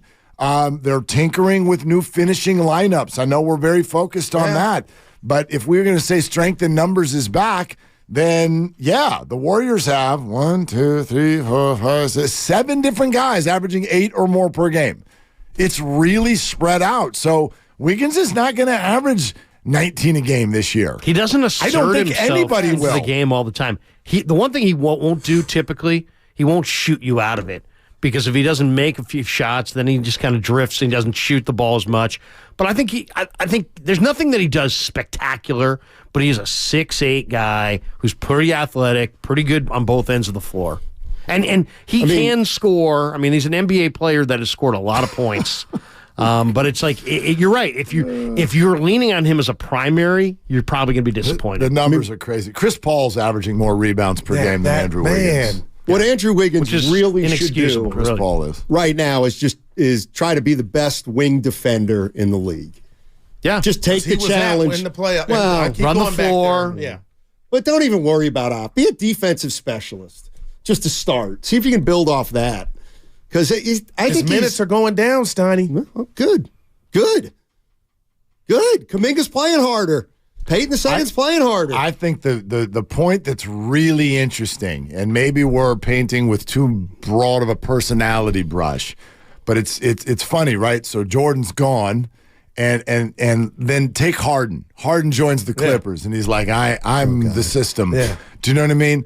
We want Andrew to be this person that there's no room for on this team. There's no room for Andrew to have that dog in him like we want. They've already got that. They got 4 dudes who have crazy Hall of Fame resumes. So if Andrew was like, yo, give me the ball, and I am going to be the physical beast this team needs, what usually comes with that in the NBA is a big freaking attitude that's really hard to fit within a team concept or a team that says, okay, Steph, you're option A. You're our 1. So if you want him to be a 3 or 4 or even a 5, he gets to act like a 3 or 4 or 5, doesn't he? But his body is not the ball going in, Larry. It looks like his dog died. Like people are commenting on what they're, and I don't know the guy. I'm rooting for him, but he looks like he's not mentally there. It's a low energy look. It's a low energy look. But some guys have, like we did this with the Giants clubhouse for years. Like, do Brandon Belt and Brandon Crawford not care? Or are they just that's the look on their face. Belts with his hangdog, walk back to the dugout. We all want Cody Bellinger on this team. He looks totally high at all times. It doesn't mean necessarily that you can't produce, you know? I wouldn't mind Cody Bellinger. The Warriors GM was a player like that Mike Dunleavy, that drove the fan base nuts because the perception was he didn't care or he wasn't playing hard. And there's a lot of similarities. Show a lot of emotion. There's a lot of similarities. I mean, Wiggins a better defender, but both multi-skilled, can do a lot of things, highly regarded as youth players. Both these guys. I mean, they were talking. I mean, Wiggins went 1, right? Yeah. 1. Yeah. I mean, Wiggins was one of those players. If you remember, he was one of those players that we heard a lot about before he even was, before we were talking draft, before we were talking Kansas. Everybody but LeBron. Like he was a name. He was a name when he was in high school. So I'm rooting for him, but you guys sound like you and Steiny telling me keep waiting. Well, I think we got to manage our expectations. I think how about emphasize rebounding? Because sure. Rebounding and defense. Rebounding and defense, run the floor. All right, we'll tell him. Yeah. And I bet he'll do it. All right, Chance. Send him an email. They're longtime friends. Let me tell you something real quick about Dibs that I'm sure not everybody knows. And first-time partners. Hang in there, big guy. There'll be brighter days ahead. Now, these two homegrown Bay Area boys finally come together to take over sports talk. Get the hell off of my doorstep. Major League Baseball, you stink.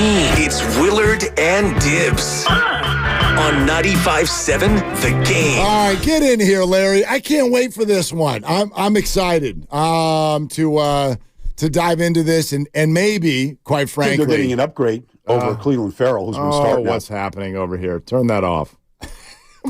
Laptop bumped Brian Baldinger, and now here he is talking about upgrading the Niners pass rush. We'll talk about that. We'll talk about that in just a little bit. But, the Wiggins thing, your comment, I think it hit me a certain way. I don't want to put any of my family stuff on blast, but I do have teenagers. And, we're at that time where grades and sports and all of these things are blending together. And as adults, we're like, your future. And so you need a 4.3 to get into Cal Poly. My gosh, we're sitting there at their bedroom door every day. Do you have this taken care of? Are you doing this? Are you doing that? They're like, oh, yeah, we got it. And then the teacher emails. It's like they don't got it. Look at you. You're very proactive. I just kind of hope for the best. Well, no, that's kind of what my philosophy has been. And then when you hope for the best and you don't get the best, then you kind of start looking at yourself. You're like, am I just standing here watching this? So it hit me a certain way when you're like, just tell him to focus on blank, and I bet it'll go great. And I immediately was like, oh, is that all we need to do? We just need to tell him, right? Once we tell him, then I'm sure he'll know. He's been playing You're comparing him to a 14-year-old. Can we not? He's been in the league for a decade, and here we are for the 9th time in 10 years going, gosh, if we could just get him to engage. If we could just get him to dial and lock in. If we could just get him to... I don't know, man. Is it possible? My expectations are changing. Can I go with a theory here? Is it possible that Wiggins, because he really can do a lot of things, when you change up the chemistry, when you change up the roster, when you move some players in and out, he can adapt his game to them to a large degree. And so maybe it takes him 12 to 15 games to kind of find rhythm because he can play on the perimeter. He could be a rebounder. He could be a defender. He can be a little bit of a facilitator. He can be a little bit of a defender shot blocker. He's so multifaceted and is such an easygoing personality that he is the guy that will naturally blend, but it doesn't happen like that. It takes 15 games, 20 games. Like if we're sitting here and it's Christmas and it's New Year's and he's still having lines of 4 points, 5 boards, 22 minutes, 2 of 9 from the field, 0 for 2 from 3, then maybe there needs to be a little bit more harsh assessment. I just get the sense that they've made some changes and he's just kind of, he's kind of low energy watching the game's being replayed from last night. I was watching it during the exchange there, and it's like he got a nice little tip in, but he just kind of moving gingerly up and down the floor. Though. That's his look. You know what I mean? Like we know. Here's what bothers everyone. Everyone knows it's in there. It's in there. The second you did what you did to Luka a year and a half ago, everyone went, oh my God, there it is. It's in there. We knew that the physical skills were in there, but like, dude, that streak, that emotional streak that goes through the core of your body that just makes you do stuff like that, it's in there, but it's not going to show up very often, and that's frustrating to people. I get it. It's also a marathon. I mean, yeah. I'm not like blowing off his season. The first marathon that you run, you're probably burning all kinds of energy in the first 5 miles that once you're on your 20th marathon, you're just trying to get through and warm up in that first 5 miles. 20 marathons. I'm just saying, the people, this is a marathon. They will not, if the Warriors play in the finals, we'll be like literally discussing like, what are you doing on the 4th of July right around the finals? Right. It was just Halloween. There's a lot of time. And this guy just looks like a guy he's been in the league a long time. He kind of knows the pace of the thing. There's a lot of new players, and he's just he's slowly finding his way. He had 6 rebounds last night. That's not bad, but 2 of 9, 0 for 2 from 3. Didn't get to the line a lot. Only took 2 free throws. Just kind of -4 on the plus minus for the night. Couple turnovers. Just kind of, 1 steal, 1 block. I wouldn't sugarcoat it, though, because of what you're watching Steve Kerr do. Like, he's changing his rotations on the fly, and more often than not, in key moments, he's choosing to leave Andrew out. So that speaks volumes. Maybe he's trying to kickstart him a little bit. I don't know. I don't know if that's the way to kickstart Andrew Wiggins. You know what I mean? When someone's disengaged and you fight that by disengaging from them, they're just like, okay, fine. You know what I mean? I'll go back to the teenager analogy. If you leave them alone in the room, they're just going to turn the TV on and fine by them. Right. Right? So I don't think Andrew is sitting there freaking out about it. Look at every action he's taken in his life, from always being told in Minnesota you don't have that dog in you, to being someone who was willing to take less than market value to stay with the Golden State Warriors and all of their other stars and just kind of be with them. He doesn't have, and this is very NBA too. It's very unique, I think, to the NBA. Doesn't mean that there aren't those kind of alpha personalities in football and baseball. There obviously are, but baseball, your skills kind of show up in an individual way while on a team. In football, the team concept can never be better. There's just so many people doing so many different key things in one play. The NBA is where we can really see, are you alpha or are you beta? He's beta. He just is. He's never, ever, ever going to be alpha, except for when he dunked on Luka. So for 5 seconds out of his life, the guy went alpha. He blends. Outside of that, he's beta. And again, guy's made $200 million. Dude, he's a very good player, but I'm going to strategically not use the word great. He is a very good player. You can win a championship with him. We saw it. There will be nights where you're like, damn, he's best player on the floor. There might even be weeks where he's the best player on the team. But if you get to the point where you then rely on that and expect that, you're cooked and he's going to disappoint you. So I just get split, because while I'm frustrated by what he can do yet doesn't consistently, I also believe what I just said to Goo a few minutes ago, which is that there's no room for Andrew to be alpha on this team. Right. Jordan tried to be alpha. Now he's on the Wizards. He fits. And I don't worry about Wiggins. But don't forget what we're talking about. He has made $200 million. He's got guaranteed money, through 26, 27 at 26, 28, $30 million. It's a marathon. Why does the money matter to you? Because that's what people play for. That's one of their motivating factors. And if once you're financially set, once you've got your first contract, your second contract, maybe he's pacing himself. Maybe he's pacing himself physically. Maybe he's starting to feel the mileage of an NBA. The guy's played a lot of basketball, and he knows that the titles are contended for in May and June. Yeah. And he kind of knows that you got to kind of get through the season. And maybe he's not dialed up with ferocity, but maybe that's to be expected. It's an interesting comment, though, because you say, okay, he's made his money, and has been in the league for a long time. He's played a lot of basketball. All those comments that you made are twice as true for Steph, Klay, and Dre. They've made more. They've played more. They're older. They've achieved more. They all look like they have the pedal to the metal right now. Steph's playing phenomenal. Draymond's had an absurd start. He looks like an offensive player all of a sudden. Klay, after one bad game, sort of locked in to his shot selection, I feel.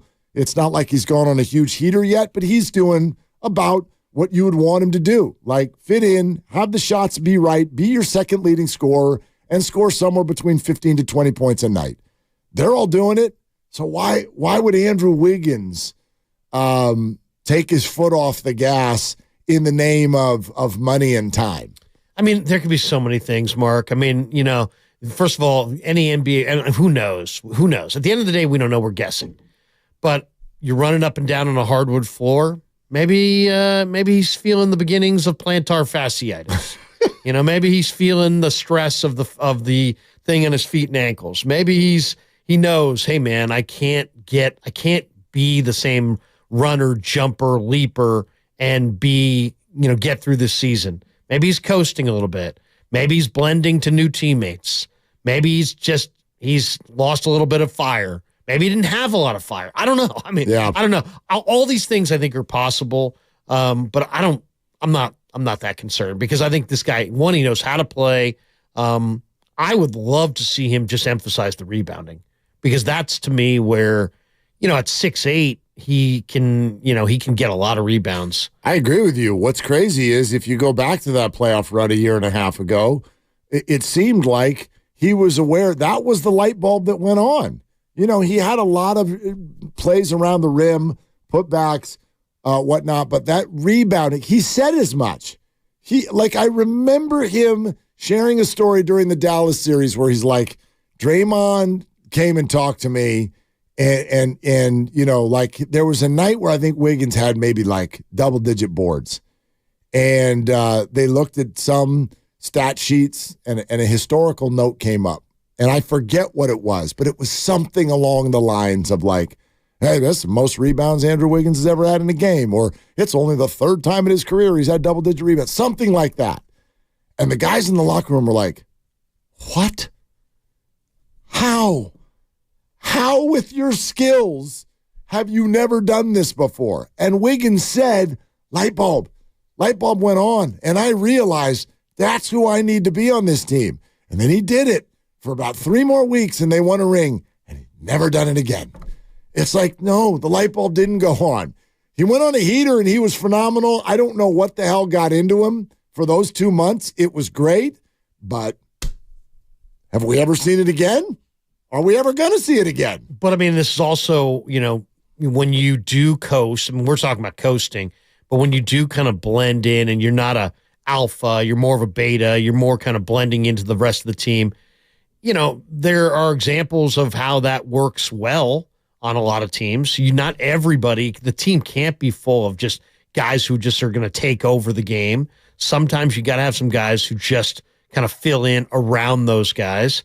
Maybe he's found his rhythm and he's settled into a rhythm, but I think there's more there. I think they'll be able to get more out of him. I really do. To me, the guy's a smart player. He's a two-way player. Steiny's saying, what does he do? I mean, I think potentially he can defend, rebound, and beat his man to the dribble and create for others. That's what I mean. He can do everything. Yeah. Sometimes. He just can't do it most of the time. He plays with a better pace than Kuminga, where Kuminga sometimes is rushed into turnovers. Kuminga's still a baby. I look at those two players completely differently. Jonathan Kuminga, I think largely these first few games, he's taken some of the steps that we want to see him take. But we also are leaving still a lot of room for this is still a growing player. This is a really young player. He's just finding out how good he is. Exactly. So I do see some of the work that he put in the offseason. You can see it in his game, and so that's awesome. Andrew is a cooked pie. You know what I mean? Like this has come out of the oven, and here it is. This is who you are. And so I don't know. I'm with you that I'm not concerned about him. I'm not down on him. I'm not any of these things. I do think that there's probably a little bit of expectation adjusting that we could and should do. I mean, they're 6-2 out of the gate. Yeah, that's why I'm not concerned. They look good. Yeah, they look good, and maybe he's going to add add to the mix as everything gets settled. Maybe he's getting used to figuring out his teammates or maybe the new demands of the coaching staff. You do have some, you've got some new faces there. You've got a couple rookies. You got Saric. You got Paul. You've got some, you've got 5 or 6 new players on a 13-man team. That's kind of a lot of turnover. Yeah. So maybe he's just kind of holding back and just kind of going through the motions. Now, once again, if we get to January and he's still just kind of out there not getting a lot done, then maybe he needs to come off the bench. Maybe he needs to, Kerr needs to make an adjustment. But I don't see a player who's making a lot of mistakes.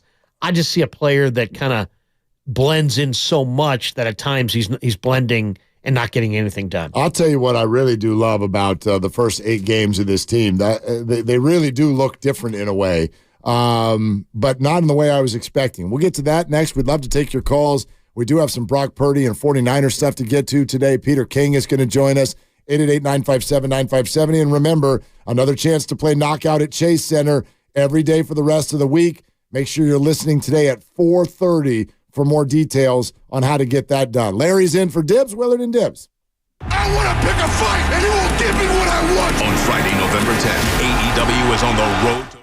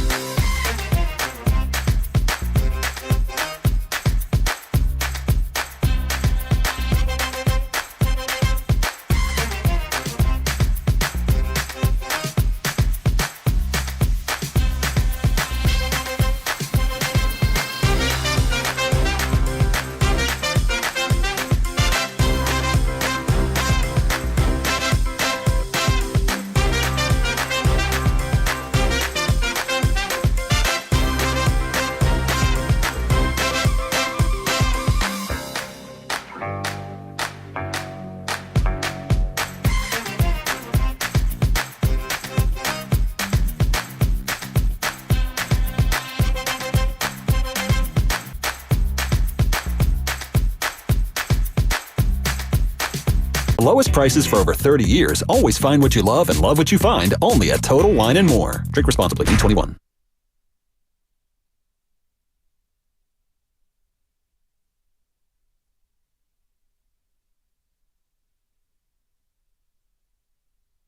Hey, Dub Nation, it's Steve Kerr, and you're listening to Willard and Dibbs on 95.7 The Game. And we're listening to Steve Kerr. Not today. He'll be with us on Thursday. Dibbs will be back tomorrow. Been good fun with you for this week, Larry. Although I didn't realize until it was kind of upon us that yesterday was going to go the way yesterday went. You talked so damn much on yesterday's show, I couldn't get one word in. I know. I thought you did a great job. You were the co-host I've always dreamed of working with. Really? You never said a word. I keep telling Dibbs to do that. I'm like, wait till you see what the ratings do if you don't talk. You talk forever, and then I just pop in with a yes, sir. Yeah, yes, exactly. sir. I'm like Dan McMahon. It rhymes. We could do it.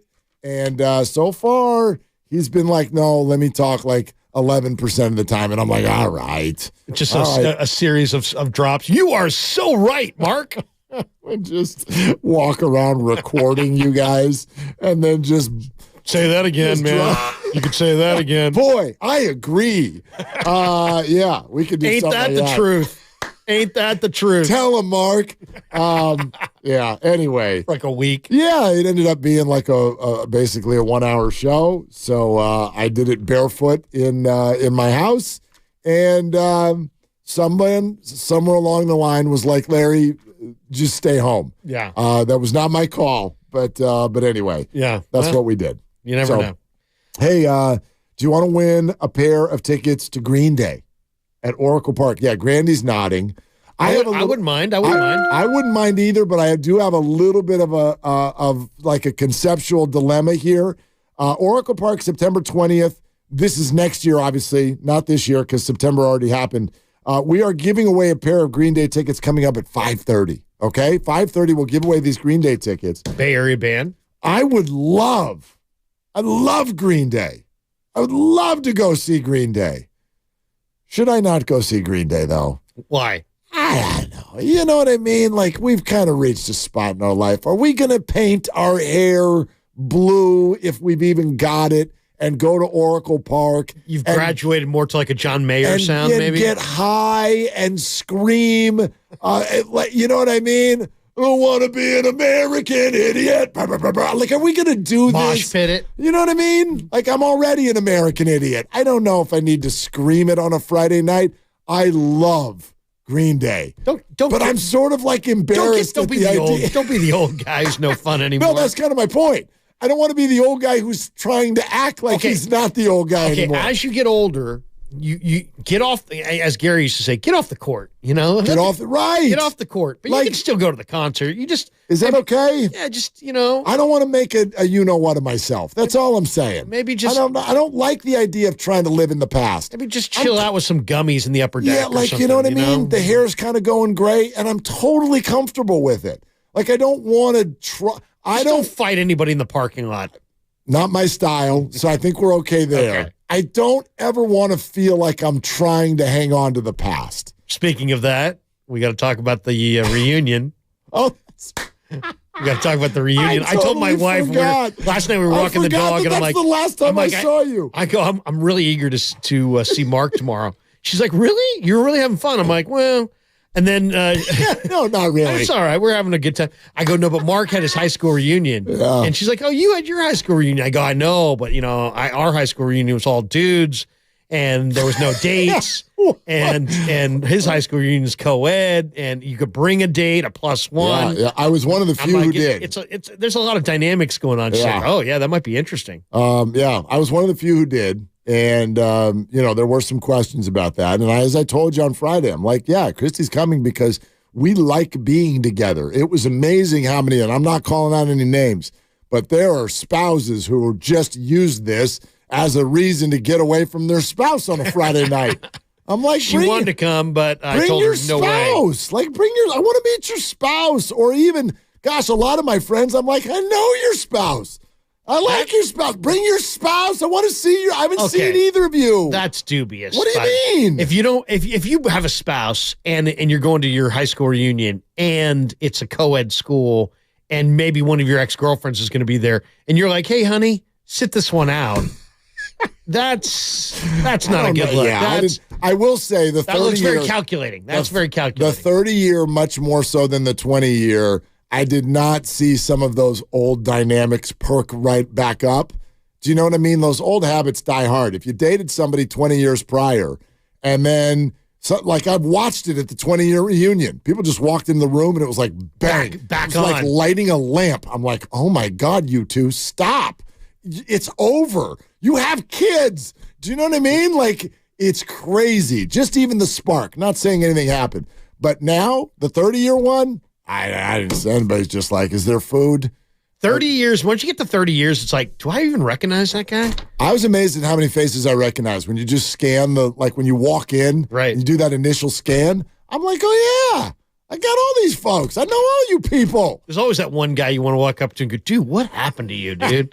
What happened to you? What happened? And then there's that guy who looks just like he did in high school. It's like, man, are we in a time capsule? Yeah. Well, and then there was a time capsule that apparently we signed, and I don't remember signing it, the whole thing. But it was fun. It was really fun. Food was good. We had a great time, a couple of drinks, and we were on our way. So anyway, not trying to live in the past. Right. But I will take what I'm really looking for here, I'm looking for permission to go to Green Day. So if anybody would like to tell me, no, Mark, it's totally okay. Just go. A lot of the people will be in their 40s and 50s there because that's when Green Day came out. How old are Green Day? They're probably the exact same age. Exactly. But they want you there. They're trying to act like they're still young. They're going to come out with chains on their pants. I don't want to do that. Right. I don't want to do that. Do you know what I mean? Yeah. So we'll see. The front man for Green Day, Billy Joe Armstrong. 51 years old. 51. See, he's right in our wheelhouse. Did you ever wear chains on your pants? No. Okay, I did. Just want to make sure. I did peg them, though. Okay. You ever peg your pants? Oh, yeah. Come on, we went through that. Come on. And if you don't know what I'm saying, you don't know what I'm saying. But you didn't go with the goth look, did you? No. Okay. No, I did not. You asked me last week if I've ever shaved my head. The answer was yes once, and that's about it. That's about it. Other than that, I look like this. It could be it was just could be an athlete's look. Totally. All right. 888-957-9570. Here's what I did want to say about the uniqueness of this Warriors team, or maybe how they've evolved. Have you noticed this? And maybe we're getting ahead of ourselves. It's only been 8 games. But the Warriors, I think for the majority of this last decade, you'd consider them a super team, right? Absolutely. Okay. If there is such a thing. If there is such a thing. Well, I think if you kind of look at the history of the league, a lot of the teams that win a title, you're like, that's the guy, right? Michael Jordan, that's the guy. Did he have good players around him? Sure. Hall of Fame players, Scottie Pippen, whatnot. Even if you go to the Lakers, Magic Johnson. Yes, there's Worthy, there's Kareem.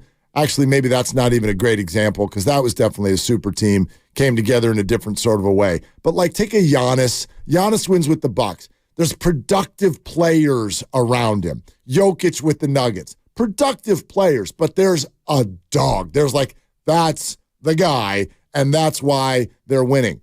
The Warriors, I feel like, even had that slogan, strength in numbers, which I do feel is coming back. This group feels much more Steph and the rest than I feel like they've felt in a long time. It doesn't mean there aren't big names and great players around them. Klay is still a great player. Draymond's a great player. Chris Paul's had a Hall of Fame career. But the role they're going to play, like if Chris is truly just going to score 7 points a game, and Wiggins is going to score 11 points a game, and Klay's going to go all the way down to 16, the whole team is spreading things out a lot more. So it feels less about Splash Brothers, just go off and the Warriors will win. It feels much more like, no, Steph's our lead guy, and then we have a collection of 6 productive players that we're going to surround him with, and any 2 of them could kind of be the guy that has a nice night. Grandy, what was the thing you sent us? 1 player, one time has scored over 20 points this year, not named Steph. Is that accurate? On the Warriors. That's correct. Do you know who that player is? I don't. I could guess. You want to take some guesses? I know it's not Klay because you told me it's not who. Give me a second. Hold on. I got to get the game show music on. That's a crazy stat, guesses. though. That's a crazy stat. Yeah. How many times has somebody not named Steph for the Warriors scored 20-plus in a game this year? 8 Number 1. games. The answer's 1, and who is it? So, Larry? I'm going to go with Kuminga. Jonathan Kuminga. Did you have to hit the buzzer twice? Yeah, like that's when you sit in that chair, you have to deal with that. The buzzer seems very hateful. All right, by the way. Well, that's the dibs buzzer. Anyway, it's not Klay, right? It's not Klay and it's not Kuminga. So I'm going to say that it is Saric. No, is it really? Oh, look at that. Do I know my team or do I know my team? Dario Saric. Yeah, Saric. It's not pronounced Saric, by the way. Mark, it's Saric. Saric. Yeah, I'm the one who told you that. Forgot that. Yeah, but that was last week's show. Dibs is the one who told me. Okay. And then Dario is the one who told us all. When I have new info like that, I share it with all kinds of people. I shared it with all my kids this weekend. You guys know it's not Saric, it's Saric. You're an info guy. I'm an info. You're like a Cliff Clavin type. I'm trying to tell people what I know. By the way, that night that someone other than Steph scored 20-plus, right? It was 20 on the number. And it was Dario against one of his old teams, Oklahoma City, when the Warriors scored 141 points. Great game. Right, but you would think that if you score 141 points with a roster like the Warriors, that a bunch of people would have scored 20 points. Right. But no, Dario 20, Kuminga 19, Klay 18, Wiggins 17, Draymond 15. Like, that's the way that it was. And that's my point. They're all spread out this year in sort of a rebirth of strength in numbers. Well, I mean, it's a weird vibe because Steph Curry is more of a star every day. You know what I mean? Yeah, there'll be a point where he'll be not as good a player tomorrow as he was yesterday. I don't think we've reached that point. I mean, if he's still at the apex of his career, as he crested the hill, I don't know. We could debate that. But his Q rating, the fans are there for him. And you get that vibe when you watch the Warriors. It really comes screaming through, especially when they go out on the road. And maybe it's because Fitz and Kalena talk about it in the pregame, and so I'm thinking about it. It's top of mind. But you do get this vibe that there's this love for Steph Curry. And even last night where he kind of mugged for the camera in the corner, it's just like the people love him, and they want to – he is the headliner. He is the guy that people are paying to see. He's the guy that people are saying, oh, I got to make sure – I'm going to go see the Warriors. He's the guy that, I was a little disappointed in the Cavs game that he didn't play more minutes, but then I kind of got it because I was like, you know what? They're going to play him tomorrow night. And he's going to play more minutes tomorrow night. And sure enough, he did. Just a couple more, but I think he played 30 minutes against the Cavs and 33 or 34 against the Pistons, something like that. Yeah, how many times a Warrior has played 35 minutes in a game this year? How many? How many do you think? I mean, come on. Twice? Mark, come on, Grandy. Let's go. You know what I mean? I don't know. I'll be sharing this with my family later today. Yeah, because it's info. Yeah. Yeah, what do you think? I'll say twice. That's absolutely correct. Number 2. Do I know my team or what? Do I know my team? Only know your team if you can tell me who they were. Who's done it? I'll say Steph and Klay. Steph and Klay. You took too long. You're Googling. What were you looking at over there? I'm just thinking. I'm looking at the box score from last night. Yeah, it is. You're absolutely right. It's once each for Steph and Klay. Do I know my team or what? Apparently you do. Yeah. Apparently you do. All right, fine. Which games were they? No, I'm kidding. I'm kidding. Steph did it against Sacramento, and Klay did it on opening night against the Phoenix Suns, 36 and 35 respectively. But that's another sort of brick on the wall, if you will, of what we're talking about. I just think that it's going to be all so much more spread out. And maybe we should tuck all of our Wiggins opinions into that too. Like, tuck our Wiggins opinions into he's playing fewer minutes, and he's going to play fewer minutes, and maybe that's a good thing. Like, you sort of made it about the individual. Maybe Andrew is pacing himself for the playoffs.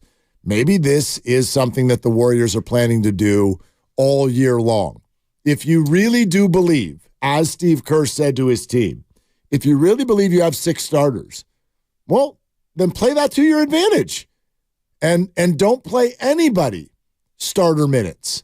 Play everybody 6 starter minutes. So if you used to play 30, now you're doing 26. If you used to do 35, now you're doing 30. And if you used to do 38, now you're doing 33. And that adds up over time and keeps you fresher by the time we get to the end. And then when we get to the end, then you can play 38. Steph. Yeah. The one guy that I want to see get more run is Trayce Jackson-Davis. And I don't understand why we're not seeing that on a more consistent basis. I mean, they're off to a nice start, and I know he's a rookie, but take the Cavs game. And they go to him in the third quarter. He had a 12-minute stint.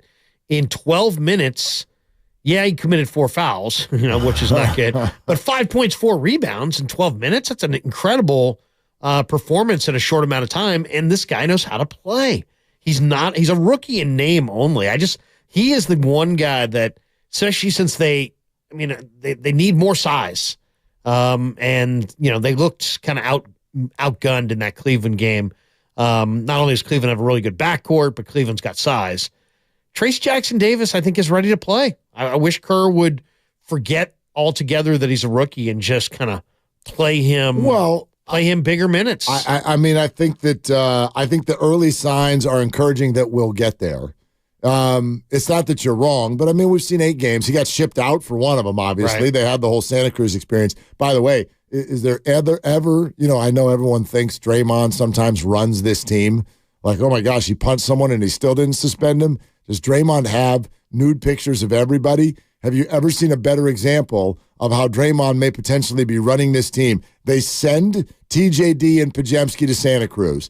They play one game, and it's the 141-139 game in OKC. Draymond runs the microphone and goes, "We came out sleepwalking, and one of the main reasons is that TJD and Podziemski weren't here. They are our bench energy, and I think they should be back." Within 24 hours, boom, boom, press conferences, press releases, TJD and Podziemski are coming right back. Listen to him because he's smart. Listen to him because his ideas are right. He's got great instincts. He's right. He's totally right.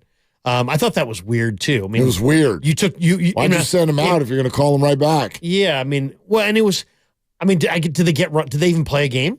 Did they play a game? Santa Cruz? I know the Warriors played a game Friday night without them, but did they play a game in Santa Cruz? I don't think they did, but I'm not sure. They did not. Yeah. The reason the Warriors gave was Warriors, when they were traveling to Sacramento and then to Cleveland or to Oklahoma City, they weren't practicing as a team, so they sent them to Santa Cruz to get practice time in with the G League team, considering that they weren't going to be practicing at all with the big club, and they weren't expecting to play them against Oklahoma City. That was the reasoning. Yeah, the Warriors gosh, it's not because Joe wants to save money on hotel rooms. I don't know. It seems like a lot of travel and effort to go get one practice, doesn't it? I love it. Like, prioritize those guys getting on the floor, but you're going to send them to Santa Cruz and then dial up their own flight to join you mid-trip, also that you could get one more practice, and it's not even with you? The move was very Farhanian. It sure was. Very Farhanian. It was as if the Warriors had just acquired the Mariners' backup catcher. Brett Wisely's driving around listening to 95.7 going, I feel that. I did. I felt that down the California coast and right back the next day thing. Yeah. I've been to the River Cats or whatever. No, but you've got 2 rookies that you feel comfortable playing in a rotation off the bench. I don't know that they need to go to Santa Cruz. I don't know that it benefits them.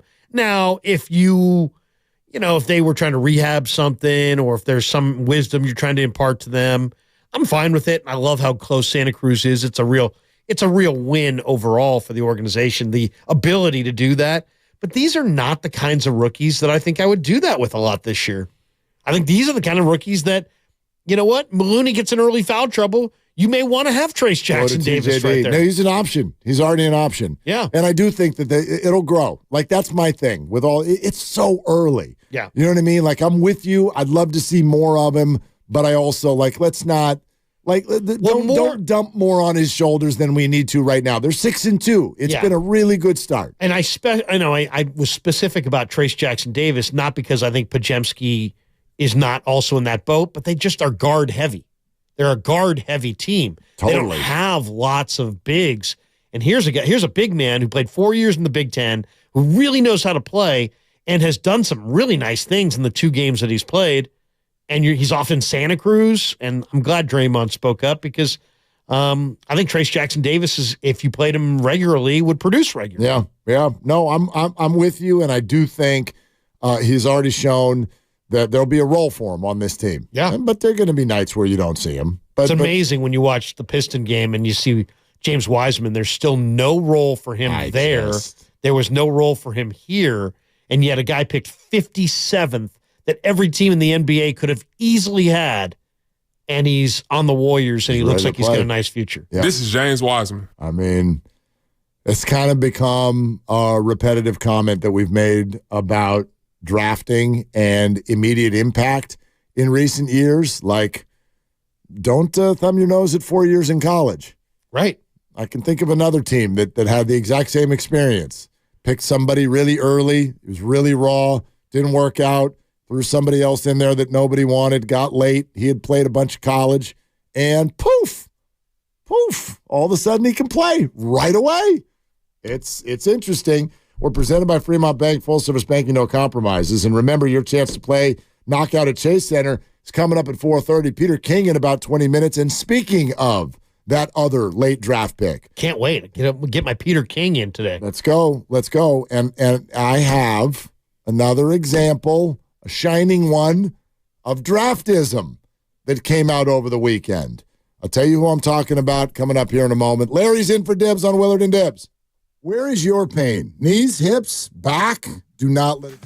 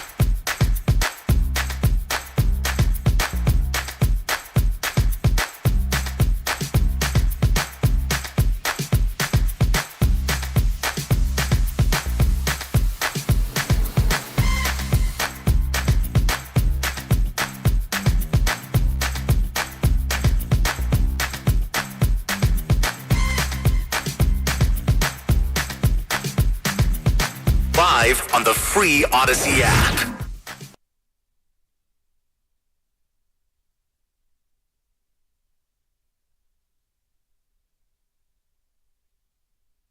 Now, back to Willard and Dibbs on 95.7 The Game. All right, Peter King in 15 minutes. We're streaming live on YouTube, people. You should tune in and see if Larry can figure out his camera. He had it pointed at the ceiling there a second ago, but I think he's got it on his beautiful mug now. So get on in here and watch the show. Anything could happen. Larry is, again, not wearing a Krug Show T-shirt. Look at that tricep development. I mean, it's an unbelievable. I mean, look at that. You can see the horseshoe there. I mean, that. I don't see a horseshoe. Where's a horseshoe? Grandy's laughing at me. Okay. I see you pointing to the sky. Are you praying? But anyway, like and subscribe for all the 95.7 The Game content on YouTube, which is powered by First NorCal Credit Union. I got a little Brock draftism, something for you here in a sec. But first, okay, developing situation. Giants signed Cody Bellinger. Not yet. And Yamamoto? No Yamamoto. When the Yamamoto I love Yamamoto. Hey, I'm still you got to scream about Purdy before I did. Dibbs will tell you, I've been screaming about Yamamoto for weeks, and I'm doing when that breaking news hits. I'm a Giants fan. Dibbs will do a whole segment on his own because I'm going to do a lap around the whole building. Okay? Yoshinobu Yamamoto is a Tim Lincecum clone. And he's 25. Yeah. And he's going to be a star. He's awesome. And I already told everybody how they can remember his first name, which is, first part of his first name is a Super Mario character, followed by a very famous sushi restaurant. So I know everyone's got Yamamoto down. Okay. But Yoshinobu Yamamoto, and I think it's Yankees or Giants. That's what they're saying. And I think the Giants are pushing everything into the middle of the table on this one. I really do. The only thing about it that worries me, they're talking about like 12 years. He's 5'10" and 176 pounds. Lincecum all over again. He is Lincecum, though. Yeah, but it's unbelievable. I watched him last night. My kid who pitches in high school, I'm like, Ben, look at this kid. Look at this kid. Unfreaking believable. Mid-90s fastball, killer splitter, crazy frisbee curveball, 5-pitch mix, totally dominant. That's the guy. I'd almost rather have him than Ohtani. Well, I mean, Ohtani's not going to pitch. Right. For at least a year. Which and I think changes things. I really do. I'd rather have Yamamoto than fill in the blanks. Yeah. Jordan Montgomery, Aaron Nola. Oh, by far all and away. These other, Sonny Gray, all these other guys. Absolutely, he's the best Give me the pitcher. Yamamoto every day, all day. And I don't care if the last 5 years of his deal stink. Buddy, we're not in that spot. You got to give this fan base something now. Especially if the Dodgers. You got to do it. Well, there's a lot of talk saying the Dodgers are going to get Ohtani. Yeah. So if you could have Yamamoto, and he would be the ace, he'd make Webb the number 2. I think. I don't call him 1, call him 2. I don't care. They're both fantastic. Yeah. Webb is a finalist for Cy Young. I don't think he's going to get it, but that's an honor in and of itself. But anyway, check this out. This is a developing situation, courtesy of our good friend John Shea over there at the Chronicle, who's at the GM meetings. That's right. GM meetings going on right now in Arizona. GM meetings are underway. A trade could happen at any moment. And by the way, there will be an outfield trade now that Conforto has opted in. They're not bringing those. The outfield cannot come back like that. But anyway, I digress. John spoke to agent Joel Wolf, who represents Brandon Crawford. Okay. And the story states that Brandon Crawford is hoping to play baseball in 2024. So he is not looking to retire. Quote, Brandon has been getting interest from clubs. Now, he says he's been with the Giants his whole life. So it's hard for him to imagine life anywhere else. But he's listening. Several teams have called and asked if he'd consider going somewhere. He also ended with this quote. If Brandon could write the script, he'd play shortstop on that field at Oracle Park the rest of his life. But it's not within his control. Well, I mean, this is kind of a weird one. I mean, it's like, okay, so he hit 194 this last year. 194 is, bad. He's 36 and he hit 194. But they also have Marco Luciano coming up.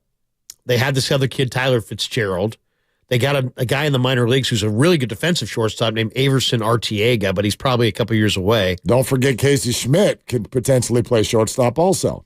I don't like the idea of signing Matt Chapman because I think he's got hip labrum and the hip issues, and I don't think he's the same player that he was a couple years ago, and I think you're going to have to pay him $150 million. So I'd rather leave Casey Schmidt at third base. Okay. J.D. Davis still in the club, too. You got J.D. Davis. So, I mean, why does Crawford have to leave? Why couldn't they just bring Crawford back and let him share shortstop with Luciano? I don't think it fits. I think that they want. Why? Because of all the names that you just mentioned. I think that Farhan has said it a number of times, they want to get younger and more athletic up the middle of the diamond. And so that's going to mean Patrick Bailey now has catcher. Go get Cody Bellinger, put him in center field. I think that's exactly one of the things they're going to try to do. And you have Luciano. And they're going to be younger up the middle of the infield too. I don't think they want 36, 37 years old up the middle. Look, that's fine, but I mean Crawford is a Giants, and you're going to have somebody besides Luciano. Some people are talking about maybe a non-tendering, is it Mateo, the speedster? Maybe putting him as a part-time shortstop. I don't know, but I mean, would be. And Estrada can play over there too in a pinch. They move things around. You know how it is. Yeah. It's positionless baseball now. I'd like to see Crawford back. I would. I'd rather see him back and just because you don't know what Luciano's, if he's ready yet. And Luciano's a right-handed hitter with tons of bat speed, tons of talent. Crawford's the lefty. It seems like they could share that position. But obviously, I'm not saying it's a bad opinion, but I looked in Farhan's eyes when the question was asked in the dugout a couple of months ago, and it's not happening. Really? I mean, you got all that from looking in a man's eyes? He literally said it's going to be a difficult fit, and I've covered the man long enough to know that when he says that, that means they ain't calling him. All right. Then they go. I mean, this article isn't reading this way if the Giants are having him back. You know what I mean? Like. The whole article is about how Brandon would love to stay a Giant, but it's out of his control, and there are other teams calling, and he's listening. I can't imagine he's going to get a big money offer. No, but it could be a belt type deal. Like, will you go play somewhere and see what happens? And We'll see who calls. I could see him in pinstripes. But, I mean, they have other guys. Maybe. But Remember, he just seems like... He's got 100 kids, and you know what I mean? Like... A's? What? No, he's got 100 kids. No, I'm saying because he's got 100, because he's got kids. I think they just had another kid, I think. They did, yes. So I was saying maybe the A's? Oh, maybe the A's. Maybe. I mean, I think they live in the offseason in Arizona. He could do a mad bum. Yeah. He could do a mad bum and go play for the D-backs. Yeah. I don't know. I don't know. That would be comfortable. Yeah. News could break this week with the Giants for sure. I don't know if any of the big names are going to sign right out the gate, but they could sign right now, today, literally today. Yeah, literally today. And Farhan went into the GM meeting saying, look for trades. We're going to explore the trade market because Mike Trout? Well, when Conforto opts in, you've got 5 outfielders on the roster, but they're not bringing that group back. Your outfield will not be Conforto, Matos, Slater, Yaz, Haniger. That group of 5 will not be the outfield this year. I'm just eager to see. They're going to have to do something. What do they have to trade that other teams want? That would be the question. It's like, who exactly are the Giants willing to trade? They have a surplus of pitching in the minor leagues. Win? Yeah, or Wisenhunt. I know you hate that idea, so do I. Yeah. But they've got, if they go get Yamamoto and you've got Harrison and you've got Webb, I mean, once you're a month or two into the season, you've got Cobb, you've got 5 ready pitchers in the minors. You're not going to, you know what I mean? Right. You've got some surplus there. I wonder, I've heard a lot of people suggest Kyle Harrison could be moved, which would be ridiculous. I would hate that. Because he's a De La Salle kid. Yeah, and I would hate it. Jeans and all the people at De La Salle, would love him to be a Giant for years to come. I would love for him to stay a Giant. I would absolutely love for him to stay a Giant. But it's going to be interesting. It's going to be interesting because I do think the Giants are going to make some trades. I mean, that's I agree. I think we may see a trade here this week. This has to be the most aggressive offseason. If it's not, I think people are just going to give up. So this might be the biggest biggest off season in franchise history when you think about where they've been, kind of where they're sitting, how tenuous the whole attendance is, and their popularity with the Niners thriving, the Warriors moved in next door. It just kind of feels like their popularity is kind of teetering with their fan base. They need to do something to get people's attention and enthusiasm going. I think you're right. I think we've said that for the last 3 or 4 off seasons in a row, but this time it's sort of like this time we mean it. You better. This time it counts. This time it counts. We're sponsored by BMW. Remember, your chance to play a game of Knockout at Chase Center starts at 4:30. Peter King in just a few minutes, and this is one of the things that we'll throw at him. Just tell me this. I'm not saying C.J. Stroud's not fantastic. I'm not saying that. He looks great. He looks absolutely great. Was he have 1 pick and 15 touchdowns? 14-1. Yeah, that's good. Do you know what I've not heard anyone say yet? What's that? Small sample size. And I wonder why. Why is 8 games of C.J. Stroud mean he's a star when 13 games of Brock Purdy meant, well, let's just wait and see? That, my friends, is draftism, and that'll be something we talk about and much, much more with the great Peter King next on Willard and Dibs. Brought to you by BMW, the ultimate driving machine. Now through November 30th during the BMW Road Home Sales event, receive a credit of up to $3,000.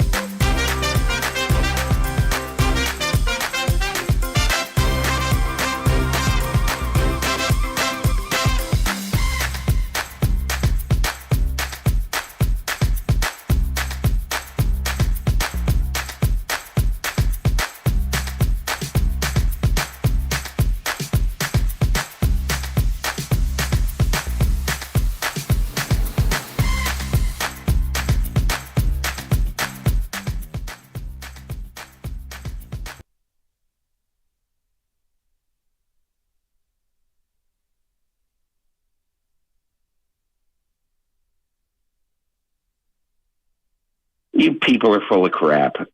Now, back to Willard and Dibbs on 95.7 The Game. It's an omnipresent statement and has kind of become Peter's thing on the way in. And then we talk to him and try to disprove it, and it never happens. It's true. Everybody's full of crap. That's just that's the way it is. But we do go further in depth than that. We love this conversation. Larry Krueger in for Dibbs, everybody, and we're a little bit over an hour away from another chance for knockout at Chase Center. But here he is, Odyssey NFL insider, Peter King. Hello, Peter. How are you? Hey, what's up, guys? How you doing today? We're doing fantastic, although the anxiety is definitely going to build because somehow a 4-game losing streak feels a lot different than a 3-game losing streak. Like this feels pivotal with the Niners and Jags coming off the bye. What would you say if I put the word crucial? Like how crucial is this one for the 49ers? Well, crucial is a little bit strong. It's an important game, but I probably wouldn't call it crucial other than to say you're right. 4-game losing streak. You know, how many teams have ever won a Super Bowl that went on a 4-game losing streak during the year? I'm sure there's some, or 1 or 2 or 3, but it's certainly rare. And especially coming off a bye, it looks like you get Deebo Samuel back. It looks like bookend pass rusher. You know, I'm reminded when the Niners got Chase Young, I'm sort of reminded of something the old Hall of Fame general manager, George Young of the New York Giants, once told me when I said, man, you get so upset about free agency. I mean, this is how long I've been covering the game. I covered the game before there was free agency. And, you know, George Young used to say, you guys have no idea what you're talking about. This isn't baseball where you can just plug in a second baseman. You know, this is a very complex game. Every team has different plays and signals and blah, blah, blah, blah, blah. But, you know, honestly, when you're an edge rusher, you got one job. You know, you had one job. You know, get to the quarterback. And obviously there are different, you know, aspects of it. And I'm not saying that it's that simple. But Chase Young, you would think, should be able to come in this week and should be able to play, you know, X number of snaps and give the Niners something that they so far have been lacking. You know, I think what's also important about this game is just sort of getting back to feel good about yourselves. You can say whatever you want about, you go out and you play hard no matter what and all that. But, the 49ers, this little self-doubt has got to be creeping in a little bit. You don't just lose without everybody thinking, man, we're not the same. So I think it's an important game for those reasons. But I also think that I might call it crucial if there were another team in the division that really caused me to stay up at night. But right now, especially with what happened with Seattle on Sunday, I think that it's pretty clear the 49ers are the clear favorites still in this division. Peter, the Niners have to get home. They've gotten a lot of pressure, but they got to get home on the quarterback, and it's difficult against these quarterbacks to get it out so fast. You've probably watched more of Chase than we have this year. How close is he to the player that won Defensive Rookie of the Year coming out of Ohio State? And what kind of impact do you think he ultimately is going to make here? The best thing that he said in his first news conference was when he talked about all the good players that the 49ers have and just sort of expecting to win. And I think if you come from a place that doesn't win and you go to a place that does, and you have great respect for the players in that place, for Fred Warner and Dre Greenlaw, and Nick Bosa and Eric Armstead and Javon Hargrave, I'm sure that it's different than he experienced in Washington. And, the one thing I would say about Chase Young as a player is that, look, he got into a situation, in the last couple of years where I think it's fairly safe to say he was never as healthy as he would want to be. And I think the big question you have to ask yourself is when you are in a place that is losing and is not going to make the playoffs, I think it's a little bit different than if you're in a place that's like the 49ers and you look around and you see that not necessarily guys are playing mortally wounded, but guys are playing when maybe they're certainly not 100%. And, the expectation is the expectation. And I also think that it's really important for Chase Young to be going to a place where he has people above him, where you don't go into every game and you say, well, if we control Chase Young today, we're not going to have anything to worry about with that defense. Now, they had Young and they had Sweat. But in this particular case, I believe that he's really going to benefit from a guy like Fred Warner, from a guy like Eric Armstead, from an old friend, like Nick Bosa, because he's going to see, in the immortal words of Mike Tomlin, that the standard is the standard. Peter King, Odyssey NFL Insider, with us here on Willard and Dibs. Larry's in for Dibs on 95.7 The Game. Peter, it's an interesting situation, and obviously whenever we talk about the defense, this. There's been all this discussion the last few weeks about Steve Wilks. In your history covering the league, the whole idea of being up in the booth, being down on the sideline, is this just something people talk about when a team is in a losing streak, or can that actually have an effect? I don't think it's really very important, quite honestly. I think one of the things that you see in all different cases is where guys are during the game. Sometimes they change, sometimes they're upstairs, sometimes they're down on the field. I think the way I would look at it is this. I think it's a little bit more important for an offensive coordinator, at least from my perspective. I'd like my offensive coordinator to be down on the field, especially if the offensive coordinator is very hands-on with the quarterback. Just because in between series, with as much as you can see on the tablet from the images you get to see on the tablet, I think I would rather have the offensive coordinator on the field. Defensive coordinator, I mean, look, you see Wink Martindale of the Giants, he likes to be down on the field. Robert Saleh, when he was defensive coordinator, he liked to be down on the field. I don't really care about that, quite honestly, and I think it has almost next to nothing to do with the success or failure of a defense. But look, if they want to change that up, all the power to them. Why not? It doesn't do any harm. But it's just that if I were a coordinator and I were making the calls, I would want to be where I was most comfortable. If there was some reason why I should either be upstairs or downstairs, let's hear it. And if Kyle Shanahan thinks there's a reason, for your defensive coordinator to be in a certain place, well, he's the head coach. The defensive coordinator should listen. But at the end of the day, I really don't think it matters. Peter King with us. And Peter, I think you know this. We absolutely hang on your every single word. And so the phone is just a slight bit garbly, so let's reconnect with Peter King, and then lots more to talk to him about for sure.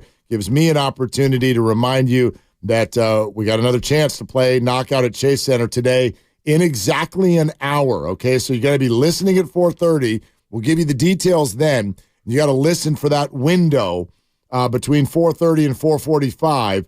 And then out of that, we will have a question for you, and you'll call in the contest line. Don't do that right now. Do not do that right now. Don't call any number right now, unless you want to call your mom. You should always call your mom. But other than that, don't call us because we're talking to Peter King. But get ready for that in an hour when we give away another shot at Knockout at Chase Center. And, Peter is just a wealth of information. It's like this is a guy who's dialed in on every team in the league. Well, he's actually dialed in again with us right now. So go ahead. Peter King, reboot, go ahead. Larry, 3, 2, and go. Well, Peter, glad to have you with us. Appreciate you joining us, Peter. The 49ers, I mean, Brock Purdy has struggled in the last few weeks, but, man, he has looked good through most of the year. I mean, what do you think? I mean, the 49ers, they went into this bye week thinking, man, they got to kind of tinker with things a little bit. Is there anything offensively that you think the 49ers may try to do? I heard you tell Mark and Dan a couple of weeks ago that you wanted to see them kind of play some of the other players on their offense. Do you still feel the same way? Here's my biggest thing about their offense. I love their offense, and I really like this quarterback.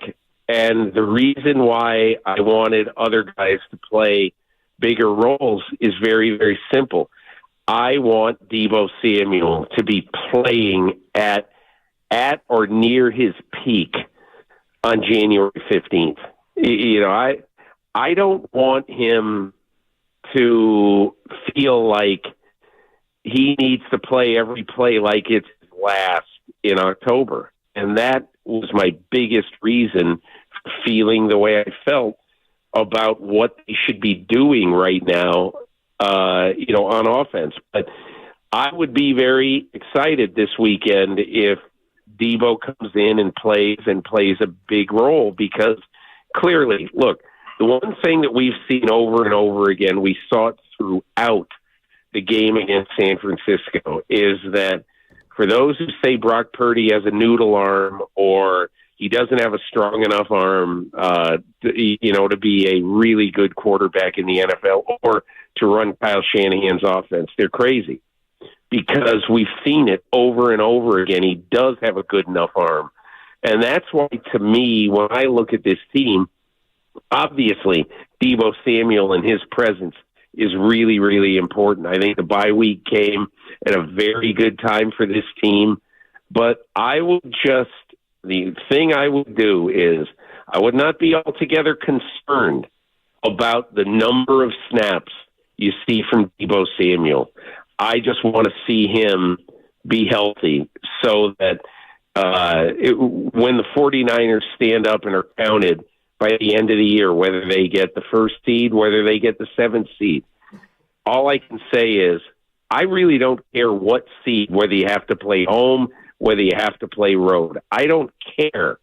If Deebo Samuel and Brandon Ayuk are healthy, if Christian McCaffrey is healthy, I will take them in a game against anybody in the conference. Now, it'd be a tough win to beat Philadelphia. We all know that. But still, I just want to see those guys standing when it counts the most. So, Peter, when you say that right there at the end, when the Niners are healthy, does that mean you feel like when healthy they're the best team in football? I don't know. I really don't know because I like Philadelphia a lot. But I do think that now that they've got another pass rusher, their defense really should be better. Their defense has been an enigma to me so far this year. And they've not been the kind of shutdown defense that I thought they would be when they got Javon Hargrave. So right now, I don't know. I think that's why you play the games. But on a given day, with their full complement of players right now, they could beat any team, and it wouldn't even remotely be an upset. But again, what we're seeing right now, we're seeing the Bengals come to the fore. We're seeing Baltimore, play great now. I think Kansas City is going to find itself. I saw that game the other day in Germany. And so I think there's a lot of good teams right now. There isn't one overwhelmingly good team. So the second half of the season is gonna do a lot to decide the order of who's really good.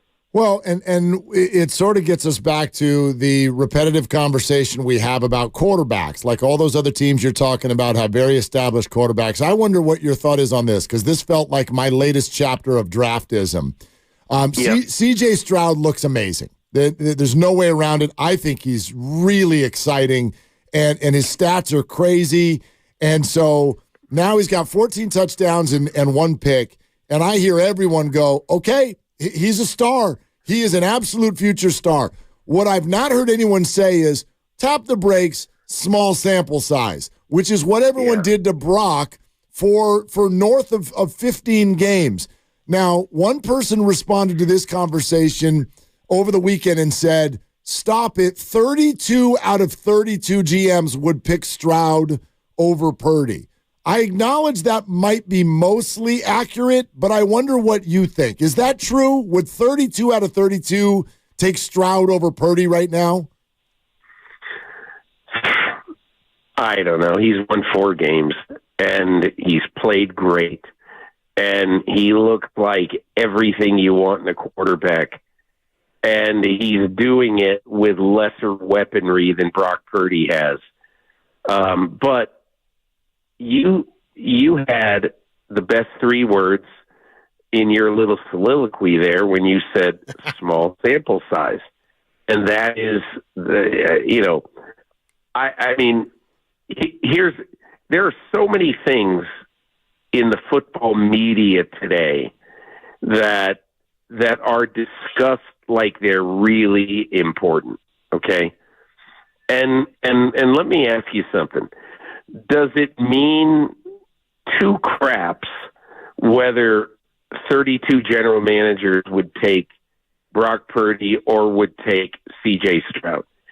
I will just make this point about that if Brock Purdy strings together games like he played against Dallas, all of this other stuff just doesn't matter.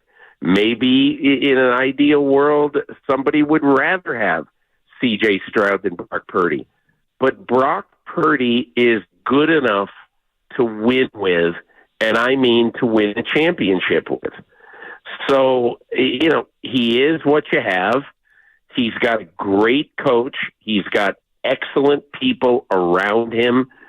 I don't know anything else really that you would want. Because look, obviously, if you had a chance in an ideal world, to get a quarterback who is going to be picked at the top of the draft, you do that. But the 49ers had one of those opportunities, and they picked one of those guys at the top of the draft.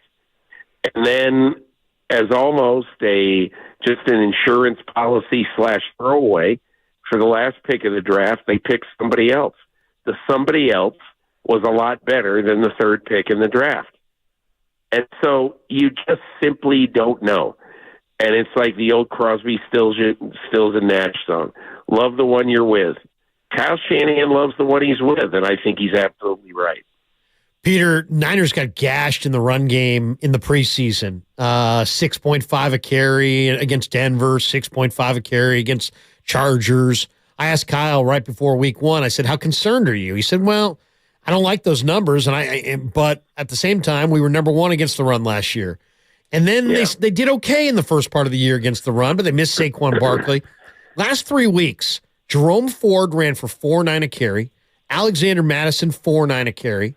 Joe Mixon, the Bengals have the worst rushing attack in football statistically. Mixon ran for 5.4 a carry. How much is the run D a concern now that Greenlaw and Warner seem like they're getting dinged up a little bit? Is that a big concern to you? I'd be very concerned, because at the end of the day, no matter what anybody thinks of San Francisco's offense, you have to be on the field for that offense to be a factor. And you travel to Jacksonville and you play against Travis Etienne, who's one of the hottest backs in football. He's going to be fresher because he gets he's going to be healthier after a bye week. And so this is a huge part of this game. And I dare say that I think stopping Travis Etienne is as important or more so than stopping Trevor Lawrence, because Etienne, the offense, has really gone through him the previous month before their bye. So, Peter, a little more there, right? With 5 wins in a row, Trevor Lawrence playing consistently, if not any sort of sparkling statistics. Who are the Jags? Who are the Jags, and what kind of a challenge is this for the 49ers? Okay, so I think when you are coached by Doug Peterson, like Doug Peterson is a very, very interesting coach. And I would call him malleable in a very, very positive way. And the reason I say that is you would think Doug Peterson coached under Andy Reid. He wants to fill the air with footballs. Well, of course he does. But when I say malleable, I mean that I believe on a given day that you are going to see the Jacksonville Jaguars run it 45 times, and on a given day you'll see them throw it 40 times. And that's because I think every really good coach treats game plans like snowflakes. They're all different. Mike McDaniel is doing that absolutely now in Miami when he feels like he can run the ball, and when Raheem Mostert can do a share of gashing, he's going to do that. And I think Doug Peterson is exactly like that. And I think the one other thing about Doug Peterson is he knows that he's got a bit of old style Parcells in him. He wants to eat the clock. And I think in a game like this, you are going to see the Jaguars right away, early, try to impose their will on the 49ers in the run game. Because, look, you know and I know that the 49ers right now, even though they have been less effective than we thought they would be, they rush the passer better and will rush the passer better on Sunday, most likely, than they will stop the run. So that means to me that you're going to have your safeties in a little bit more of a run support role than maybe in an ideal world you would like to, because it cannot be 2nd and 3 all the time. If it's 2nd and 3 consistently and right now 2nd and short, the 49ers are going to lose this game. And so I think you raise an excellent point about the run defense. It's got to be better, and they've got to really make absolutely sure that ETN does not beat them in this game. Peter, that's great stuff. And thank you as always. We already look forward to next week. All the best, guys. Thanks a lot. Okay, there it is. Peter King, Odyssey NFL insider with a whole lot to chew on with regard to the 49ers and the Jags. And I think that's what we want to do coming up next. And in fact, also next, you know I'm not much of a stat guy until I find one that goes, whoa. And there's a little bit of a whoa stat about the 49ers with regard to this particular situation. So we'll toss that out there next. Your phone calls are always welcome. 888-957-9570. We're presented by Fremont Bank. Full service banking, no compromises. Larry is here in for Dibs on Willard and Dibs. Green Day present the Saviors Tour.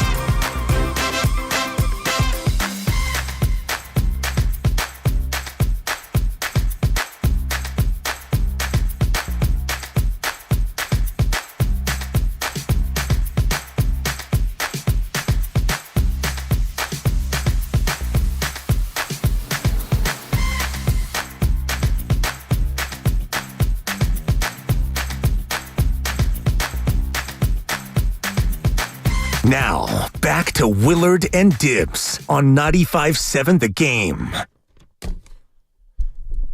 45 minutes or less. 4:30. You got to be here. You got to listen to instructions. A little bit of a theme on the show today. Listen to instructions, then care about those instructions, and then carry them out. You really sound like a teacher right now. Oh, my gosh. You really sound like you're lecturing me. Listen, I don't want to lecture you. Could you please... You a grown A man, okay? Could you lighten up on that tone, Francis? I'm having a hard time. I'm having a hard day, Lair. Follow directions. I had a student last week. Midterm grades come out. Right.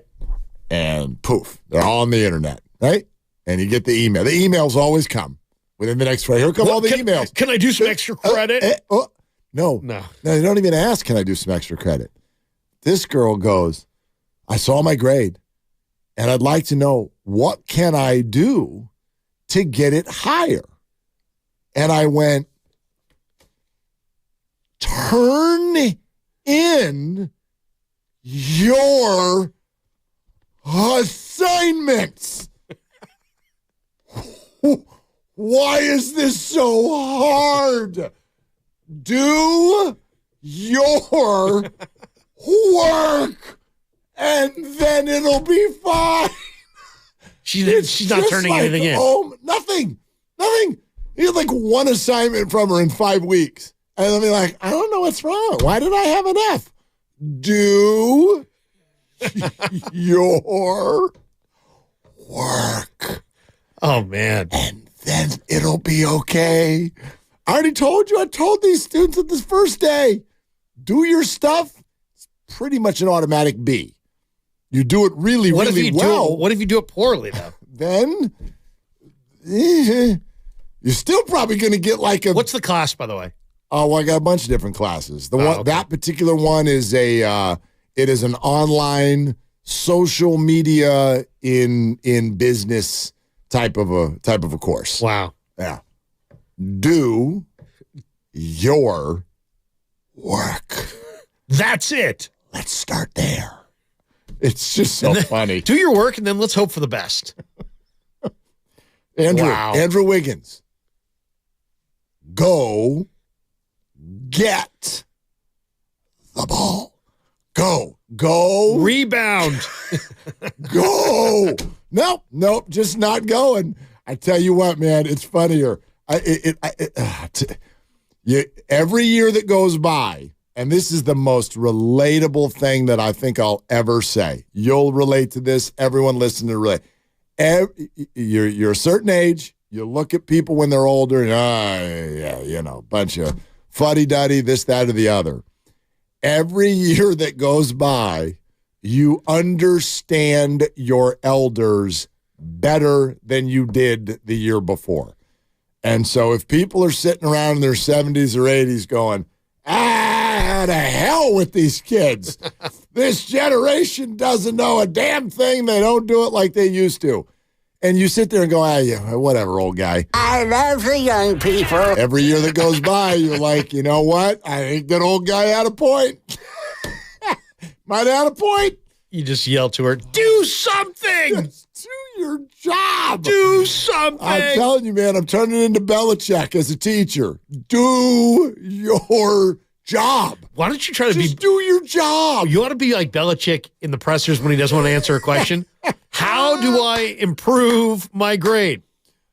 We're on to Cincinnati. I don't know. That assignment was last week. We've moved on to the next assignment. Just go with just go straight Belichick. I don't know. Yeah, I don't want to just leave her flat-footed. I don't want to talk about that. I don't want to talk about it. You got any other questions? There's a syllabus, and go check it out. Oh my gosh, it's just so funny. Don't talk about that. What should I do to get a better grade? Your work. Something. The whole thing that we're doing here is what you should do. Yeah. Attend class, pay attention, and do something. One time. One lousy time. Give her the Russo. One time. Oh, it's amazing. So check this out. This is fun. I got this for you. And this is fun 49er fans. You like this. You like that? You like this.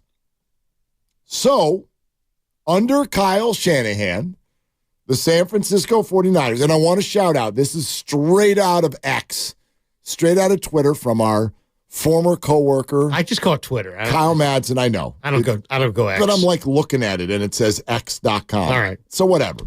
Kyle Madsen, I love Kyle Madsen. Yeah, Kyle's our good friend. And he tweeted this out. Just saw him at the last game. How's he doing? He's doing good. Good. Under Kyle Shanahan, the 49ers are 16-30 before the bye and 36-16 after it. And that was a point of emphasis coming out of camp by Shanahan is let's start fast. 16-30 before the bye. 36-16 after it.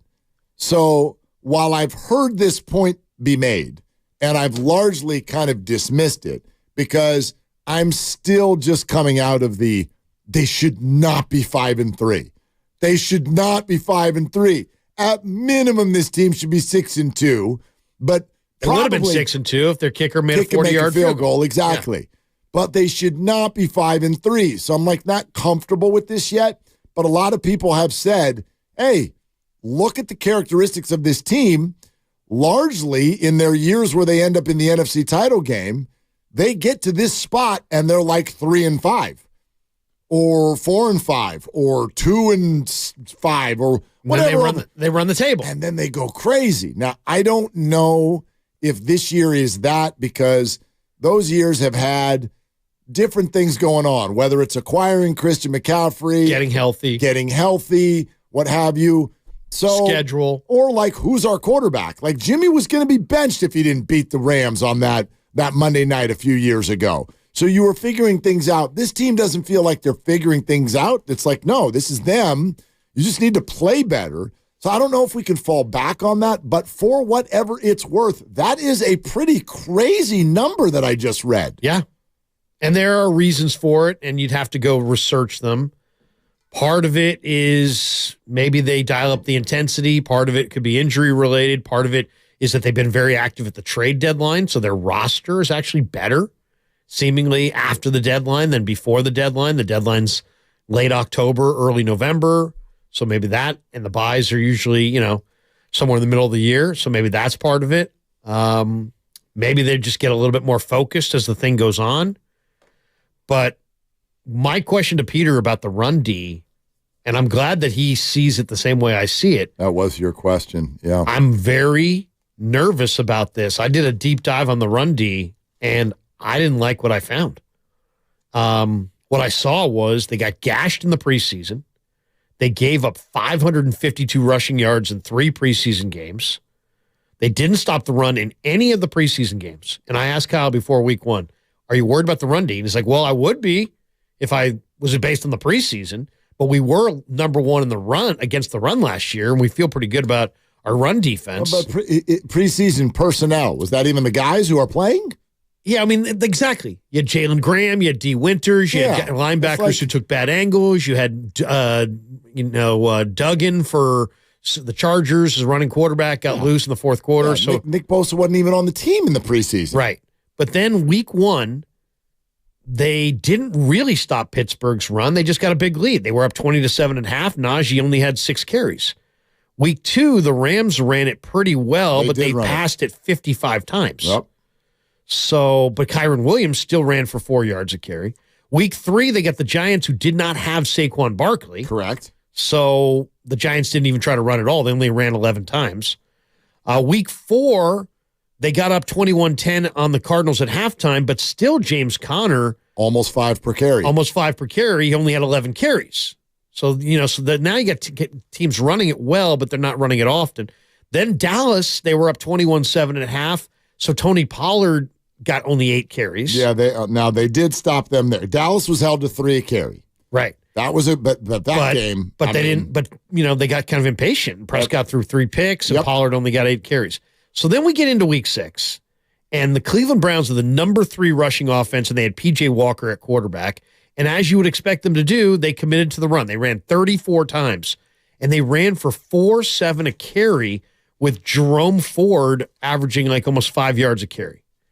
Then Minnesota carved him up, and everybody remembers Cousins being awesome on third down, but Alexander Mattison only ran 8 times, but he had, they were the 29th rush offense in football going into that game, and Mattison ran for 4.9 a carry. So that was discouraging. Then last week against the Bengals statistically, Mark, were the worst rushing offense in the NFL. Mm-hmm. And Joe Mixon averaged 5.4 a carry, and the Bengals ran for, as a team, over 5 yards a carry. Yep. So now, looking at it on paper, Etienne goes for 3.9 a carry. Not great, but he is fast. They're a mid-pack rushing attack. Then they get Tampa, Rachaad White, 3.4 a carry. Their 30th ranked rushing attack. Then Seattle, Kenneth Walker goes for 4.2 a carry. They get them in week 12 and week 14. But also on this thing, you got the Eagles, who are a top 10 rushing offense, and you've got another date with James Conner, and then you get the Ravens, who are the number 1 rushing team in football on Christmas, with Lamar, Gus Edwards, and they just discovered this rookie out of East Carolina, Keaton Mitchell, who's really fast and small and very talented. Just because you stashed him on your fantasy team, don't talk him up like he's a big deal. I'm telling you, he is a big deal. He had a good game. We're going to be talking about him on Christmas. And then Sam Howell, and the Commanders roll in. They got Brian Robinson, 4 yards a carry. Then it's one more date with Kyron Williams and Stafford. I'm just saying, if you look at their schedule, they've beaten some bad quarterbacks, Kenny Pickett, Daniel Jones, Josh Dobbs. They've also beaten some teams that didn't run it and didn't commit to the run. But the last 3 weeks, teams have committed to the run, or even if they haven't committed to the run, they're running it effectively. And if you let Joe Burrow have an effective run game, you let Cousins have an effective run game, they will carve you up, and they did carve them up. Well, here's... So I'm eager to see what this looks like on Sunday, because here's the bottom line. They had Ridgeway, they had Ebukam, they had Jimmy Ward. A couple years ago, they had K1. They had Mosley. They had Al-Shaair. All those guys were good against the run. DJ Jones a few years back. They're not the same run D that teams used to be like, uh-oh, we're not even going to try it. Now, everybody's put it on paper, on film, that you can run on the Niners. Get ready for the Jaguars to try to gash them. I'm sure they'll try. Yeah, you're listening to 95.7 The Game, KGMZ FM and HD1 San Francisco, always live on the free Odyssey app, Twitch and YouTube, powered by First NorCal Credit Union. Here's what I'd say, a couple things. One of them encouraging, one of them I think is nerve-wracking, based on everything that you just said there. I'm not concerned yet about anything that's going to come out of the next 2 to 3 weeks, maybe not even that long. Like, the Ravens on Christmas. Okay, no. If you're right, if the 49ers play like this, they might not even be in it anymore by Christmas.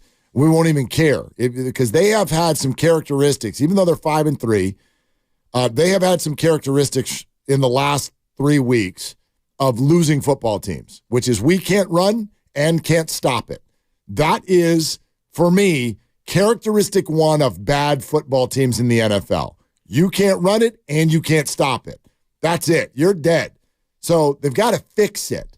So whoever they are on Christmas Day better be completely different than the team we've seen to this point.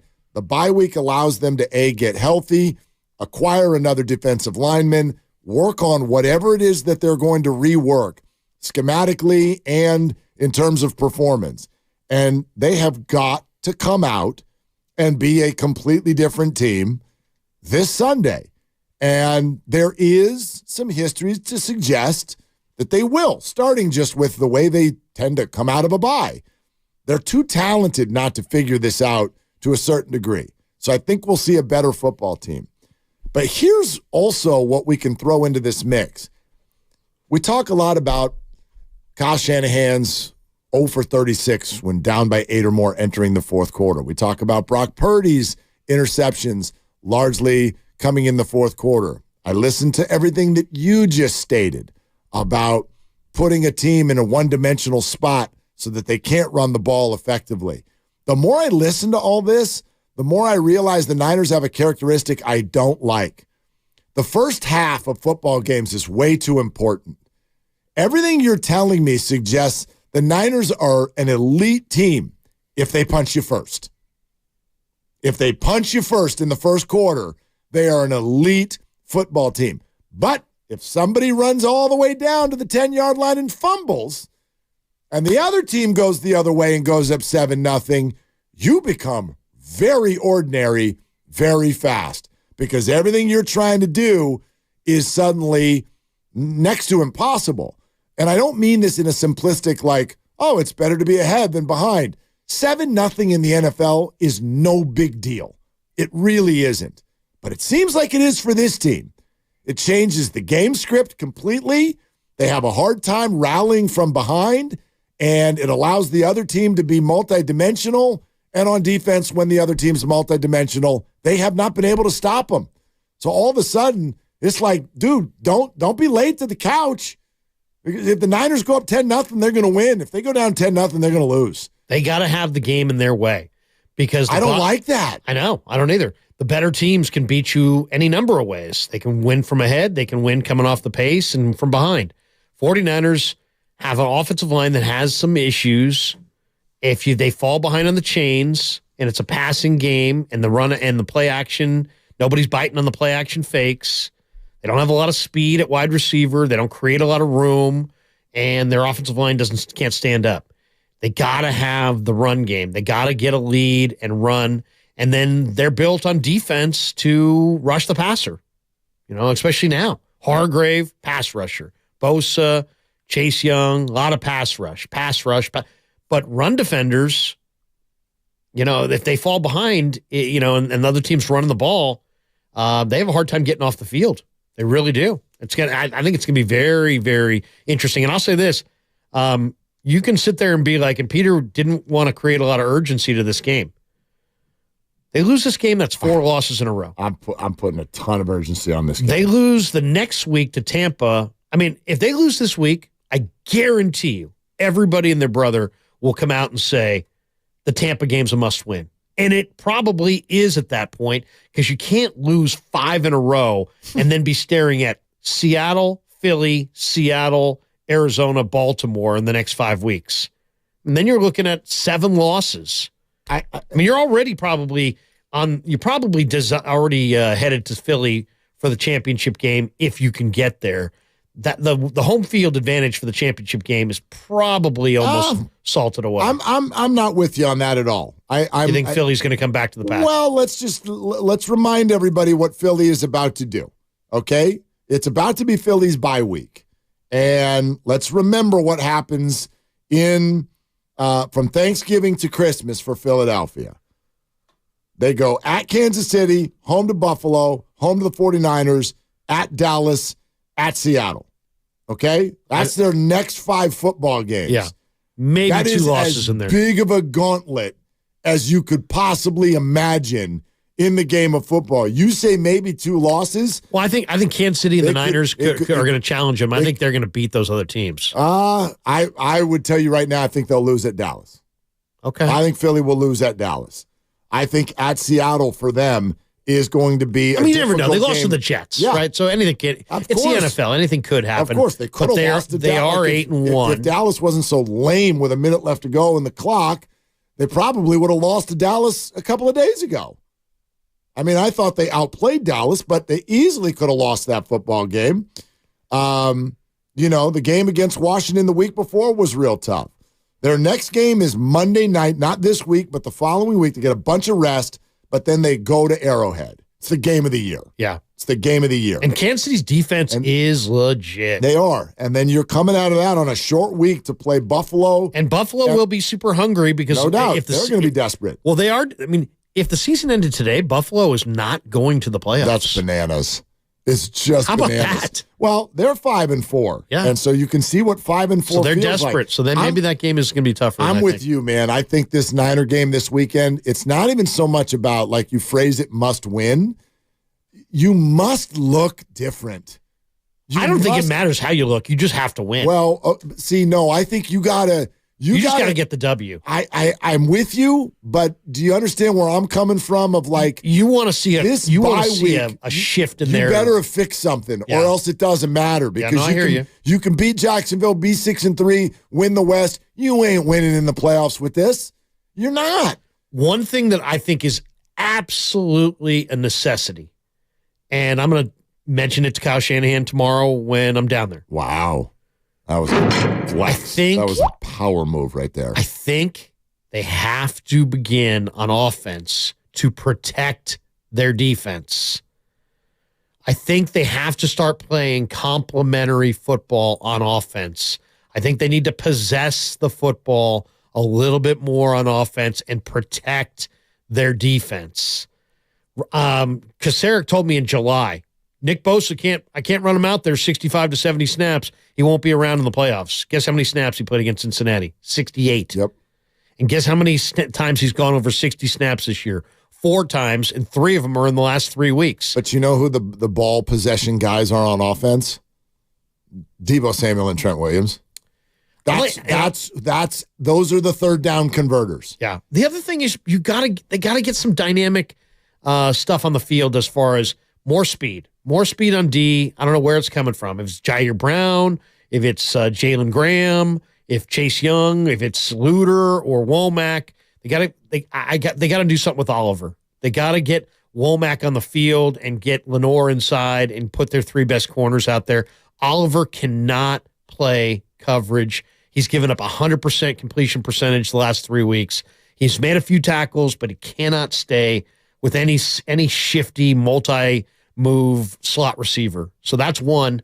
And then J.P. Mason. Kyle, get J.P. Mason on the field. Put him at running back. The guy had a 26-yard run against Dallas. It was very impressive. I don't know that he's touched the ball since that run. And I would flex out CMC and use Mason a little bit. Well, he scored the touchdown in Cleveland, so he's definitely touched the ball since Dallas. Scored that touchdown in Cleveland. Yeah. Okay. But I'm just saying, like, he may have like 2 carries in the last 3 weeks. Yep. And this guy's too big, too fast. He looks like a poor man's Marshawn Lynch. I know Kyle loves Elijah Mitchell.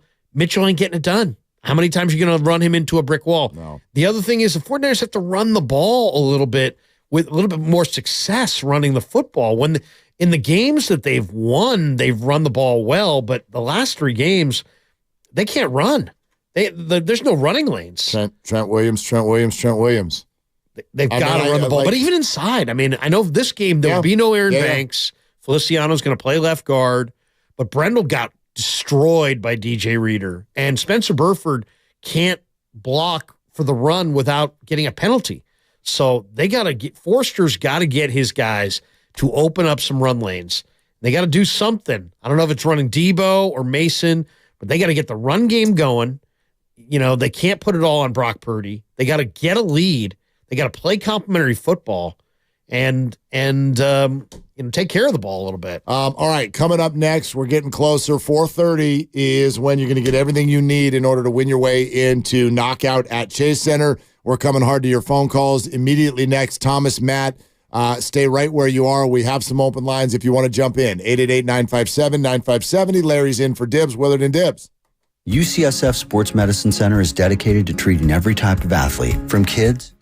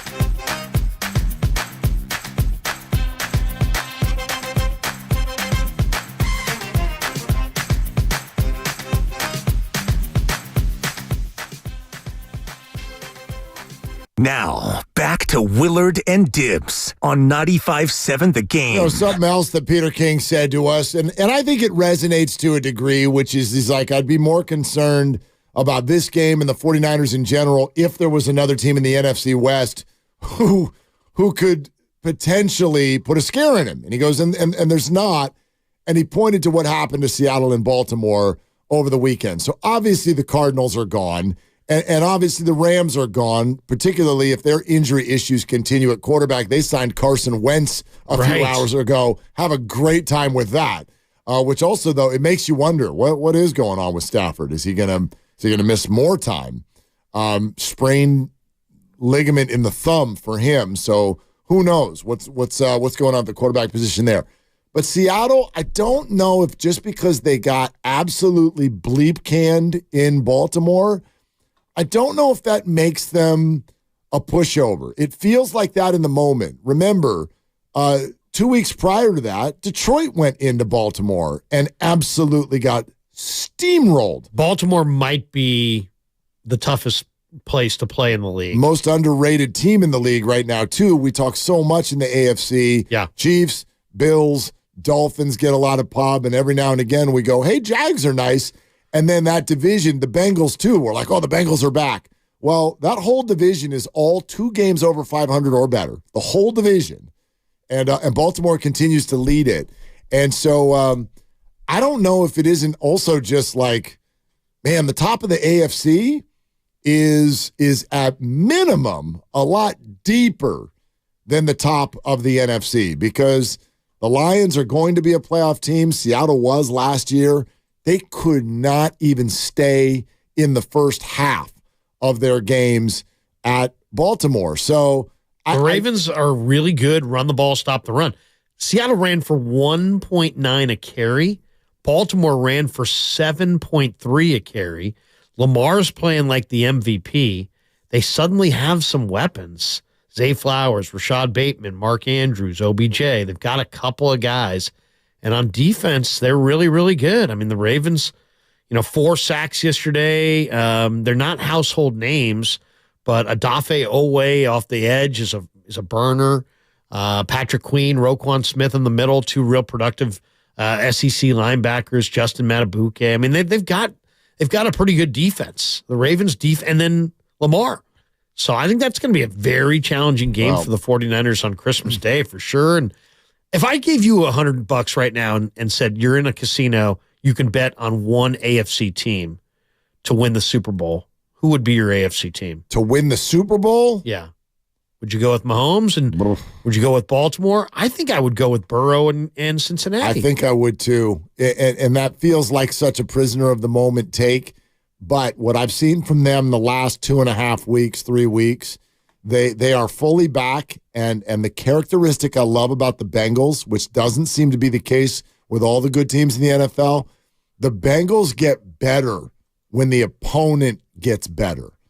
Like, they rise to the occasion at such a level. And look at Burrow's record against Mahomes and Allen. He owns them. He's like 5-1 or something, isn't he? The bigger the game, the better they play.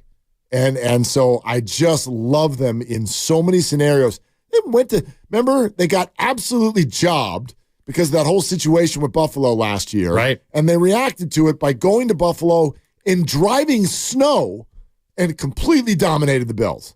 Like, I just love Burrow's moxie. Yeah. I love it. Oh, I mean, look what he's got, too. He's got, a decent running back, even though it's kind of a one running back team. They got Joe Mixon. But T. Higgins, Tyler Boyd, the great Jamar Chase, even that tight end sample's pretty good. And then on defense, they've got 3 guys on their back 4 that run sub 4.3. So they got you saw the Niner game. You can't run wide on Cincinnati. And then they got DJ Reader in the middle. And if they can get you in obvious passing situations, they got the guys the H boys, Trey Hendrickson and Sam Hubbard. So I don't know. I mean, to me, I trust Joe Burrow. He's just spectacular. Yep. The AFC playoffs are going to be crazy. Yeah. Absolutely now Chargers crazy. are playing well. Yeah. Well, the Chargers back to 500. Got to keep your eye on them for sure. The Jags are going to win that division. I think they can hold up. The Chiefs are going to be there. You figure. I mean, if you look at all the teams we're talking about right now, the Chiefs And the Bills, as you said, right now are not even in it. But the Dolphins, although they only beat bad teams and lose to all the good ones, but I think their own line's banged up right now. I mean, you get 7 teams in the playoffs. The Chiefs are going to be one and the Jags are going to be one. That we can set aside.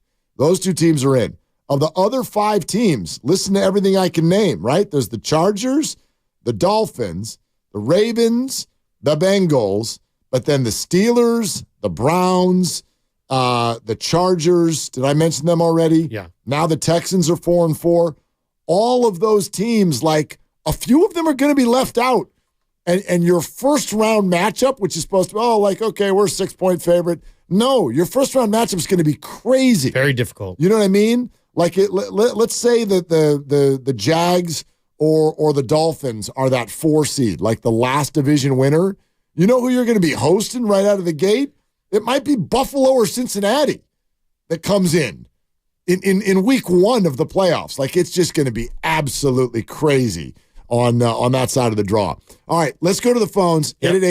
888-957-9570. Larry is in for Dibs. And remember, in 7 minutes, we will set the table to have you win your way into Knockout at Chase. You got to be with us in 7 minutes and then listen for the window before the sounder plays. So we'll have all that for you coming up in just a few. Thomas in San Ramon. Hey, Thomas, thanks for calling. What's up?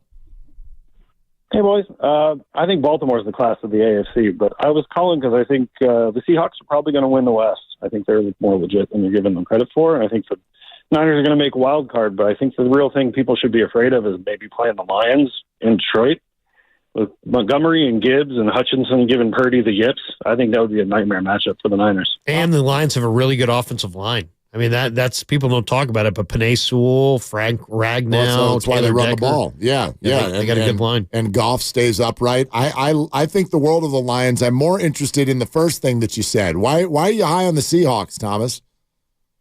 I think they got whooped by the Ravens, but I think the Ravens are way better than everybody's giving them credit for. And I think I watched the Lions Seahawks game, and that was close, but it was really tough. And I think the Seahawks have just gone out and beaten a lot of good teams and then got thrashed by the Ravens. So I think they're both more legitimate than you give them credit for. Well, I don't think, in fact, I think the point I was just making is I don't think that just because Seattle lost in Baltimore, that means you can brush them off. I still think, and thanks, Thomas, I think Seattle is a solid enough team. I don't think they're in the 49ers class, but that doesn't matter. They may not have to be. They've got 2 shots at the 49ers coming up.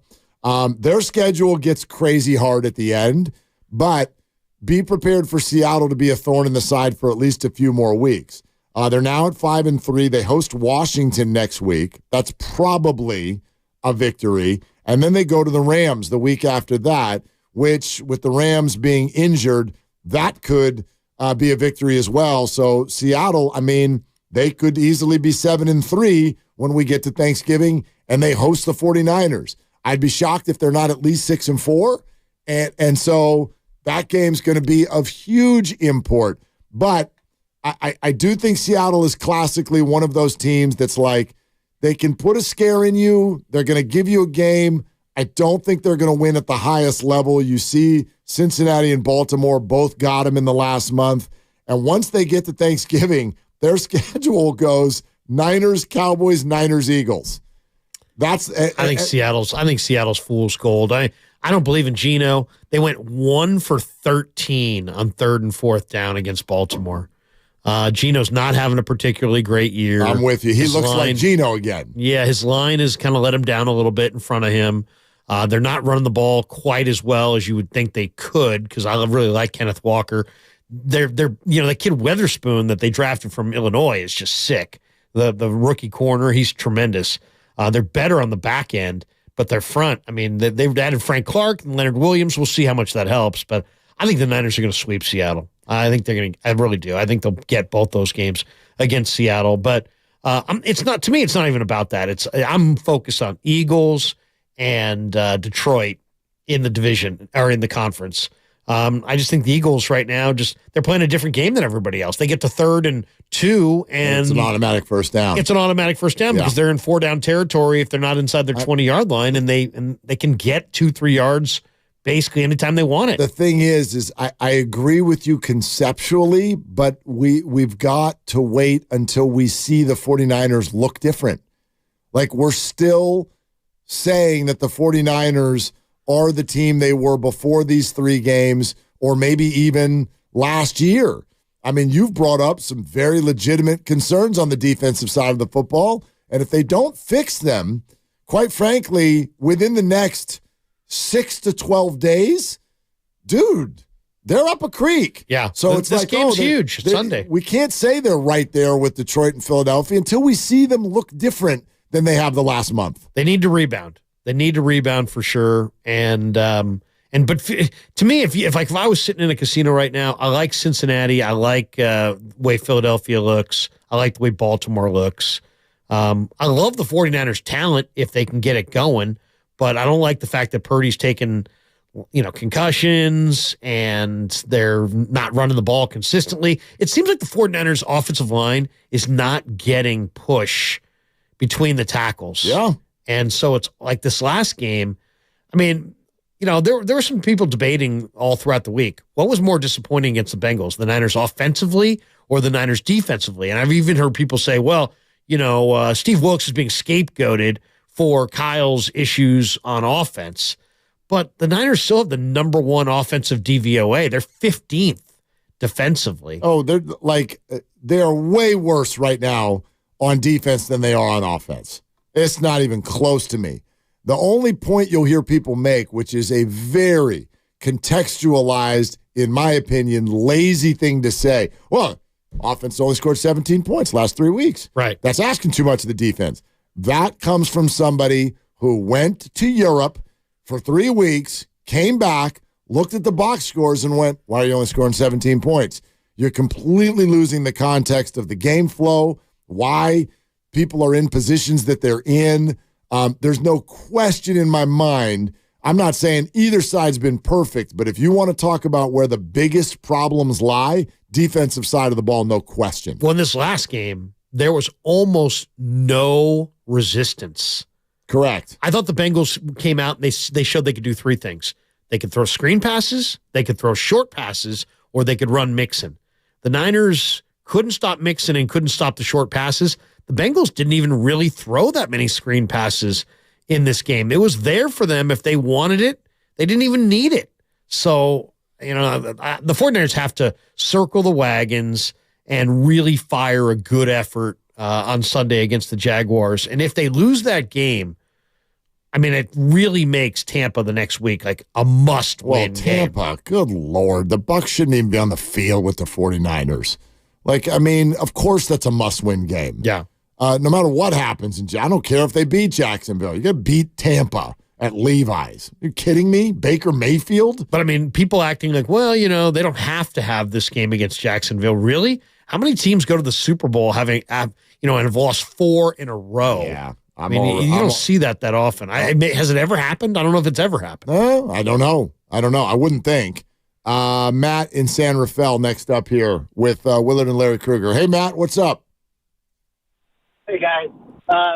2 things before I get to my point. One is I can't believe I heard Larry talking Drew Sample up as an offensive weapon for Cincinnati. It's got to be a first. And Thank the you. second thing is my issue with Seattle above all else is their number 1 receiver has a head like a he's a child in a giant monster's body. And unless he gets his head together, Seattle is never going to put it together because they won't have a guy they can count on when they need him. Regarding the Niners, my concerns are exactly the same as the ones you guys have been talking about. Primarily, the middle of the defense has been soft, which has been shocking to me. I think losing DJ Jones and then Hassan Reddick has been really catastrophic because Hargrave is a pass rusher, and Javon Kinlaw, no matter what anybody says, he is not an NFL caliber player, in my opinion. What's happening that I see with regard to the defensive line is they all get so far upfield that there are running lanes and cutback lanes. They may be staying in their lanes, but if you're so far upfield, there are big gaps. Guys are going to find it. On the offensive side of the ball, the fact that they're not able to get anything going forward in the run game is because the center and the 2 guards are not engaging and driving the players that they're supposed to block backward, and you've got backs getting a wall. The last thing about the defense is I'm very disappointed in Talanoa Hufanga this year. Yeah. He seems out of position and late a lot. That's a great call. Matt, thanks. Hufanga is a box safety that a year ago looked like he could, he could read that mesh point and attack it with great timing, and he made plays in the backfield. But this year, he's never been known as a real great coverage player, but man, he's really been strong against the run. This year, he's falling off blocks routinely. And so I hate to say it, this is a guy that I think people think of as, all pro. If he plays one or two more games the way he's playing it might be time to look at Jair Brown. Well, I just keep looking at this 49er defense from the philosophy of the coaching staff, and they have always been a front-to-back staff rather than a back-to-front. And I go back to when the 49ers made the Super Bowl with Jimmy Garoppolo. They essentially trotted the same secondary out onto the field, a group that had only had 2 interceptions the year before, and suddenly they performed like superstars. Why? Because Nick Bosa had arrived, and because their pass rush was devastating, and they stopped the run. That front four, that group has got to perform, and when it does, all those guys in the back, you're going to suddenly stop. You won't be frustrated with Hufanga anymore. You won't be as frustrated with Lenore. Hell, Larry, you might even have dinner with Isaiah Oliver. I don't know. Something crazy could happen. So I'm focused on those 4, especially now that they added to it. This is the most highly priced, highly drafted group I've ever seen in my entire life, and they are not getting sacks, and they aren't stopping the run. I don't understand it. They are so talented, and for whatever reason, they're stepping on one another's feet. And so that, to me, that's the thing that has got to change, and I think your secondary will follow suit. They've been disappointing up front. I mean, Drake Jackson had 3 sacks that week 1 game against Pittsburgh. He's got very few pressures, and I don't think he's got a pressure since week 4. So, and then you heard Lynch tell Kawakami in their podcast that, Drake's got to earn his reps. So obviously they feel like they're challenging him by getting Chase Young. They got to set the edge. They miss Samson Ebukam. They don't set the edge. When you hear this sounder, then we will ask you a question about something that was said in that 15-minute window. So don't just head off for a snack and then hope that you hear the sound. You got to listen right now for the next 15 minutes, or else you won't know what the hell to say when you call and Lucas picks up the phone and asks you a question. You'll be like, I don't know. You'll be like my students. Do your assignments. Yeah, what? Hey, Professor Willard, how do I get a better grade? Do your work. So we're asking you to do just a little bit of work, but it's fun because all you got to do is sit here and listen to Larry Krueger make great points about the wide 9.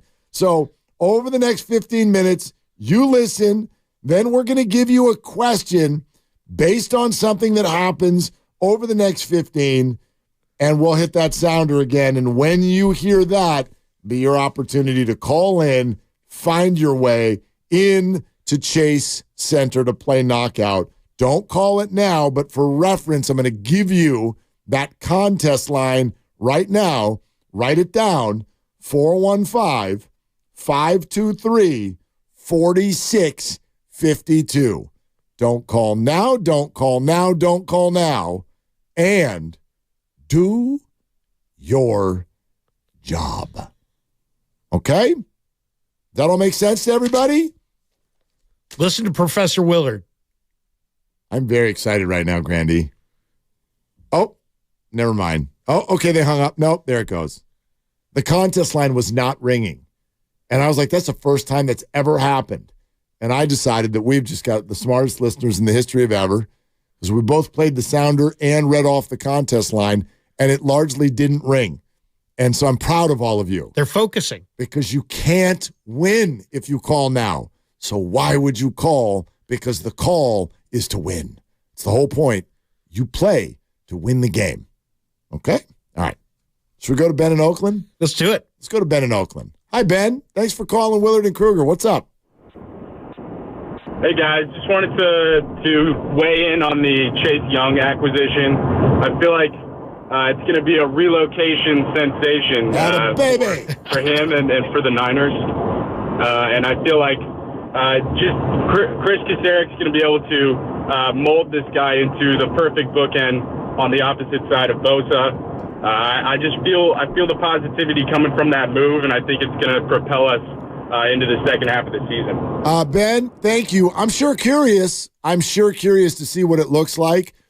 I'm the type of guy, and this is why maybe I'm not a great bettor. I do okay with it. Are you busting out into your LL Cool J?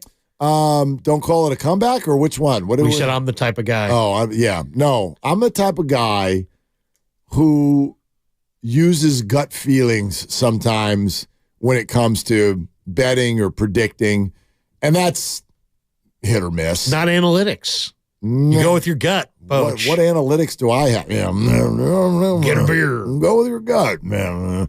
I go with the gut, and I was driving in today, and I just, we haven't really, it's the bye week, and yesterday we had Warrior Hoops, and I just haven't really we haven't locked in on game week yet. And all of a sudden, I'm listening to the conversation, and I listen to Roast, and listen to Steiny and Goo, and this just feeling kind of comes over me. I'm like, oh, I think the Niners are going to look great on Sunday. Like, just the flow of the NFL suggests they're due. And so are the Jags in the other direction. That's the one thing. The Niners are coming off the bye, but so is Jacksonville. So is Jacksonville, and they're good. They're very good. They've won 5 in a row. There's no way to thumb your nose at that by any stretch. And, by the way, look at who they beat. It's not like they went through Cupcake City and had 5 games with Carolina. This is a team that beat Buffalo. This is a team that went into Pittsburgh and won by double digits. That's not easy. I know Pittsburgh lacks talent, but their home field advantage and Mike Tomlin are unbelievable. Jacksonville went in and beat them by double digits. They handled a road trip to New Orleans, not the easiest place to play. Their other 2 wins, Atlanta and Indianapolis, not overwhelmingly impressive, but they beat them by double digits. They got a good D. They're a good football team, but they might be due to come down to earth a little bit. And I just got the feeling that the 49ers, the flow of the NFL tells me there's no way this team is just going to fall off a cliff. It's not possible, right? You can't convince me or explain to me why this group of talent would just fall off of a cliff. And quite frankly, if they lose on Sunday, that's a little bit of what it feels like. It feels like they just fell off a cliff. I mean, they got to stop Travis Etienne. If he has success, it's going to be a long day. Agreed. Trevor Lawrence, the ball's coming out of his hands super quick.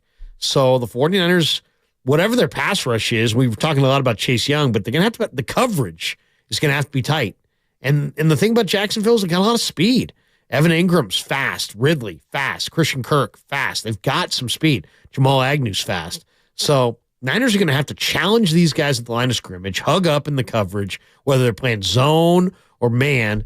They're just going to have tighter coverage overall. And then the Niner offensive line is going to, have to step it up. I mean, this is a very underrated Jaguar defense. Josh Allen was a first-round draft choice. Devin Lloyd was a first-round draft choice. Trayvon Walker was the first pick in the entire draft. All these guys are on their defensive front. So Jacksonville's got a really good D. I think it's like a top 5 defense. They're going to have to, establish the run themselves, the 49ers, potentially get a lead, not turn the ball over in the red zone, play a clean football game.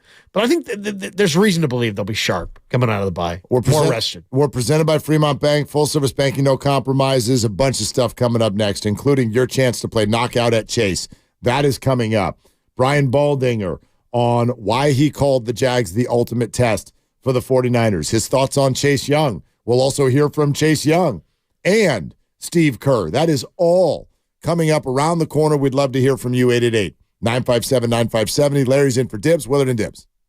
Considering a home remodel or design?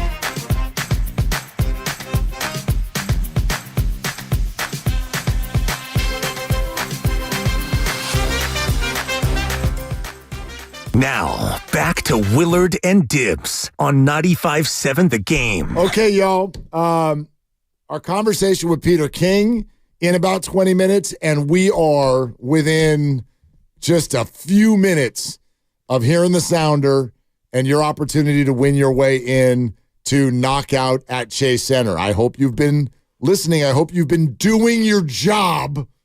Do your work. Do your work. What is the matter with you? Can I do extra credit, Mr. Willard?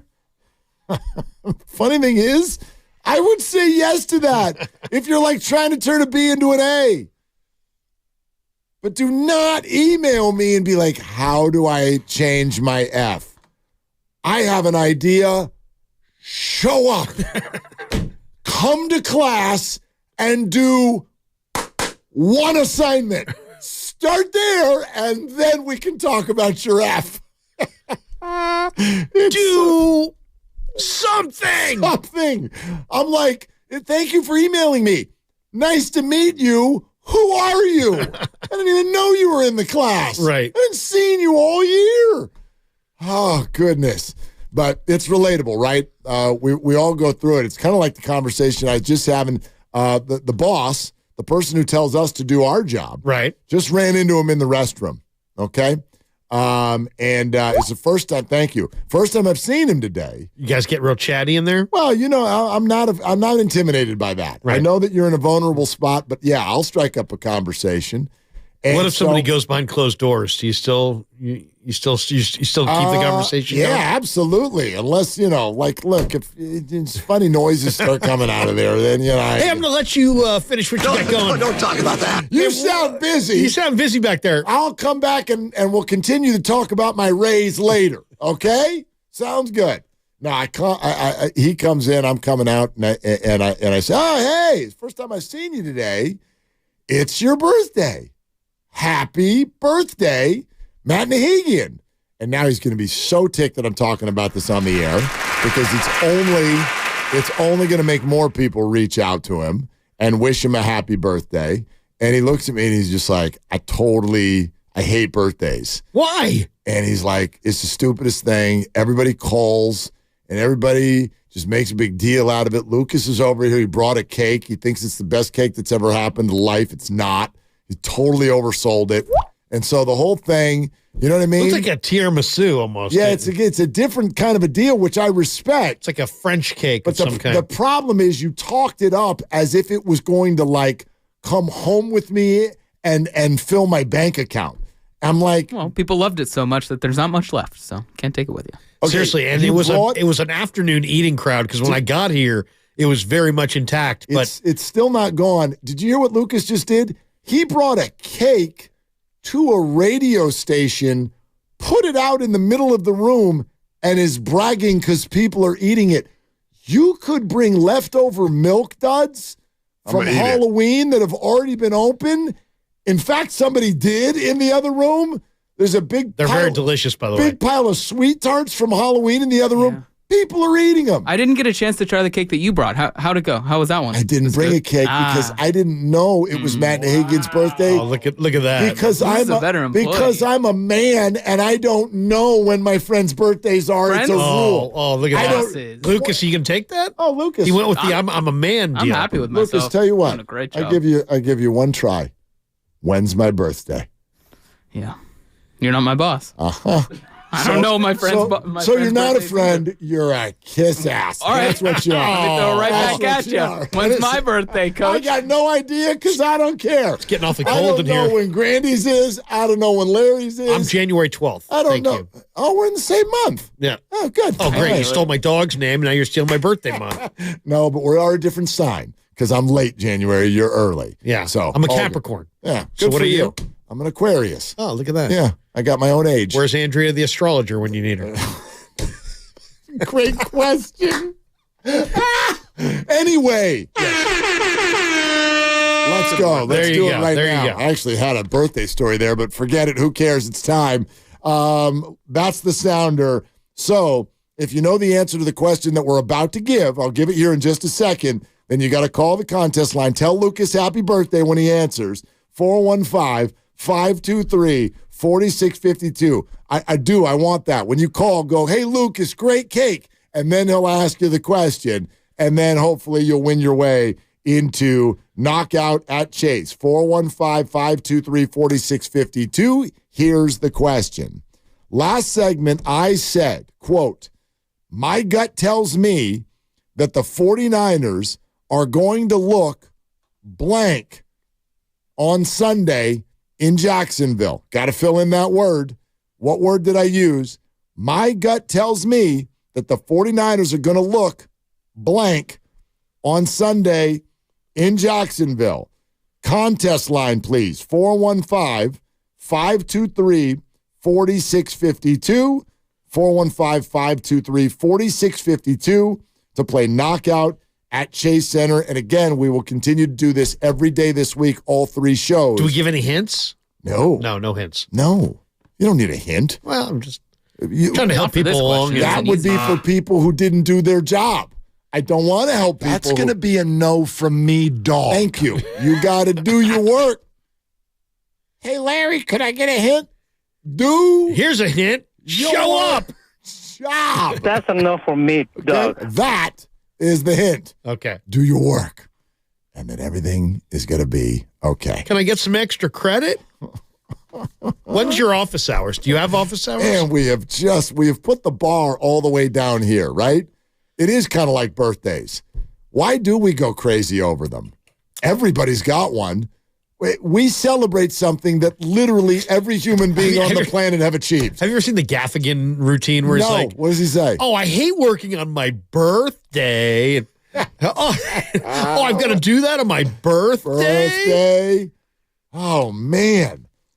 How about the people calling sick on their birthday? Like, stop. It's just, right, we've all got How about one. people who celebrate half birthdays and they're like over 40? Oh, listen, don't get me going. And there's It's my half birthday. There's certain people also, it's like they got to go celebrate with every group of friends. So it's a whole month. It's a whole month. We got to go to lunch. My birthday week. And then we got to go to dinner. And then we got to go on a trip. And then we got to circle back and go to lunch with a new group. It's like, relax. We've all got one and no one's got two. No one's got zero. No one's got two. We've all got one. Yay, you. Okay, I got one birthday question for you. you. You, but you're not that special. So my wife's birthday is later this month. Now, I think it's okay to say, hey, babe, what would you like for your birthday? And then I've heard people say, "Oh, you don't ask that question." Well, it's a tough one to answer. You surprise the person. But she doesn't want to ask for something and then have you get that because then there's no effort in that. Isn't it all about satisfying the person, getting them what they want? Can I paint? Hey, if we have a Christmas grab bag or something, and I say, and you get me, and you say, "Hey, man, is there anything you want?" I think I'd rather you say, "Yeah." I mean, rather you ask me, "Yeah, I would like. I'm actually looking for this," as opposed to surprise me. Permission to speak freely without being called sexist. Okay, can I? Because all I'm doing here is painting with a broad brush. All right. I'm not. This has nothing to do with. You did it earlier with Wiggins. You can do it now. that wasn't sexist. I was talking about Andrew Wiggins. Anyway, you were painting with a broad brush. You got something against men, don't you? Yeah. No. I think women tend to love to see the effort. So there's no effort in just being like, "Hey, what do you want?" and then you go get it. They're like, I can go get it. They want the thought. Especially when we share every penny. Even if the thought stinks. Like, I know, but then what if you get the wrong thought? But then she's a jerk if she comes down your road for getting the wrong thing or the wrong size or the whatever. Well, first of all, the wrong size. I mean, I just assume like, hey, you know what? You want to take it back? Take it back. You know what I mean? Well, do what you got to do. Of course she wants to take it back. I mean. I got what I liked it, but I took it back because it wasn't my color. You know what? Go for it. Do what you got to do. Listen, that's another. Most women I know love to take it back. Yeah. I mean, they buy things so that they can take it back. right. Buy 5. I'm going to take 4 of them back. I mean, it's a constant state of returning things. But that's fine. So would you? No, I wouldn't ask. You wouldn't ask. You would just award the gift. No, but I'm also weird that way. Like I think of it as a sport. You're not that thoughtful guy that like, I remember her saying 7 months ago that she liked something in a storefront. So I went back I got it for her. I'm not saying I got 1,000. I'm like the guy that makes all other boyfriends and husbands look bad. No, to me it's a sport. All of the holidays, the kids, lovely Christy, everybody, it's a sport, and I want to hit a home run. So we all do, Mark. Yeah, boy, we all do. I want to go. Nobody wants just a single. I want to go find the thing that's going to absolutely just make your week. But I don't bat 1,000, but I'm going to try. I don't need Farhan here to tell me we like home runs. That's right. We ain't doing birthdays and Christmas like Farhan does trades. Maybe I could do analytics. Hand her a sheet. Yeah. Hey, sweetie, I got you the Mariners' backup catcher, but you can only have him for a week. Right. That's it. And then you got to give him back. Okay? I got you a Papirski jersey. Papirski. By the way, DeBon won the Gold Glove. I know he traded for Papirski. Papirski. Not Soda Popinski. Papirski. Sharich Papirski. Matt in Alamo. Hey, Matt. Not you, Matt. Matt in Alamo. Great job. Way to listen.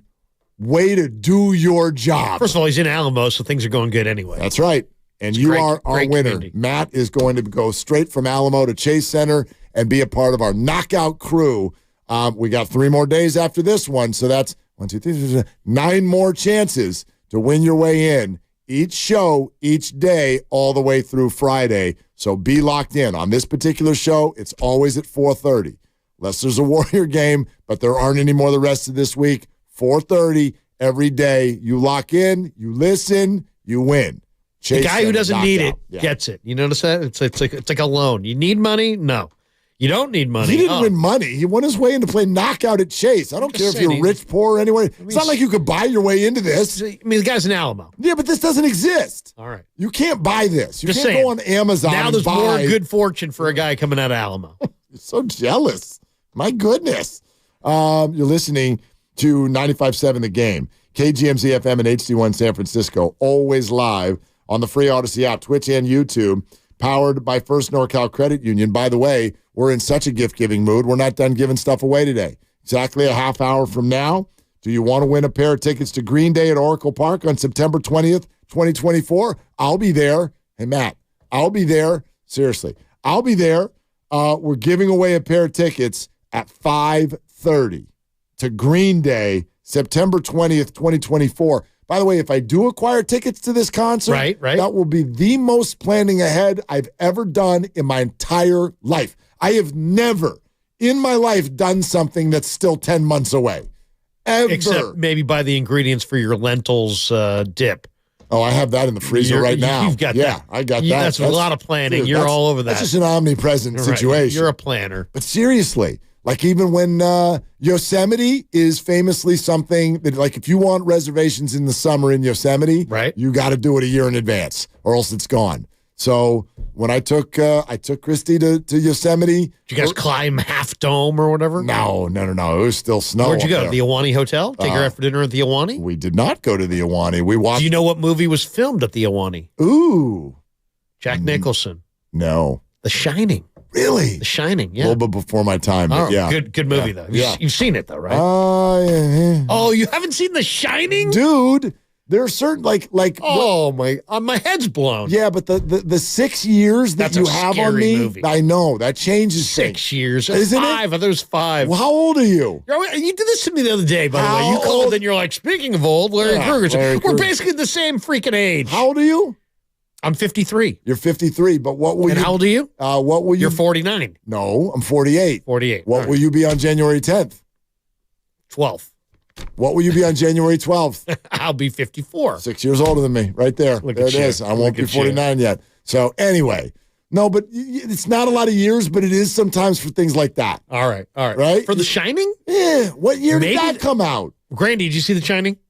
Have you ever seen The Shining? Yeah, I've seen The Shining, and I've read the book. Book way better than the movie. Okay, but see, Grandy... Look at Grandy. Yeah, Grandy's read the book. He reads. The movie came out in 1980. I watched the movie, so I won't have to read the book. You were 10. I was 5. No, but it's a classic. I know scary it's a movie. classic, and I'm not into scary. I'm not into really it either. That scary though. Yeah, but I'm not into it. Not that scary. Isn't this just a new Krueger movie out? Say, no, he's your brother. Those movies are Freddie. scary. Don't you have a that's your brother? Yeah, thank you. Yeah. Freddie Krueger. Damn the person who ever made that movie. I don't want to watch this. I don't want to watch that either, but that's kind of cheap. This is Jack Nicholson. The Shining was very good. I know it's a classic. And when this guy says 408 says The Shining was not filmed at the Ahwahnee, I believe it was. Well, now we've got controversy. Maybe not all of it, but some of it was filmed at the Ahwahnee Hotel. One scene. Pretty sure. One scene. Well, damn, I'm almost 100% sure. It's not called the Ahwahnee anymore, right? Oh, it's not? I think they had to change the name of it. Yeah. 510 says, I'm with Larry, by the way. I ask my wife what gift she wants. I'm not good at gift searching. Chris A. from Oakland.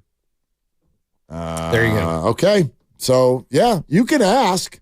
I don't even ask. I've already asked. So you want a list? Here's how you do it. Go somewhere with your wife and watch her shop. You will come up with stuff. Oh, that sounds awful. Go shopping with her. Go to Target with her. I'm taking notes, honey. Stand over her shoulder while she's online. Huh? What are you doing? Why are you taking notes about what I'm looking at online? Anyway, Peter King, our conversation with Peter is just a few minutes away, and the urgency of this game against Jacksonville, I largely think, I don't know, based on the conversation you and I are having, we think this is a little bit more urgent than he does. Yeah.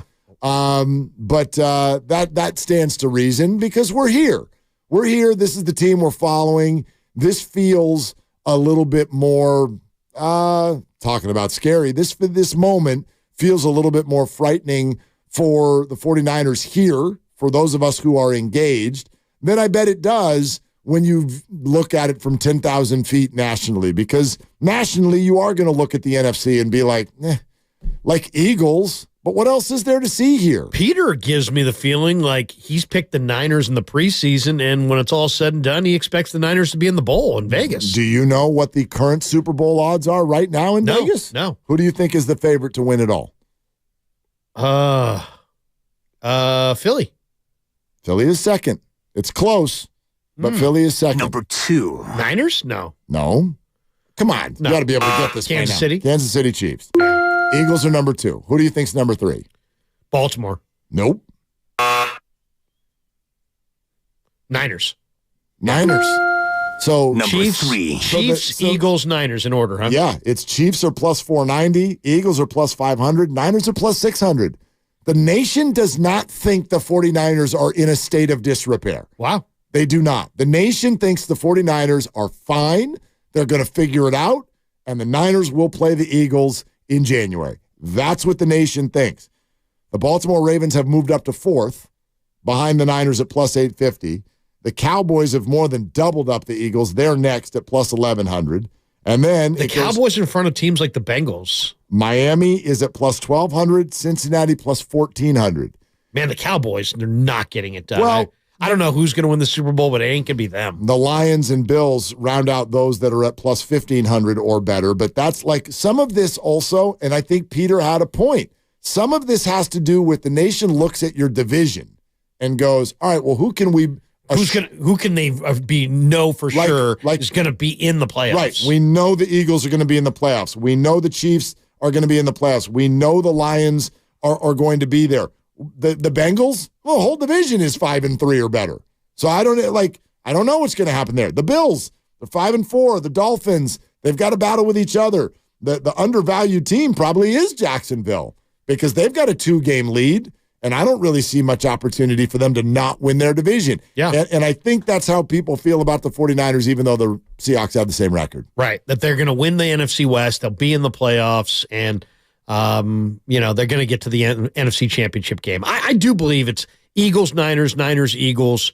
I think those are the 2 best teams in the NFC, and there's a divide there. I really believe that Detroit, Dallas, whatever team you want to put in there third, I think is definitely worse than the Niners or Eagles. But the Niners have to get off the canvas and show that they can run the ball, stop the run. Brock's going to not turn it over in the 4th, and they got to get a win. Absolutely. I think this is as urgent as they come. By the way, in the NFC, you get by those 4 teams, and then you're like, then what? I mean, the Vikings would go to the playoffs right now, which is absolutely ludicrous. Josh Dobbs? Ludicrous that they've won 4 games in a row and they're 5-4. The NFC does not, quite frankly, have enough teams to even fill out the playoffs. And so that's part of it, too. Super Bowl odds go up because, there's really only 3, 4, maybe 5 good teams if you're a believer in Seattle. All right. Our conversation with Peter King, in fact, starts out on exactly that subject. We bring in NFL insider, Odyssey NFL insider Peter King, and I began the conversation by asking him just how crucial Sunday's game is for the 49ers. Well, crucial is a little bit strong. It's an important game, but I probably wouldn't call it crucial other than to say you're right. 4-game losing streak. You know, how many teams have ever won a Super Bowl that went on a 4-game losing streak during the year? I'm sure there's some, or 1 or 2 or 3, but it's certainly rare. And especially coming off a bye, it looks like you get Deebo Samuel back. It looks like bookend pass rusher. You know, I'm reminded when the Niners got Chase Young. I'm sort of reminded of something the old Hall of Fame general manager, George Young of the New York Giants, once told me when I said, man, you get so upset about free agency. I mean, this is how long I've been covering the game. I covered the game before there was free agency. And, George Young used to say, you guys have no idea what you're talking about. This isn't baseball where you can just plug in a second baseman. This is a very complex game. Every team has different plays and signals and blah, blah, blah, blah, blah. But honestly, when you're an edge rusher, you got one job. You had one job. Get to the quarterback. And obviously there are different, aspects of it. And I'm not saying that it's that simple. But Chase Young, you would think, should be able to come in this week and should be able to play, X number of snaps and give the Niners something that they so far have been lacking. I think what's also important about this game is just sort of getting back to feel good about yourselves. You can say whatever you want about, you go out and you play hard no matter what and all that, but the 49ers, this little self-doubt has got to be creeping in a little bit. You don't just lose without everybody thinking, man, we're not the same. So I think it's an important game for those reasons, but I also think that I might call it crucial if there were another team in the division that really caused me to stay up at night. But right now, especially with what happened with Seattle on Sunday, I think that it's pretty clear the 49ers are the clear favorites still in this division. Peter, the Niners have to get home. They've gotten a lot of pressure, but they got to get home on the quarterback, and it's difficult against these quarterbacks to get it out so fast. You've probably watched more of Chase than we have this year. How close is he to the player that won Defensive Rookie of the Year coming out of Ohio State, and what kind of impact do you think he ultimately is going to make here? The best thing that he said in his first news conference was when he talked about all the good players that the 49ers have and just sort of expecting to win. And I think if you come from a place that doesn't win and you go to a place that does, and you have great respect for the players in that place, for Fred Warner and Dre Greenlaw, and Nick Bosa and Eric Armstead and Javon Hargrave, I'm sure that it's different than he experienced in Washington. And, the one thing I would say about Chase Young as a player is that, look, he got into a situation, in the last couple of years where I think it's fairly safe to say he was never as healthy as he would want to be. And I think the big question you have to ask yourself is when you are in a place that is losing and is not going to make the playoffs, I think it's a little bit different than if you're in a place that's like the 49ers and you look around and you see that not necessarily guys are playing mortally wounded, but guys are playing when maybe they're certainly not 100%. And, the expectation is the expectation. And I also think that it's really important for Chase Young to be going to a place where he has people above him, where you don't go into every game and you say, well, if we control Chase Young today, we're not going to have anything to worry about with that defense. Now, they had Young and they had Sweat. But in this particular case, I believe that he's really going to benefit from a guy like Fred Warner, from a guy like Eric Armstead, from an old friend, like Nick Bosa, because he's going to see, in the immortal words of Mike Tomlin, that the standard is the standard. Peter King, Odyssey NFL Insider, with us here on Willard and Dibs. Larry's in for Dibs on 95.7 The Game. Peter, it's an interesting situation, and obviously whenever we talk about the defense, there's been all this discussion the last few weeks about Steve Wilks. In your history covering the league, the whole idea of being up in the booth, being down on the sideline, is this just something people talk about when a team is in a losing streak, or can that actually have an effect? I don't think it's really very important, quite honestly. I think one of the things that you see in all different cases is where guys are during the game. Sometimes they change. Sometimes they're upstairs. Sometimes they're down on the field. I think the way I would look at it is this. I think it's a little bit more important for an offensive coordinator, at least from my perspective. I'd like my offensive coordinator to be down on the field, especially if the offensive coordinator is very hands-on with the quarterback. Just because in between series, with as much as you can see on the tablet from the images you get to see on the tablet, I think I would rather have the offensive coordinator on the field. Defensive coordinator, I mean, look, you see Wink Martindale of the Giants, he likes to be down on the field. Robert Saleh, when he was defensive coordinator, he liked to be down on the field. I don't really care about that, quite honestly, and I think it has almost next to nothing to do with the success or failure of a defense. But look, if they want to change that up, all the power to them. Why not? It doesn't do any harm. But it's just that if I were a coordinator and I were making the calls, I would want to be where I was most comfortable. If there was some reason why I should either be upstairs or downstairs, let's hear it. And if Kyle Shanahan thinks there's a reason, for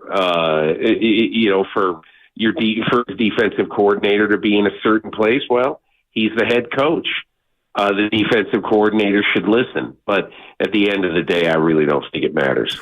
The 49ers, I mean, Brock Purdy has struggled in the last few weeks, but, man, he has looked good through most of the year. I mean, what do you think? I mean, the 49ers, they went into this bye week thinking, man, they got to kind of tinker with things a little bit. Is there anything offensively that you think the 49ers may try to do? I heard you tell Mark and Dan a couple weeks ago that you wanted to see them kind of play some of the other players on their offense. Do you still feel the same way? Here's my biggest thing about their offense. I love their offense, and I really like this quarterback. And the reason why I wanted other guys to play bigger roles is very, very simple. I want Deebo Samuel to be playing at or near his peak on January 15th. I don't want him to feel like he needs to play every play like it's his last in October. And that was my biggest reason for feeling the way I felt about what they should be doing right now, on offense. But I would be very excited this weekend if Debo comes in and plays a big role, because clearly, look, the one thing that we've seen over and over again, we saw it throughout the game against San Francisco, is that for those who say Brock Purdy has a noodle arm or he doesn't have a strong enough arm, to be a really good quarterback in the NFL or to run Kyle Shanahan's offense, they're crazy, because we've seen it over and over again. He does have a good enough arm. And that's why, to me, when I look at this team, obviously Deebo Samuel and his presence is really, really important. I think the bye week came at a very good time for this team. But the thing I would do is I would not be altogether concerned about the number of snaps you see from Deebo Samuel. I just want to see him be healthy so that when the 49ers stand up and are counted by the end of the year, whether they get the first seed, whether they get the seventh seed, all I can say is I really don't care what seed, whether you have to play home, whether you have to play road. I don't care. If Deebo Samuel and Brandon Ayuk are healthy, if Christian McCaffrey is healthy, I will take them in a game against anybody in the conference. Now, it'd be a tough win to beat Philadelphia. We all know that. But still, I just want to see those guys standing when it counts the most. So, Peter, when you say that right there at the end, when the Niners are healthy, does that mean you feel like when healthy they're the best team in football? I don't know. I really don't know, because I like Philadelphia a lot. But I do think that now that they've got another pass rusher, their defense really should be better. Their defense has been an enigma to me so far this year. And they've not been the kind of shutdown defense that I thought they would be when they got Javon Hargrave. So right now, I don't know. I think that's why you play the games. But on a given day, with their full complement of players right now, they could beat any team, and it wouldn't even remotely be an upset. But again, what we're seeing right now, we're seeing the Bengals come to the fore. We're seeing Baltimore, play great now. I think Kansas City is going to find itself. I saw that game the other day in Germany. And so I think there's a lot of good teams right now. There isn't one overwhelmingly good team. So the second half of the season is gonna do a lot to decide the order of who's really good. Well, and it sort of gets us back to the repetitive conversation we have about quarterbacks. Like all those other teams you're talking about have very established quarterbacks. I wonder what your thought is on this, because this felt like my latest chapter of draftism. C.J. Stroud looks amazing. There's no way around it. I think he's really exciting, and his stats are crazy. And so now he's got 14 touchdowns and one pick, and I hear everyone go, okay, he's a star. He is an absolute future star. What I've not heard anyone say is tap the brakes, small sample size, which is what everyone did to Brock for north of 15 games. Now, one person responded to this conversation over the weekend and said, stop it. 32 out of 32 GMs would pick Stroud over Purdy. I acknowledge that might be mostly accurate, but I wonder what you think. Is that true? Would 32 out of 32 take Stroud over Purdy right now? I don't know. He's won 4 games, and he's played great. And he looked like everything you want in a quarterback. And he's doing it with lesser weaponry than Brock Purdy has. But you had the best 3 words in your little soliloquy there when you said small sample size. And that is there are so many things in the football media today that are discussed like they're really important. Okay. And let me ask you something. does it mean two craps whether 32 general managers would take Brock Purdy or would take C.J. Stroud? I will just make this point about that if Brock Purdy strings together games like he played against Dallas, all of this other stuff just doesn't matter. Maybe in an ideal world, somebody would rather have C.J. Stroud than Brock Purdy. But Brock Purdy is good enough to win with, and I mean to win a championship with. So, he is what you have. He's got a great coach. He's got excellent people around him. I don't know anything else really that you would want, because look, obviously if you had a chance in an ideal world, to get a quarterback who is going to be picked at the top of the draft, you do that. But the 49ers had one of those opportunities, and they picked one of those guys at the top of the draft. And then, as almost just an insurance policy / throwaway, for the last pick of the draft, they picked somebody else. The somebody else was a lot better than the third pick in the draft. And so you just simply don't know. And it's like the old Crosby, Stills and Nash song. Love the one you're with. Kyle Shanahan loves the one he's with, and I think he's absolutely right. Peter, Niners got gashed in the run game in the preseason. 6.5 a carry against Denver, 6.5 a carry against Chargers. I asked Kyle right before week 1, I said, how concerned are you? He said, well, I don't like those numbers, but at the same time, we were number 1 against the run last year. And then they did okay in the first part of the year against the run, but they missed Saquon Barkley. Last 3 weeks, Jerome Ford ran for 4.9 a carry. Alexander Madison, 4.9 a carry. Joe Mixon, the Bengals have the worst rushing attack in football statistically. Mixon ran for 5.4 a carry. How much is the run D a concern now that Greenlaw and Warner seem like they're getting dinged up a little bit? Is that a big concern to you? I'd be very concerned, because at the end of the day, no matter what anybody thinks of San Francisco's offense, you have to be on the field for that offense to be a factor.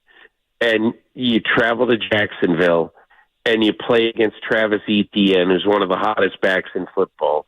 He's going to be fresher because he's going to be healthier after a bye week. And so this is a huge part of this game. And I dare say that I think stopping Travis Etienne is as important or more so than stopping Trevor Lawrence, because Etienne, the offense has really gone through him the previous month before their bye.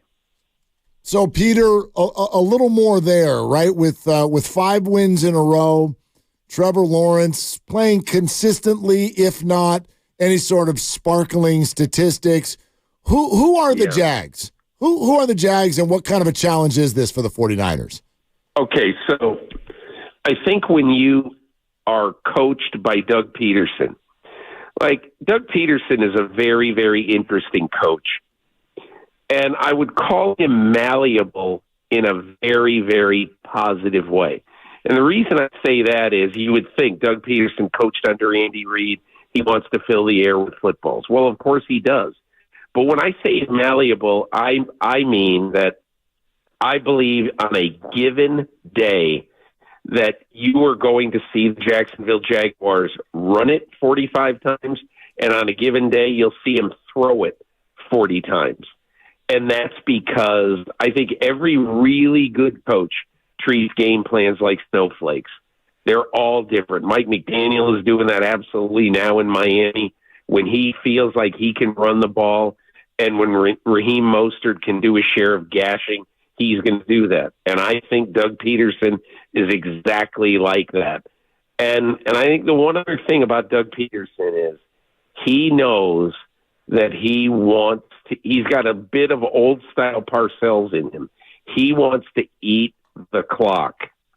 And I think in a game like this, you are going to see the Jaguars right away, early, try to impose their will on the 49ers in the run game. Because, look, you know and I know that the 49ers right now, even though they have been less effective than we thought they would be, they rush the passer better and will rush the passer better on Sunday, most likely, than they will stop the run. So that means to me that you're going to have your safeties in a little bit more of a run support role than maybe in an ideal world you would like to, because it cannot be 2nd and 3 all the time.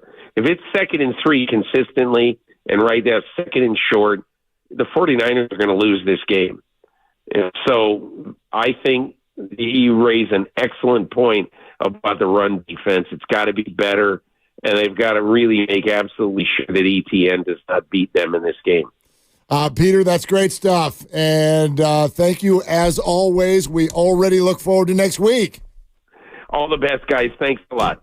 All right, there it is. Peter King, Odyssey NFL Insider. Much to say on that, and we will in a moment. But first, do you want to win a pair of tickets to see Green Day at Oracle Park on September 20th, 2024? You can buy me a beer. I'll be there. I don't know that I'll be there, but I'm going to find a way. We're going to be there. All you got to do right now, though, to ensure that you're there is be caller 5 to our contest line right now. Right now. 415-523-4652. 415-523-4652.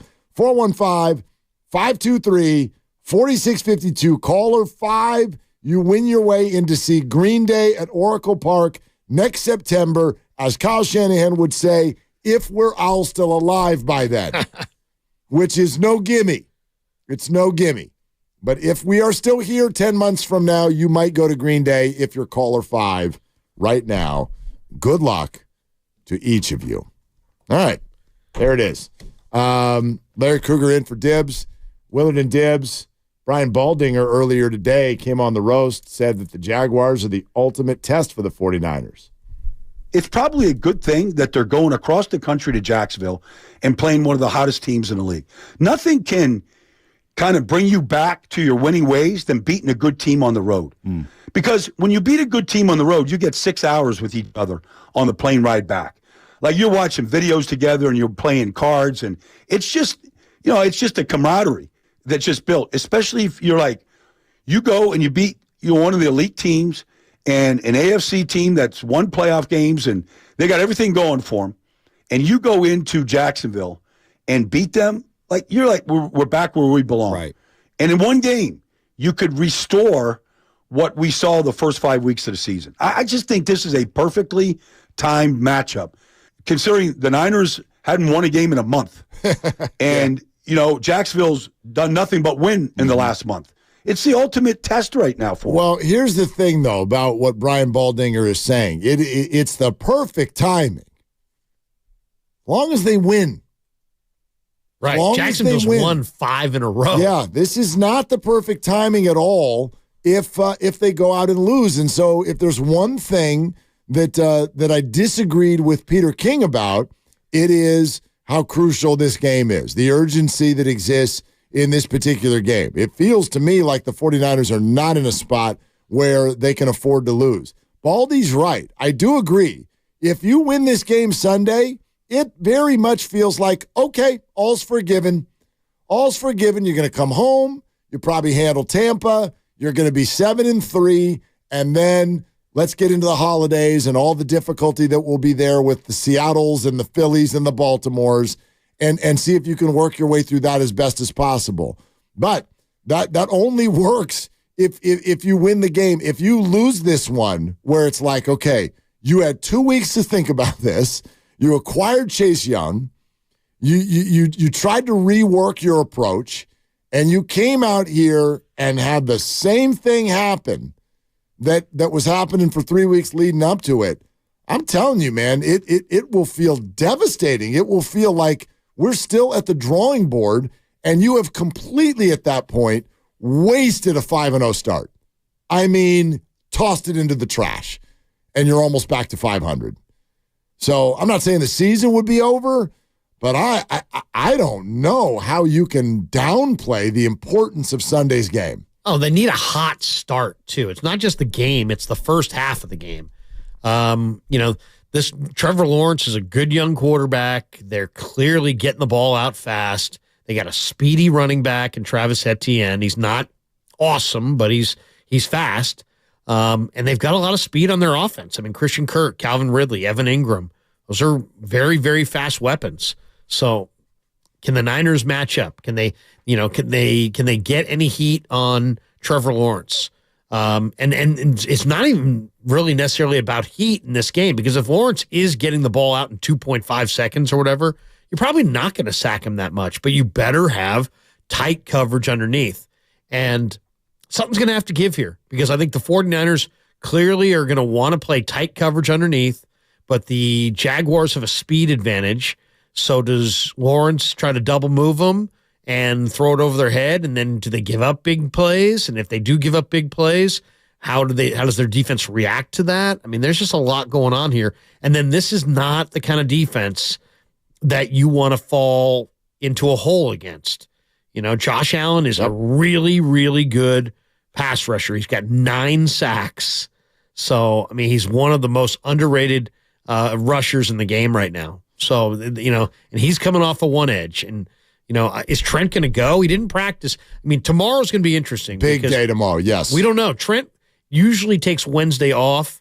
And from what I heard, he probably took Monday off. That was a bonus practice. Right. Because they're coming off of a bye. Yeah, and so to me, either tomorrow or Thursday, we're going to have a good idea if Trent's going to go. Now, Jalen Moore's played okay, but they're going to go without Aaron Banks, who's probably been their second best offensive lineman.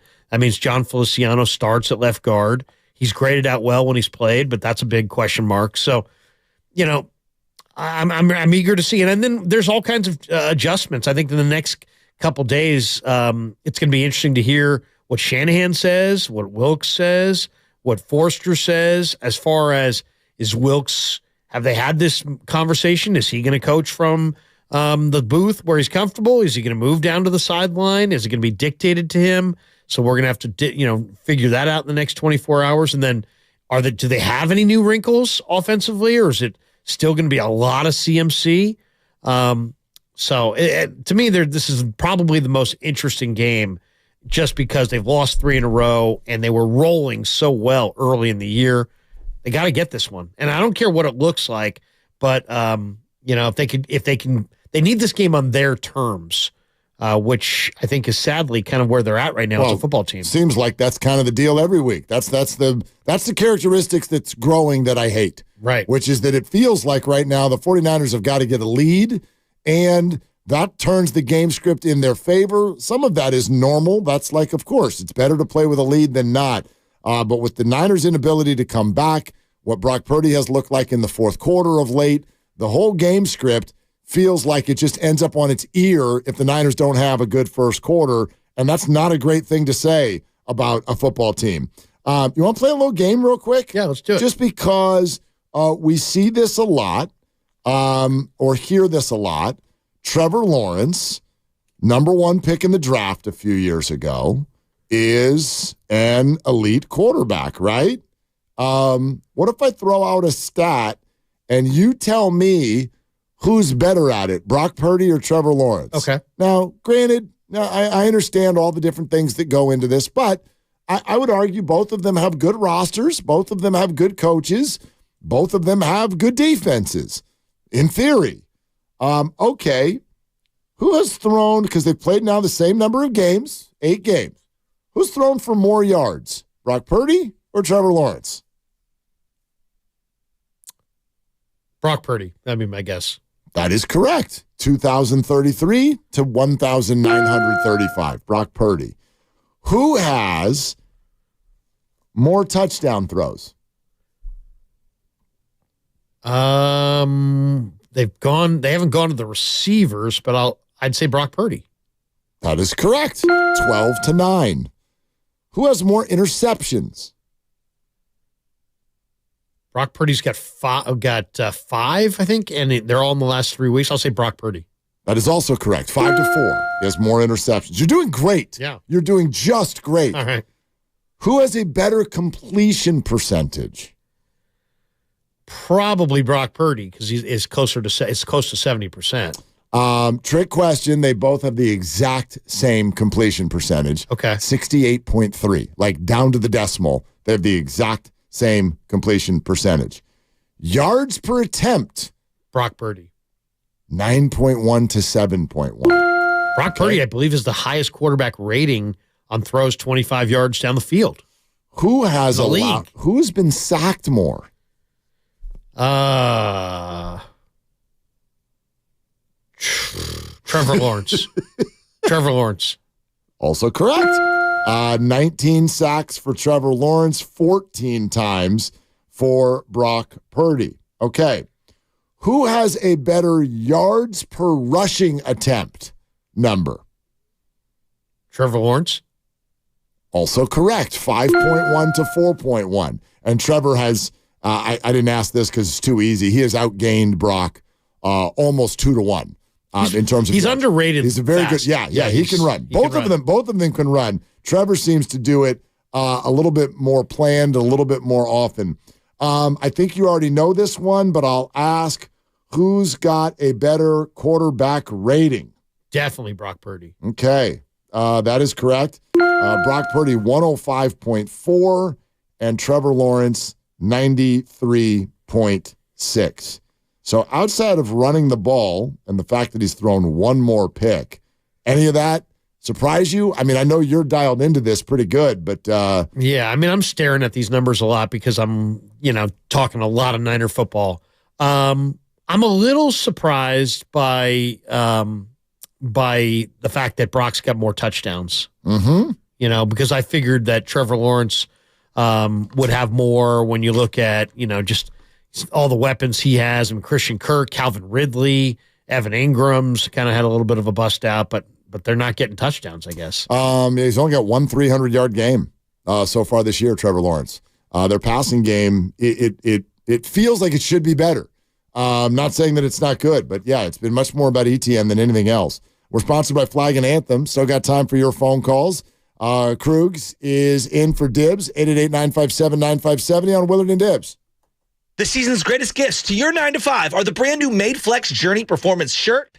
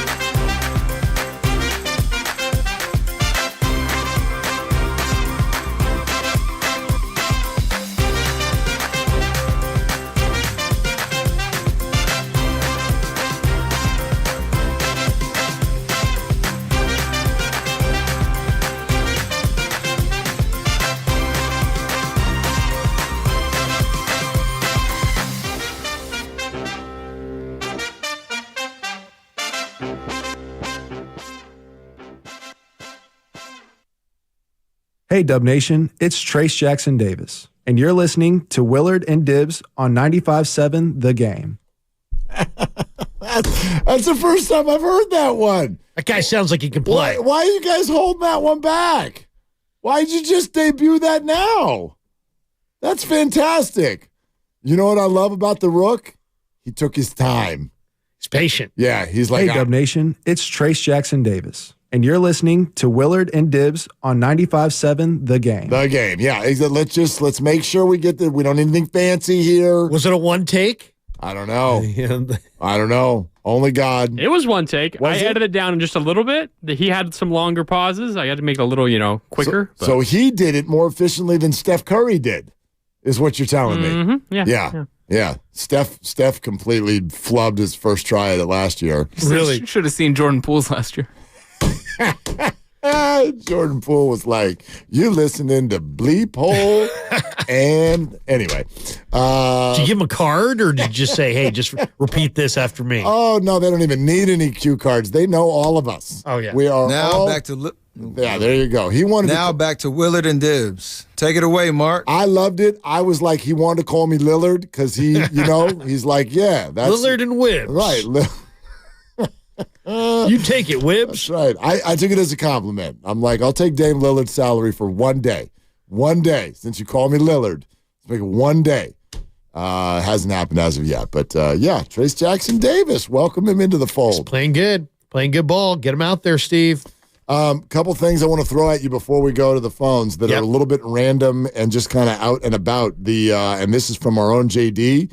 Injury report, Warriors Nuggets tomorrow night. Draymond Green is again listed as questionable for this basketball game for, quote, personal reasons. So that's different. That's different than the ankle. Personal reasons. Draymond is questionable. Nikola Jokic with right wrist inflammation is probable for the Nuggets. Jamal Murray. That sounds like a triple-double. Yep. Jamal Murray is out. Jamal Murray is out with a right hamstring strain. So the Warriors will face the Nuggets with no Jamal Murray, and we will see about Draymond Green and whatever. I have no knowledge on this, the personal reasons situation. I hope everything's okay with Draymond Green. Warriors trying to go 3-1 on the road trip. That would be nice. Well, a win in Denver would be unbelievable, but there's nobody on planet Earth that if you had offered them 5-2 start to their road schedule before the year started that wouldn't have taken it.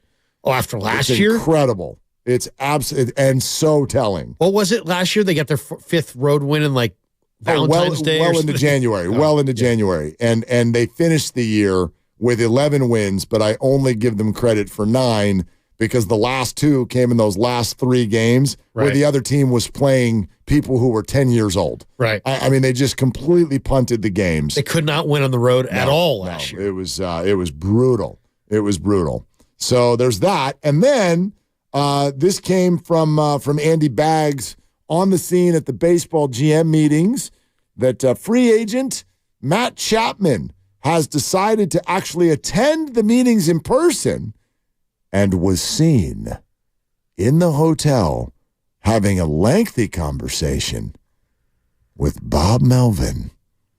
Your thoughts, Larry? I don't like that.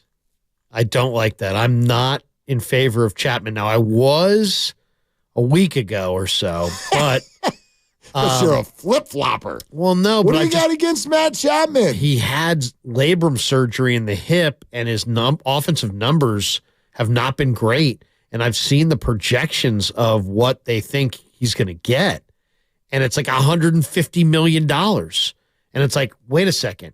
If this were a team that it didn't matter about, who cares about a bad contract? But the Giants need, a bad contract will sink them.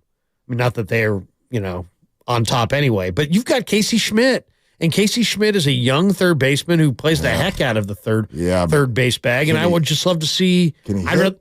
Well, I mean, I think he'll eventually hit. That's been the question for Casey. Look at Matt Chapman's numbers; they're not good. Well, he is a career 240 hitter, and last year he hit 240. He is a career 790 OPS, and last year's OPS was 755.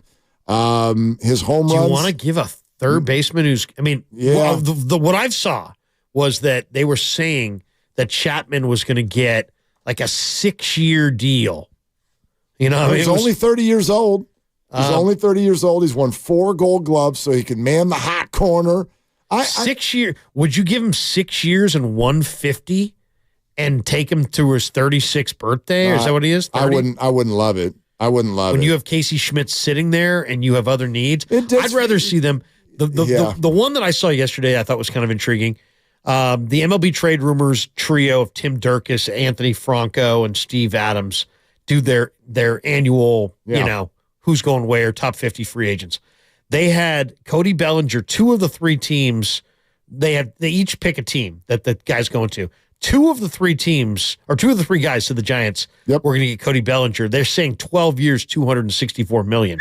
So $22 million a year for 12 years. Now, I don't like 12 years for a guy who just had 2 bad years coming into this year, but he is a plus defensive center fielder. He's only 28. He's basically carrying through his 40s.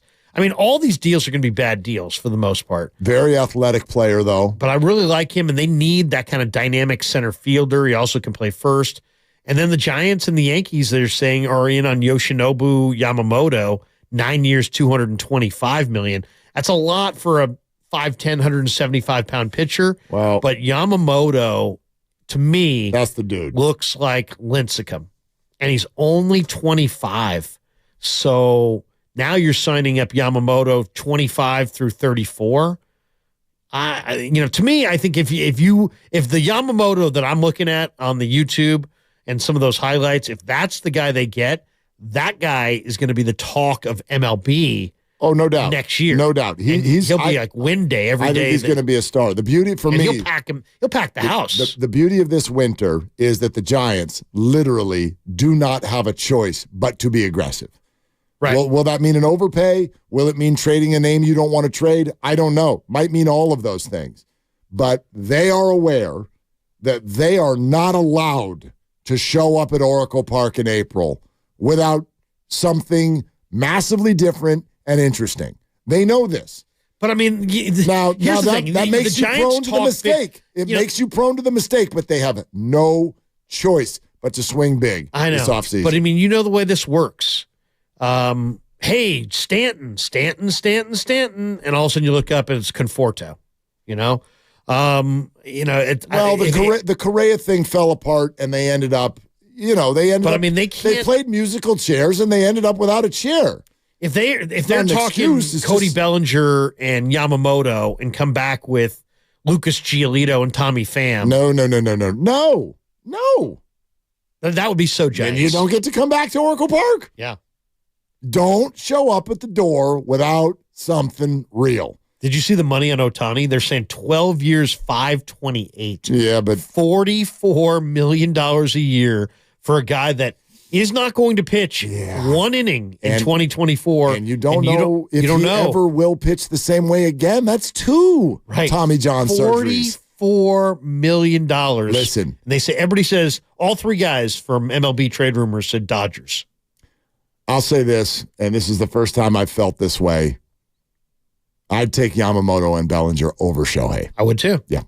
I put the poll question out today. The injury to me, it changes things. We want to congratulate Jeff in Oakland. He won the Green Day ticket. So, Jeff, we'll see you there. And your next chance to win is tomorrow at 5:30. We'll do it again tomorrow at 5:30. Do we have time, Grandy? Can we grab Justin for 30 seconds? You got to be quick. All right, Justin, I'm so sorry, but you have to be very fast, Justin. So run fast like a receiver. Go. Quick. Okay, my bad. Hey, yo. 49 receivers and they whole roster is better than Derek Ward. I'm not surprised that Trevor Lawrence don't have as many touchdowns as he do. I'm not surprised at all. Thank you. Okay, thanks, Justin. Although I don't know that I agree. Are we saying that Trevor Lawrence doesn't have good receivers? He's got Calvin Ridley and Christian Kirk. Yeah, they're good. And they're fast. And others. Yeah. Yeah, they've got Zay, the other Zay. Not Zay Flowers, but Zay Jones. Zay Jones. He's hurt, I think. And a good tight end in Evan Ingram. Fast tight end. And a running back who is a very good pass catcher out of the backfield. Who also is fast. Yeah, they got plenty of weapons. Yeah. They don't have a very good line. And this is where the Niner D line should be able to feast. But we'll see. Thanks for hanging out for a week, buddy. Yeah, man. It was good to be in here. Great to see you. Dibs will be back tomorrow. Here comes Grandy. It's brought to you by Fremont Bank. Full service banking, no compromises. No, it's not Grandy. It's Warriors Roundtable. Grandy will be here. You just won't hear him. What you will hear is a full hour of Warriors talk with Kevin Dana and Gary St. Jean. What a perfect time for it, sandwiched in between the victory in Detroit and the big game in Denver coming up tomorrow night. Can't wait to talk all that out with you tomorrow. For Larry, for Grandy, for Lucas, I'm Mark. Shoot your shot. That's all you got. Bank of America.